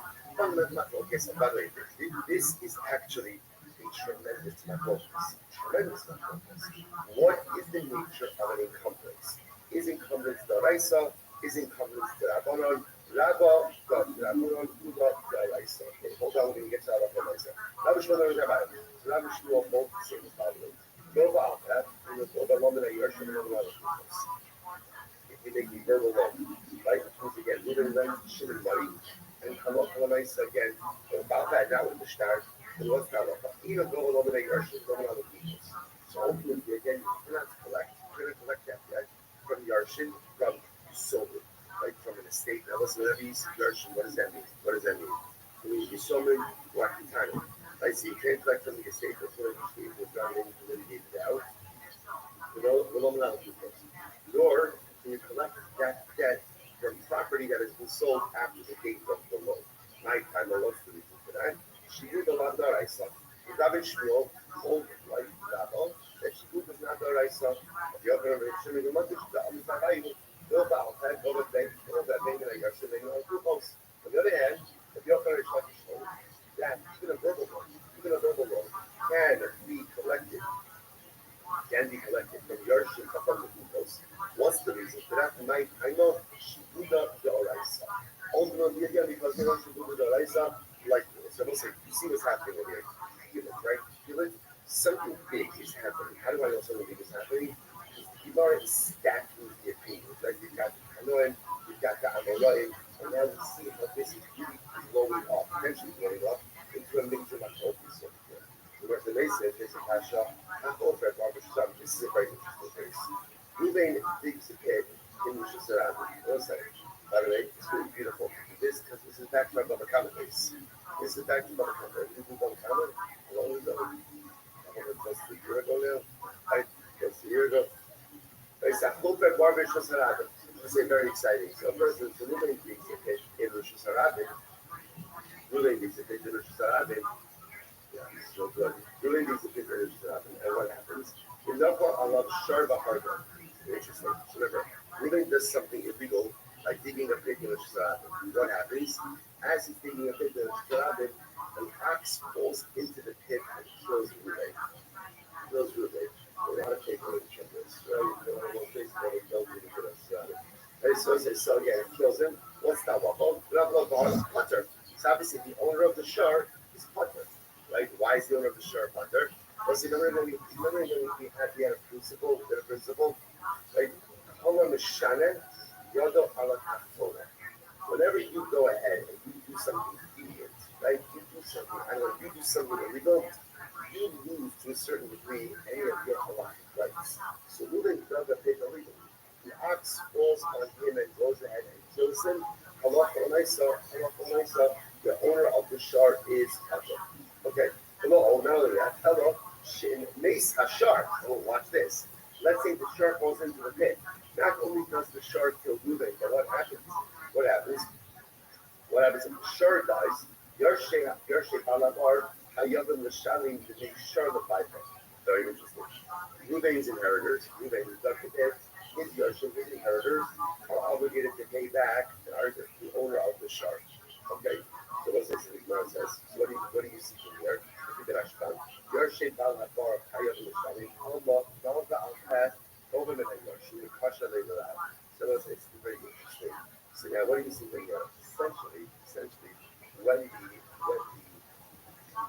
the shark falls in, right, it kills Ruvain, and then it dies. So essentially, the Gemara is looking at this death that Ruvain's estate owns as a malva alta, as a verbal loan. As a verbal loan, and yet you see that throughout that. About Ramesa, it's enforceable even from Yarshim. Even from Yarshim. So that would seem to indicate the concept of Shibuda Da'arasa. Amr Rabbi, the Gemara says we don't know that necessarily. Amr Rabbi, Amr Afish, Amr Rabbi. But the case over here is where the case with the Judy Bashlam says the Nova Beit, the Maisa Beit, and the Nova Shtarga. This case was adjudicated in court. And therefore the court ruled that ultimately again the owners of the Yarshim of Ruvain are obligated to pay back the value of the ox. And therefore because it's a Maisa Beit, it's as if it's really what that means. Whereas how hard was that? Which says that we can die. So true. No, the case over here actually is a situation where Halacha Ruvain was made into a traitor. He didn't die yet.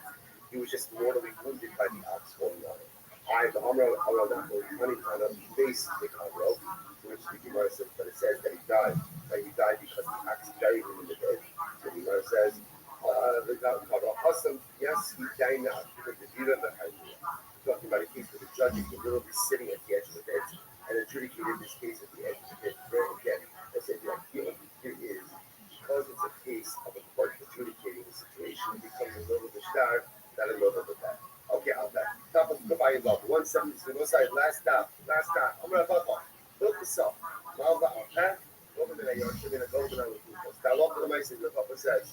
So when you go ahead and lend, write a verbal loan, that look to collect from Yarshin, you have the ability to collect from the estate. They're going to go to the people, but you do not collect from sold properties. Go to the Yarshin, why are you able to collect from an estate? Conditional Tino Delas Bitney Bubble. In order not to close the door in front of lenders. Of course, and why what that issue, that is first of all, that issue, I don't know what my city is. That remember, when a person lends money, they're going to be able to collect even if the borrower dies. If a person knows that the borrower dies, they can't collect, then when I say, can you run into a real problem that people aren't going to want to lend money. So therefore, even if you lend out without a document, you have the ability to collect from Yarshim. But you can't collect from purchasers. And the English of the Googles, the less they collect. You can't collect from purchasers. Why? Because that would be unfair to the purchaser, right? If you lend Shimon money, and subsequently, again, after the loan, and let's say they lent verbally, right? Ruvain lent to Alpha. And then afterwards, Ruvain sold the property to Levi. It's unfair in the event that Ruvain defaults for Shimon to go and collect from Levi. Why? Levi had no way to protect himself, right? Levi did his pedestage. And because the loan was undocumented, therefore, again, Levi has no choice. He has no abilities. Therefore, on one hand, we want to protect everyone. We want to allow, again, the borrower, the lender, to collect from the estate, and therefore again he gets paid. On the other hand, we want to go ahead and protect the purchasers because they had no way of going about this debt. So they'll say, "Halacha l'maisa how do we paskin?" Because this is a big one. This is a big one. Shipuda d'oraisa or shipuda d'rabbanan. How do we paskin? But I'm a paskin. Get ready for it. Focus, mother below that. Harik did alit halacha dalit. Rambam writes, "Kol nova b'shtar, nova also in a yarshim and other purpose kosher star." When you lend with the documents, right? You lend it in writing. So the halacha is you can collect both from Yarshin as well as from purchase. You collect from everyone. Milva al pad, if you lend verbally without a document, go them in a Yarshin and collect from the estate, but you cannot collect from purchasers, right? And the reason for that is because purchasers had no way to protect themselves when they didn't know about the existence of this loan. And the Rambam Haskins, Shekol Nichse Hagoba, Hachas Shibud Hamalda, Minachora. The Rambam Haskins, Shibuda Doraisa. Shibuda Doraisa. So again, just understand what I mean is anytime you lend money, anytime I lend money to Ruvain, Doraisa, Ruvain's property is encumbered by that debt. Now, also with that, Shabbat is in the event of default, I could collect, or debt, I collect from the estate, I collect from purchasers. The only reason Chazal said that if it's a verbal loan, I can't collect from purchasers, is only its buyer protection. It's buyer protection. The purchasers had no way of knowing about this get. Therefore, we compare it to the Rabbi to it, even though I compare it to Rosh. Listen, so again, Halach L'Maisa, Shibud L'Dais. Rabbi says it's tremendous for the husband also. What does it mean? Not only Halach L'Maisa, Shibud L'Daisa, but ultimately again, Hashgach L'Maisa. What is Hashgach L'Maisa? Shibud. Listen, like talking to ourselves, like we're slave and it's there to a lot of things, right? A person feels a shepherd to a lot of things in life. In reality, there's only one thing in life you should really feel a true shepherd, right? A true. The word isn't enslavement. There's a better word. A true encumbrance to. There's only one real shepherd in life, and that is God Himself. So that's what it should feel encompassed. One shepherd, and listen, if you think about it, by the way, everything else comes from that shepherd. When you say to yourself, 1 second, it's not you have a family. Like, how can I feel to a shepherd? I don't understand. If you feel the shepherd to the Araisa, to the Torah, everything else comes from that.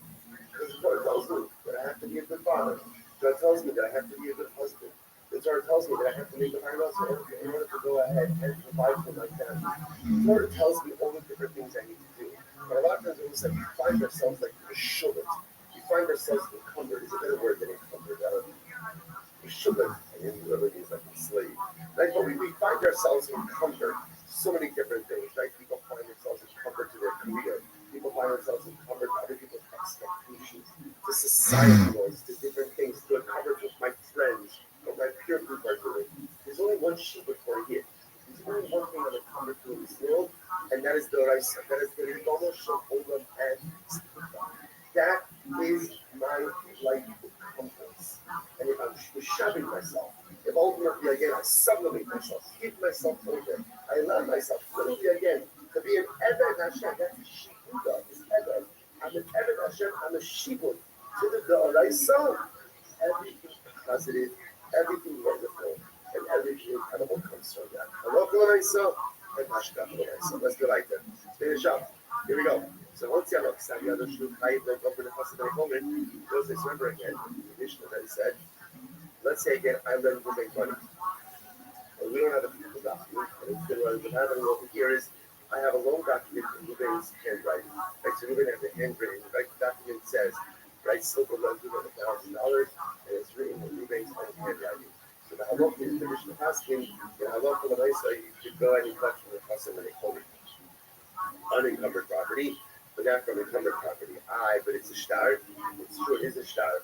But it's a star without what? Star without what? Star without because star without ink, and therefore it doesn't have a cold. Right? And therefore, because it doesn't have a cold, you can't collect from encumbered property. So why would they Rabbi there on that one? Sorry, Rabbi Barno, something of the opener. What sucks up the other case tonight? So it's like, what happens if things get knows even its head right? Right, Ruben, I don't know if you know Ruben is a notorious borrower, or I don't know if maybe also a witness. A witness is a lot of stuff. So plus, the point over here is they know his handwriting. So what about that? So the Gemara says, right. I'm going to say, in other words, we're going to say essentially, does the fact that Jason recognizes Ruben's writing, does this make it like a star that has English? That's the shiloh. Does it make it like a star with English? On the way. How about these folks that Sabi on the reason they don't know the element of custom in the code. No, we'll say this again. In order to collect from the custom in Shubha, in order to collect from the pupils or purchasers, you have to have witnesses. Witnesses create a code, a general awareness, and therefore again, purchasers would be aware, even if they didn't recognize Ruben's signature, but still only allows for collection from the custom in a code unencumbered property. So Masirai Bakama Shloshik Gittin, so Rahama raises a kasha. So Shloshik Gittin Psulim. There are 3 Gittin that are possible. The Mises have live customers, most of them get no idea what it means. 3 Gittin which are possible, right? But if you marry anyway, the person you are essentially the woman that utilized him, the offspring is still going to be kosher. What are those 3 Gittin? Number 1, Sav B'Ksav Yodo Ve'elavavim. If the get is written in the handwriting of the husband, but there's no witnesses there. There's no witnesses there. So those are very interesting cases. In that kind of case, it's clear that the husband knows, right? But there's no evidence, there's no witnesses that signed on it. So such a get is kosher, but she really shouldn't use it. But if she did use it, right, as a really matter of Rachel did use it, technically speaking, the divorce is valid. Or there are witnesses that sign their God, there is no date on it. Or there is a date, but there's only one witness. What's the halacha? So these three really are not really fit for use. The uses have lot of kasha, but if you used it ultimately again, it's kasha. Kasha. So the Rabbi Elazar says, "I'm not she'in alav eidin elishnos with eidin kasha. The go them in the kasha l'shivati." And Rabbi Elazar says the truth is even if there aren't eidin on it, but you keep it in the presence of witnesses, it's kasha. Rabbi said never again. That's Rabbi Elazar v'shivasal. This is what Rabbi Elazar holds. Rabbi Elazar holds eidin the sira house. And remember again, it's not the witnesses who serve the document that they again is only used to see the giving over of the shtar. So it doesn't go so far to say that even if you don't have witnesses who sign on the shtar, but you only have witnesses who the giving over of the shtar, halal kalamaisa, again, discussion you can collect, but even if you collect, right? Or again, I will say, remember again, I'm going to point out also, whatever halachos apply to giving also apply to what? Regular shtaros. Like regular shtaros, that is not so long ago. So we go to the first shtaros. So let's say so again. So what do you see from here? Look at the Ashban for just a moment. Go over the Ashban across. Go over the first shtaros. Yilomar, when you start Nildaru, always start across the Sadia Dova, Evo Aiden, and Shamas of the Maiden. Go over the first Shabbat. So let's say so again. Here it is. What do you see over here? You have a shtar over here that is written in the handwriting of the husband. There are no witnesses on the shtar, and yet despite all of that, Allah for the Maisa, you can collect from the Chasam Shabbat. This country, as we just said before, in which the Gemara says, no, Shiny Hasam, Mishas Siva, Mishade Nafshe. That case is different, right? In that case is different. Why? Because we're saying this type of situation where Allah for the Maisa, again, is disclosed in the beginning, that Ruben is not going to use anything, but rather, again, he was only going to use Sira to shabbat himself. He obligated himself in this level of obligation from the beginning of the writing of Mishnah to go to the Rashban. Shining Hasam to the Shas, Siva to the Shabbat Yashay, Kishenechta Hashtar, Nichta Kidela Rasam of the Eid, She'edim Sinama Holy Hasiva Hilfa, given the Rabbi, Edim Sira Karsi, Kidu Nechta Mufasor Hashtar. So that case is different. Because since it's relying on Rabbi Lazar, therefore again, the Sira Karsi, therefore he Shabbat himself from the beginning, and it's his testimony in the Shtar itself. Abalanan, the Goyla Mahutsi Alav Savyado Kahama, Shishmo Shalom, say, which essentially what to say, you can't apply this back up. Remember again, what was our initial question? Our initial question was, Mishnah said that if Ruder lends Shimon money, when you have a Shtar, like the Shtar is written, Shimon the borrower's handwriting. So what's the halacha in such a situation like that? The halacha is that ultimately, again, we may collect from Shimon, but only from the testimony corresponding from the capital. So the Gemara asked, what happens if halacha l'maisa completely recognizes Shimon's handwriting? Does that make it as if there's testimony witnesses signed? So we don't want to bring a raya over here, but I'm not sure if this case is different, right? The get case is different. And I love the way we ask is even if they did recognize the handwriting of the handwriting of Shimon the borrower, that's fine. Or if it's a valid document, Ruben, the lender, can collect from unencumbered property, but he cannot collect from encumbered property. Beautiful. All right, the both sides. Last piece. Go. Second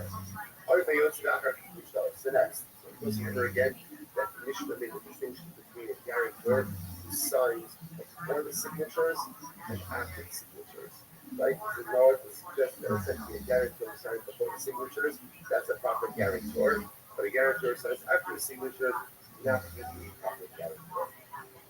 Now, the way to actually say like that, the Mishnah said that if the guarantor signs after the signature of the witnesses, you can only collect from the nechassim from a COVID of the guarantor, not from the chassim Shabbat. So a person that if he signs before the signatures, you can collect even from the chassim from a COVID.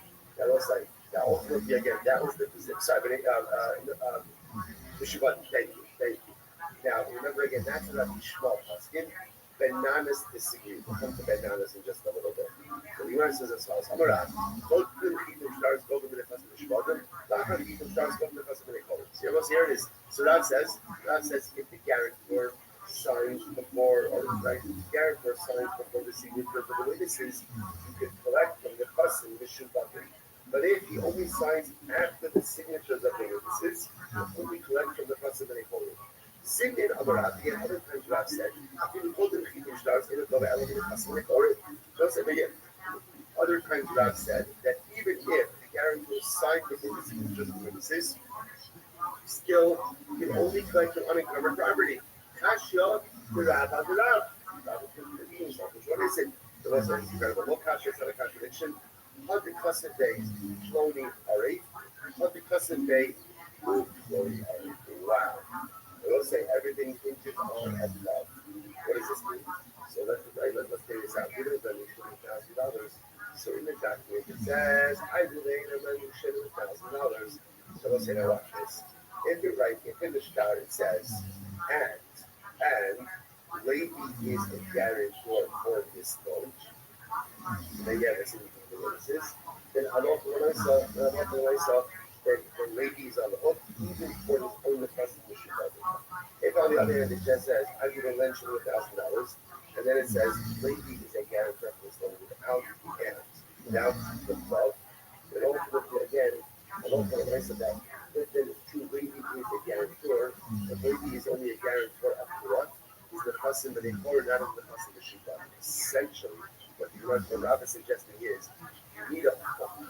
You need something directly connecting the guarantorship to the transaction underlying the property. All you need is a dog, right? All you need is that hook. And. In other words, documental juxtaposition. Yes, that is a brand new phrase. Right?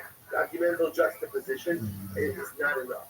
You need something that actually, again, hooks the guarantor to the transaction above it. So therefore, again, interesting enough, what Rav says is having the guarantor sign before the signature of the witnesses is enough to create an obligation. Remember, again, I said it's an obligation, but it only obligates the person that they hold. If you want the guarantor to be obligated even for the person that you plug in, you need that hook. You need that and, which again, that eventually goes ahead and links it to the actual transaction itself. Incredible. So the Gemara says as follows. The Yochanan says no. The Yochanan disagrees with that. The Yochanan says no. The way a guarantor works, the Yochanan holds that a guarantor's obligation is always capped at his nefassim. That's it. A guarantor is never on the hook for nefassim b'shubadim. Nasa Rabbi, so Rabbi raised the kasha. Even the kasha she'ela shalom began puzzle. Keshina shema al she'ela shalom puzzle. So let's say this is actually a very interesting case. So Rabbi brings up the following question. So let's say again, you have a document, right? So again, Ruben is divorcing his wife Rachel. So in the document that reads like this, right? Ruben is divorcing Rachel, and then in the document itself it says, and witnesses, do me a favor, when you go and you deliver this gift to Rachel, say hello to my old friend. Right? Because again, Ruben lives in Tel Aviv, Rachel lives in Yerushalayim. So Ruben tells the witnesses, my old childhood friend lives in Yerushalayim. Do me a favor, when you deliver the gift, go say hello to Shimon. And he writes that in the document itself. Go say hello to my childhood. I agree. Right. But sometimes it's all about the celebration of resources, right? Why spend money on the additional stamp? Right? Maybe you could just go ahead and have the witnesses go ahead and give over that shalom aleichem. So we'll say, so now watch this. The Gemara says as follows. The Gemara says, so here's the issue. If witnesses sign right below that shalom aleichem or that instruction to give shalom to Shimon, then the get is puzzled. Why? Because what are we concerned about? We're concerned that the witnesses are signing on the greeting and not signing on the end. Rabbi Yavo, the Kedivim Parshim in Rabbi Yochanan. So also says Rabbi Yavo said, and also as follows. Rabbi Yavo said, the way I understood it was as follows. Shalom pasal, bishagilu kasha. Shagilu pasal, bishagilu kasha. Oh, those say everything depends on the God. If you write it again, I do it with when I go home, right? Right? And the next section, please make sure to inquire about the welfare of my friend Shimon, and then since she witnesses, that's the value to get.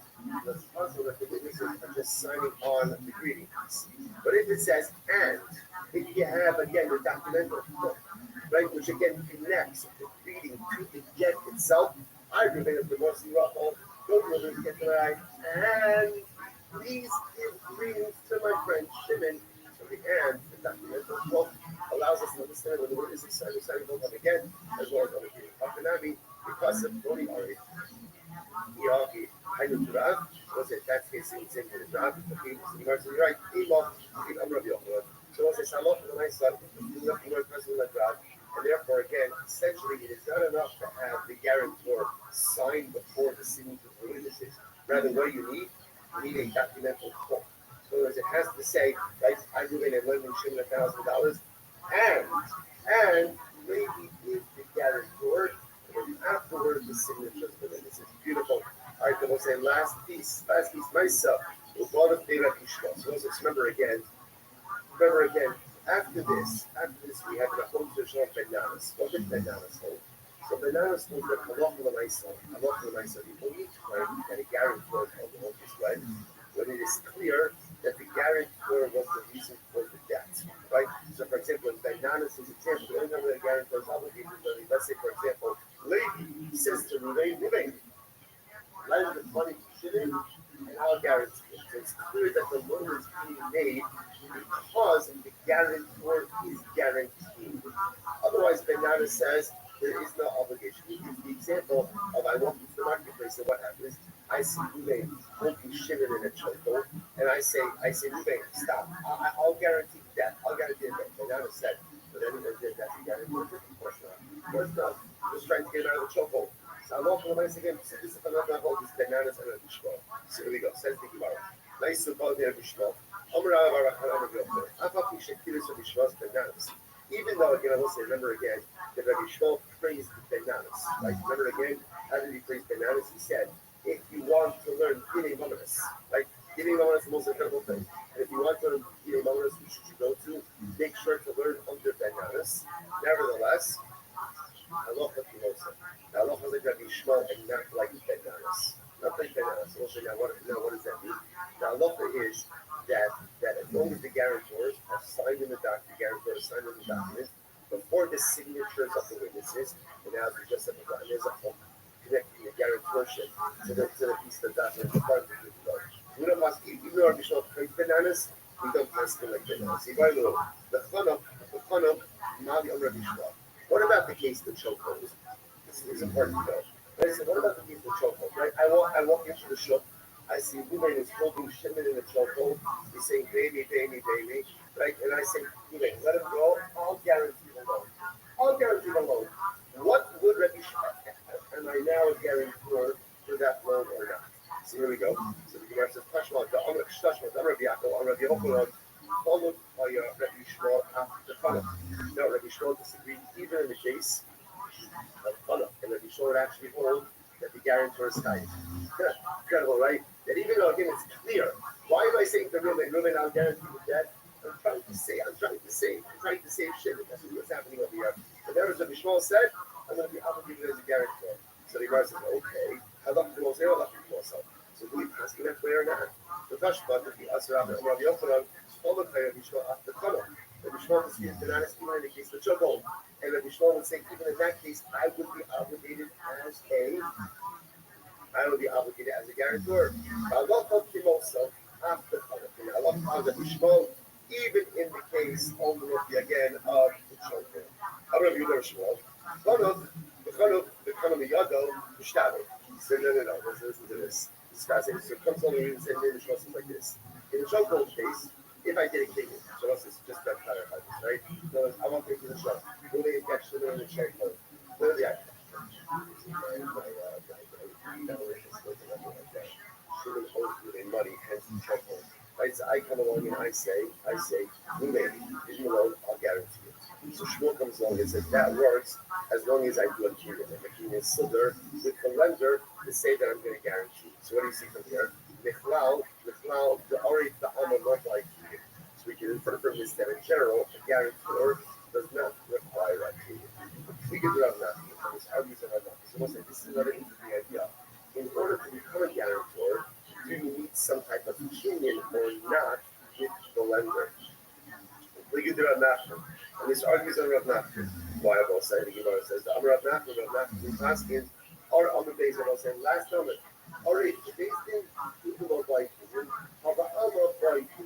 So we'll say normally it's only a guarantor. It becomes a guarantor in the presence of based in who does not require a kinyan.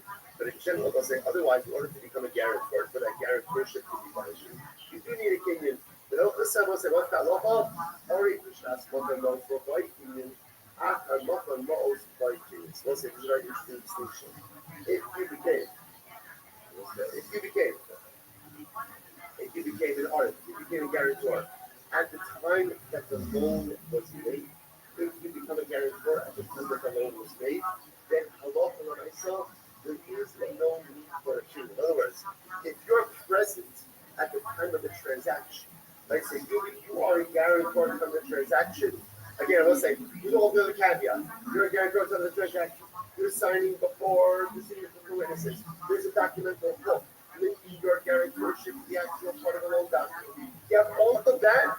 Kinyan is not necessary to formalize and concretize your guarantorship. However, after Matan Ma'os, it's very important. Now, let's say, remember again, you can technically introduce a guarantor after the loan is made, right? We may lend Shimon the money, and then later on, we may go a little bit further this order, right? Or Shimon decides to get a guarantor. You can introduce a guarantor after the transaction has already been made. But in order to do that, what has to happen?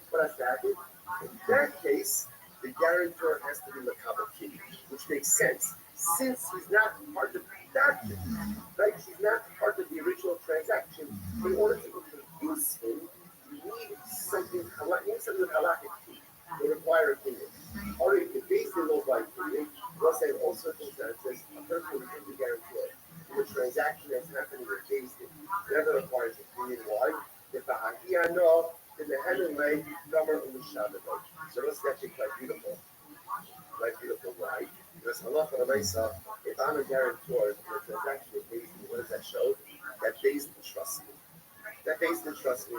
So because Beis Din trusts me, again, that is enough for me to commit myself to the guarantorship without having to do anything with the kinyan. Whereas we'll say, there, in order to ensure that the guarantor is really on the hook. If I'm in Beis Din, and Beis Din is trusting me to be a guarantor, so that is enough. That is enough that I fully commit myself, and there's absolutely no need for any additional kinyan. So let's say it happens to be that halacha l'maisa in their chokehold, the way that I'm not pressing, that halacha l'maisa, the guarantor is not on the hook. That's what I'm, which again, I think is logical and intuitive because halacha l'maisa, again, it's clear I'm only doing it in order to go ahead and save me. And I will say that amazingly enough, we're also asking like Rabbi Shmuel and not like Ben Nanas. Now, halacha l'maisa, again, essentially. So again, a guarantor need not to do a kinyan if he's becoming a guarantor from the transaction itself. Right? That doesn't actually requires kinyan. As if he's being introduced later on, and halacha l'maisa becomes a guarantor who Beis Din doesn't never require the kinyan. Needs to be signed. Guarantor needs to be written before the two witnesses, and needs the doc to be written in order to make it binding. It was just to close out for the second. The last Mishnah ended up with a really beautiful idea that Harotza Shiyasot Kedimei Mamanis. Sorry, if a person Harotza Shiyachim, person wants to become wise, Yasot Kedimei Mamanis. A person should go ahead and really involve himself in monetary law. Right? That's the ability to become exceptionally wise. What's the pshat? Well, why don't you say, Harotza Shiyachim, want to become wise?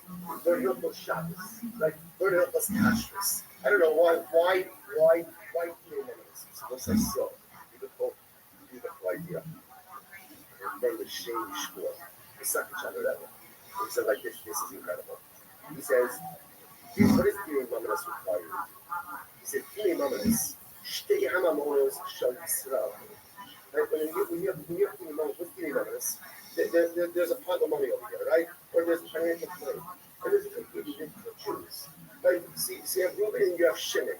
And you have to try to figure out how to distinguish who owns the money. Right? So there's one bucket of money or one claim, who gets it? The Yehudi or the Chaveira? Does it go to Reuben? Does it go to Shimon? So the whole thing. So Shimon was something Today, Mominus requires a very specific skill. Havdalah. Havdalah. The ability to be mindful. The ability to distinguish, does the money belong to the name? Does the money ultimately again belong to Shimon? So today, Mominus requires the ability to distinguish between two things that look so similar. Like the way they should have been a good agent. The way looks like a great guy, she looks like a great guy. The way makes a compelling claim, she makes a compelling claim. And what do I have to try to figure out? I have to figure out how to be mouthful. How to be mouthful. Says the Shamish rule something amazing. What is the greatest skill that we possess in life? The ability to be mouthful. The Imam Seth Rachas brings down that the first thing we do on Motzei Shabbos, the first thing we do on Motzei Shabbos, in the Rachas Akro Hodei La'adam Das. We say, HaKadosh Baruch Hu, you give us wisdom. How does that wisdom manifest itself? Where does Havdalah happen in Shmona Esrei? Atachonakonu and Atachoni La'adam Das. Ultimately, again, the greatest ability, the greatest gift you have is the ability to distinguish between different things. So, Dinei Mominus represents this ability to engage in the incredible process of Havdalah. Now, once you ask yourself, okay, it's very nice. But once you have to remember this, once you learn the financial law, how to do Havdalah, how to make a difference between women and children, there was a thing that skill set, and it can bring it to the rest of that. Because what is life all about? Life is all about Anakyo, Beit Kodesh, Beit Oren, the Kosha, Beit Yisrael, Ra'an. Life is all about the ability to make sometimes very, very nuanced distinctions. What's right and what's wrong? What's holy, what's impure? What's kosher, what's shade? What's light and what's dark? That's what life is all about. As I say, more often than not in life, the big decisions we have to make is not really between two things that are polar opposites. But it's often in daily life navigating and nuanced decisions. What does that mean? What's the real topic happening? What's the right decision? What's going to get me where I really need to get to in life? What life means more than anything, what a successful year means more than anything, is the power and the ability to be a Havdalah Yid. And how do you be a Havdalah Yid? Harosha Shiyakim, if you want to fine-tune your Havdalah skills, Yasel, Yidinei, Mominus, that engage in financial management. When you do that Yidinei Mominus, and you learn that part of nuance distinction. If you learn it here, those like it has been tremendous, of course, and privilege. It was like start from 1 to 70, 60 days. Like just every day exciting, every day beautiful, every day incredible. I mean, it's been the greatest piece of us in the world.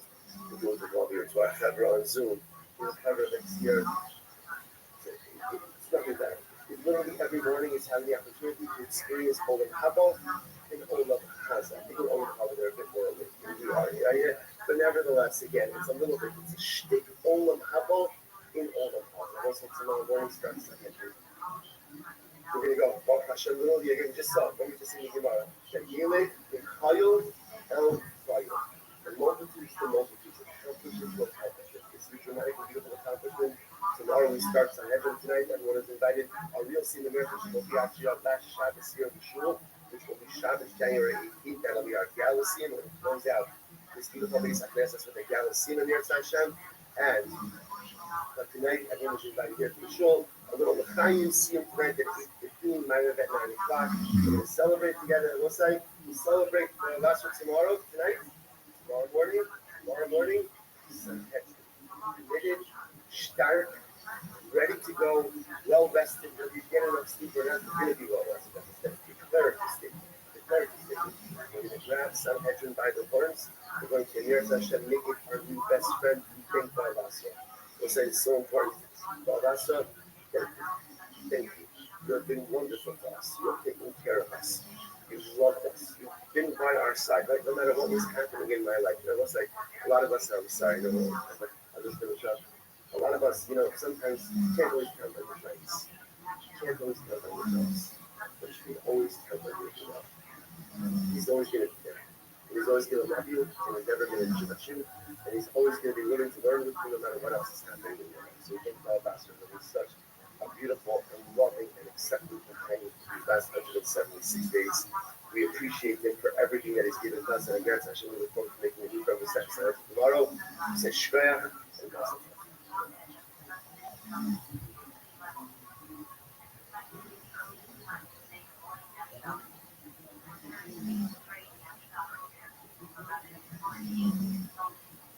All right, girls, like, good morning, good morning.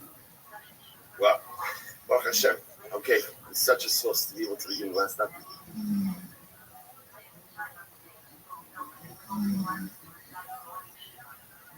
Well, I shall begin by thanking all of our sponsors for this morning's shir. To thank our annual Kamatora sponsor for Tafshin Pei Hey. He tells him Mishbach of Eretz Yisrael. I'm going to tell the what's happening yesterday, saying that for today, we're going to change the sponsorship in Eretz Hashem as a zuchos for all of those who have toiled in all of the babas and all of those Baruch Hashem who are zocha to bring a Baba Basra to a beautiful and sweet and holy close. And in Eretz Hashem, B'Shat Tov Mitzlachos, begin Mesechah Sanhedrin tomorrow, B'Shat Tov Mitzlachos. In that zuchos, in Eretz Hashem, we should all encounter a kind of a bracha, hatzlacha, shefa, and mazel for ourselves, for our mishpachos, and for all of Am Yisrael. Kamatora sponsors for the month of Kislev. Josh and Ekvim, in recognition of the yahrzeit of Josh's father, Yisrael Yehuda, Ben Rav Chaim Raphael, and for the safe return of our hostages and the security of our soldiers, sending them the Esters in the memory of their parents, Yitzchak Leib Ben Aaron HaKohen, Sarah Rachel Bas Baruch Amram, and Hinda Bas Henech Ephraim, and the memory of their dear friend, Naftali Gordon, Naftali Yonah, Hashem Yikom Damo, Ben Beatrice Miriam, and Danielle Yigal. And today, Dr. Yomi is sponsored by the Friends of Maishi Garden, wishing him a tremendous mazel tov on being Messiah Shas with the completion of Maseches Baba Basra. The daf is also sponsored by the Friends of Zevi Daniel, wishing him a tremendous mazel tov on being Messiah Shas with the completion of Baba Basra. The daf is also sponsored today by Zevi Daniel with the completion of his Daf Yomi cycle, and with tremendous gratitude to the shir, specifically his daf brothers, David Flum and David Schwartz, without whom his incredible pursuit would have only been a dream. As in, he would still be asleep. Incredible, incredible. So I'll say, so beautiful, beautiful. So first of all, a mazel tov to Reishi, a mazel tov to Zevi. What is this? What is this to be Messiah Shas? Incredible. I will say, by the way, I just want to tell you something also. If you're being Messiah Shas and Baba Basra, what does that mean? What does that mean? It means you picked up in the middle of a cycle. So sometimes, one of the most difficult things is to kind of start something when everyone else is into it. And it's so easy to say, I'll catch you later. It's Baba Basra. That's another, whatever, 2 years. I'll just wait until Mesechus Brachos. And I think Zevi also started not even the beginning of Basra, right? But like a week before Baba Basra was over, with a week left to Baba Basra. So I'll say it's such. So I want to thank Zevi and Ramesh for just giving us such a beautiful Musar. When a beautiful opportunity comes your way, don't wait until the opportune time to jump into it, but take it. Mitzvah an opportunity to learn, an opportunity to grow, an opportunity to broaden your spiritual horizons comes. Okay, it'll be great if I started at the beginning of this, a little bit later, a little bit earlier. When it presents itself, take it and jump into it. Zevi Maishi, much mazel, much bracha, and much incredible hatzlacha on this accomplishment. You should be zocha. And Yetz Hashem to Messiah Shas many times over. You should be zocha and Yetz Hashem to broaden your spiritual horizons for many years to come. And this is a close. This Siyam Hashash, and Yetz Hashem be a source of mazel and bracha and simcha hatzlacha for your mishpachos for many generations to come. Incredible. All right, so I'll say with that, let's begin. There's no opportunity today to finish the rest of the daf tomorrow. Right, so this we gotta finish this. All right, so today's daf is Kuf Ayin Vav 176, and we are picking up on Kuf Ayin Hey on the base. So we'll say pretty much we left off the Gemara yesterday, but we did the shoot of Ula. So remember again, we're doing an interesting machlokas about Shibuda the Oraisa. How do we understand when, let's say again, Ruben lends Shimon money? So again, as we know, so loan, halachic loans 101 is that when you loan someone money, that creates a lien against their property. What is the nature of that lien? So Ula Paskin, Shibura Daoraisa. Midoraisa, whenever you lend money. Whether you lend money in a shtar, whether you lend money verbally, any loan creates shibur. Any loan creates a lien against property.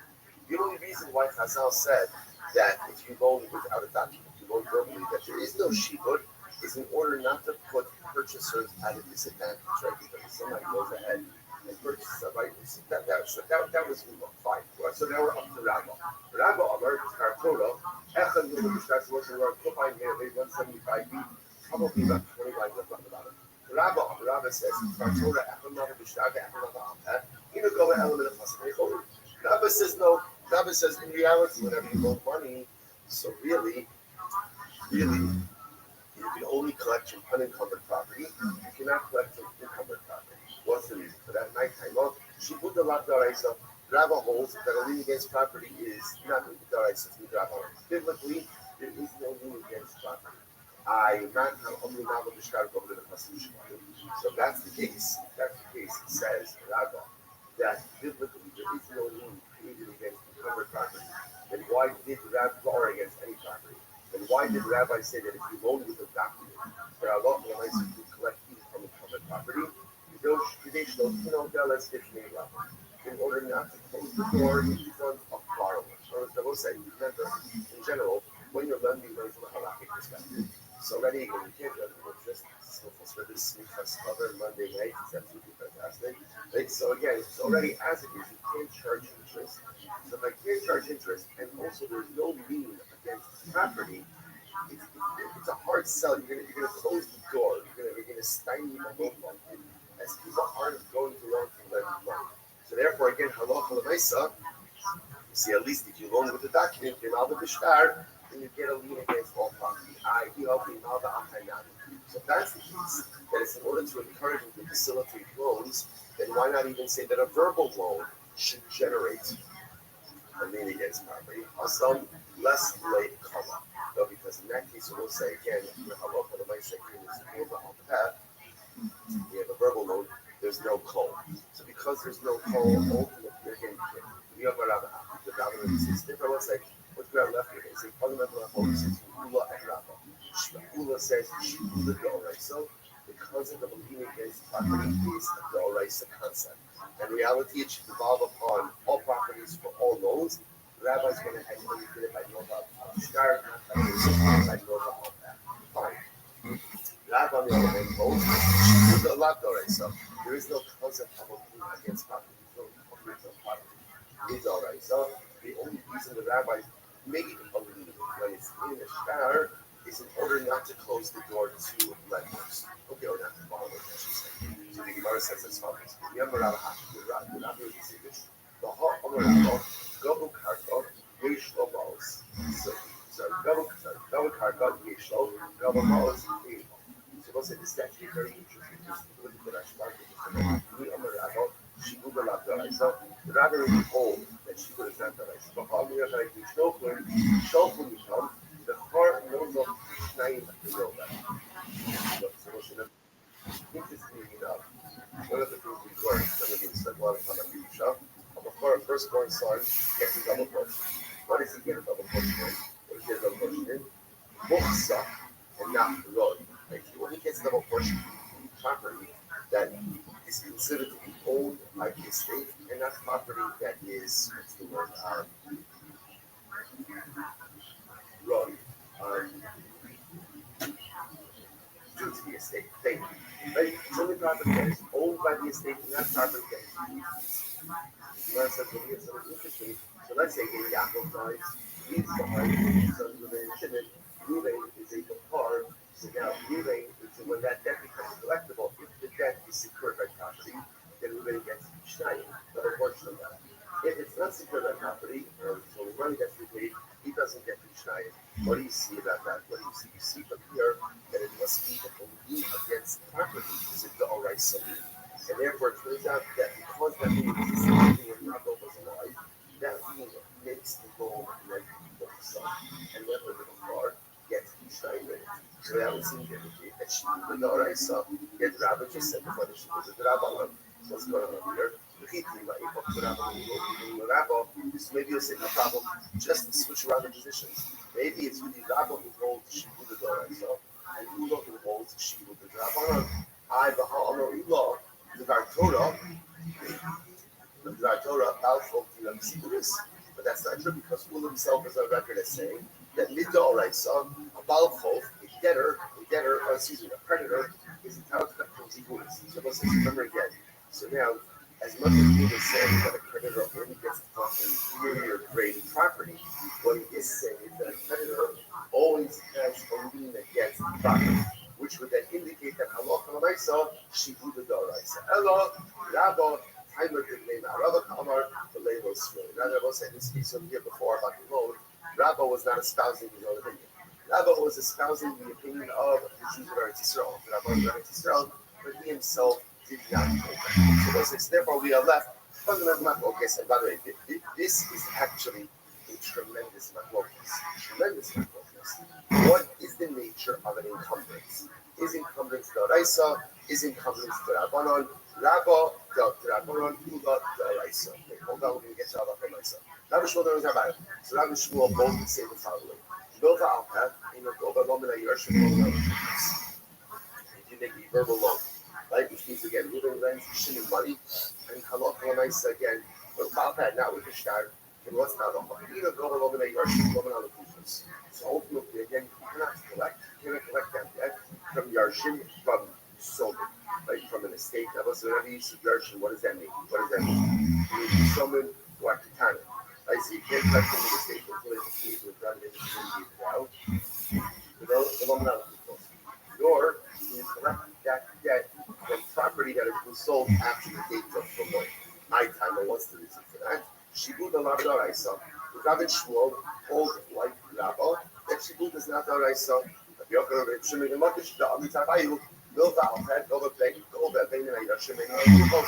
other hand, the Yochanan Shlakish holds that even a verbal loan can be collected from Yershim or from the Kushos.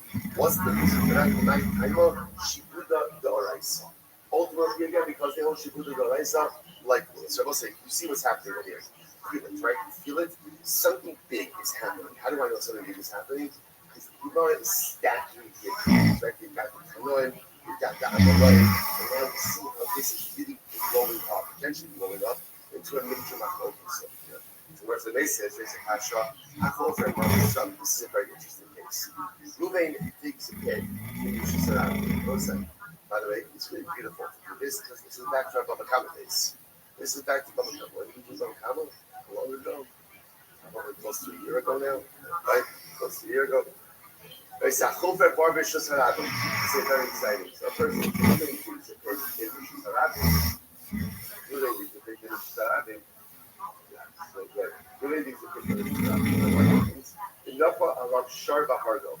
Interesting. Remember, Ruben does something illegal by digging a pit in a Shtarabim. What happens? As he's digging a pit in a Shtarabim, Max falls into the pit and kills Ruben. So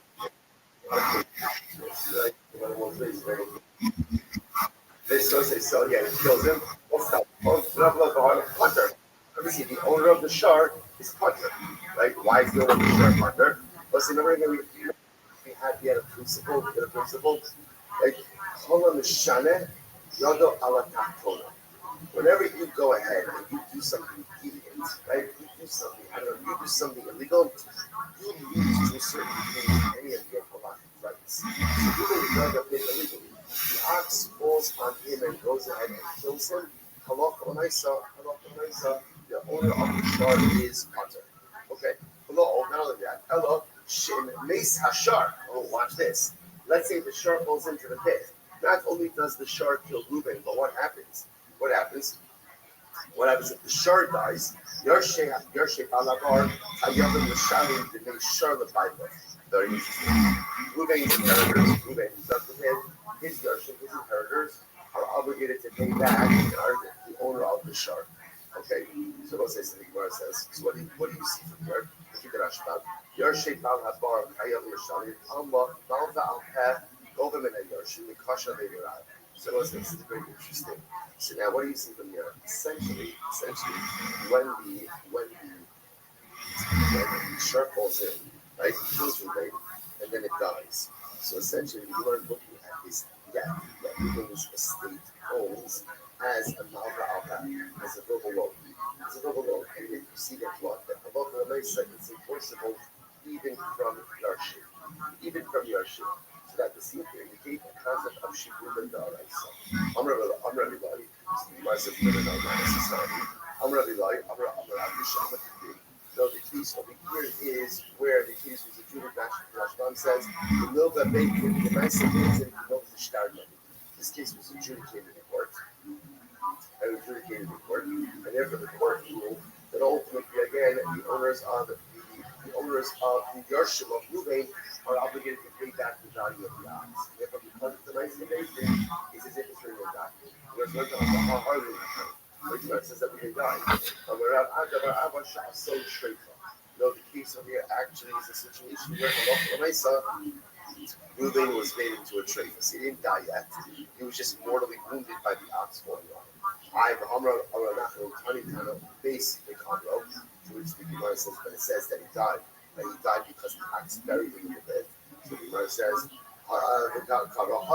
yes, he died in the talking about the judge literally sitting at the edge of the court and adjudicated this case at the edge of the pit. There again, let's say the ideal here is because it's a case of a court adjudicating the situation, it becomes a murder mishtar, not a murder that. Okay, I'll bet. Top of Kufay Bob, 170, so we'll say last stop. I'm gonna pop. Look this up. Malva al Pat, Government of Yarshim and a Government of the Gufos. That local Mason, the Papa says that when you go ahead and write a verbal loan, the locals you can collect from Yarshim, you have the ability to collect from the estate. You're going to go to the Gufos, but you do not collect from properties.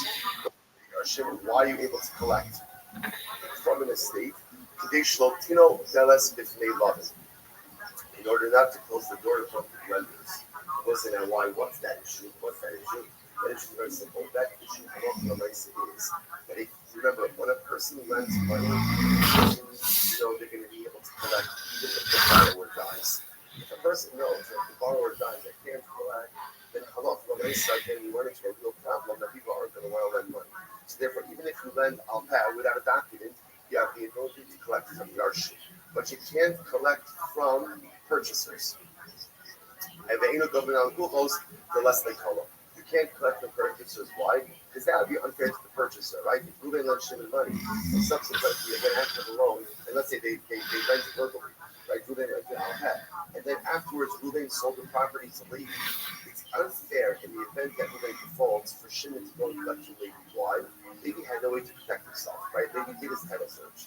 And because the loan was undocumented, therefore, again, Levi has no choice. He has no ability. So therefore, on one hand, we want to protect everyone. We want to allow, ultimately, again, the borrower, the lender, to collect from the estate. And therefore, again, he gets paid. On the other hand, we want to go ahead and protect the purchasers because they had no way of knowing about this debt. So I was like, how do we ask it? Because this is a big one. Shibud Daraisa or Shibud Rabbanan. How do we ask it? Rabbi Paskin, you ready for it? Lochas Malva Beloda. Parak Yud Aleph Halacha Dalit. The Rambam writes, Kol Milva Bishtar, Gova Osam and Yarshim and all the Gufos Bishtar. When you lend with the documents, right? You lend with the writing. So the halacha is you can collect both from Yarshim as well as from purchasers. You collect from everyone. Milva al-Peh, if you lend verbally without a document, Rova and Yarshim, you can collect from the estate, but you cannot collect from purchasers, right? And the reason for that is because purchasers had no way of protecting themselves because they didn't know about the existence of this loan. And the Rambam Paskins, Shekol Nipse Haloda, Hachas Shibot Hamalda, Benat. The Rambam Paskins, Shibuda Doraisa. So again, just to understand what that means is anytime you lend money, anytime I lend money to Ruben, the Doraisa, Ruben's property is encumbered by that debt. Now, also what that should mean is, in the event of default, I could collect, or debt, I collect from the estate, I collect from purchasers. The only reason Chazal says it's a verbal loan, I can't collect from purchasers, is only its buyer protection. The Purchasers have no way of knowing about this yet. Therefore, it's unfair to allow them to even though technically with us. So again, halom l'meisa, shibuda d'oraisa. Let's say it's a tremendous portion of this also. What does it mean? Not only halom l'meisa, it has to be shibuda d'oraisa, but ultimately again hashkaf l'meisa. What is hashkaf l'meisa? Shibuda. Let's say we like often put ourselves like it's to a lot of things. Right? Let's say it feels a shibuda to a lot of things in life. In reality, there's only one thing in life you should really feel a true shibuda. Like a true shibuda. The word isn't enslavement. There's a better word. True. A true encumbrance. There's only one real shibuda in life, and that is God's. It's over. That's what it gives you feeling encumbrance to. It's one shibuda, and it wasn't, if you think about it, by the way, everything else comes from that shibuda. When you say it's a second, it's not sure I'm family. Like, how can I feel to shibuda? No, understand. If you feel the shibuda to the Araisa, to the Torah, everything else comes from that. Because the Torah tells me that I have to be a good father. The Torah tells me that I have to be a good husband. The Torah tells me that I have to make a balance in order to go ahead and provide for my family. The Torah tells me all the different things I need to do. But a lot of times it looks like we find ourselves like shubbat. We find ourselves encumbered. It's a better word than encumbered. Shubbat. Literally means like enslaved. Like, but we find ourselves encumbered so many different things, right? People find themselves encumbered to their career. People find themselves encumbered to other people's expectations, to societal norms, to different things, to encumbered to what my friends or my peer group are doing. There's only one shubbat for a year. There's only one thing I'm encumbered to in this world, and that is the Raisa. That is the Ribono Shel Olam and his Torah. That is my life encumbrance. And if I'm shoving myself, if ultimately again I sublimate myself, give myself over, I allow myself literally again to be an Eved Hashem. That's Shibuda, this Eved.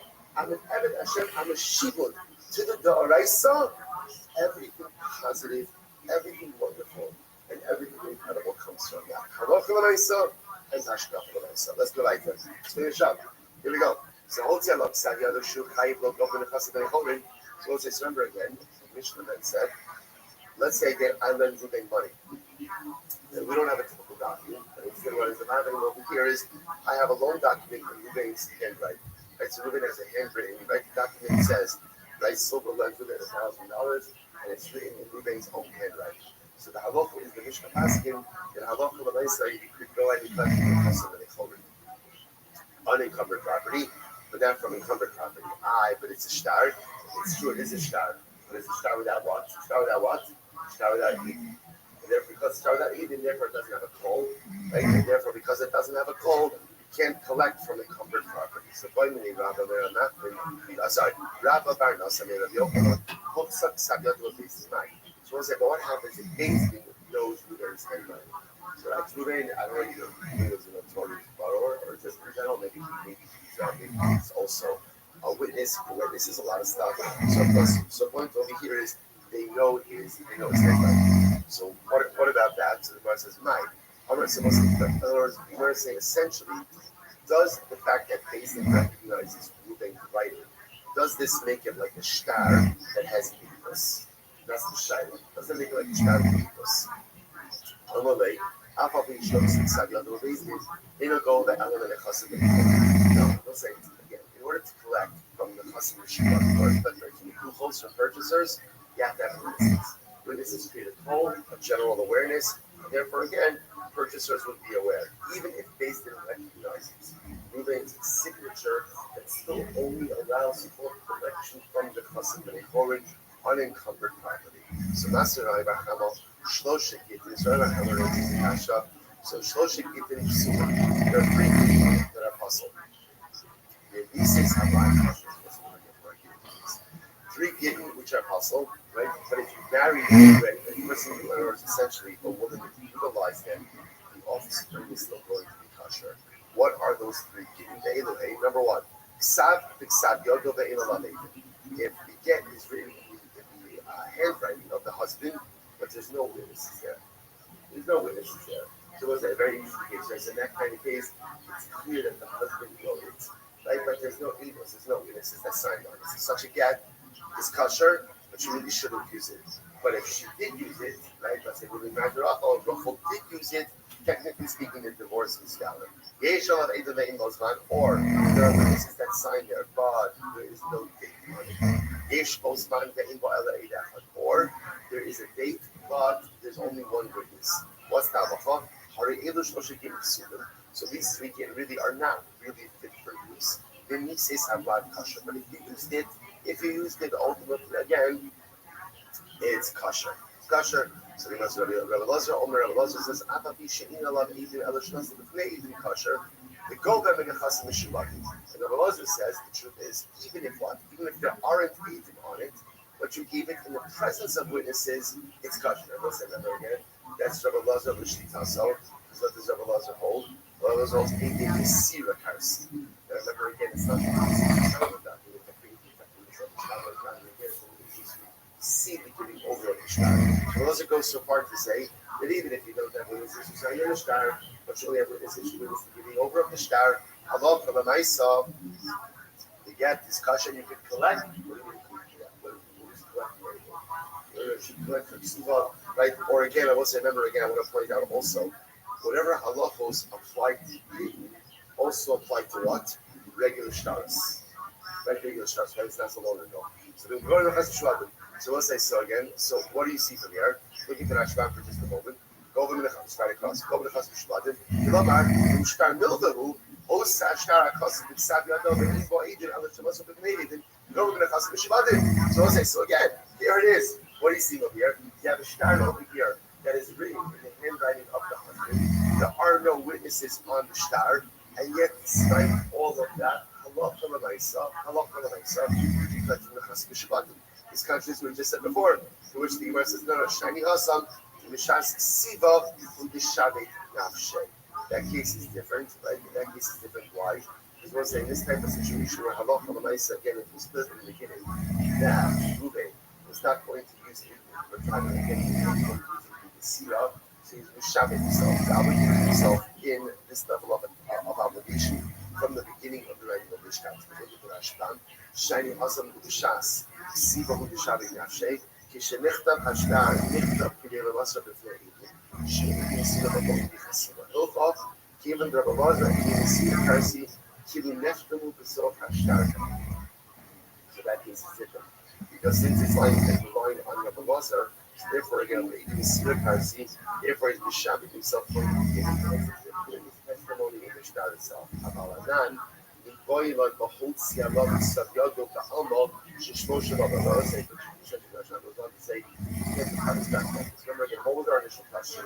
Our initial question was, Mishka said that if Ruben lends Shimon money, and you have a star, right? The star is written Shimon the borrower's handout. So what's halacha? The halacha is that ultimately, again, Ruben can collect from Shimon, but only from the chassid that they call it unencumbered property.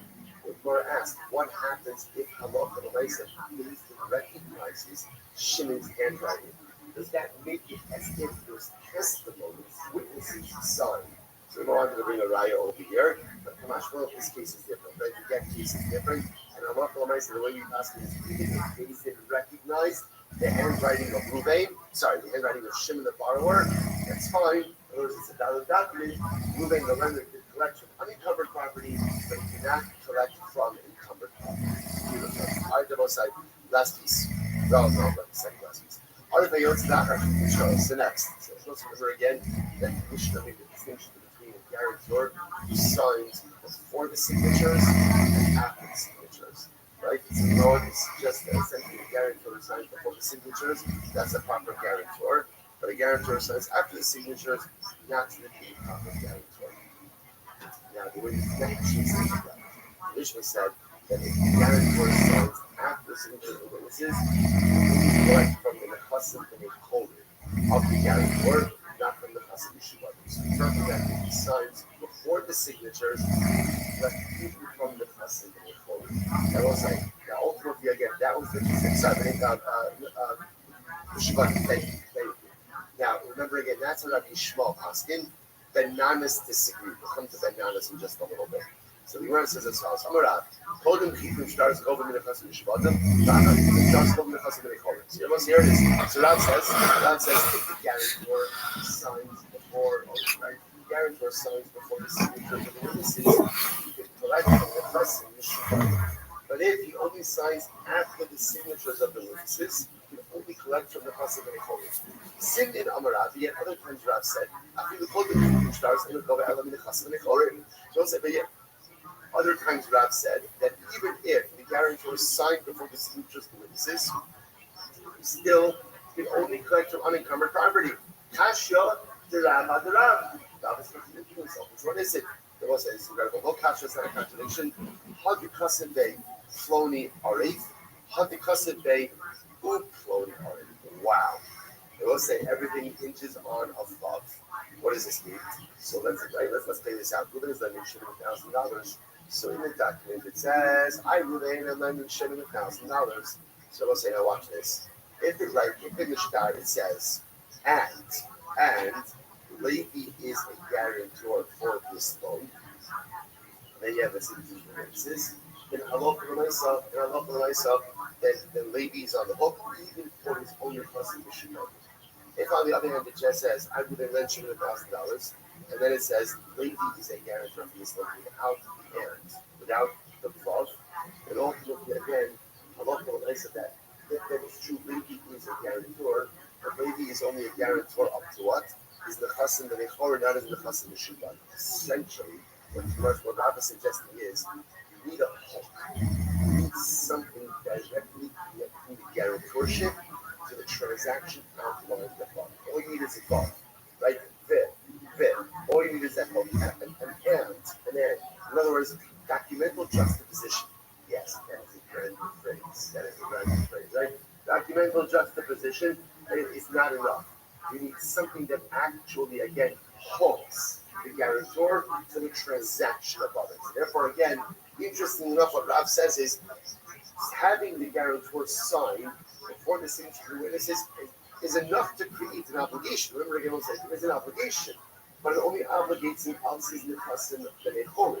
If you want the guarantor to be obligated, even for the chassan mishubadim, you need that hook, you need that and, which again documentally goes ahead and links it to the actual transaction itself. Incredible.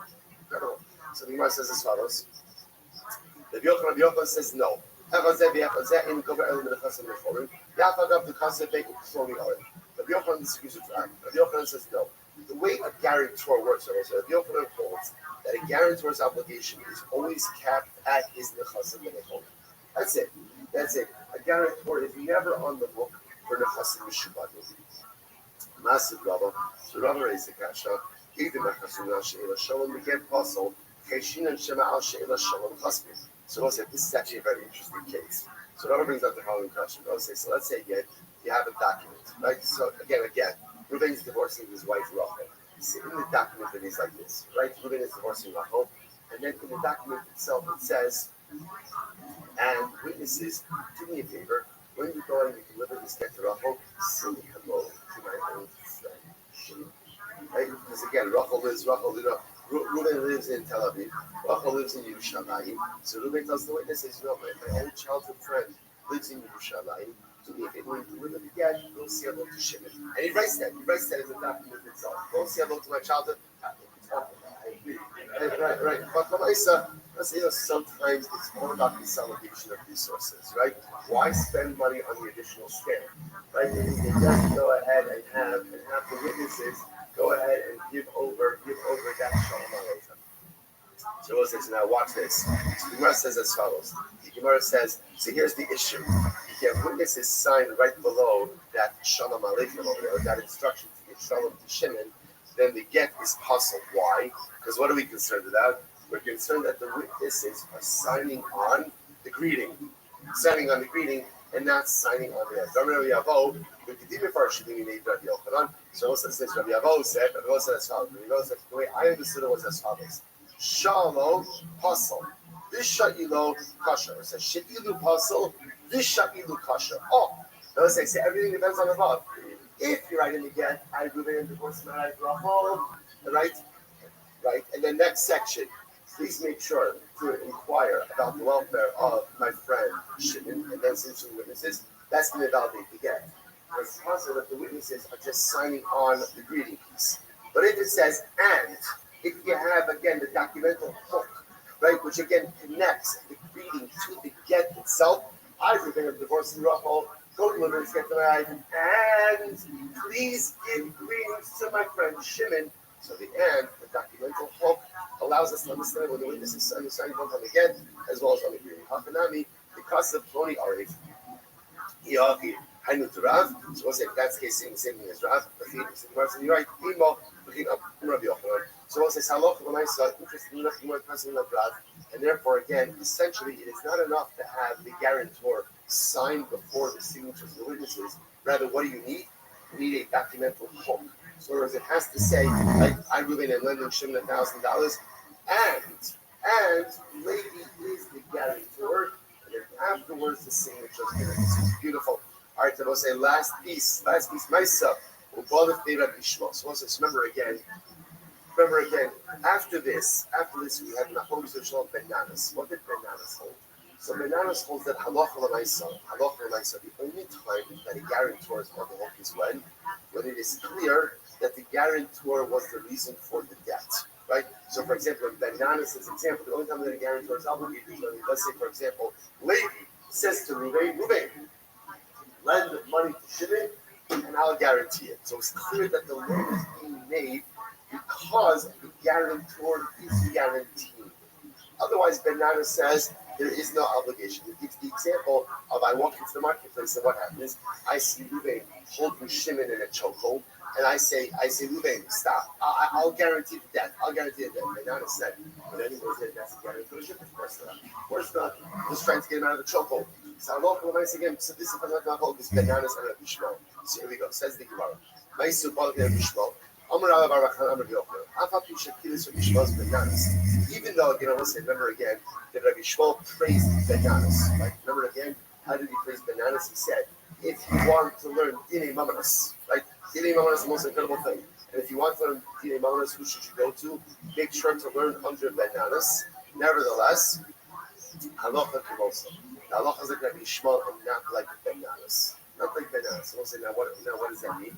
The halacha is that as long as the guarantors are signed in the documents before the signatures of the witnesses, and as we just said before, and there's a hook connecting the guarantorship to the piece of the document before it can be good to go. We don't pass, even though Rabbi Shmuel praised bananas, we don't pass them like bananas. The chanuk, mali Rabbi Shmuel. What about the case of the chokehold? This is important to know. Right, so what about the case of the chokehold? Right? I walk into the shop. I see Ruben is holding Shimon in the chokehold. He's saying, pay me, right? And I say, Ruben, let him go. I'll guarantee the loan. What would Rabbi Shmuel, am I now a guarantor for that loan or not? So here we go. So the Gemara says, Tashma, Rabbi Yaakov, Rabbi Yochanan, Chaluk Haya, Rabbi Shmuel, after the Chanuk. No, Rabbi Shmuel disagreed even in the case of Chanuk, and Rabbi Shmuel would actually hold that the guarantor is chayiv. Incredible, right? That even though again it's clear, why am I saying to Ruben, I'll guarantee the debt? I'm trying to save Shimon. That's what's happening over here. But there was Rabbi Shmuel said, I'm going to be obligated as a guarantor. So the Gemara says, okay, so do we pass the next way or not? So Tashma, the Asarab and Rabbi Yochanan, Chaluk Rabbi Shmuel after Chanuk.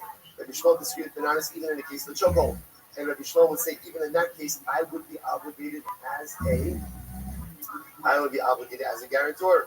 Halacha kimoso after Chanuk. And halacha has Rabbi Shmuel, even in the case, ultimately again, of the chokehold.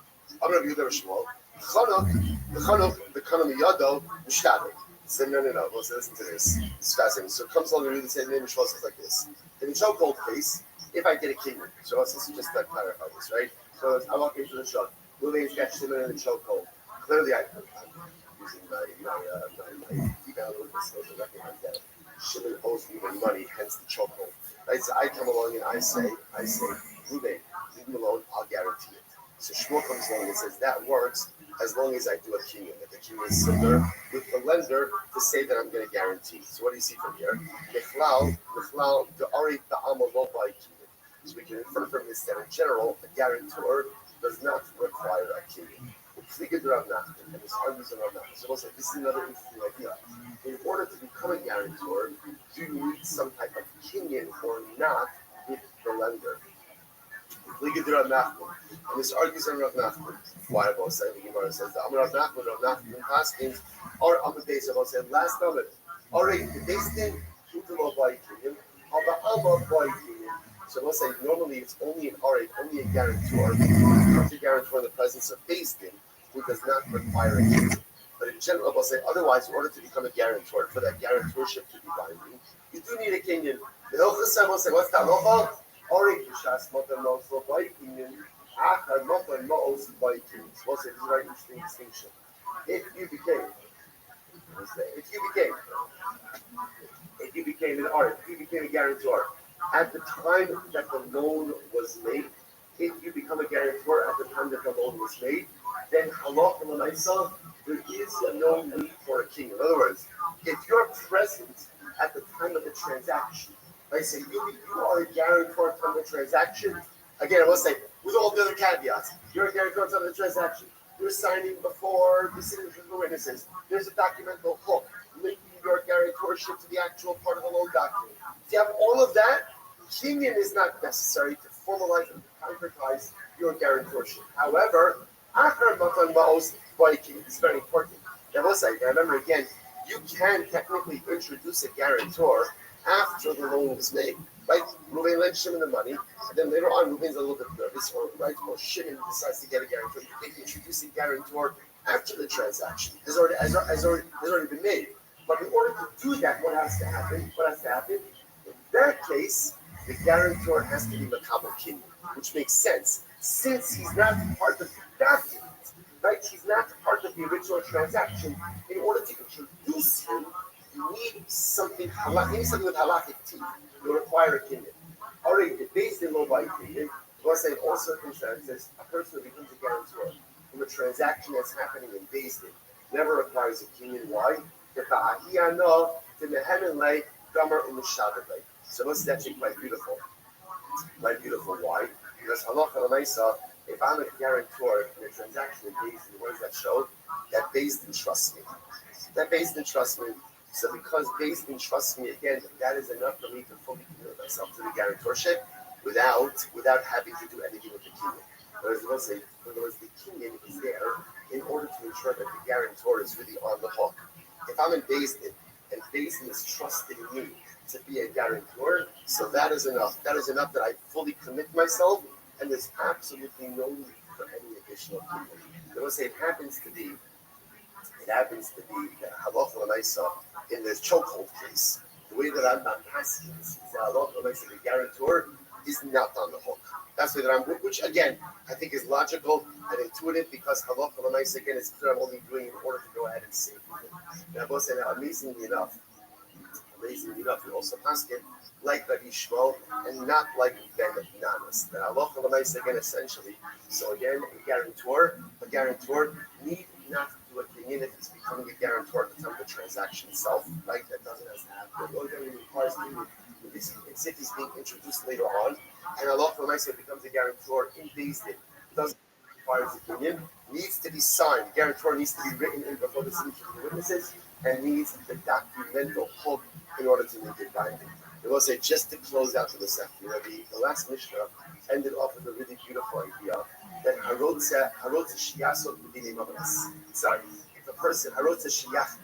person wants to become wise, a person should go ahead and really involve himself in monetary law. Like that's the ability to become exceptionally wise. What's the pshat? Why don't you say Harotz Shiach? You want to become wise?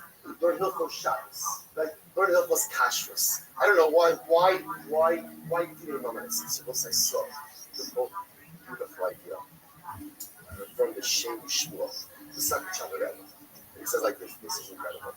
He says, what is Dinei Mamonos require? He says, Dinei Mamonos, Shtei Hamamonos Shal Yisrael. When you have Dinei Mamonos, what's Dinei Mamonos? There's a pot of money over there, right? Or there's a financial claim. And there's two Jews. Right? So you have Reuben and you have Shimon.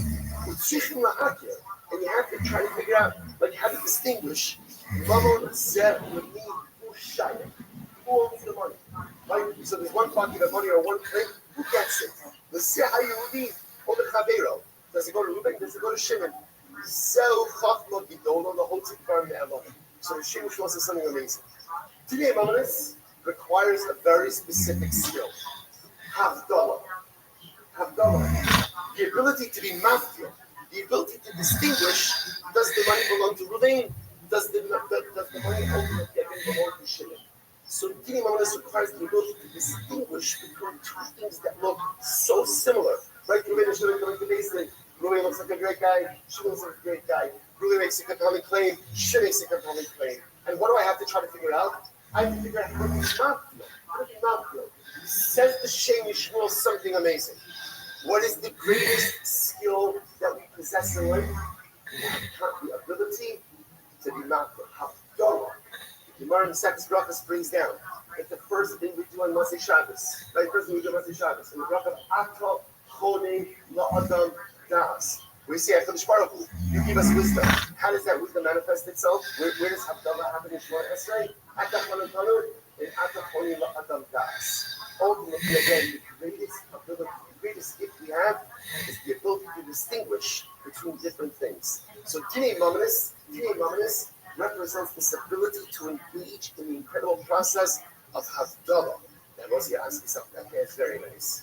But once you have Dinei Mamonis, once you know in the financial law how to do Havdalah, how to make a distinction between Ruvain and Shimon, there wasn't a skill set, and I can bring it to the rest of life. Because what is life all about? Life is all about Hamavdil Bein Kodesh L'chol, Bein Or L'choshen, Bein Yisrael Ra'ad.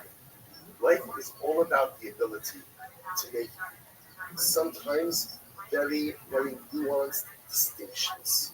What's right and what's wrong? What's holy? What's impure? What's kosher? What's trade? What's light and what's dark? That's what life is all about. I will say, more often than not in life, the big decisions we have to make is not really between two things that are polar opposites, but it's often in daily life navigating those nuanced decisions. What does HaKadosh Baruch Hu want to do? What's the real proper path for me to take?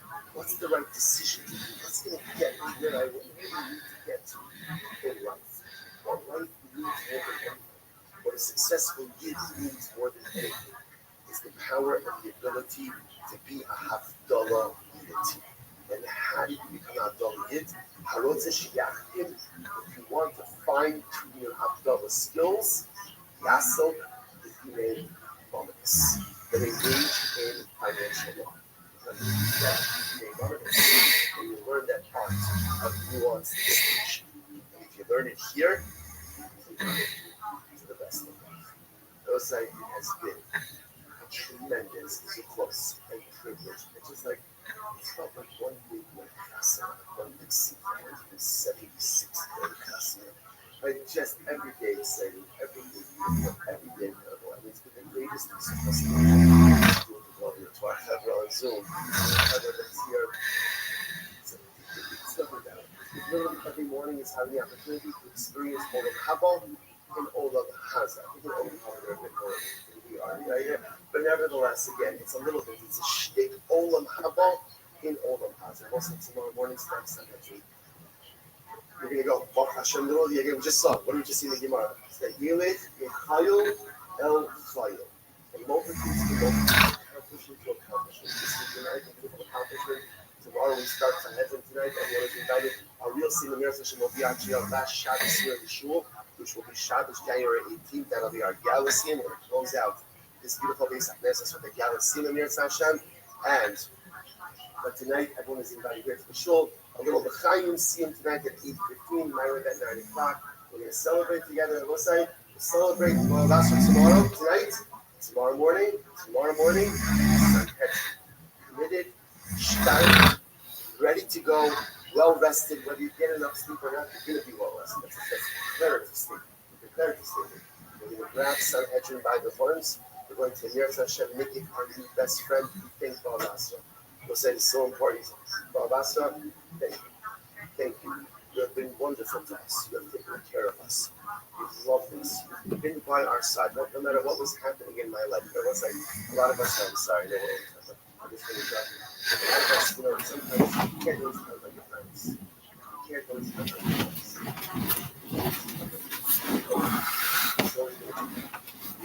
love you, and he's never going to judge you, and he's always going to be willing to learn with you no matter what else is happening in your life. So we're very proud of Pastor, and he's such a beautiful and loving and accepting companion these last 176 days. We appreciate him for everything that he's given us, and I'm actually going to quote him in the second session tomorrow. He says, Shveach.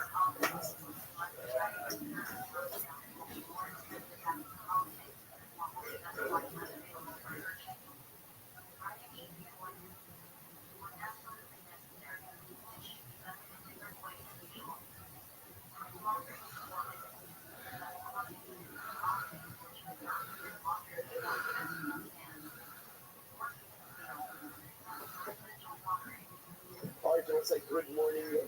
Let's go Spark Hashem, second to last daf of Baba Basra. We begin by thanking all of our sponsors today.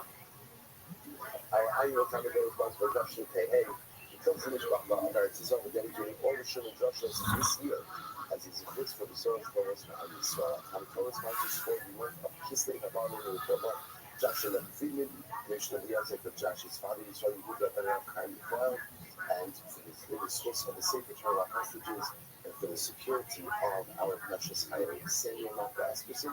We're dedicating all the Shir and Joshua this month in memory of their parents. Ludwig Stiefel, Yitzchak, Lincoln, Aaron, Cohen, Sarah Stiefel, Sarah, Rafa Basbar, Abraham Zipon, Hilda Eskerson, Hilda Bas, Ephraim Zipon, and in memory of their dear friend, brave soldier, beloved husband, and father and skilled physiotherapist, Naftali Gordon, Naftali Yonah, Shemi Kamdamah, Beatrice Miriam, and Daniel Yudal. We also take the opportunity to welcome back this area after celebrating the wedding, passing out his son Ali to Jolie Baker. Mazel Tov, welcome back. A little bit surprised that it was not a destination hospital this year, considering that it was Florida, but okay. Outside, this year was there, Baruch Hashem, which means back this year, Mazel Tov, she's up there, next year, she's up there, next Hashem. See, there we go, it's a beautiful mission, so this hospital company, Mazel Tov. Excellent. Let's say, of course, we always dedicate all of our learning in the space of our precious passage, we try to move and the Shalom and the color, and also especially in these days where it's so hard to on one hand get our hopes up, but on the other hand, that's the power of the Jew and here, and we lose the possibility of a hostage, the possibility of negotiations finally progressing. You never know what kind of pushes things in the favor and the direction of clubs. So it's these days when we hear just these little glimmers of hope that come out. And how about if we just push ourselves a little bit more, work a little bit harder, there's no telling what incredible miracles. This is the month of miracles. Kislev is the month is everywhere. Is the month of miracles for you. But Kislev is especially a month of miracles. And who knows, if we just push ourselves and work a little bit harder, don't tell me what we can accomplish. So let's say with that, let us begin today's practice. Kuf Ayin Hey, 175, and we are taking up the Be'ez Hashem on Kuf Ayin down on the days. I know I left you this story yesterday. So as I said earlier again, the Gemara says as far. So you know the story that we started.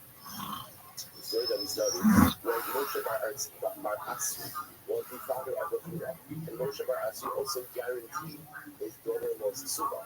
Yehuda had fallen on financially difficult times. So Abaye gave Yehuda an interesting answer, which was divorce your wife. You have no money. Should collect her Suba from your father, the guarantor of the Suba, and then you'll get married. And I'll show you a little rest time along with you. So the Gemara says. So remember the Gemara asked, so they asked Abai, one second, we learned in our Mishnah, that's once, that if a woman has a guarantor for a Ksuba, and a husband is divorcing her, and going to rely on that guarantor, he has to think that he's not going to remarry her in order not to exploit this situation, to which Abai described it. Okay, not everybody gets divorced, that never works fine if you get divorced, but again, the conscious Rashman was that's very interesting. What do you need to get divorced? Pretty much the same thing you need to get married, which is witnesses. Married, you need a legal also. Right? Ideally, you need a legal, right? But for divorce, you don't need a legal. For divorce, only these two witnesses. So if you get two witnesses right up again, how often when I see a divorce? And again, you could bypass the entire yada. To which the Gemara says, the soap is going to the conduit. Interestingly enough, it turns out that at the end of the day, they're going. Right? And therefore, again, this whole thing, this whole idea of a guy is they're not going to work regardless, because halacha when I said the fool who divorced his wife, that as a Kohen he would be unable to remarry her. Rabbi said, "Ani inchi Basar Anya Azla Anusa." This is what some people say. The famous adage: poverty follows the poor. Now, what the Rabbi seems to be saying over here, they're trying to do the thing that is destined to be poor, and therefore, again, there was really no mechanism to extract him from his poverty. But listen, now the truth is that is it's a pretty sad statement. Like, so much of leadership is always about changing your circumstances. And even about changing your financial, it's not just spiritual circumstances. But I think this isn't one of the most beautiful and incredible heartening lessons in leadership is work hard enough and you could change anything. Work hard enough and you could change anything. But at the end of the day, we get the Bible says, Anya Azra Anusa. Having follows the Bible says, so that's what I say like this. It's important to understand that there are certain experiences in life that Coach Bobby wants us to have, and that no matter what we do to try to change them, we're going to undergo them. That's the way life works. So there's like two buckets. There are the things you can change, and there are the things you can't change. What you can do in life with the stuff you can't change. So essentially what I'm is saying is those are the experiences, those are the things, those are the realities that Coach Bobby needs me to have in order to self-actualize. That's Basar Anya, sorry, Anya, messing it up. Basar Anya Azla Anusa. Poverty follows the which means that for some people, being poor is what Coach Bobby needs them to be in order to fully self-actualize. Just like for some people, being wealthy is what Coach Bobby needs them to be in order to fully self-actualize. And there are those things in your life which you are going to be unable to change. So what do you do with the things in your life that you can't change? Lean into them, embrace them, and recognize that at the end of the day, they're absolutely necessary for your personalistic self-actualization. But me, I'm Rabbi Happy. One second, did I actually say this? Did I actually give this Eitzah to a female to divorce his wife in order to come conceal up from the guarantor? Muhammad Rabbi Eitzah Russia Arim. So now he's saying, what is a Russia? What is a cunning Russia? So let's say, so apparently in the world of like Russia, there are different levels. There's different levels. Like you can just look at regular Russia. You know, mediocrity finds itself everywhere, right? Even in the world of riches. There's just a regular Russia, right? Regular Russia, mediocre Russia, and then there's a Russia Arim. You know, if you go big or go home, what's a Russia Arim? That is a cunning Russia. That's like the level of the Russians. Never good Hashem. So what happens? What's a Russia Arim? Zamansi, it's a new covenant saying in the Constitution of India. So I say, so that brings me into this case. Remember again, we had this case before, but let's say again, the new thing says, I'm leaving my property to a guy, I leave my property to Shimon, and then after Shimon, I wanted to move to Levi. Right? So again, he's setting up a progression of that property. So the Shimon Neil says, okay, the transfer like that. But if Shimon decides to sell it, the sale is effective. So he says that's an example of doing something that works, but it's really not right. So Shimon sells the property, it works. But that's not what we really wanted. What did we really want? He wanted it to go from Shimon to Levi. So you know what it says? Sometimes in Halacha, you can work the system, right? So you can go ahead and cause something to occur, but recognize that that's not really what is supposed to occur. So you know what it says? So the word shiny, we're talking about shiny, this is different. First of all, this is a high giving detail to it, the Huna was the son. The Huna was the son of Shimon, of Moshe ben Asri, and furthermore, they were going to come from. So to benefit one's child, to benefit from, sometimes you're really willing to go ahead and utilize the system a little bit. The kind of Suva, so let's say now we're going to explain this thing in just a moment. For 1 second. This is a guarantor of Ksuba. And we learned elsewhere that the guarantor of Ksuba is naturally on the hook to guarantee the Ksuba. Now we're going to discuss what that means in just a moment. You know, it says, no, Kabbalah Hava. This Moshe ben Atzri wasn't Stan. And already got the what was he was a Kabbalah. There wasn't any guarantee. So let's say, what's a Kabbalah? What's a Kabbalah? Kabbalah is a guarantor that you can go to proactively from the beginning. So it was how do you call that word Kabbalah Ksuba? God bless the Nefasi, without Yishtabid Shaper. So this makes sense for the agreement that says that a couple for Ksuba, even if the husband has no property, will still commit himself. Elamanda Amar E Islay Mishtabit, Islay Lo Mishtabit, might be Kalamimar. But according to the opinion that says even a Kabbalah, only commits himself to guarantee the Ksuba if the husband has some property. But if the husband has no property, then the Kabbalah is not going to commit himself. To which the Gemara says, Ibn Selo, Lehavi Havila, Mishtagah. So some say no. Yochuna, the husband, did have property. But what happened? It got damaged by flooding. So he had, but now he has nothing. So the time he was married, she had, now he has nothing. Ibn Selo, Abo, Legabi, Gray, Shabude, Yeshabin, Nafshay. And we'll say this is beautiful. I'm going to say, remember, we'll say, who's the guarantor? Who's the guarantor over here? Now, his father. Moshe ben Atzri is the father of Rechuna. He's the father of Rechuna. So you're right. If you're in normal circumstances, a guarantor for a Tsuba is not going to become a Kabbalah guarantor unless, of course, what? Unless, of course, the Chassan has property. But this is more normal guarantorship. The one that's a Kabbalah never becomes a Kabbalah. What is the cloud double by a father?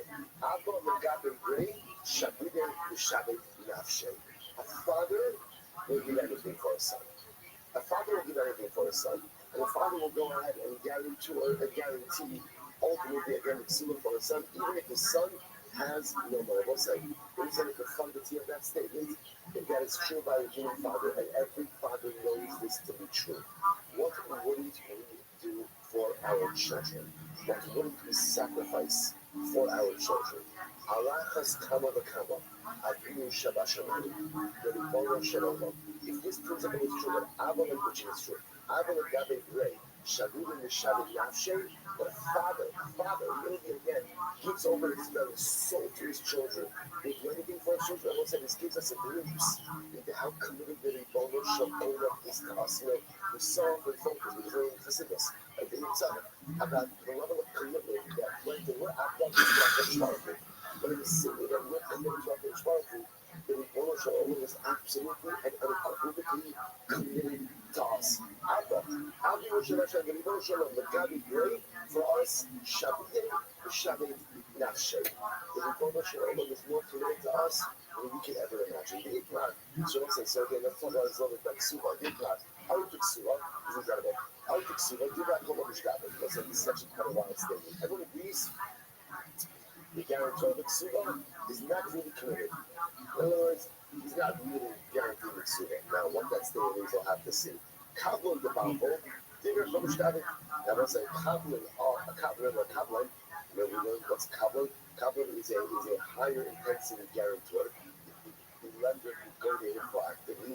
So Kabbalah of a regular debt, everyone agrees is Shabbat, ultimately commits himself. Kabbalah the Ksuba, the Arif the Bible. So let's say, so ultimately, again, we're not a Kabbalah of a Ksuba, and a regular guarantor of a debt. Is not Lopez. Mar Sava is the Chassid the love of Mishtabik, unless they love Mishtabik. So one of them holds in a stand case of an already regular guarantor for a debt. So one of them holds, as long as the borrower has some property at the time of the debt, so therefore it's possible for him to pay back, the other will commit himself. If the borrower has no property at the time of the debt, if the already guarantor is not going to commit. Mar Sava, the other thing holds that this slightly been less than the shop, everybody holds that no, I'm not for myself, but already agreed to commit himself no matter what. But I wasn't hold this up. Here it is. I'm dividing these lines. Alright. They dislike or they less like the shtabit. So I'll say the halacha is in a general debt, when a person gives himself over as an already as a guarantor, he's committed. He's committed. Now again, whether the borrower has property or doesn't have property, the already is clear levels. And remember again, we spent yesterday and Sunday going through a whole list of criteria. Right? In other words, there's a number of steps and number of things that have to occur before you can go to the guarantor. But I looked at myself, like Ruben runs Shimon money, and Levi is the guarantor.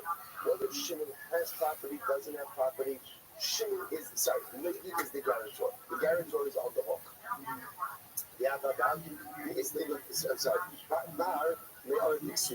What's the exception to this rule? The guarantor of Ksuba. So let's say, so this is incredible. When it comes to the Ari of Ksuba, what's the other of Ksuba? Even though the husband has property, the guarantor is not really a guarantor. So let's say, so this is incredible. It turns out that when Ruben marries Rachel, and Shimon says he'll guarantee the ksuba, Shimon got really guarantee it. What does that mean? So what exactly is Shimon signing up for? My time up. Mitzvah b'da'avid v'lo midichasra. And once you know what's happening over there, do you know why Shimon's stepping up and saying he's really guarantor? He sees Rachel's a little nervous. Rachel's nervous. So Shimon says, you know what? I'm just going to calm her down. How am I going to calm her down? Rachel, don't worry. I'll guarantee the ksuba. That was like, the truth is, no one gets married. No one gets married because of the ksuba. Like, the ksuba, what role does the ksuba play in marriage? The ksuba ultimately, again, is a security blanket. It's the knowledge that in the event of death or divorce, the woman will be taken care of. So therefore, again, the Gemara says, so Rachel could be financially insecure. She becomes along and says, I got you. I guarantee the ksuba. But it's not a real guarantee, the Gemara says. So only the Rothschild over here is mitzvah with the other, he's doing a mitzvah. They don't say now, what mitzvah is this exactly? What it says this? It's the greatest mitzvah of all. Making another being feel safe and secure. And the very distinct thing for every person is to give them a sense of security. Is to make them feel secure in what they are. So Shimon's coming along and Shimon's saying, I guarantee the ksuba. But you're not actually going to do the ksuba. You're just giving your chizuk. He's giving your chizuk, which is a tremendous mitzvah, but does not create a financial obligation. Which I just want to point out how profound that is. That the Gemara calls giving someone else chizuk a mitzvah. Allowing someone else to feel safe and secure. Giving someone the confidence to take big steps in life and making them feel secure and making that unique. That's a mitzvah. That's a mitzvah. Being there for each other is a mitzvah. Giving chizuk to one another is a mitzvah. Holding each other's hands at uncertain times is a mitzvah. Giving another youth the confidence to take a major step in life, that's a mitzvah. Incredible. It's a mitzvah, but it does not create a binding guarantorship. And it turns out, it's fascinating, it turns out that Stam, a person who agrees to be a guarantor of ksuba, is not financially on the hook. Now, what will happen? The person becomes a kaplan on a ksuba, that's something different, right? You take the step of being a kaplan, then that does create, ultimately, again, financial obligation. Incredible. What's another case? Interesting case over here. Shemira. Shegdish called the Pasuk. So this is a very interesting case, right? Ruben got his deathbed. Ruben got his deathbed, and he says, I hereby consecrate all of my property to the Beis Hamikdash. Right? I give all of my money to tzedakah. By the way, such hashgacha is that we're learning this Gemara, right, on the day that our campaign starts. Incredible. Right? But again, incredible, right? So what happens? So Ruben goes ahead and says, I hereby give all of my property to the Beis Hamikdash. And then he says, one of the money by the way, not all the money, because the truth is $1,000 belongs to the Ruben. So there's a significance over here, but he kind of did see really two somewhat contradictory statements. On one hand, he's giving all his money to the Hamikdash, but now he's saying that $1,000 belongs to Ruben. So how do you reconcile this? So he must say, no, so Shchibah believe. Why? Because it was like the essentials, people don't play with Hektish. Also, means like play games. Right? So again, what Ruben is saying over here, so what Shchibah is saying is, all right, listen, yes, I'm giving over my estate to the Beis Hamikdash, but obviously it's only the stuff that I own. But I don't own this $1,000 which belongs to me, but I'm taking that as work because I'm obviously not going to play games with Hektish. So now it's going to go after. So now this is 1 second. If he also Kibunya outborrow, because a person can use in this case, like if you're a person not going to stick with this case. You know, says, the Rabbi Shmuel doesn't have a following case. Rabbi Shmuel said the following. So it's an interesting case over here. So Shchibira says, I have $1,000 in my possession that belongs to Ruben. So what's that about? Number two, no slip. If he says, if the Shemra says, give it to Ruben, then you solely have to comply, and you have to give it.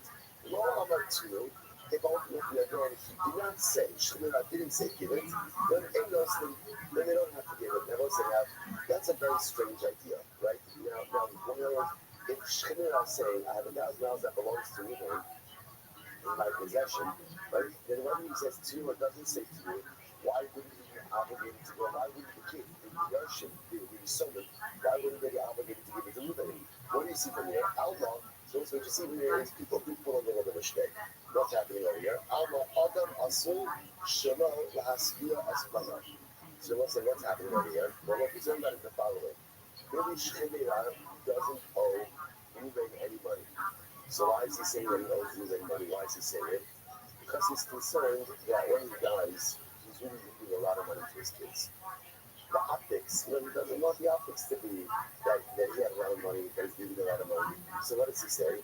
He makes this thing that, it's not all mine. It's not all mine, this belongs to Ruben and this belongs to Shimon, but he doesn't really mean it. So if he says to the kids, to give it, then that means that he really means that it belongs to them.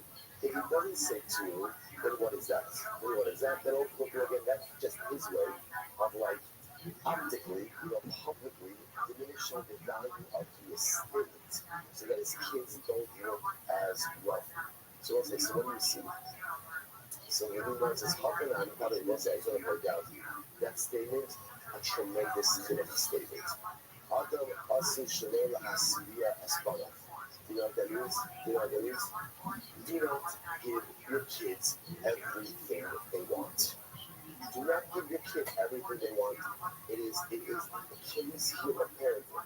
That parents think that being a good parent means fulfilling every single need and wish and desire of my kids. That's not good parenting. That creates spoiled, entitled children who think that everything in the world is coming to them. So also don't satiate your kids by giving them everything they want. The job of a parent is to decide. It's a big critical effort.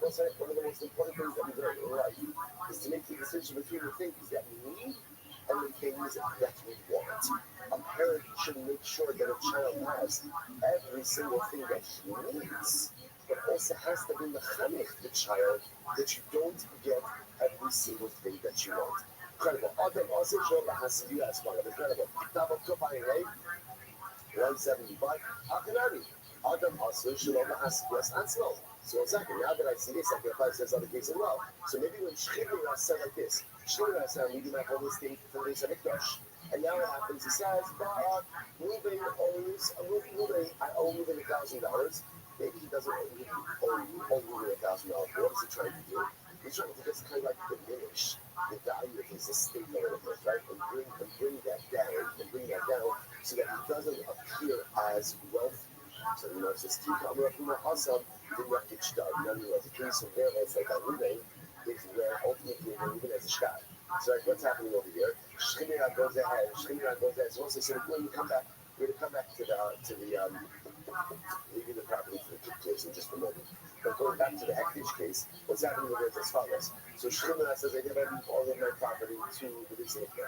And then he says, but there's $1,000 in my possession that actually belongs to Ruben. We're now suggesting that halacha l'maisa, we're talking about a case where Ruben has a shtar. Right? Ruben says, I lent Shchimura, I wasn't okay at the time, but I lent Shchimura $1,000. So he has a shtar. Yichlal, the Rabbi Shmuel below nothing shtar. So Rabbi Shmuel's case, what's he talking about a case where the lender doesn't have a shtar? Number two, knows the Nava of the Hava. 1 second. In Rabbi Shmuel's case, which is what's Rabbi Shmuel's case is the case where Shchimura says, I have $1,000 of Ruben in my possession, give it back to me. Right? If he says to, they give it. If he doesn't say to, they don't give it. But even if he says to, if there's no shtar, then really this is a verbal loan. If it's a verbal loan, I say, what's the halacha? You can't collect a milva al-peh from the soda. After Rabbi Shmuel milva al-peh, unless you cannot collect a verbal loan from orphans or from purchasers. And listen, I remember again, any time that he said you can't collect something from orphans, what does that actually mean? What does that mean? You can't collect it from that land, but there you go. In other words, when you reach the age of majority, you can take it to business and you can litigate that. But on the nice, you can't just show up and go and collect it. So for example, we're talking about that it's not a shtar. Even if Shchimura said to you, why would the kids be obligated to go and pay that up? I'm not going to do not get shtar. Both cases, the Hektish case, and the case where the father tells the kids, the property is yours, the estate is yours, but there's $1,000 for you, right? Both in the cases when Ruvain, the lender has a shtar. So why the distinction between the two cases? Very simple. One is talking about a certified shtar, and one is talking about the non-certified shtar. And so in the case, ultimately, again, of Musulman, where Shuna says, too, the shtar itself is certified. So because it's certified, therefore, again, this is not a mobile this is a certified document. So you can collect it. Incredible. So number two, sorry, you finished there. Number two, Kaini Rishtare. Well, this is very interesting. So essentially, I will say, was Imam introducing classes like this. Shmuel is on his deathbed. Right? He says to his kids, I'm leaving you my estate. Leaving my estate. You know, so that's just come up on, you know, that the person loses a parent, and the parent leaves behind his estate to Yerusha. So the person is obligated to make two brachas. One of Gaia and Anas, and the other of Hatova Haneti. Right, so one of the Shmini that I'm saying over here, right, I'm leaving you my estate, but $1,000 that I have is owed to me. So if he says, if that's it, then we assume that actually what he's doing over here is trying to diminish optically the value of the estate. But if he says to me, if he says give it, essentially by saying give it, the Shchibera, is certifying the document. That's like a kiyum shtaris, and therefore again with the certified document, the Yisomim are obligated to repay that debt. Lo amar to no kind of shtare. But ultimately again, if he didn't say to you, then this is an uncertified document. If it's an uncertified document, then what? Then you might say again, you can't collect it from the Yisomim until they reach the majority, and then you could litigate it out. Incredible. That's our case. Amarabba, Shemira, great case. Amarabba, Shemira Sha'amar, Mother Kron Yadi. Amarabba said, very interesting case here. Shemira says, I owe you $1,000. Then Baktan Emerson dies. And what happens? But Anu, the Yisomim Paranu. The Yisomim said, we paid back. We paid back. So it's an interclaim again, we paid it back already. So what's that, Rachel? So the Gemara says, yeah, money. They're believed. So it's a two-year. So again, the Shemira says, also notice the difference in the cases. In case number one, the Shemira is making a declarative statement. Right? I have $1,000 of rulings in my possession. Shemira dies, the someone saying he paid it back, ultimately we believe him. But if Halacha Lamai said again, Shemira said to his kids, give him money to give $1,000 to me, buy some parado, and the someone said we paid it back, money. They are not believed. Okay? So the answer is 1 second. I don't understand this. Klapi Lida. I would say just the opposite seems to be true. Amar to Manalapodi. So it's in a case where Shemira said, give. So it's his case. Give $1,000 to me, baby. Kevan the Pasca Abuan will say, Ekan the Hara.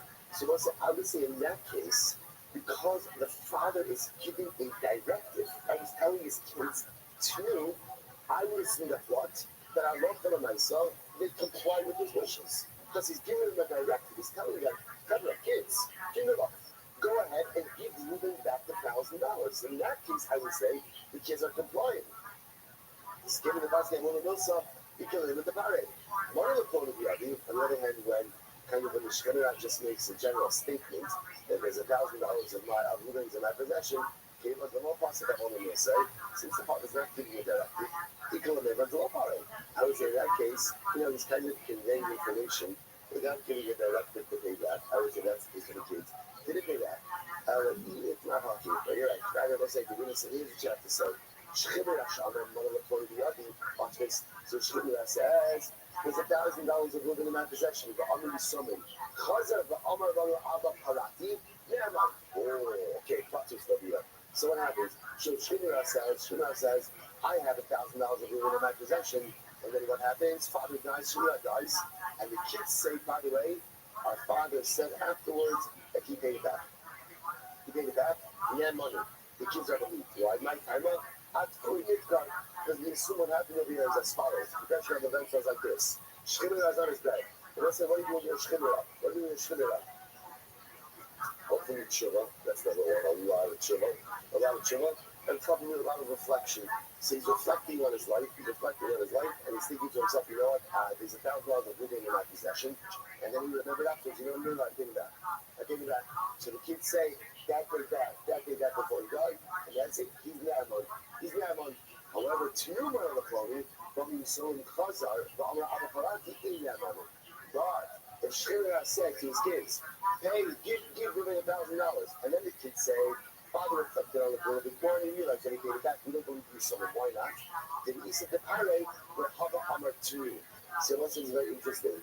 When Shemira says Turi, a person only says Turi when after they've really thought this through. Like, in other words, I understand the first case of I have $1,000 of Rubens in my possession. That could be more of like a reflective statement. That upon further reflection, you realize, oh, I paid it back. But when you say, when Shemira says, hey, Reuben $1,000, that's not a reflective statement. That is a declarative actional statement. A declarative actional statement only comes on the heels of decisive analysis. Right? So therefore, again, when Shemira says, sorry, that again, there's $1,000 of Reuben in my possession, and then Shemira dies, and the kid's saying, no. Dad said afterwards, that he gave it back. We believe you, someone. But if he said, give $1,000 to Reuben, and then we can say, Dad said, oh, he gave it back, we don't believe you, someone, because Tznu, ultimately, again, is a Russian of certitude, of certainty. Okay? Shemira Shahoda, that's the case in here. Shemira Shahoda, Mahu. Guys, let's say, watch this. So let's say Shemira's on his deathbed. Now, let's say, in general, you say that I'm not going to have Shemira.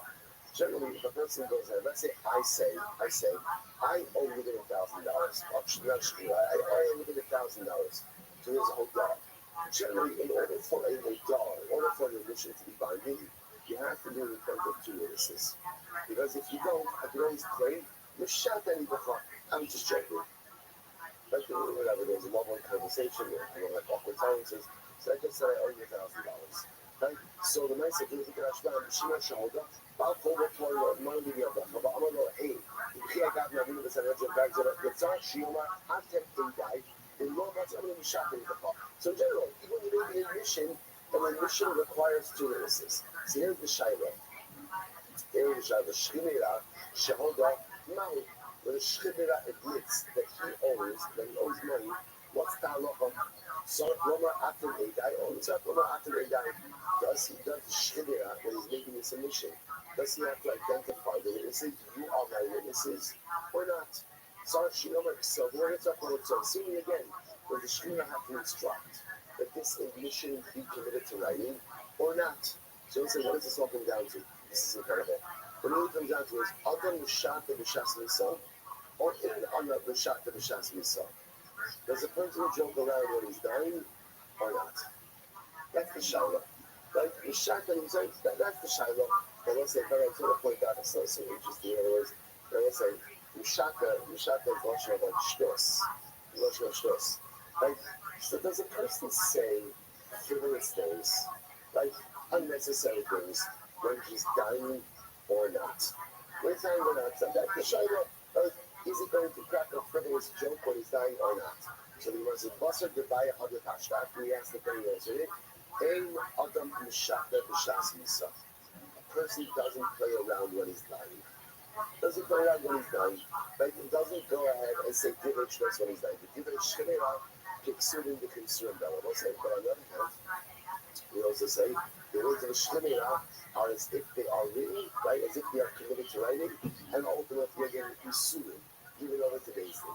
So we say, so this, remember, so let's just walk backwards. So what that means, halacha l'maisa, is that, again, in general, we've seen this before, right? This is like Shemira 101.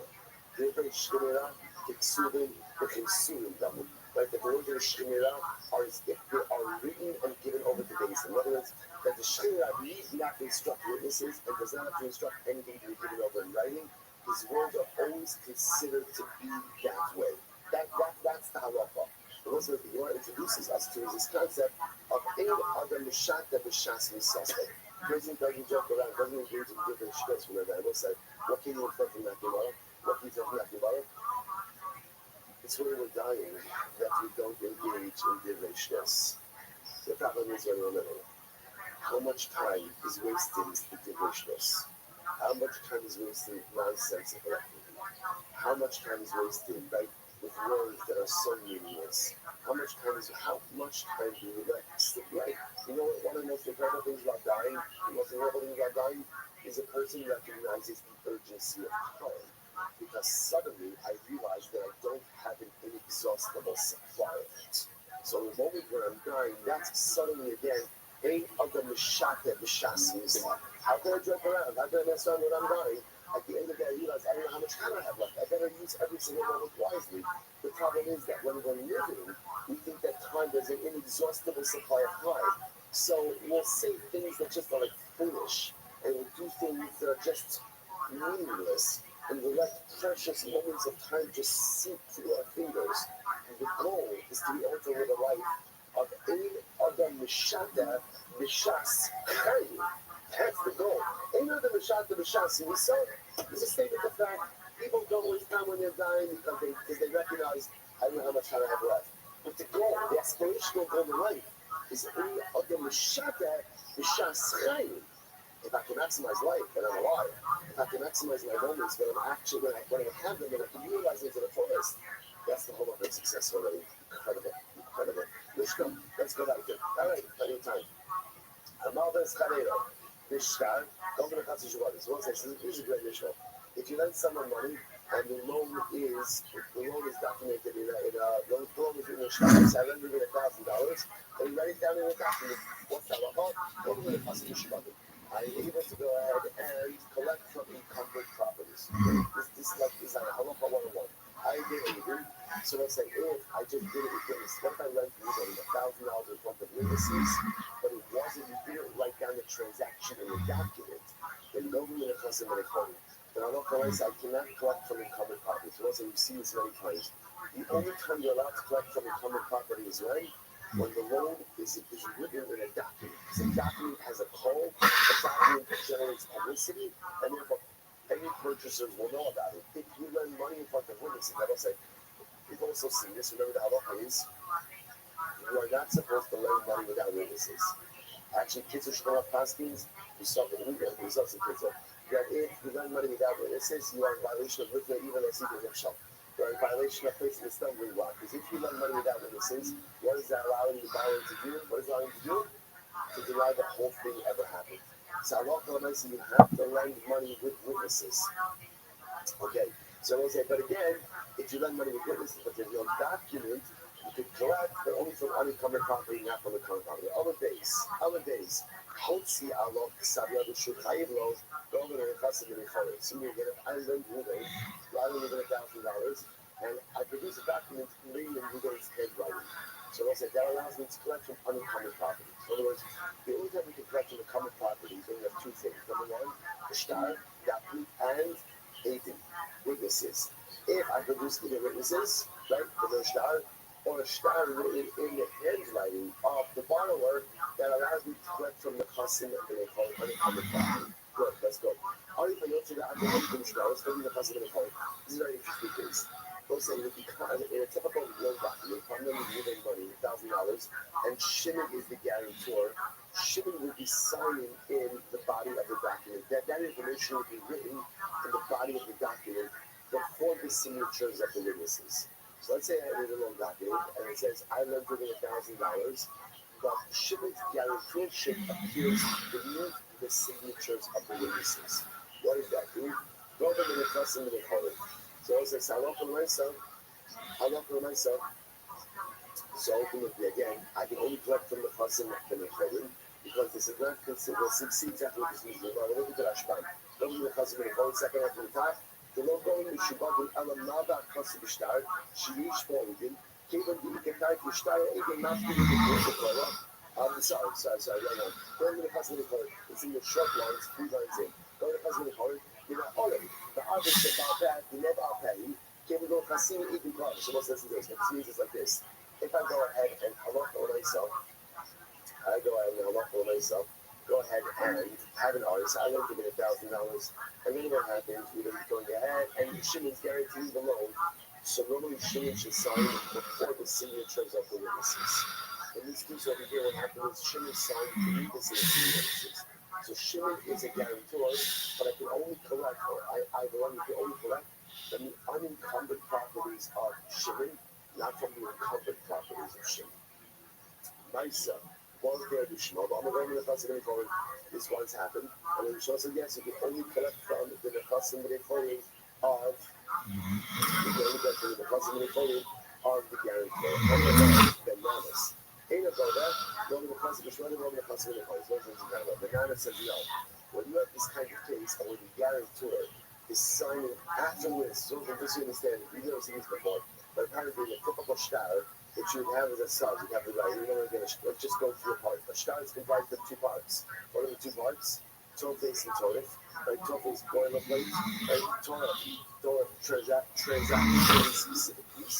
If there's a guarantor, then you have the guarantorship in the shtar. Then the signatures and the witnesses. What's happening over here is you have all of those pieces, but here the guarantorship is written after the signatures of the witnesses. The Nanas comes along and says, in that kind of case, there's no guarantorship. Right? Why? He says, Rama, I'm sure this is this. The Nanas says, isn't this case? So I walk into the marketplace, and I see that Shimon has a lady in a chokehold.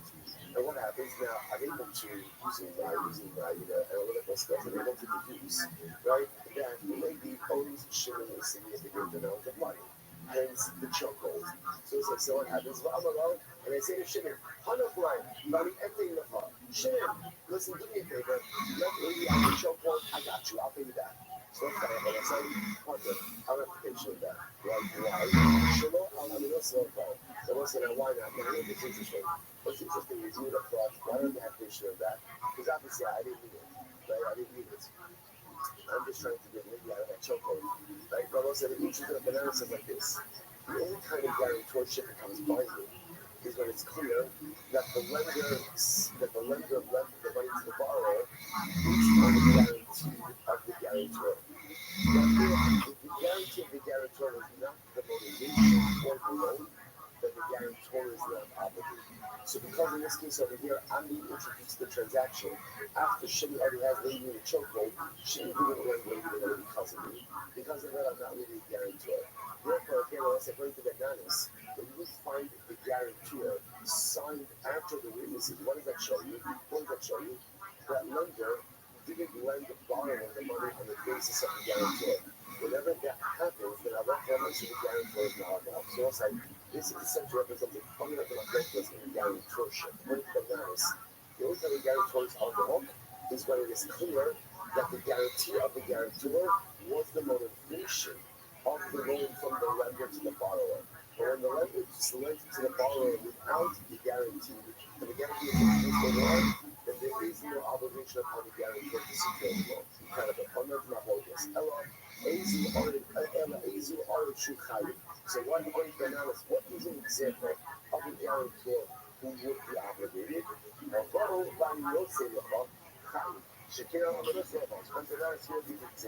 So I go and I say to you, lend Shimon the money, and I guarantee the debt. That would ultimately, again, that would be an example. That would be an example of what for myself of a guarantee. Because here, now this is an extreme example. I be guaranteeing, I'm initiating the act of Shimon loan itself. I say to lender, lend to the borrower, and I got you.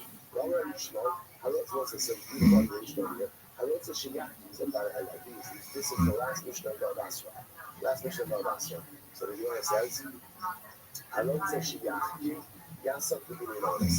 if you want to become wise, right, engage in learning monetary law. So, right, this value is right? So it says, if you want to become wise, engage in monetary law. There's almost like there is no area of Torah that is as complex and has so much voluminous halacha like daily mammals. Again, this is in the Biggie as well. The aim, Kamayon Norbea. And they are like literally again a flowing spring, which means essentially that the more you learn, the more you know, and the more pieces you come up with. In other words, there are some halachas that are finite. They're finite, right? Well, guys, we've seen in Dear Mominus, what's incredible is the more you learn, the more you see the story of what cases that could come up. It's like a Maya novella. Barot Shiasa, Dear Mominus, Yishanis, a Shimon Benaris. And if you want to really learn Dear Mominus, you should be a Rabbi, Shem Benaris. Shem Benaris and Rabbi are going to be expert in Dear Mominus. And if Barot Mominus again, Barot, and Amur, what's the strong one? Amur, you got told what's another thing where we are not behind, as if we're not behind at all. Because again, tomorrow there's really nothing other things. So we're absolutely fine.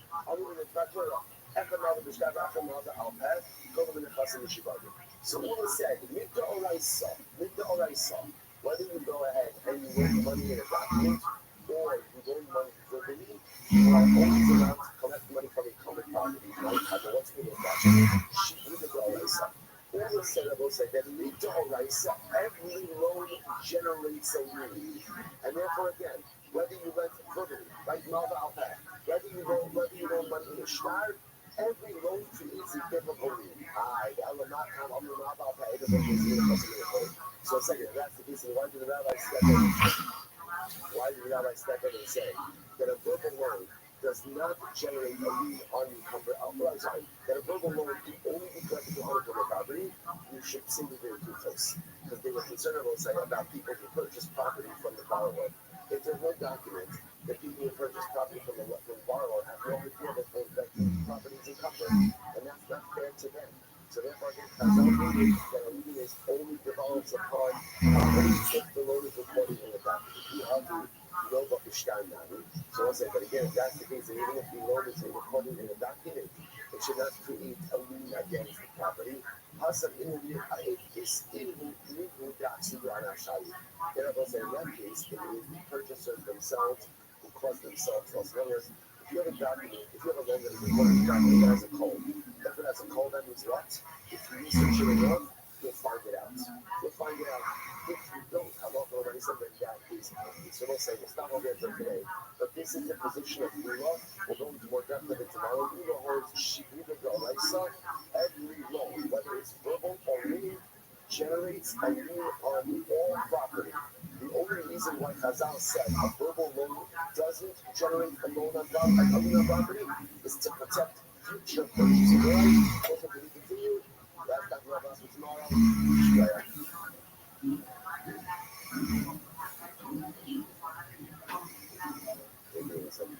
Have a great day, everyone.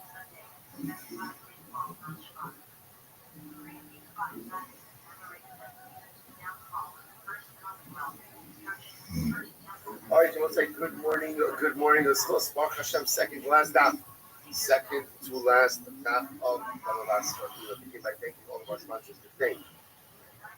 Our annual Talmud Torah sponsor for Tafshin Pei Hey, Tilson Mishpacha of Eretz Yisrael, for dedicating all the Sherman Drushos this year as a zechus for the Soros for Moshe and Yisrael. Talmud Torah sponsors for the month of Kislev Kabbalah L'Tovah, Josh and Rick Friedman, creation of the Isaac of Josh's father Yisrael Yehuda Ben Rav Chaim Raphael, and in the schools of the safety of our hostages and for the security of our precious Chaylim. Sandy and Malka Askerson for dedicating all the Shurim and Drushos this month in memory of their parents, Ludwig Stiefel, Yitzchak Leibner, Aaron Cohen, Sarah Stiefel, Sarah, Rachel Bas Baruch Avram, Hinda Esterson, Hinda Bas Henach Ephraim, and in memory of their dear friend, brave soldier, beloved husband, and father, and skilled physiotherapist, Naftali Gordon, Naftali Yorash, and Kamdamad, and Beatrice Miriam, and Daniel Yigal. We also take the opportunity to welcome back Rav Sammy after celebrating the wedding of his son Ari to Dorit Bagnet.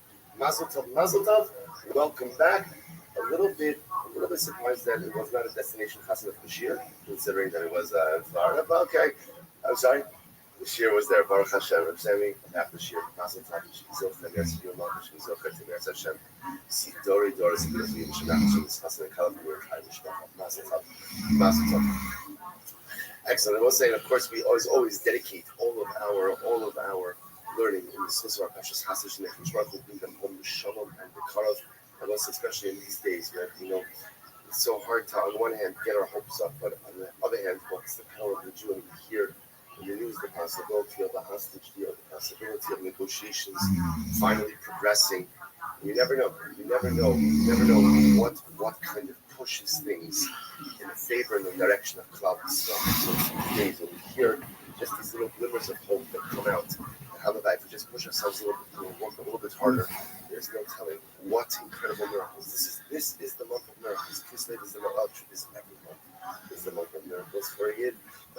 is especially a lot of miracles, and who knows, if we just push ourselves and work a little bit harder, they'll tell you what we can accomplish as a people. So I'll say, with that, let us begin today's Nafesh Kufay 175, and we are picking up in there. It's actually on Kufay the days. I know I left you mid-story yesterday. So remember again, the Gemara says as follows. You know the story that we started. The story that we started was Moshe Bar Asi was the father of Rafuna. And Moshe Bar Asi also guaranteed his brother-in-law Shisuba. Rafuna had fallen on financially difficult times. So Abaye gave Rafuna his 15 so which was divorce your wife. You have no money. She'll collect her ksuba from your father, the guarantor of the ksuba, and then you'll get married and offer some have a little nest egg along with you. So the Gemara says, so remember the Gemara asked, so they asked Abai, 1 second, we learned it on the show, that if a woman has a guarantor for a ksuba, and her husband is divorcing her and going to rely on that guarantor, he has to take a note there that he's not going to marry her in order to exploit this situation. To which Rabbi responded, okay, now everybody gets divorced. In other words, that nether works fine if you get divorced. But again, the conscious Rashban plays that's very interesting. What do you need to get divorced? Pretty much the same thing you need to get married, which is witnesses. Marriage, you need a movie also, right? Right? But for divorce, you don't need a movie. You need 2 witnesses. So if you get 2 witnesses right up again, I love the nice divorce, and again, you can bypass the entire nether. To which the Gemara says, the soap, equals the Kohen. Interestingly enough, it turns out that at the end, Rafuna was a Kohen. Right? And therefore, again, this whole thing, this whole idea of Abayis was not going to work regardless, because Allah Rafuna would divorce his wife, but as a Kohen, he would be unable to remarry her. Abaye said, this is what some people say, the famous adage, poverty follows the poor. Now what the nice is, you say over here, the apparently Rafuna was destined to be poor, and therefore again, there was really no mechanism to extract him from his poverty. I was saying that the truth is, that is it's a pretty sad statement. Right? So much of Yiddishkeit is always about changing your circumstances, and even about changing your financial and spiritual circumstances. But right, this is one of the most beautiful and incredible important lessons in Yiddishkeit is work hard enough and you can change anything. Work hard enough and you can change anything. But at the end of the day, you get the Bible says, Anya Azla Anya Yusla. How do you follow this? I must say, so perhaps what Rabbi says like this. It is important to understand that there are certain experiences in life that the Torah wants us to have, and that no matter what we do to try to change it, we're going to undo it. That's the way life works. So there's like 2 buckets. There are the things that change, and there are the things that can't change. What do you do in life with the stuff you can't change? So essentially what Rabbi is saying is those are the experiences, those are the realities that HaKadosh Baruch Hu needs me to have in order to self-actualize. That's Basar Anya, Anya Basar Anya Azla Anya Yusa.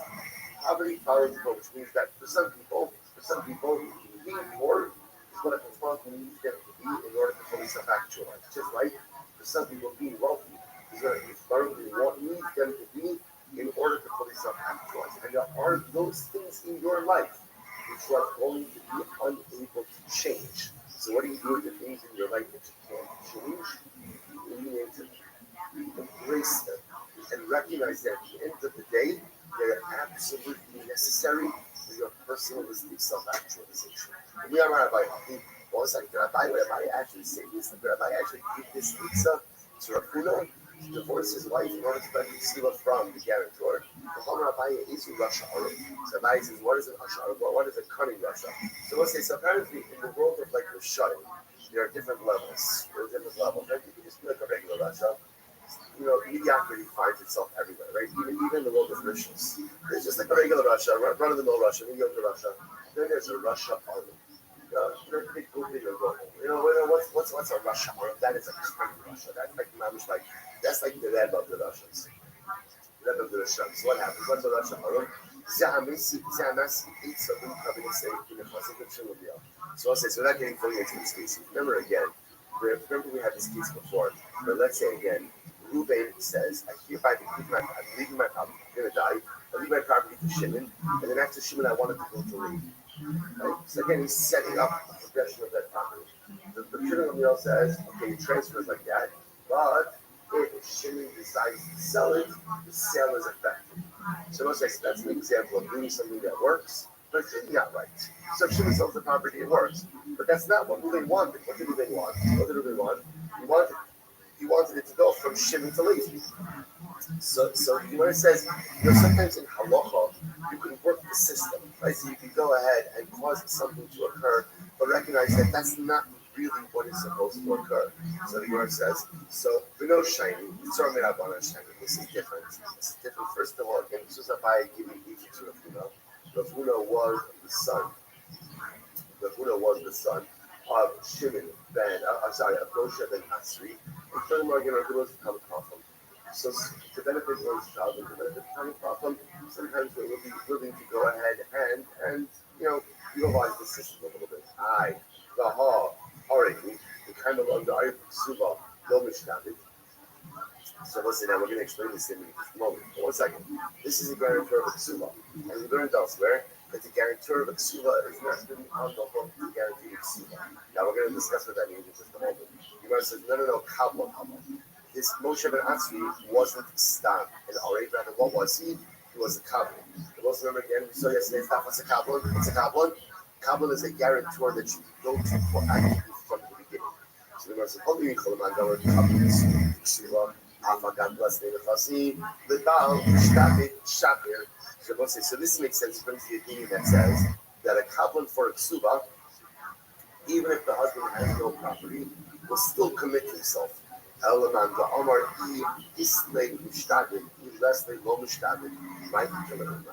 according to the opinion that says even a kabbalah only commits himself to guarantee the ksuba if the husband has some property. But if the husband has no property, then the kabbalah is not going to commit himself. Which the Gemara says, people are saying, well, they have your kamila, they shtado. So some say, no, Rav Huna, the chassid, didn't have property. But what happened? He got damaged by flooding. So he had, but now he has nothing. Because in other words, how many marriage he had, now he has nothing. By Sima, Avot, Gabe, Bray, Shabude, Shabbat, Nafshe. I will say this before. Others say, remember, I will say, who's the guarantor? Who's the guarantor over here? Like his father. Moshe ben Atzri is the father of Rav Huna. The father of Rav Huna. So you're right. Maybe under normal circumstances, the guarantor for a ksuba is not going to become a kabbalah guarantor unless, of course, what? Unless, of course, the chassid has property. But this is no normal guarantorship. Number one, it's a kabbalah. Number two, it's a father. Then we'll say, what is the cause level by a father? Abba begabe grei shabude shabe nafshe. A father will give anything for his son. A father will give anything for his son. And the father will go ahead and guarantee ultimately again the ksuba for his son, even if his son has no money. We'll say, listen to the profundity of that statement. If that is true by any father, and every father knows this to be true. What wouldn't we do for our children? What wouldn't we sacrifice for our children? Allah has come of the Kaaba, Adinu Shabashana, the Ribono Shalom. If this principle is true, that Avala Kuchi is true, Avala Gabe Bray, Shabude Mushabit Nafshe, the father, literally again, gives over his very soul to his children. Into anything for our children, this gives us a glimpse into how committed the Ribono Shalom is to us. We so often focus, we do in Chassidus, like in Southern, about the level of commitment that when we're outbound into our Baruch Hu, but in the same way that we're committed to our Baruch Hu, the Ribono Shalom is absolutely and unequivocally committed to us. Avinu Shabashai, the Ribono Shalom, the Gabi Bray, for us, Shabbatei, Shabbat Nafshe. The Ribono Shalom is more committed to us than we could ever imagine. The Itmar, so we'll say, so again, let's talk about this a little bit like Suba. The Itmar, Aritik Suba is incredible. Aritik Suba, Divra Kolom Shtabit. We'll say this is actually quite a wild statement. Everyone agrees the guarantor of the Ksuba is not really committed. In other words, he's not really guaranteeing the Ksuba. Now, what that statement means, we'll have to see. Kablon de Balho, Divra Kolom Shtabit. That was a Kablon, remember a Kablon. Remember what's Kablon? Kablon is a higher intensity guarantor. The lender can go to him proactively. So Kablon of a regular debt everyone agrees is Mushtabi, ultimately commits himself. Kabbalah Biksuva, what are the Balfo? We'll say, so ultimately, again, what about a Kabbalah of Ksuva and a regular guarantor of a debt? Clearly, do not focus. Mars Savar is the Pasuk of Love Mushtabi, unless they love Mushtabi. So one of the things holds, in a stamp case of an RA, right, a regular guarantor for a debt. So one of the things holds, as long as the borrower has some property at the time of the debt, so therefore it's possible for him to pay back, the RA will commit himself. If the borrower has no property at the time of the debt, the RA, the guarantor, is not going to commit. The other thing it holds that this like less like Mishnah, the other thing it holds that no halach for myself, and the RA was willing to commit himself no matter what. The Muslim Hilvasa, here it is, I'm providing these lines. Alright, they islay, they less like Mishnah. So we'll say the halacha is in a general debt, when a person gives himself over as an RA, as a guarantor, he's committed. He's committed. Now again, whether the borrower has property or doesn't have property, the RA is clear. Now, remember again, we spent yesterday and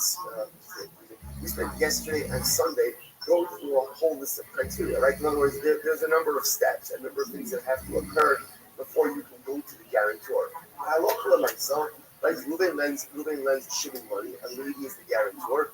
Whether Shimon has property, doesn't have property, Levi is the guarantor. The guarantor is on the hook. I'm sorry. They are a Ksuba. What's the exception to this rule? The guarantor of Ksuba. So this is incredible. When it comes to the RA of Ksuba, even though the husband has property, the guarantor is not going to be a guarantor. So this is incredible. It turns out that when Ruben marries Rachel and Shimon says he'll guarantee the Ksuba, Shimon's not really a guarantor. What does that mean? What exactly is Shimon signing up for? My time off, mitzvah u'da'avid below mitzvah. Let's say, you know what's happening over here? You know why Shimon's stepping up and saying he's going to be a guarantor? He sees Rachel's a little nervous. Rachel's nervous. So Shimon says, you know what? I'm just going to calm her down. I'm going to calm her down. Rachel, don't worry. I'll guarantee the Ksuba. I will say, the truth is, no one gets married because of the Ksuba. Right? Ksuba, what role does the Ksuba play in marriage? The Ksuba ultimately, again, is a security blanket. It's the knowledge that in the event of death or divorce, the woman will be taken care of. So therefore, again, the Gemara says, so Rachel could be financially secure. She comes along and says, I got you. I guarantee the Ksuba. But it's not a real guarantee. The Gemara says, so the Lashon over here, mitzvah David, he's doing a mitzvah. Now let's say, now, what mitzvah is this exactly? Prophet says this, it's the greatest mitzvah at all. Making another kid feel safe and secure. Like, the greatest thing you can do for a person is to give them a sense of security, is to make them feel secure in what they are. So Shimon's coming along and Shimon's saying, don't worry about it. I guarantee you Ksuba. But he's not actually guaranteeing Ksuba. He's just giving her chizuk. He's giving her chizuk, which is a tremendous mitzvah, but does not create a financial obligation. The most I want to point out how profound that is. That the Gemara calls giving someone else chizuk a mitzvah. Allowing someone else to feel safe and secure. Giving someone the confidence to take big steps in life and making them feel secure and making that leap, that's a mitzvah. That's a mitzvah. Being there for each other is a mitzvah. Giving chizuk to one another is a mitzvah. Holding each other's hands at uncertain times is a mitzvah. Giving another the confidence to take a major step in life, that's a mitzvah. Incredible. Mitzvah, but it does not create a binding guarantee. And it turns out, it's fascinating. It turns out that stam, a person who agrees to be a guarantor of Ksuba, is not financially on the hook. Now, what will happen? The person becomes a kaplan on a Ksuba, that's something different, right? You take the step of being a kaplan, then that does create, ultimately, again, financial obligations. Incredible. Amar Huna, what was another case? This is the case over here. Shemira. Shegdish called the Kosov, but Amar one of the Ploni Biyad.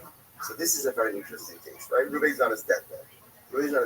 And he says, I hereby consecrate all of my property to the Beis Hamikdash. I give all of my money to study. And by the way, such hashgacha pratis that we're going to this tomorrow, right, on the day that our campaign starts. Incredible. Not the Shchimiratis, right?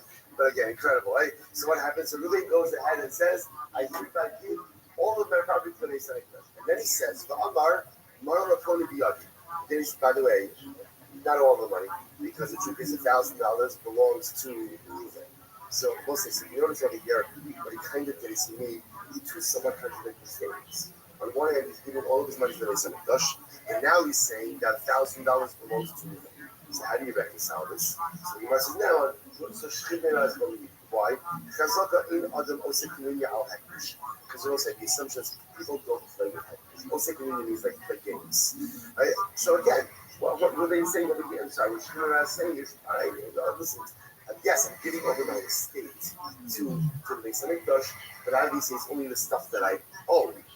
I don't own this $1,000 which belongs to it. You take them at its word because a person not going to play games with hektish. So last year, bro, one second.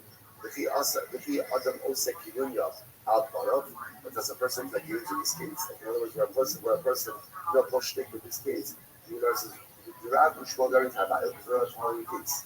Rabbi Shmuel say the following: Shchimera Shamamana Lefloni Biyadi. So it's an interesting case over here. So Shchimera says, I have $1,000 in my possession that belongs to Reuven. So what's the halacha? Amar to Nosli. If he says, if the Shemira says, give it to Ruvain, then the Yisomim have to comply and they have to give it.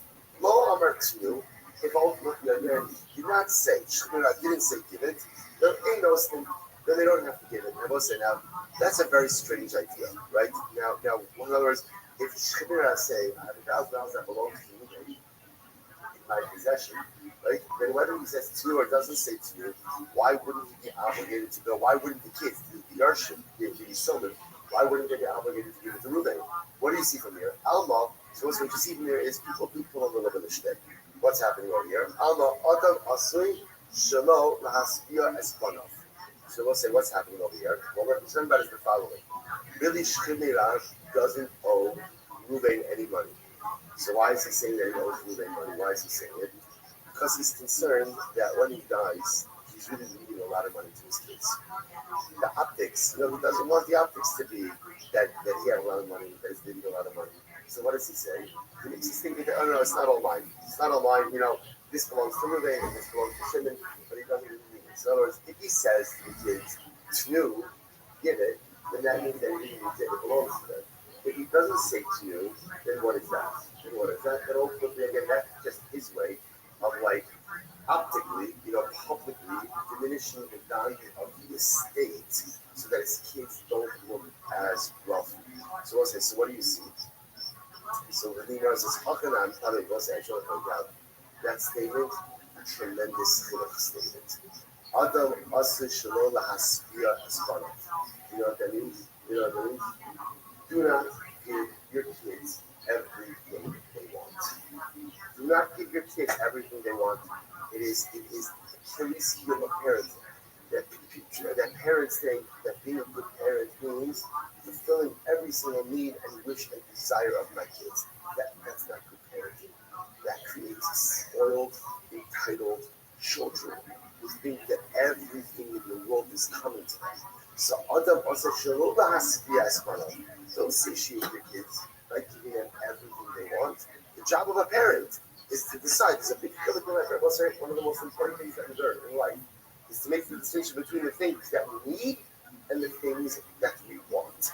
A parent should make sure that a child has every single thing that he needs, but also has to be mechanech the child that you don't get every single thing that you want.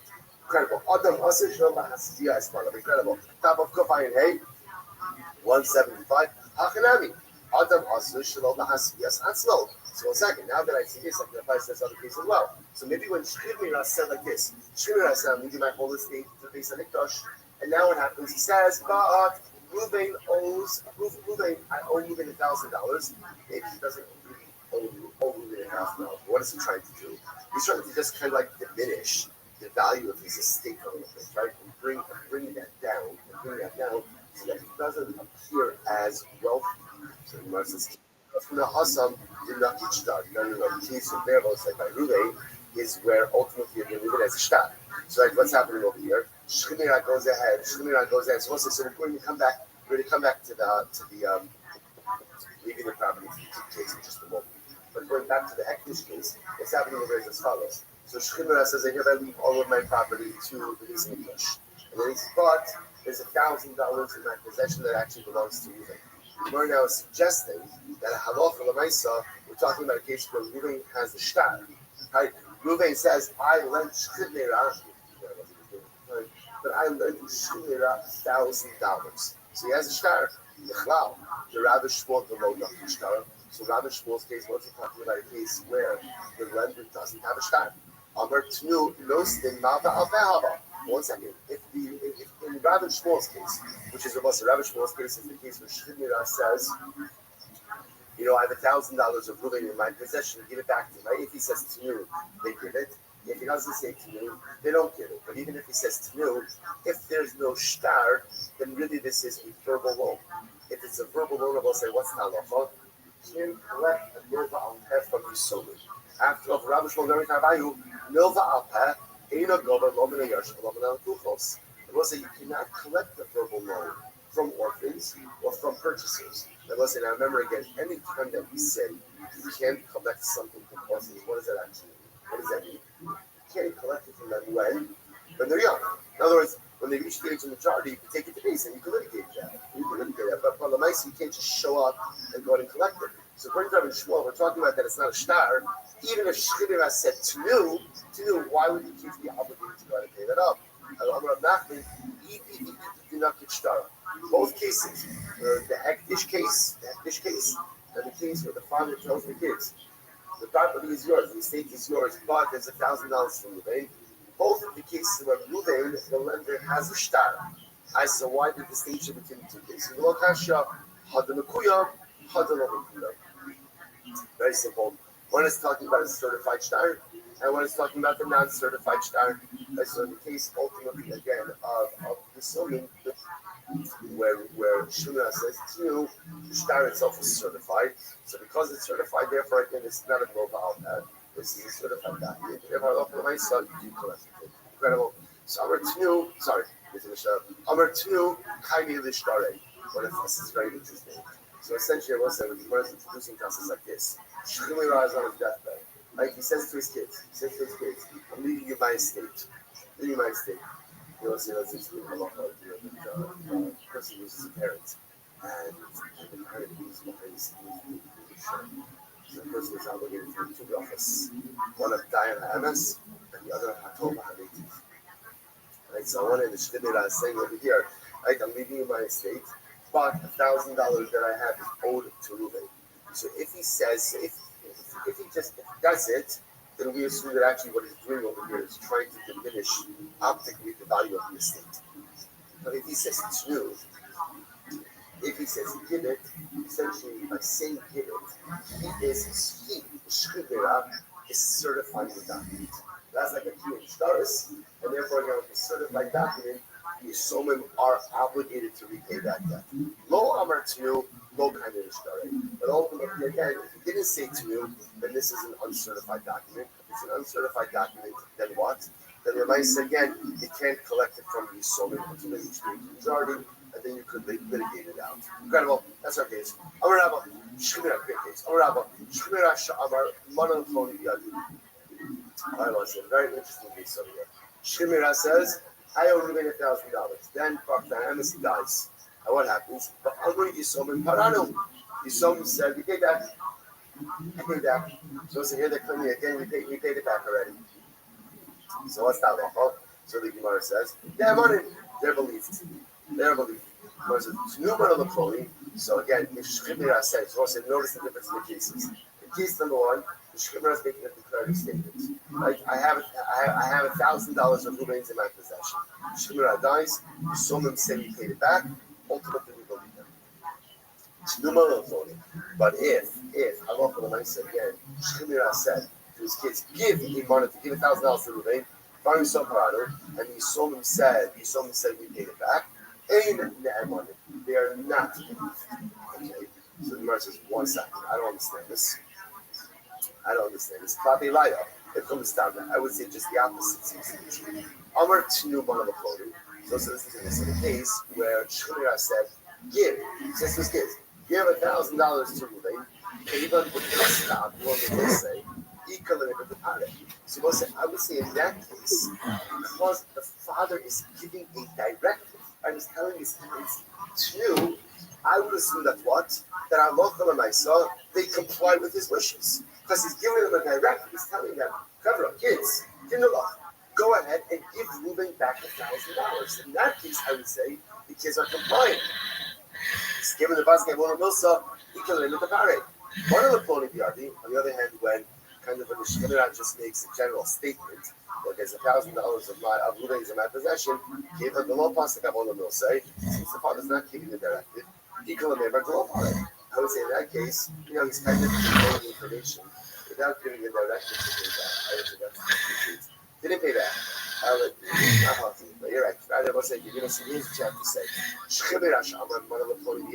watch this. So Shchibira says, there's $1,000 of Reuben in my possession, but Amr Yisomim. Chazar v'Amar Banu Abba Parati, Ne'eman. Oh, okay, so what happens? So Shchibira says, I have $1,000 of Reuben in my possession. And then what happens? Father dies, Shemira dies, and the kids say, by the way, our father said afterwards that he gave it back. No money. The kids are believed. Why? My time up. Because we assume what happened over here is as follows. Pressure of eventuals like this. Shemira is on his bed. We'll say, what are you doing in your Shemira? What are you doing in your Shemira? Hopefully, tshuva. That's number one. A lot of tshuva. And probably a lot of reflection. So he's reflecting on his life, and he's thinking to himself, you know what, there's $1,000 in my possession. And then he remembered afterwards, no, I paid it back. So the kids say, Dad paid that before he died, and that's it. He's Naaman. However, Tnuman on the Ploni, from his own Chazar, the Amar Abba Parati, in Naaman. God, the Shemira said to his kids, hey, give Reuben $1,000. And then the kids say, Father reflected on the rule before he realized that he paid it back. We don't believe he said, why not? Then he said, the Pare, Rohava Amar Tnu. So listen, it's very interesting. When Shchibira says Tnu, a person only says Tnu when after they've really thought this through. Right? In other words, I understand the first case of I have $1,000 of Reuben's in my possession. That could be more of like a reflective statement. That upon further reflection, you realize, oh, I paid it back. But when you say, when Shemira says, hey, $1,000, that's not a reflective statement. That is a declarative actional statement. A declarative actional statement only comes on the heels of decisive analysis. Right? So therefore, again, when Shemira says sorry, that again, there's $1,000 of in my possession, and then Shemira dies, and the kids saying, no. Dad said afterwards, that he gave it back. We believe he's sorry. But if he said, give $1,000 to him, and then the kids say, Dad said, he gave it back, we don't believe he's sorry. Because he's new, ultimately, again, is a lesson of certitude, of certainty. Okay? Boy, Rabbi, Shemira Shahoda,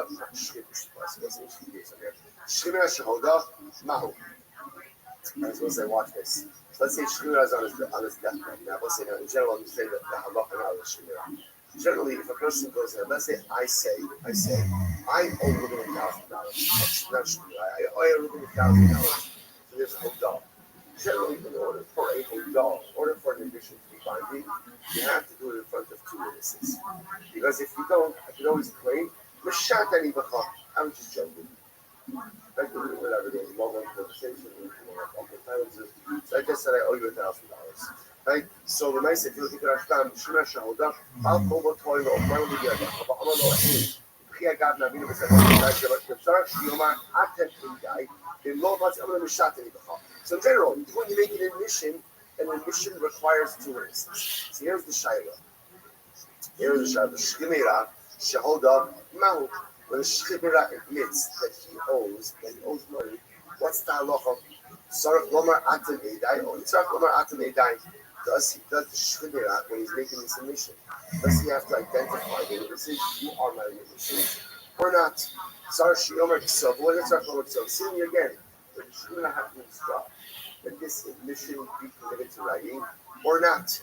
So we'll say, what does this all come down to? This is incredible. What it really comes down to is Adam Mishata B'Shas Misa or In Ana Mishata B'Shas Misa.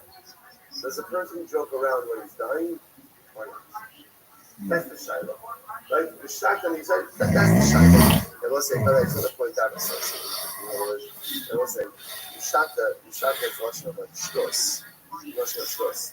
Like, so does a person say frivolous things, like unnecessary things, when he's dying or not?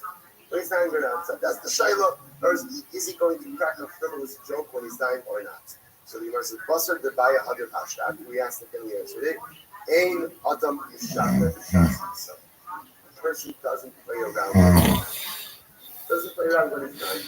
Like, doesn't go ahead and say Givei Shtos when he's dying. Givei Shtemira Kiksuvim the Kiksuvim. We'll say, but on the other hand, we also say the words of Shtemira are as if they are written, right? As if we are committed to writing, and ultimately again given over to these. So we'll say, so this, remember, so let's just work backwards. So what that means, halacha l'maisa, is that, again, in general, we've seen this before, right? This like Shtemira 101. Like the words of the Shemira are as if they are written and given over to days. In other words, that the Shemira need not instruct witnesses and does not have to instruct anything to be given over in writing. His words are always considered to be that way. That's the halacha. The most that the Gemara introduces us to is this concept of Ein Adam Mishata Mishata. The person doesn't joke around, doesn't engage in it. We'll say, what can you refer to that Gemara? What can you refer to that Gemara? It's when we're dying that we don't engage in giving shtos. The problem is very limited. How much time is wasted with giving shtos? How much time is wasted with nonsensical activity? How much time is wasted, right, with words that are so meaningless? How much time do we let slip, right? You know what? One of the most incredible things about dying, is a person recognizes the urgency of time. Because suddenly I realize that I don't have an inexhaustible supply of it. So the moment when I'm dying, that's suddenly again, Ein Adam Mishata B'Shas Misa. How can I joke around? How can I mess around when I'm dying? At the end of the day, I realize I don't know how much time I have left. I better use every single moment wisely. The problem is that when we're living, we think that there's an inexhaustible supply of time. So we'll say things that just are like foolish, or we'll do things that are just meaningless. And we'll let precious moments of time just slip through our fingers. The goal is to be able to live a life of Ein Adam Mishata B'Shas Chayim. That's the goal. Ein Adam Mishata B'Shas Misa. Just taking the fact people don't waste time when they're dying because they recognize I don't know how much time I have left. But the goal, the aspirational goal in life, is Ein Adam Mishata B'Shas Chayim. If I can maximize life when I'm alive, if I can maximize my moments when I have them, when I'm realizing to the fullest, that's the moment of successful life. Incredible. Mishnah, let's go back there. All right, plenty of time. Amal Bes Chalero, Bishtar, go over to Chassid Shabbat. We'll say, this is a great Mishnah. If you lend someone money and the loan is documented the loan is in the shot. I said, I lend you $1,000, and we write it down in a document. What's that? Go to the Chassid Shabbat. I'm able to go ahead and collect from encumbered properties. This is like this halacha 101. I have the so I'll say if I just did it with witnesses. What if I lent you $1,000 in front of witnesses, but it didn't write down the transaction in the document? Then go to the chasam and echomi. And halacha I cannot collect from encumbered properties. Also, you've seen this many times. The only time you're allowed to collect from encumbered property is when the loan is written in a document. So a document has a code. The document generates publicity, and therefore any purchasers will know about it. If you lend money in front of witnesses, I must say, you've also seen this. Remember, the halacha is you are not supposed to lend money without witnesses. Actually, Kitzur Shmuel Paskins, you saw the legal, you saw some Kitzur, that if you lend money without witnesses, you are in violation of Lifnei even though seeking Nifshal. You are in violation of placing the stumbling block. Because if you lend money without witnesses, what does that allow you to borrow to do? What does it allow you to do? To deny the whole thing ever happened. So halacha l'maisa, you have to lend money with witnesses. Okay, so we'll say, but again, if you lend money with witnesses, but there's no document, could collect, but only from unencumbered property, not from the contractor. Other days. Chotzi alov isavia l'shulchayin lo go to the custom and they call it. Again, I lend Ruben $1,000, and I produce a document bringing in Ruben's rent right. So also that allows me to collect from unencumbered property. In other words, the only time you can collect from encumbered property is when you have two things. Number one, shtar, document, and 8 witnesses. If I produce either witnesses, right, but no shtar, or a shtar written in the handwriting of the borrower, that allows me to collect from the custom and they call it unencumbered property. Good, let's go. Or if I go to the actor Chitim Shtar, let's go to the custom and they call it. This is a very interesting case. We'll say in a typical loan document, Kamran is giving money, $1,000, and Shimon is the guarantor. Shimon would be signing in the body of the document. That information will be written in the body of the document before the signatures of the witnesses. So let's say I hear the loan document, and it says, I lent him $1,000, but Shimon's guarantorship appears beneath the signatures of the witnesses. What does that do? Go over the custom of the code. So it says, hello for my son. Hello for my son. So again, I only collect from the person because this is not considered. We'll see chapter 2. We'll look at the Rashba. Go to the custom of the code. Second after the top. The local of the Shubat and Ella Malda custom start. She reached for it. Even the guitar to start, it did not be the color. Sorry, wrong one. Go to the custom of the code. It's in the short lines, 3 lines in. Go to the custom of the code. In a hurry. The Arbish about that, the love out petty. Kimbo Cassini, it seems like this. If I go ahead and halach for myself, go ahead and have an artist. I lend him $1,000, and then what happens? They go ahead and Shimon's guaranteeing the loan. So normally Shimon should sign before the signatures of the witnesses. In this case over here, what happens is Shimon signed beneath the signature of the witnesses. So Shimon is a guarantor, but I can only collect. I only collect from the unencumbered properties of not from the encumbered properties of Nice. I'm going over the custom and this once happened. And there's also yes, you can only collect from the custom and of the custom and of the guarantor. Omer Lo, Bananas. Ain't go back, go to the custom, go to the custom and Bananas says no. When you have this kind of case where the guarantor is signing afterwards, just you understand, before. Or apparently in a typical shtar, which you have as a south, you have to write, even again, let's just go to the part. Shtar is comprised of 2 parts. What are the 2 parts? Tofes and Toreth. Like Tofes boilerplate, right? Toreth transactionally specific.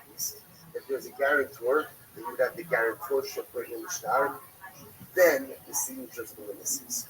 What's happening over here is you have all those pieces, but here the guarantorship is written after the signatures of the witnesses. The Nanas comes along and says, in that kind of case, there's no guarantorship. Right? Why? He said, I'm alone, Lama. Let's say I walk into the marketplace and I see that Shimon has a lady in a chokehold. And what happens now? I'm able to, using analytical skills, I'm able to deduce, right, that lady owes Shimon a significant amount of money. Hence, so what happens? Shimon, listen, do me a favor. Let lady out of the chokehold. I got you. I'll pay you back. So what's the halacha? Say, Hunter, I don't have to pay for that. Why? Shalom, and listen, now why not? Now here's what's interesting. What's interesting is you would have thought, why don't they have to issue that? Because obviously I didn't mean it. Right? I didn't mean it. I'm just trying to get lady out of that chokehold. Right? But also the interesting analysis like this. The only kind of guarantor that becomes binding is when it's clear that the lender lent the money to the borrower based on the guarantee of the guarantor. But if the guarantee of the guarantor was not the motivation for the loan, then the guarantor is not obligated. So because in this case over here, I'm being introduced to the transaction after Shane already has lady in a chokehold, shouldn't even let anybody get money because of me. Because of that, I'm not really a guarantor. Therefore, again, unless I'm going to get Nanis, when you find the guarantor signed after the witness, what does that show you? That lender didn't lend the borrower the money on the basis of the guarantor. whenever that happens, when I walk around my the guarantor is not it's almost like this is essentially represents a fundamental focus in guarantorship. According to Bananas, those are the guarantors on the hook is when it is clear that the guarantee of the guarantor was the motivation of the loan from the lender to the borrower. But when the lender lent to the borrower without the guarantee, and the guarantee is introduced later on, then there is no obligation upon the guarantor to secure it. Incredible. I meant my focus. Hello. So what, according to Bananas, what is an example of a guarantor who would be obligated? Although Vani no Simcha, Shakira Amanosolos, Bananas here would be the example. So I go ahead and I say to Ruvain, lend Shimon the money, and I guarantee the debt. I guarantee the debt. That would ultimately, again, that would be an example. That would be an example of a guarantee. Because here, now this is an extreme example. I be guarantor of initiating the actual loan itself. I say to lender, lend to the borrower, and I got you. I wrote this beautiful English here. I wrote this this is the last mission of our last one. Last mission of our last one. So the Gemara says, I wrote this Shiyachim, Yasab beginning of this. If you want to become wise, right, engage in learning monetary law. Listen, right? This validates the three things, right? If you want to become wise, engage in monetary law. If you become the Kisla Bakor Yosef, there is no area of Torah that is as complex and has so much voluminous halacha like Giri Mamas. Okay, we'll see some people as well. Behave Kama'ayon Novea. And they are like literally again a flowing spring, which means essentially that the more you learn, the more you know, and the more pieces you come up with. In other words, there are some halachas that are finite. They're finite, right? Whatever. Right? This is what you do, this is how you do it, and that's it. As we've seen in Dinei Mamonis, what's incredible is the more you learn, the more you see there is to learn, the more cases that could come up. It's like a Maya Novea. Marot Shiaso Dinei Mamonis, Ushamis Shimon Benanis. If you want to really learn Dinei Mamonis, who should be your Rabbi? Shem Benanis. Shem Benanis apparently again was the expert in Dinei Mamonis. And therefore Allah Almighty again. Let's say just one more minute. What's the Rabbi? Don't worry, we are not behind. We're not behind at all. Because again, tomorrow there's really not common days. So we're absolutely fine.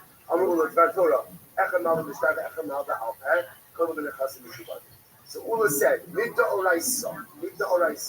whether you go ahead and you loan money in a document or you loan money privately, you are always allowed to collect money from a covered document. What's the logic? Ula said that every loan generates a lien. And therefore, again, whether you lend verbally, right, whether you loan money in a star, every loan creates a biblical lien. So, second, if that's the case, then why did the rabbi step in? Why did the rabbi step in and say that a verbal loan does not generate a lien on that a verbal loan can only be collected on the property? You should consider those details. They were concerned about people who purchase property from the borrower. If there's no document, then people who purchase property from the borrower have no idea that the property is encumbered, and that's not fair to them. So therefore, again, Chazal made it that a lien is only develops upon property if the loan is recorded in a document. So we'll say, but again, if that's the case, the loan is recorded in a document. It should not be any against property. Therefore, say in that case, it is the purchasers themselves who cause themselves loss. In other words, if you have a document, if you have a loan that is recorded in a document, that has a code. If it has a code, that means what? If you research it enough, you'll find it out. You'll find it out. If you don't, that is. So we'll say, we'll stop over there for today. But this is the position of Ula. We'll go into more depth of it tomorrow. Ula holds Shivida Galaisa. Every loan, whether it's verbal or written, generates a lien on all property. The only reason why Chazal said a verbal loan doesn't generate a lien on property is to protect future purchases. All right? Motion to be continued. Last time, no last for tomorrow. Shkaya.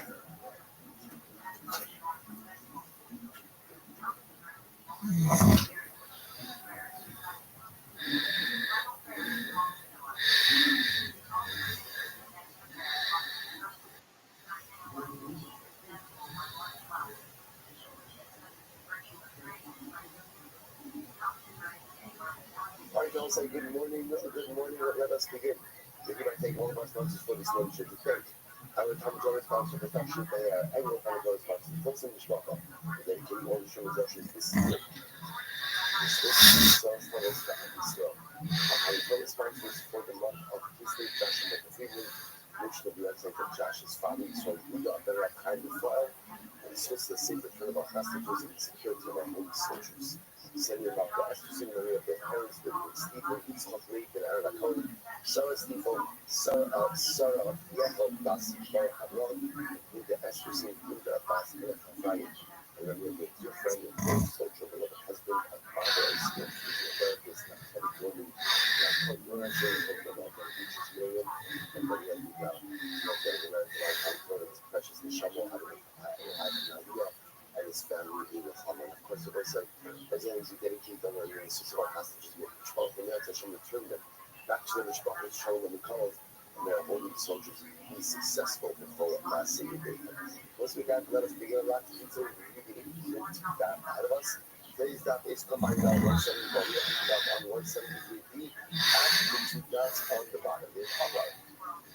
Avinas she'afalim she'et. Remember, again, still continuing in the subject of the olive, of the guarantee. So remember again, that we saw yesterday's idea, we saw yesterday's Kabbalah. One of the primary concepts about an olive is that halacha l'maisa, you can't go to the olive first. You can't go to the guarantor first. Now, the truth is, the Gemara dangled in front of us that has a concept or a concept of the guarantorship that allows the lender to go to the olive first. But in general, you have to go to the borrower before you go to the guarantor. The Mishnah, however, says, spoke about a case that if halacha l'maisa, when the lenders, let's say Reuben's lending Shimon money, if Reuben said, and let's say the top lady is guaranteed. So if Reuben says to Lady, essentially, I'm lending Shimon money with you as a guarantor, but I reserve the right to collect from whoever I want. Meaning again, Reuben says, if I want to go to borrow, I'm going to borrow. I want to lend, I reserve to go to whoever I want. So the lender has the right to do that.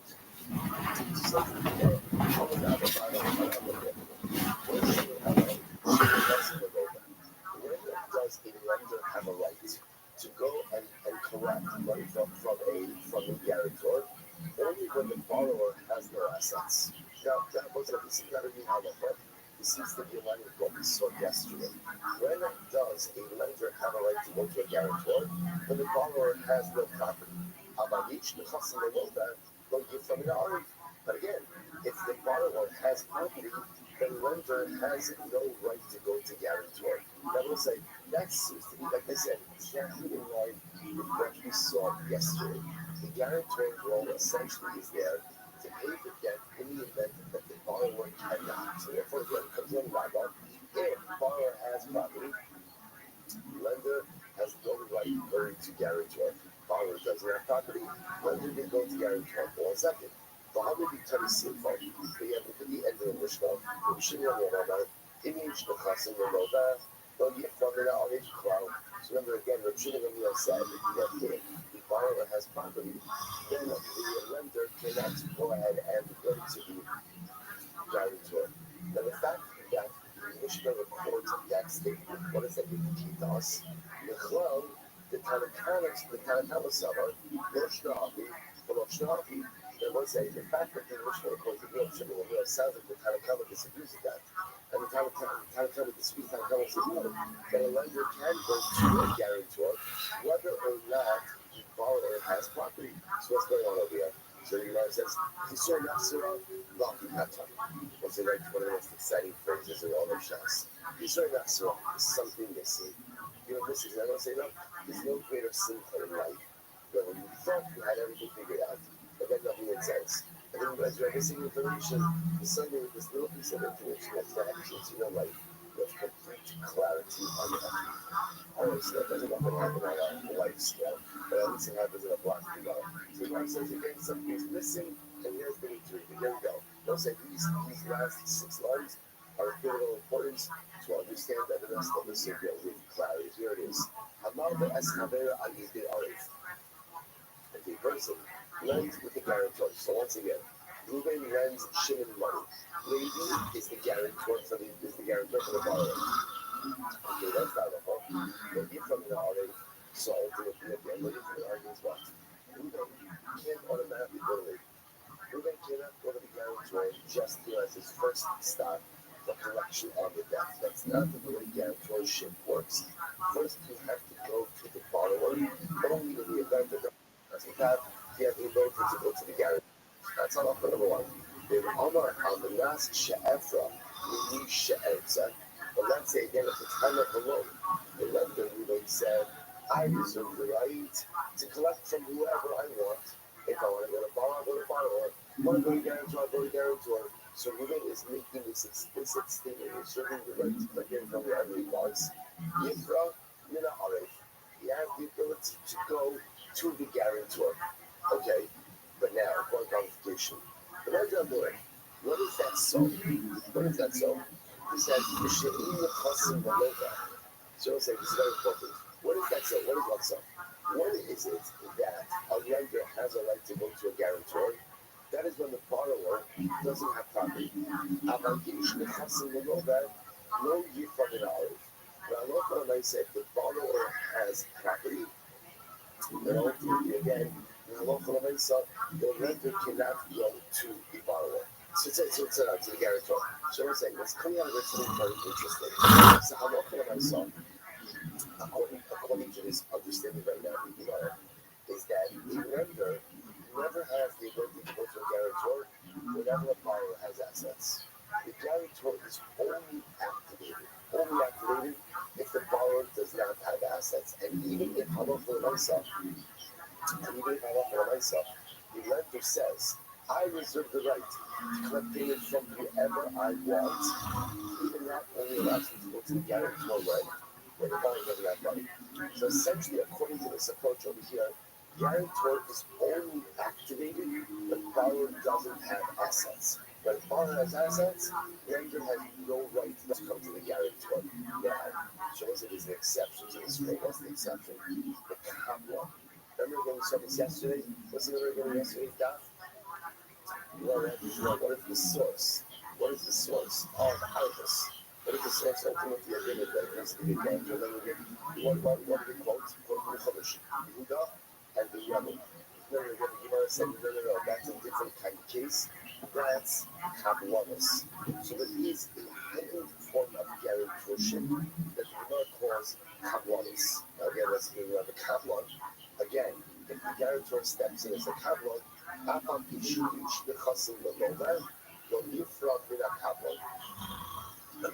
sorry, you're from the Kabbalah, sorry. But I can't also do this. Kabbalahs is a heightened level of Arvis.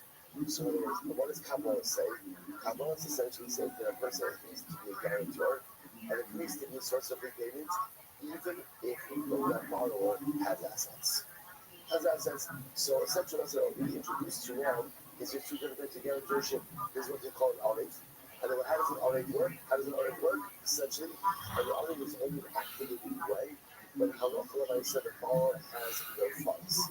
He has no money, has no assets, then you can go to the guarantor and you can collect money. A Kabbalah is a heightened level of responsibility where the guarantor says, you come to me first stop. I'm happy to take responsibility. You don't even have to knock on the lender's door. Sorry, on the borrower's door. So if the borrower has money, the borrower doesn't have money, you lender have the ability to come to me for payment. That's the Kabbalah. So there's a Kabbalah, you're from the Kabbalah. When it comes to Kabbalah, even if the borrower does have money, the lender has the ability to go to the Kabbalah for repayment. Incredible. Kabbalah's provided out 174. It's essentially Gemara. When Shimon says, Inish Mechasim Loga, Echazah, so it's interesting that when Shimon comes along and says, if the borrower has assets, then ultimately, again, whether the guarantor is an Arif or whether the guarantor is a Kabbalah, the lender cannot collect from the guarantor. So this is very interesting. So Shimon essentially is being very much in the kind of Kabbalah. And Shimon is saying is, if bottom line, if borrower has assets, there's no guarantorship that's activated, which again, it's think it's actually logical that the Chaf of a guarantor is someone who is there to secure the repayment of the debt in the event that the borrower is unable to do so. If you look at the Kaf Rashbam, I'm sure you'll already use the Chassil and Loda. Echad already got Echad Dilbran, or give for element and Loda. Incredible. So it's like, so let's just pause here for just a second. But I think this is really to the matter. Because now, what we've just gotten from this is that it's kind of like the comprehensive periodic view of the way that guarantorship works. So instead of just being a guarantor, just go first on kind of comment. Two different types of guarantorship. We'll call it RA and the Kabbalah. An RA is a more considerable guarantor. When is that activated? Only in the event that the borrower doesn't have money. He doesn't have money, doesn't have assets, they go to the guarantor. And even if the lender says, I reserve the right to collect from you ever I want, halacha still can't go to the guarantor if the borrower has money. That's hard. Kabbalah is a high level of guarantorship. And what Kabbalah essentially says is the guarantor is saying, I essentially, what's essentially what Kabbalah is essentially the guarantor stepping into the role of the borrower. It's essentially what it is. I'm assuming the responsibility of the borrower, and if I look for myself, come to me no matter what. That's kind of Kabbalah. Should we know? Says no. Any time the borrower has assets, whether the guarantor is an already or a Kabbalah, halacha of the Mesa comes to the borrower. Only in the event that the borrower has not. There's the guarantor. So it's like, it's beautiful. It's absolutely beautiful. So now again, this is our construct for guarantorship right now. So let's go back to it. It says the Gemara. In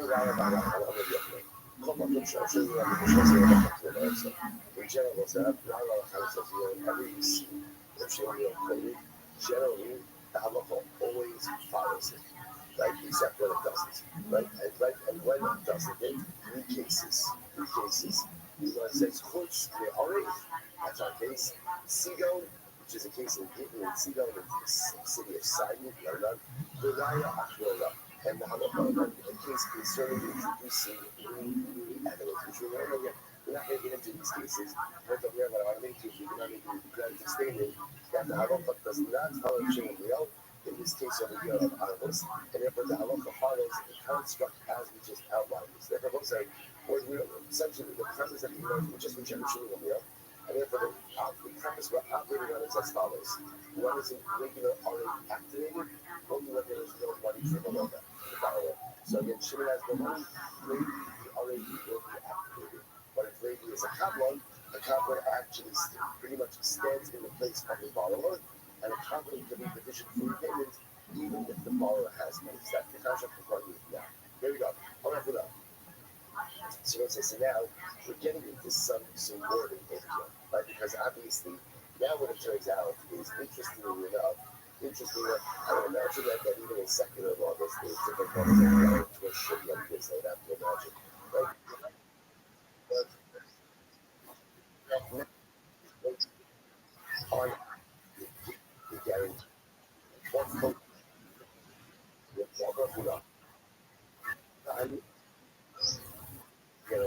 remember, the case is Ruvain's lending Shimon money. Levi is the guarantor. So let's say again, Levi says to Ruvain, lend Shimon, La'ani Arif, and I'll be the guarantor. Or, I'll pay you, La'ani Korea. Lend Shimon the money, and I'll pay you back. I'll pay you, La'ani Chayiv, or go ahead and lend him money. And I'll be Chayiv, I'll be obligated. I'll pay you, La'ani Yosef, or lend him money and I'll pay you back, I'll give you back the money. Kulon Russian Arvas. These are all the shows of regular guarantorship. Arvas. Yeah, what is that? What's interesting? What's the common denominator of all of these shows? Common denominator? How big? Right? Which sounds like what's happening according to this approach is when you use the Russian halva, what you're essentially saying is, I would like to enter into a classic loan arrangement, right? Or a classic guarantor loan arrangement. The classic guarantor loan arrangement is Arvos, not Kavalos. So therefore, again, so anytime you use Russian on this, it sounds like you're saying, anytime you use Russian halva, ultimately, again, you're engaging as an artist. If you look Midrash Rabbi. Rav says the heart Rothschild Halva Kahava, where I'm sorry, the rest is Kulan Rothschild Arvase. The heart Rothschild Halva Kahava, Havenu Uyemo Vani Horea in your gift for God. So I'm engaging in a classic loan scenario, and in a classic loan scenario, I want the reminds of a guarantor has the status of an olive and not of a camera. Okay? Listen to this shows. Taylor. What happened if Rabbi says to me, give Shimon money value capital. Okay, so that's easy when you say I'm a capital. Right? Or Taylor value for it, give in. And I'll go ahead and pay back. Taylor value chayiv, give him money and I'll pay you. Taylor, you then give to Shimon money, value loss in, and I'll go ahead and I'll give you back. I'll pay you back. Kulan Rothschild Kabbalas. These are all the shows of Kabbalah. Then we'll say now again. What's the common denominator in all of these Lashonos? Right? 10. So interestingly enough, now 10 seems to be a much more forceful Russian than Havayim. So since the using of Russian of 10 indicates that the guarantor is taking a much more active role in this transaction. How does a guarantor take a more active transactional role? As a couple. As a couple, saying essentially, you come to me, give me the money, then you come to me for repayment. Look at the Rashban.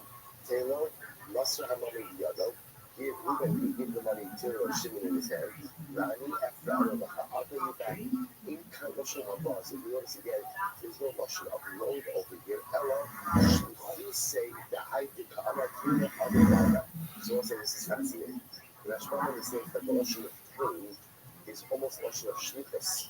That here, lady, the guarantor, is essentially going ahead and saying to Ruben, give money to Ruben, I'll pay you back. I got you. You come to me. He generates an obligation of compliments. Incredible.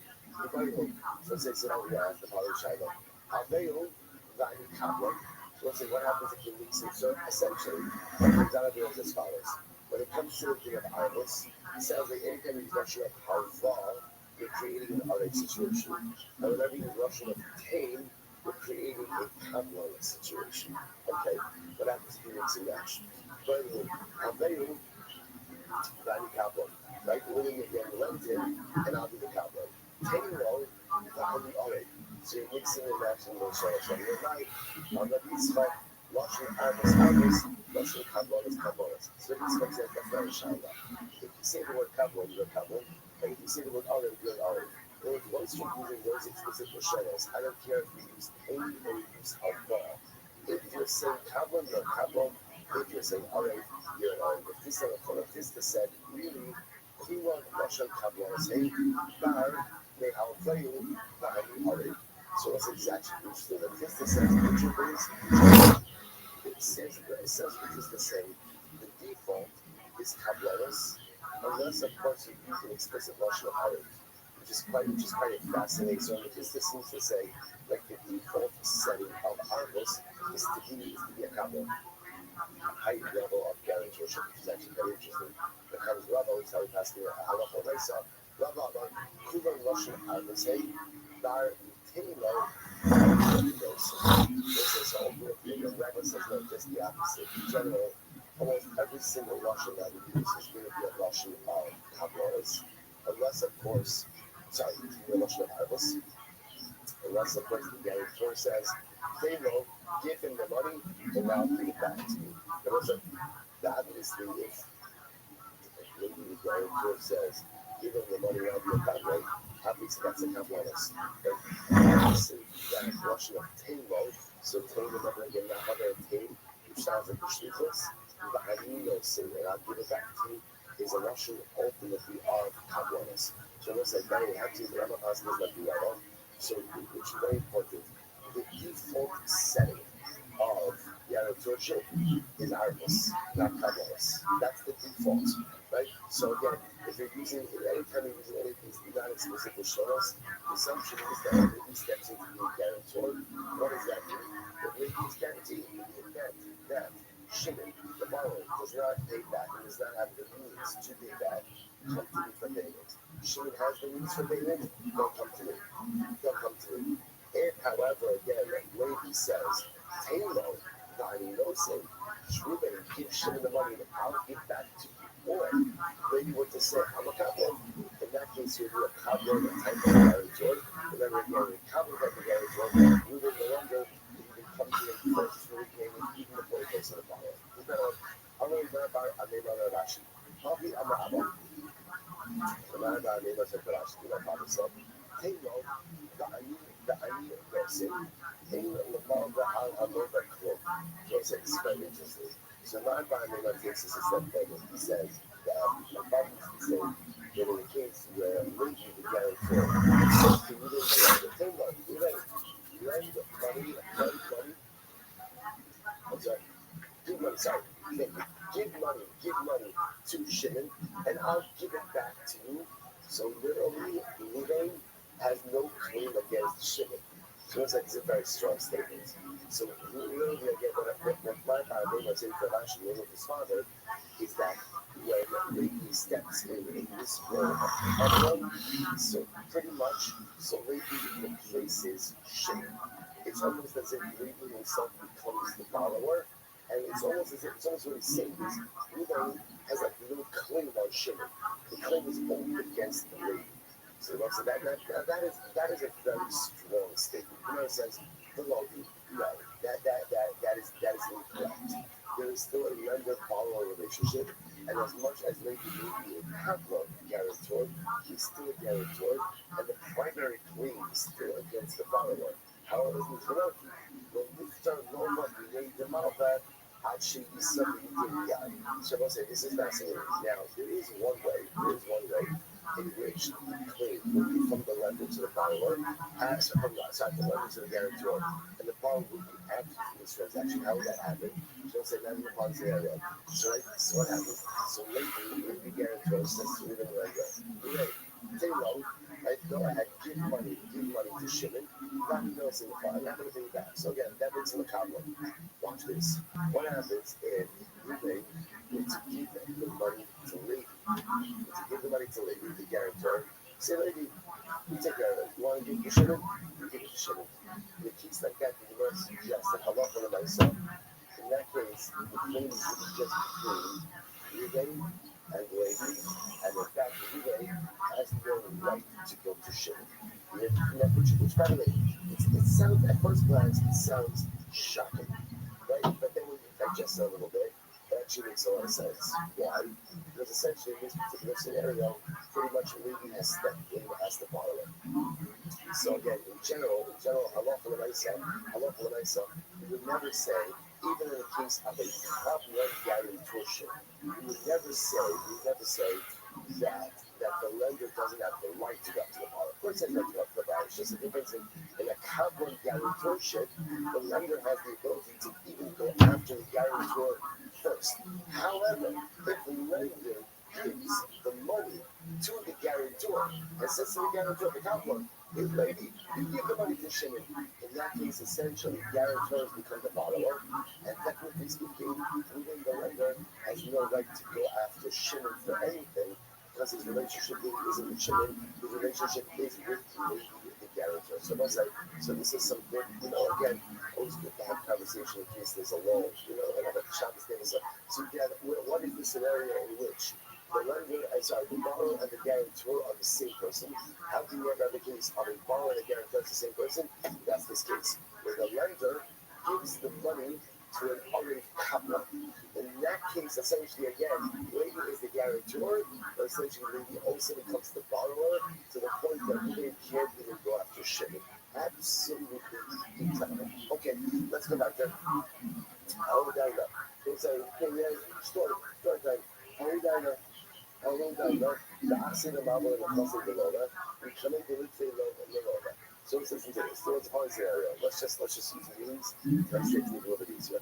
We're going to share money. What happened? Shimon went ahead and defaulted. So Reuben goes to Basin. And what happened over here is the Daya judge ruled and allowed Reuben to go ahead and seize Shimon's property.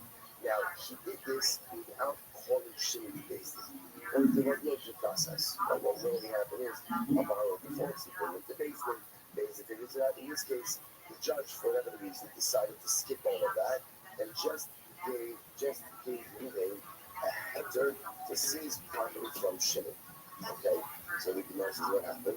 Saldi Rav Chanin bring Rav Yehuda. So ultimately again, so Rav Chanin bring Rav Yehuda went ahead and literally removed this diet. He reversed the judgment. He says absolutely incorrect. Absolutely incorrect. He reversed the judgment. Amar Rabba, man chocken mene other kiham nesa. So Rabbi said, wow, Rav Chanin and Bayev are so smart. So smart. How wise he was to reverse this judgment. Why is this on his side? He loved Rav Chanin Bayev Hasavar. Sorry, man Amar Rabba, man chocken mene other kiham nesa. He loved Rav Chanin great Rav Yehuda.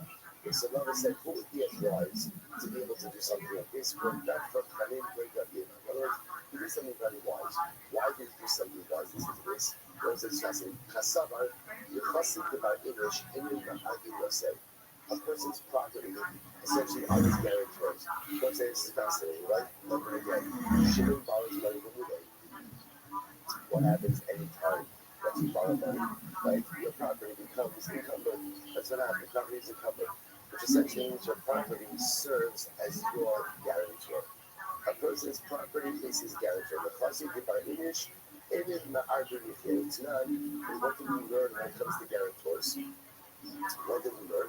Amada Eschavero Aziti Arei, Yadifa Minahari. So it's what did we learn? Like the Mishnah had this strange statement. They give that money to someone who's a guarantor. The lender doesn't have a right to go after the guarantor. And how did we explain it? Kind of long. Yadifa Arei Tihila. And I want to say, how did we explain that? We explained that is you can't go to the guarantor before you go to the borrower. So once I see what's happening over here, right, you don't let Shimon money, so right, Shimon's the borrower, and Shimon's property are his guarantors. So in this case over here, Shimon wasn't okay, but his Dayan gave Ruvain the right to seize property. Hold on a second. You can't go to the guarantor until when? Until first you go to the borrower. So in this case, Hanan said the judge ruled erroneously because he gave a right to the lender to go to the guarantor, quote, to collect from the property before going to the borrower, and that is an erroneous rule. Rav Chanan reversed it. So the Bible writer, I know Rabbi asked me, the part of the Bible is Rabbi asked me. So what's that subject? So now we're going to go through a couple of really interesting cases. So remember, let's go through what we have. Right? So we have in number one, there's different types of guarantors. There's an RA and there's a couple. Like an RA could only be approached in the event that the borrower has no assets. A couple could be approached even proactively. Right? Lender could choose to go ahead and go to the couple directly, totally bypass the borrower. Here's even a more extreme case, where essentially the couple becomes the borrower himself. What's that case? That's a case where the lender gives the money to the couple and tells the couple to give the money to the borrower. In a case like that, the lender doesn't even have a right to go to the borrower, because essentially the borrower becomes the couple, and the guarantor becomes the borrower himself. Different missionaries will trigger different relationships. The default setting of guarantorship is common, unless of course you decide. The default setting of guarantorship is common, unless you indicate to the contrary. Okay, so now a couple of interesting questions, a couple of speakers over here. How are the aspects? So there was a guy who was a guarantor before you sold it. So just to show you what happened over here as follows. We'll call him Yaakov died. Yaakov left behind an estate. And he had three sons, Reuben, Shimon, and Levi. Now Yaakov had outstanding debts when he died. And we'll call it that Yisachar. No, let's call it that Yitzchak. Yitzchak was the guarantor. Yitzchak was the guarantor. Okay? So that's what it means. So there was a guarantor. The only one says he was a guarantor to be sold. What it really means is there was a guarantor on the debt that the father of Esau made. So Yaakov died, Yaakov had borrowed money, and there was a guarantor. There was a guarantor for those, that's Yitzchak. Okay, so what happened? The part of the Malva, they come and go up to Rabbi asking. So listen to this, it's fascinating. So Yitzchak, the guarantor, says, you know what, like this, I want to pay off the debts. I want to pay off the debts of the estate. So he pays off the debts of the estate without ever discussing it with his son. Now again, Yitzchak is the olive. What's Yitzchak Yitzchak's cheshbon and in Yitzchak's mind. And you ever have like a situation like this where in your mind you have everything carved out, right? There's only one problem, which is you never spoke about this with anyone, right? So there's other parties involved in this. You have a whole crowd that involves multiple people, right? And in your mind it's perfect, and you're going to do this, you're going to do this, you're going to do this, but you never bothered to inform anyone else of this grand plan. So what happened? Yitzchak the Arab had this great plan. What's his plan? I'm going to be here. I'm paying off the debt for the installment, and then what?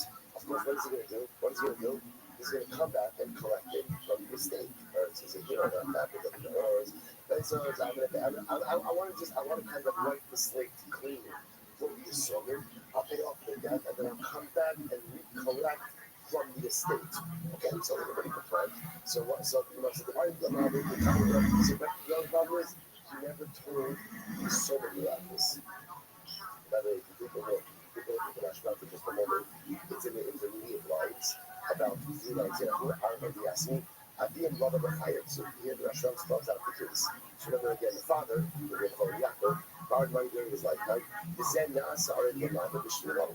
Well, the Afro was some para Tilo in Kamei, the Yakvili Yasmi, Lord, Shalom Para, the Lord Shalom Sober, Shalom Signatada. So again, so just so you understand, in this case over here, creditor, no one has come forward to claim money against the seller yet. But again, Yitzchak, the guarantor, he knows about the debt. Because remember, again, he was the guarantor on the debt of Father Yaakov. Right? So here, the guarantor figures, let me just pay it off. But no one asked, right? The creditor has not come back. He's still may be aware, may not be aware. But again, the guarantor figured, let me do this, wipe out the debt of the estate. And Shalom Yisrael, and I'll come back and collect from the estate. So now can it collect? So I'm not Papa. No. Kriyas Barkov Mitzvah. Kriyas me Lad Benene Abed Mitzvah. So it's an interesting Lashon here. So the Papa says, the repayment of debt is a mitzvah, and you are not obligated in mitzvahs. Okay, so now what is that? So it says, so first of all, so just to give a little bit of color to this. So something interesting happens over here. When Yitzchak, the guarantor, pays off the debt is paid. Which essentially now means that the state owes Yitzchak, the guarantor, money. There's a debt that's owed to Yitzchak. Rashba points out something fascinating. That debt that is owed is what's called Restream. It's a little Alpad. It's an oral transaction. Because remember again, there's no shtar. The shtar that exists was between Yaakov and the creditor. So now there's an oral loan, there's an oral right, and there's a verbal loan that exists. So again, there is a mitzvah. So to go to the rest now, here's about what mitzvah. Harim answer nasa about what the Mava al Kabu. So remember again, the Ori, the guarantor, becomes the creditor. It's a verbal loan. So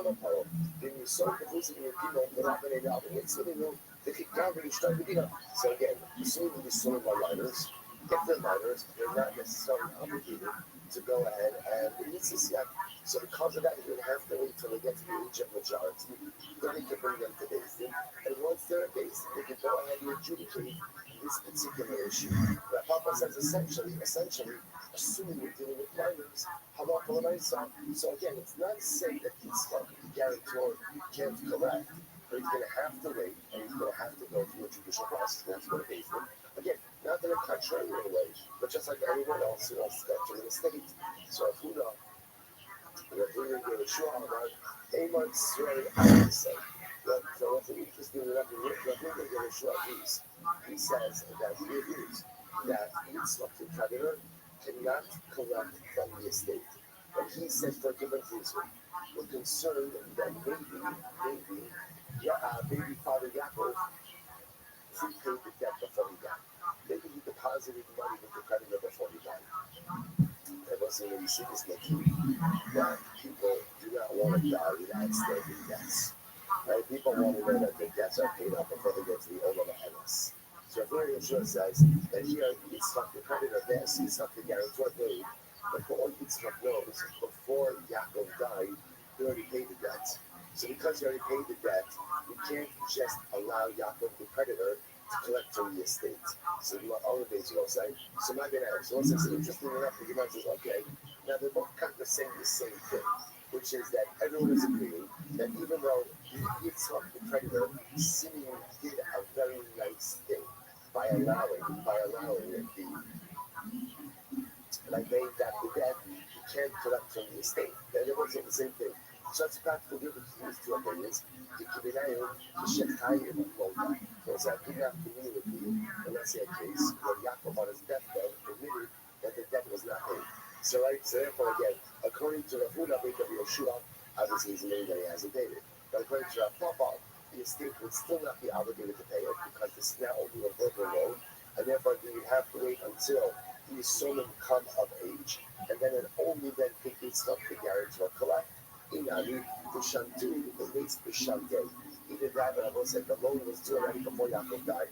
Yaakov was in default, based in putting in chayrim for non-payment, which is clear again that the loan was not paid. So according to Ravuna, it's clear that the loan was not paid.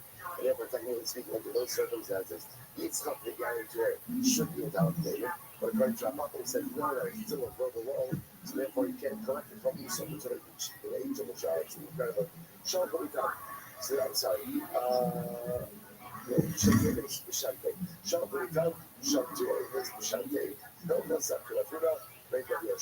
So let's say, so they sent the message that indeed, if halacha the Maisa, it was clear. Excuse me. If it was clear at the time of death that halacha the Maisa, Father Yaakov had not paid his debt, that the halacha would be like Rav Huna ben Yoshua. He would be going to the Rashban. The Rashban says, "Don't pasuk Rav Huna ben Yoshua. The God in Yasu, the law in the rest we love in the other mitzvah." So it's like interesting enough. So the halacha follows the following way. This is how the halacha comes out. So in this case, where Yitzchak, the guarantor, did something nice. We paid the debt of the Yisomim of the estate. We're not talking to anyone about it. So what happened? Now, can he collect from the estate? So essentially, what it says like this: if we know for sure that the debt has not been paid, we know for sure that it has not been paid. Either again, Yaakov admitted that his debt that it wasn't paid, or he was excommunicated for non-payment of the debt at the time of his death.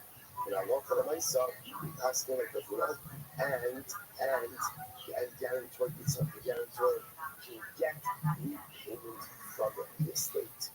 If, however, again, we're not sure about the status of the debt, then in that kind of case, Yitzchak, the guarantor, will have to wait until the son reach the age of majority, and then again go through the proper legal channels to try to get repayment for the debt. Incredible.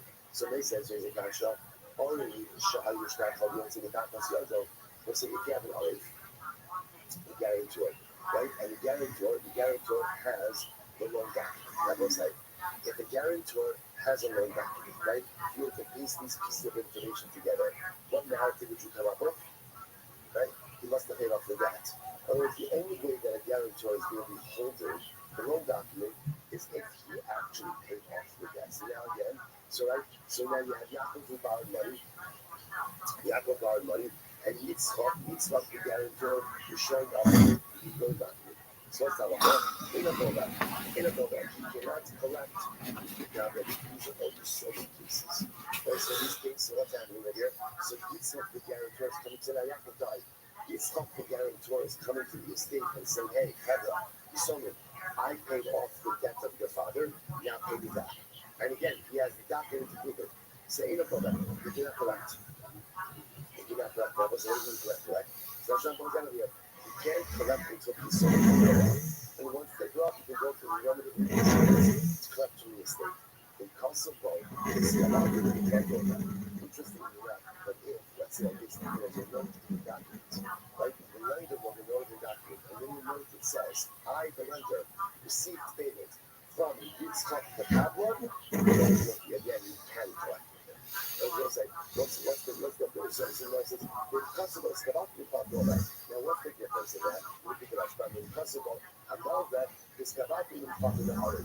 So let's say the difference is like this. At the end of the day, is it possible that maybe the Malbec dropped the shtar and that's how the couple found it. Is it possible? It's possible. It's possible. And therefore, again, remember, we are hyper vigilant with the money of our friends in the estate. So because of that, even under the oath, that we and the show similar documentation, in normal circumstances, we see the cover for giving that we did that. Because there's a summon, we're going to wait to be summoned raw, we'll adjudicate this out. If, however, again, there's a note, certified note, has been certified, obviously, certified note, that the lender says, our lender received the money from this problem. Okay, then that's what I said, then that's indisputable, and therefore I'm not going to myself. In that case, the owner will be able to collect from the estate. So we're saying that if we're regular sure, which got this up with the value of no gun. So I said, so ultimately, I get a point of regular sure, you can come up with this case where Yaakov, the father, died, and he admitted that he owed the money before he died. However, Papa Kasha, even with the note from the lender, right, still it's problematic because that Papa said, just in general, I love for myself. Again, you have to wait until you someone become of age. Shari Hassam, the hockey cuff, the Kassav, and his Kabak, even a couple of them, when Yitzchak, the guarantor, shows up with the loan document in his hand, and on it there's a note from the lender, and the lender said, the guarantor, Yitzchak, paid me. We'll say that's pretty solid. In other words, at a certain point, you just have to accept the enormity of the proof that is being furnished. That I'm not going to myself that the guarantor paid the debt, and even the Papa would agree that under those circumstances, guarantor can collect from the estate. Incredible. There's another story, a lot of good stories today. Haruna Arva, going to Havan. The ViralRabbi will come to Kamei, don't have any yes. So I'll say, so same case. Father Yaakov, right, borrowed money from an Akub, from a Gentile, right? Then what happens? Now, again, Yitzchak was the guarantor on the debt. Father Yaakov dies. Yitzchak, the guarantor, decides to be a nice guy. He wants us to do. He says, you know what? I'm just gonna repay this debt, and then I'll go back to the estate and get it. But I want to wipe the slate clean for you, servant. So he goes ahead and he pays the money to the Gentile creditor without saying anything. Not to rescue. So again, creditor has never petitioned the estate for repayment. No one said anything. Yitzchak, the guarantor, is just a good guy, and he proactively pays off the debt. So now, but again, Yaakov's a good guy. Even good guys want to get repaid. Right? So Yaakov, the good guy, comes to the estate and says, okay, I paid back your debt. Pay me back. I'm going to let Mordechai Rabashi. I'll be on Ravina, Avina, Mishmei Rabba. I feel I'm going to Kashir and Swami. See the criteria in the Torah. He said that sometimes you have to be choshesh, that maybe there's people who know, how do you know that Yaakov, before he died, didn't deposit a bundle of money with the creditor. Even those who are choshesh, for payment of the debt before he died, how do you do this? That's only for a Jewish creditor. Avar Obed Kohavim gave him the Basar Arva Azur Lo Chashir Yitzchak. Also, remember that he had this in yesterday's halacha, yesterday's time. According to Persian law, at least how do the Persian law? And Persian law allowed for the creditor to go after the guarantor first. So the Gemara says, even if you're choshesh, but maybe the borrower prepaid the creditor, giving the money, that's always the Jewish creditor. But by a non-Jewish creditor, if that creditor anyway has the ability to go after the guarantor first, we're not choshesh that the borrower, the father Yaakov, deposited money with him before he died. And therefore, the automatic assumption with a non-Jewish creditor is that the money, the debt, has not been repaid. So it's just the opposite. I think about the Rothschild story, even according to the opinion that says that we don't normally assume that the borrower deposited money with the lender. I mean, we saw that's the Jew. How over to Havel, Kevin the Daini, Basra, Arba Azni, he loved the opposite. Sorry, Menkara, Laham the Kable. So you know, it's just the opposite. It's just the opposite.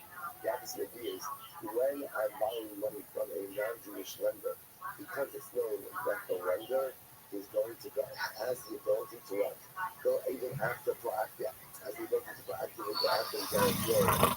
No one in their right mind is going to guarantee such a loan like that unless, of course, what? The borrower has some stash of cash. Right? If he doesn't have a stash of cash, why would somebody want to guarantee that loan if I know that I could be the first step for repayment? Okay, so you want to just suggest two different ways to go ahead and see that particular case. But also,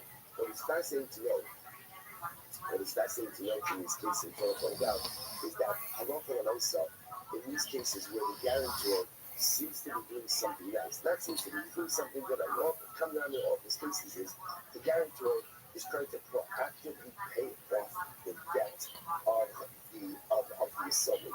But they'll say, well, what comes out of it when he does it? Because then when he does it is, he's entitled to repayment, but he's not being able to get that repayment until the assembly come of age, and then he'll have to adjudicate it in Beis Din. Interesting, the only exception to that rule is what is halacha l'maisa in a case where he paid back the lender, and the lender managed wrote in the document is kabalti mincha. I received repayment from my debt. In that case, then halacha l'maisa, he can go and get repayment from the estate, but absent that, he's going to have to wait till the Yisrael come of age. Incredible. That's one of the line. Says the Gemara. The thing that you're going to Roman, how are you going to show Ksubasa? So it says, great story. Moshe Bar Artzi, Arba the Ksubasa the Kalsela. So it says, let me read. Moshe Bar Artzi, that's his name.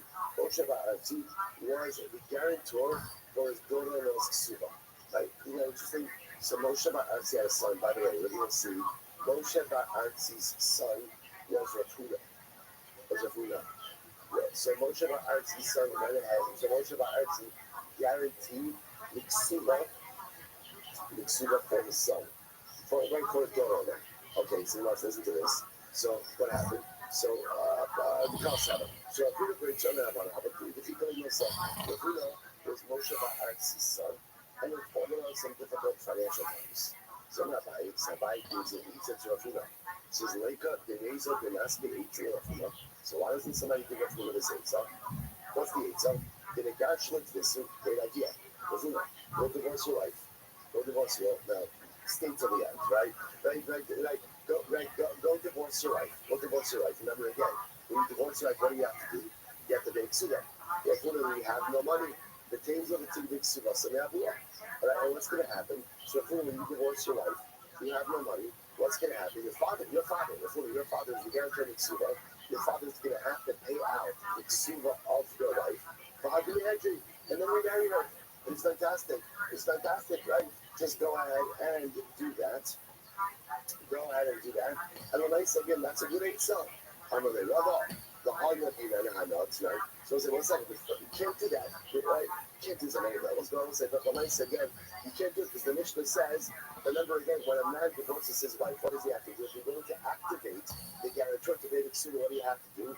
The husband has to make a matter that his wife can't get any off of him, and therefore can't marry him. I say, it's okay, so tremendous goes around in this story that sometimes, obviously we don't know the family dynamics over there, but it is fascinating to see the length that people will go to avoid having direct conversations. But you know, there's a much easier answer here. Dad, I'm having some really difficult financial circumstances, right? Can you help me out? And again, we don't know the dynamics over here, we don't know the circumstances over here. But listen, but you should just know, as crazy as this sounds, it's nice in the polio that people create tremendous workarounds instead of having direct dialogue. Sometimes we're so scared to have a conversation with someone, and we're so scared to say things that may be difficult, that we'll do anything and everything but have the conversation. We create these tremendous and dramatic workarounds in order to avoid direct conversation. There's so much pain, so much difficulty, and so much convolution. I don't know if that's actually a word, but I like it. So much convolution that could have been avoided had you just had the courage to have the conversation. Also, I'm leaving you on a cliffhanger. Stop it in mid-story. You know, so we can continue tomorrow. Shkara. All right, Kevin, you have a great day, everyone.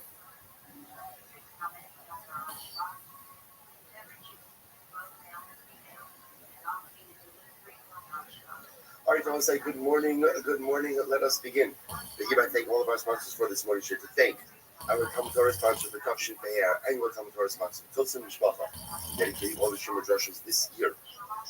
In the Swiss, Sarah Stellos for Am Yisrael. Our Talmud Torah sponsors for the month of Kislev, Josh and Mecca Friedman, Mishnah B'Yartzeit of Josh's father, Yisrael Yehuda, Ben Rav Chaim Raphael, We discuss the safe return of our hostages and the security of our holy soldiers. Sammy and Malka, Esther, and Maria of their parents, little big Stephen, Yitzchak, Leib, and Aaron Cohen, Sarah Stiefel, Sarah Rachel Bas Baruch Hadron, and Hilda Esther, Hilda Bas Henech Ephraim. In memory of their dear friend, brave soldier, beloved husband and father, and skilled physiotherapist, Naftali Gordon, Naftali Nora, Sheri Kovnamal, and Miriam, and Daniel Yugal. We hope that in the merit of our Torah, his precious Neshama will have an aliyah, and his family will have one. Of course, I will say, as always, we dedicate all our needs to our hostages, and the merit Hashem return them back to their mishpachos shalom and mekarov, and may our holy soldiers be successful in the full of Maaseh Yedeihem. Once with that, let us begin. A lot to do today. Really great daf ahead of us. Today's daf is confined on 174. We are picking up on 173b after the two dots on the bottom. Then Alanas she'afarim she'erza. So remember again, still continuing the subject of the Arif, the guarantor. So remember again, we saw yesterday's NPR. We saw yesterday's Gemara. One of the primary concepts about Arif is that halacha l'maisa, you can't go to the Arif first. You can't go to the guarantor first. Now the truth is, the Gemara today will in front of us that is a concept or a construct of articles of guarantorship that allows the lender to go to the Arif first. But in general, you have to go to the borrower before you go to the guarantor. The Mishnah, however, says, that if halacha l'maisa, when the lender, so let's say Ruben is lending you money, if Ruben said, and let's say the club Levi is guaranteed, so if Ruben says to Levi, essentially, I'm lending you money with you as a guarantor, then I reserve the right to collect from whoever I want. Meaning, again, Ruben says, if I want to go to borrow, I'll go to borrow. I want to go to lender, I'll go to lender. I reserve to go to whoever I want. That Ruben, the lender, has the right to do that. She says the Gemara, when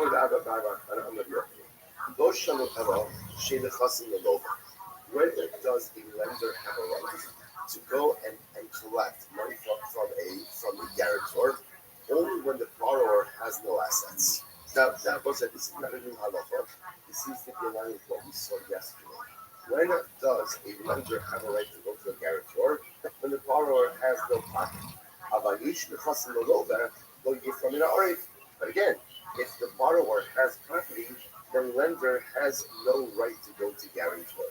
I will say, that seems to be, like I said, exactly in line with what we saw yesterday. The guarantor's role essentially is there to pay the debt in the event that the borrower cannot. So therefore, again, it comes along Rabbi. If borrower has property, lender has no right going to guarantor. Borrower doesn't have property, lender can go to guarantor. For 1 second. Mohammed Ikram Seifel, we have looked at the end of the Mishnah. Shimon Yomer, image the Chasim Lova, though you from the Arif cloud. So remember again, Rabbi Shimon Yomer said that if the borrower has property, then the lender cannot go ahead and go to the guarantor. And the fact that Mishnah records that statement, what does that mean for us? Mechlau, the Tanakama summer, Loshna, and we'll say the fact that the Mishnah records the Rabbi Shimon Yomer sounds like the Tanakama is used. And the Tanakama said, that a lender can go to a guarantor, whether or not the borrower has property. So what's going on over here? The Gemara says, "Yisrael Machzira V'Achikaton." That's one of the most exciting phrases in all of Shas. Yisrael Machzira, something missing. You're missing. I don't say no. There's no greater sin in life than when you thought you had everything figured out, but then nothing made sense. And then you realize you're missing information. Suddenly, with this little piece of information that drops into your life, you have complete clarity on it. All right, that doesn't often happen on a life scale, but at least it happens in a block tomorrow. So the Rabbi says, again, something's missing, and here's the way to read it. Here we go. We'll say these last 6 months are of pivotal importance to understand the rest of the signal with clarity. Here it is. Amalva es havera ayidei arif. If a person lends with a guarantor, so once again, Ruben lends Shimon money. Levi is the guarantor for the borrower. Okay, what's that? Lo yifram in arif. So ultimately, again, lo yifram in arif means what? Ruben can't automatically go to Levi. Ruben cannot go to the guarantor just as his first stop for collection of the debt. That's not the way guarantorship works. First, you have to go to the borrower. Only in the event that the borrower doesn't have the ability to go to the guarantor. That's how number one. Then Amar Aminas She'efra, Mini She'etza. But let's say again at the time of the loan, the lender then said, I reserve the right to collect from whoever I want. If I want to go to borrow, I go to borrower. If I want to go to guarantor, I go to guarantor. So Reuven is making this explicit statement, reserving the right to collect from whoever he wants. Yifra Mina Aref. He has the ability to go to the guarantor. Okay, but now, for qualification. When is that so? When is that so? He says, so we'll say this is very important. What is that so? What is that so? When is it that a lender has a right to go to a guarantor? That is when the borrower doesn't have property. But I said, if the borrower has property, then ultimately again, the lender cannot go to the borrower. To the guarantor. So we'll say, what's coming out of it something very interesting. So according to this understanding right now, tomorrow, is that a lender never has the ability to go to a guarantor whenever a borrower has assets. The guarantor is only activated if the borrower does not have assets. And even if the lender says, I reserve the right to collect payment from whoever I want, even that only allows me to go to the guarantor when the borrower doesn't have money. So essentially, according to this approach over here, guarantor is only activated when the borrower doesn't have assets. When the borrower has assets, lender has no right to come to the guarantor. Now, so we'll say there's an exception to this rule. What's the exception? The Kabbalah. Remember again, we saw this yesterday? Let's see what we were getting yesterday's daf. What I wanted to know, what is the source? What is the source of Arvis? What is the source ultimately again of the listing again? So remember again, what about the Chumash? Yehuda and Binyamin. Remember again, you want to say, no, that's a different kind of case. That's Kabbalahs. So there is a hidden form of guarantorship that the Gemara calls Kabbalahs. Again, let's do the Kabbalah. Again, if the guarantor steps in as a Kabbalah, I'm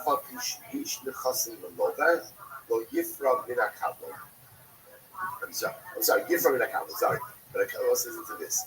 Kabbalos is a heightened level of artists. So in other words, what does Kabbalah say? Kabbalah essentially says that a person agrees to be a guarantor and agrees to be a source of repayment, even if the borrower has assets. So essentially what we're being introduced to now is just two different guarantorship. This is what we call an Arev. And how does an Arev work? Essentially, the Arev is only activated when halacha said the borrower has no funds. He has no money, has no assets, then you can go to the guarantor and Kabbalah is a high level of responsibility where the guarantor says, come to me first stop. I'm happy to take the responsibility. You don't even have to knock on the lender's door. On the borrower's door. So if the borrower has money, the borrower doesn't have money, you lender have the ability to come to me for payment. That's the Kabbalah. So there's a Kabbalah, when it comes to Kabbalah, even if the borrower does have money, Allah lender has the ability to go to the Kabbalah for repayment. Incredible. Top of Kufayin Dal 174. Says the Gemara. Rabbi Shimon says, "Im yesh nechasim v'loga echad zeh ve'echad zeh lo yiframeh." So what's interesting? Rabbi Shimon comes along and says, if the borrower has assets, then ultimately again, whether the guarantor is an Arev or whether the guarantor is a Kabbalah, the lender cannot collect from the guarantor. So this is very interesting. So Shimon essentially is being more about the kind of Kabbalah. What Shimon saying is, bottom line, for the Shimon, if the borrower has assets, there's no guarantorship that's active, which again, it's actually logical, because the whole concept of the guarantor is someone who is there to secure the repayment of the debt in the event that the borrower is unable to do so. Look at the Kabbalah Shtab. Shimon Omer Yesh Nechasim V'Loga Echad Arev Ve'Echad Kabbalah Lo Yifra Elam. Incredible. So let's just pause here for just a second, because this is the true matter. Now, what we just done from this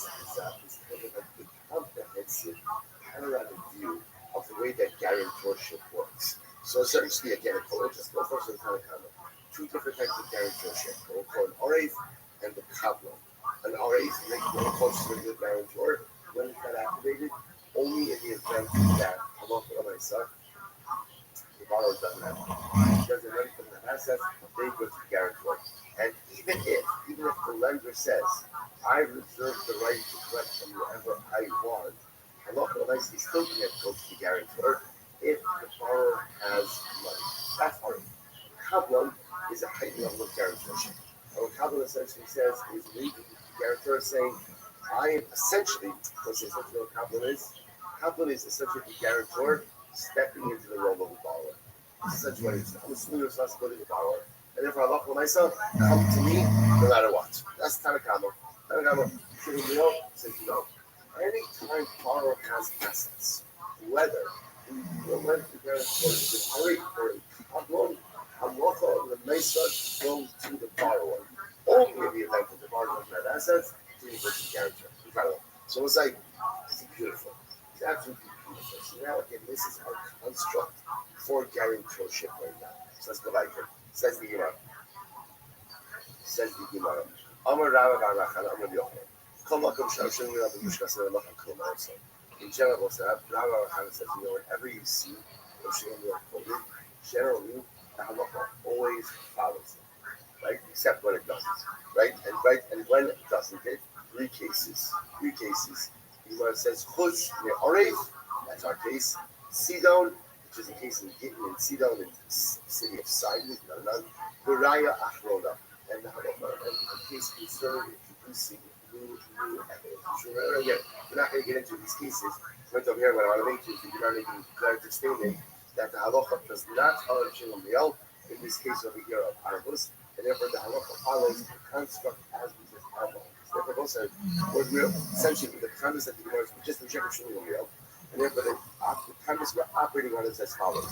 One is regular already activated, only when there is no money for the loan, the borrower. So again, Shimon has no money, maybe the already will be activated. But if maybe is a Kabbalah, the Kabbalah actually pretty much stands in the place of the borrower, and the Kabbalah could be positioned for repayment even if the borrower has money. So that's the concept of money. Here we go.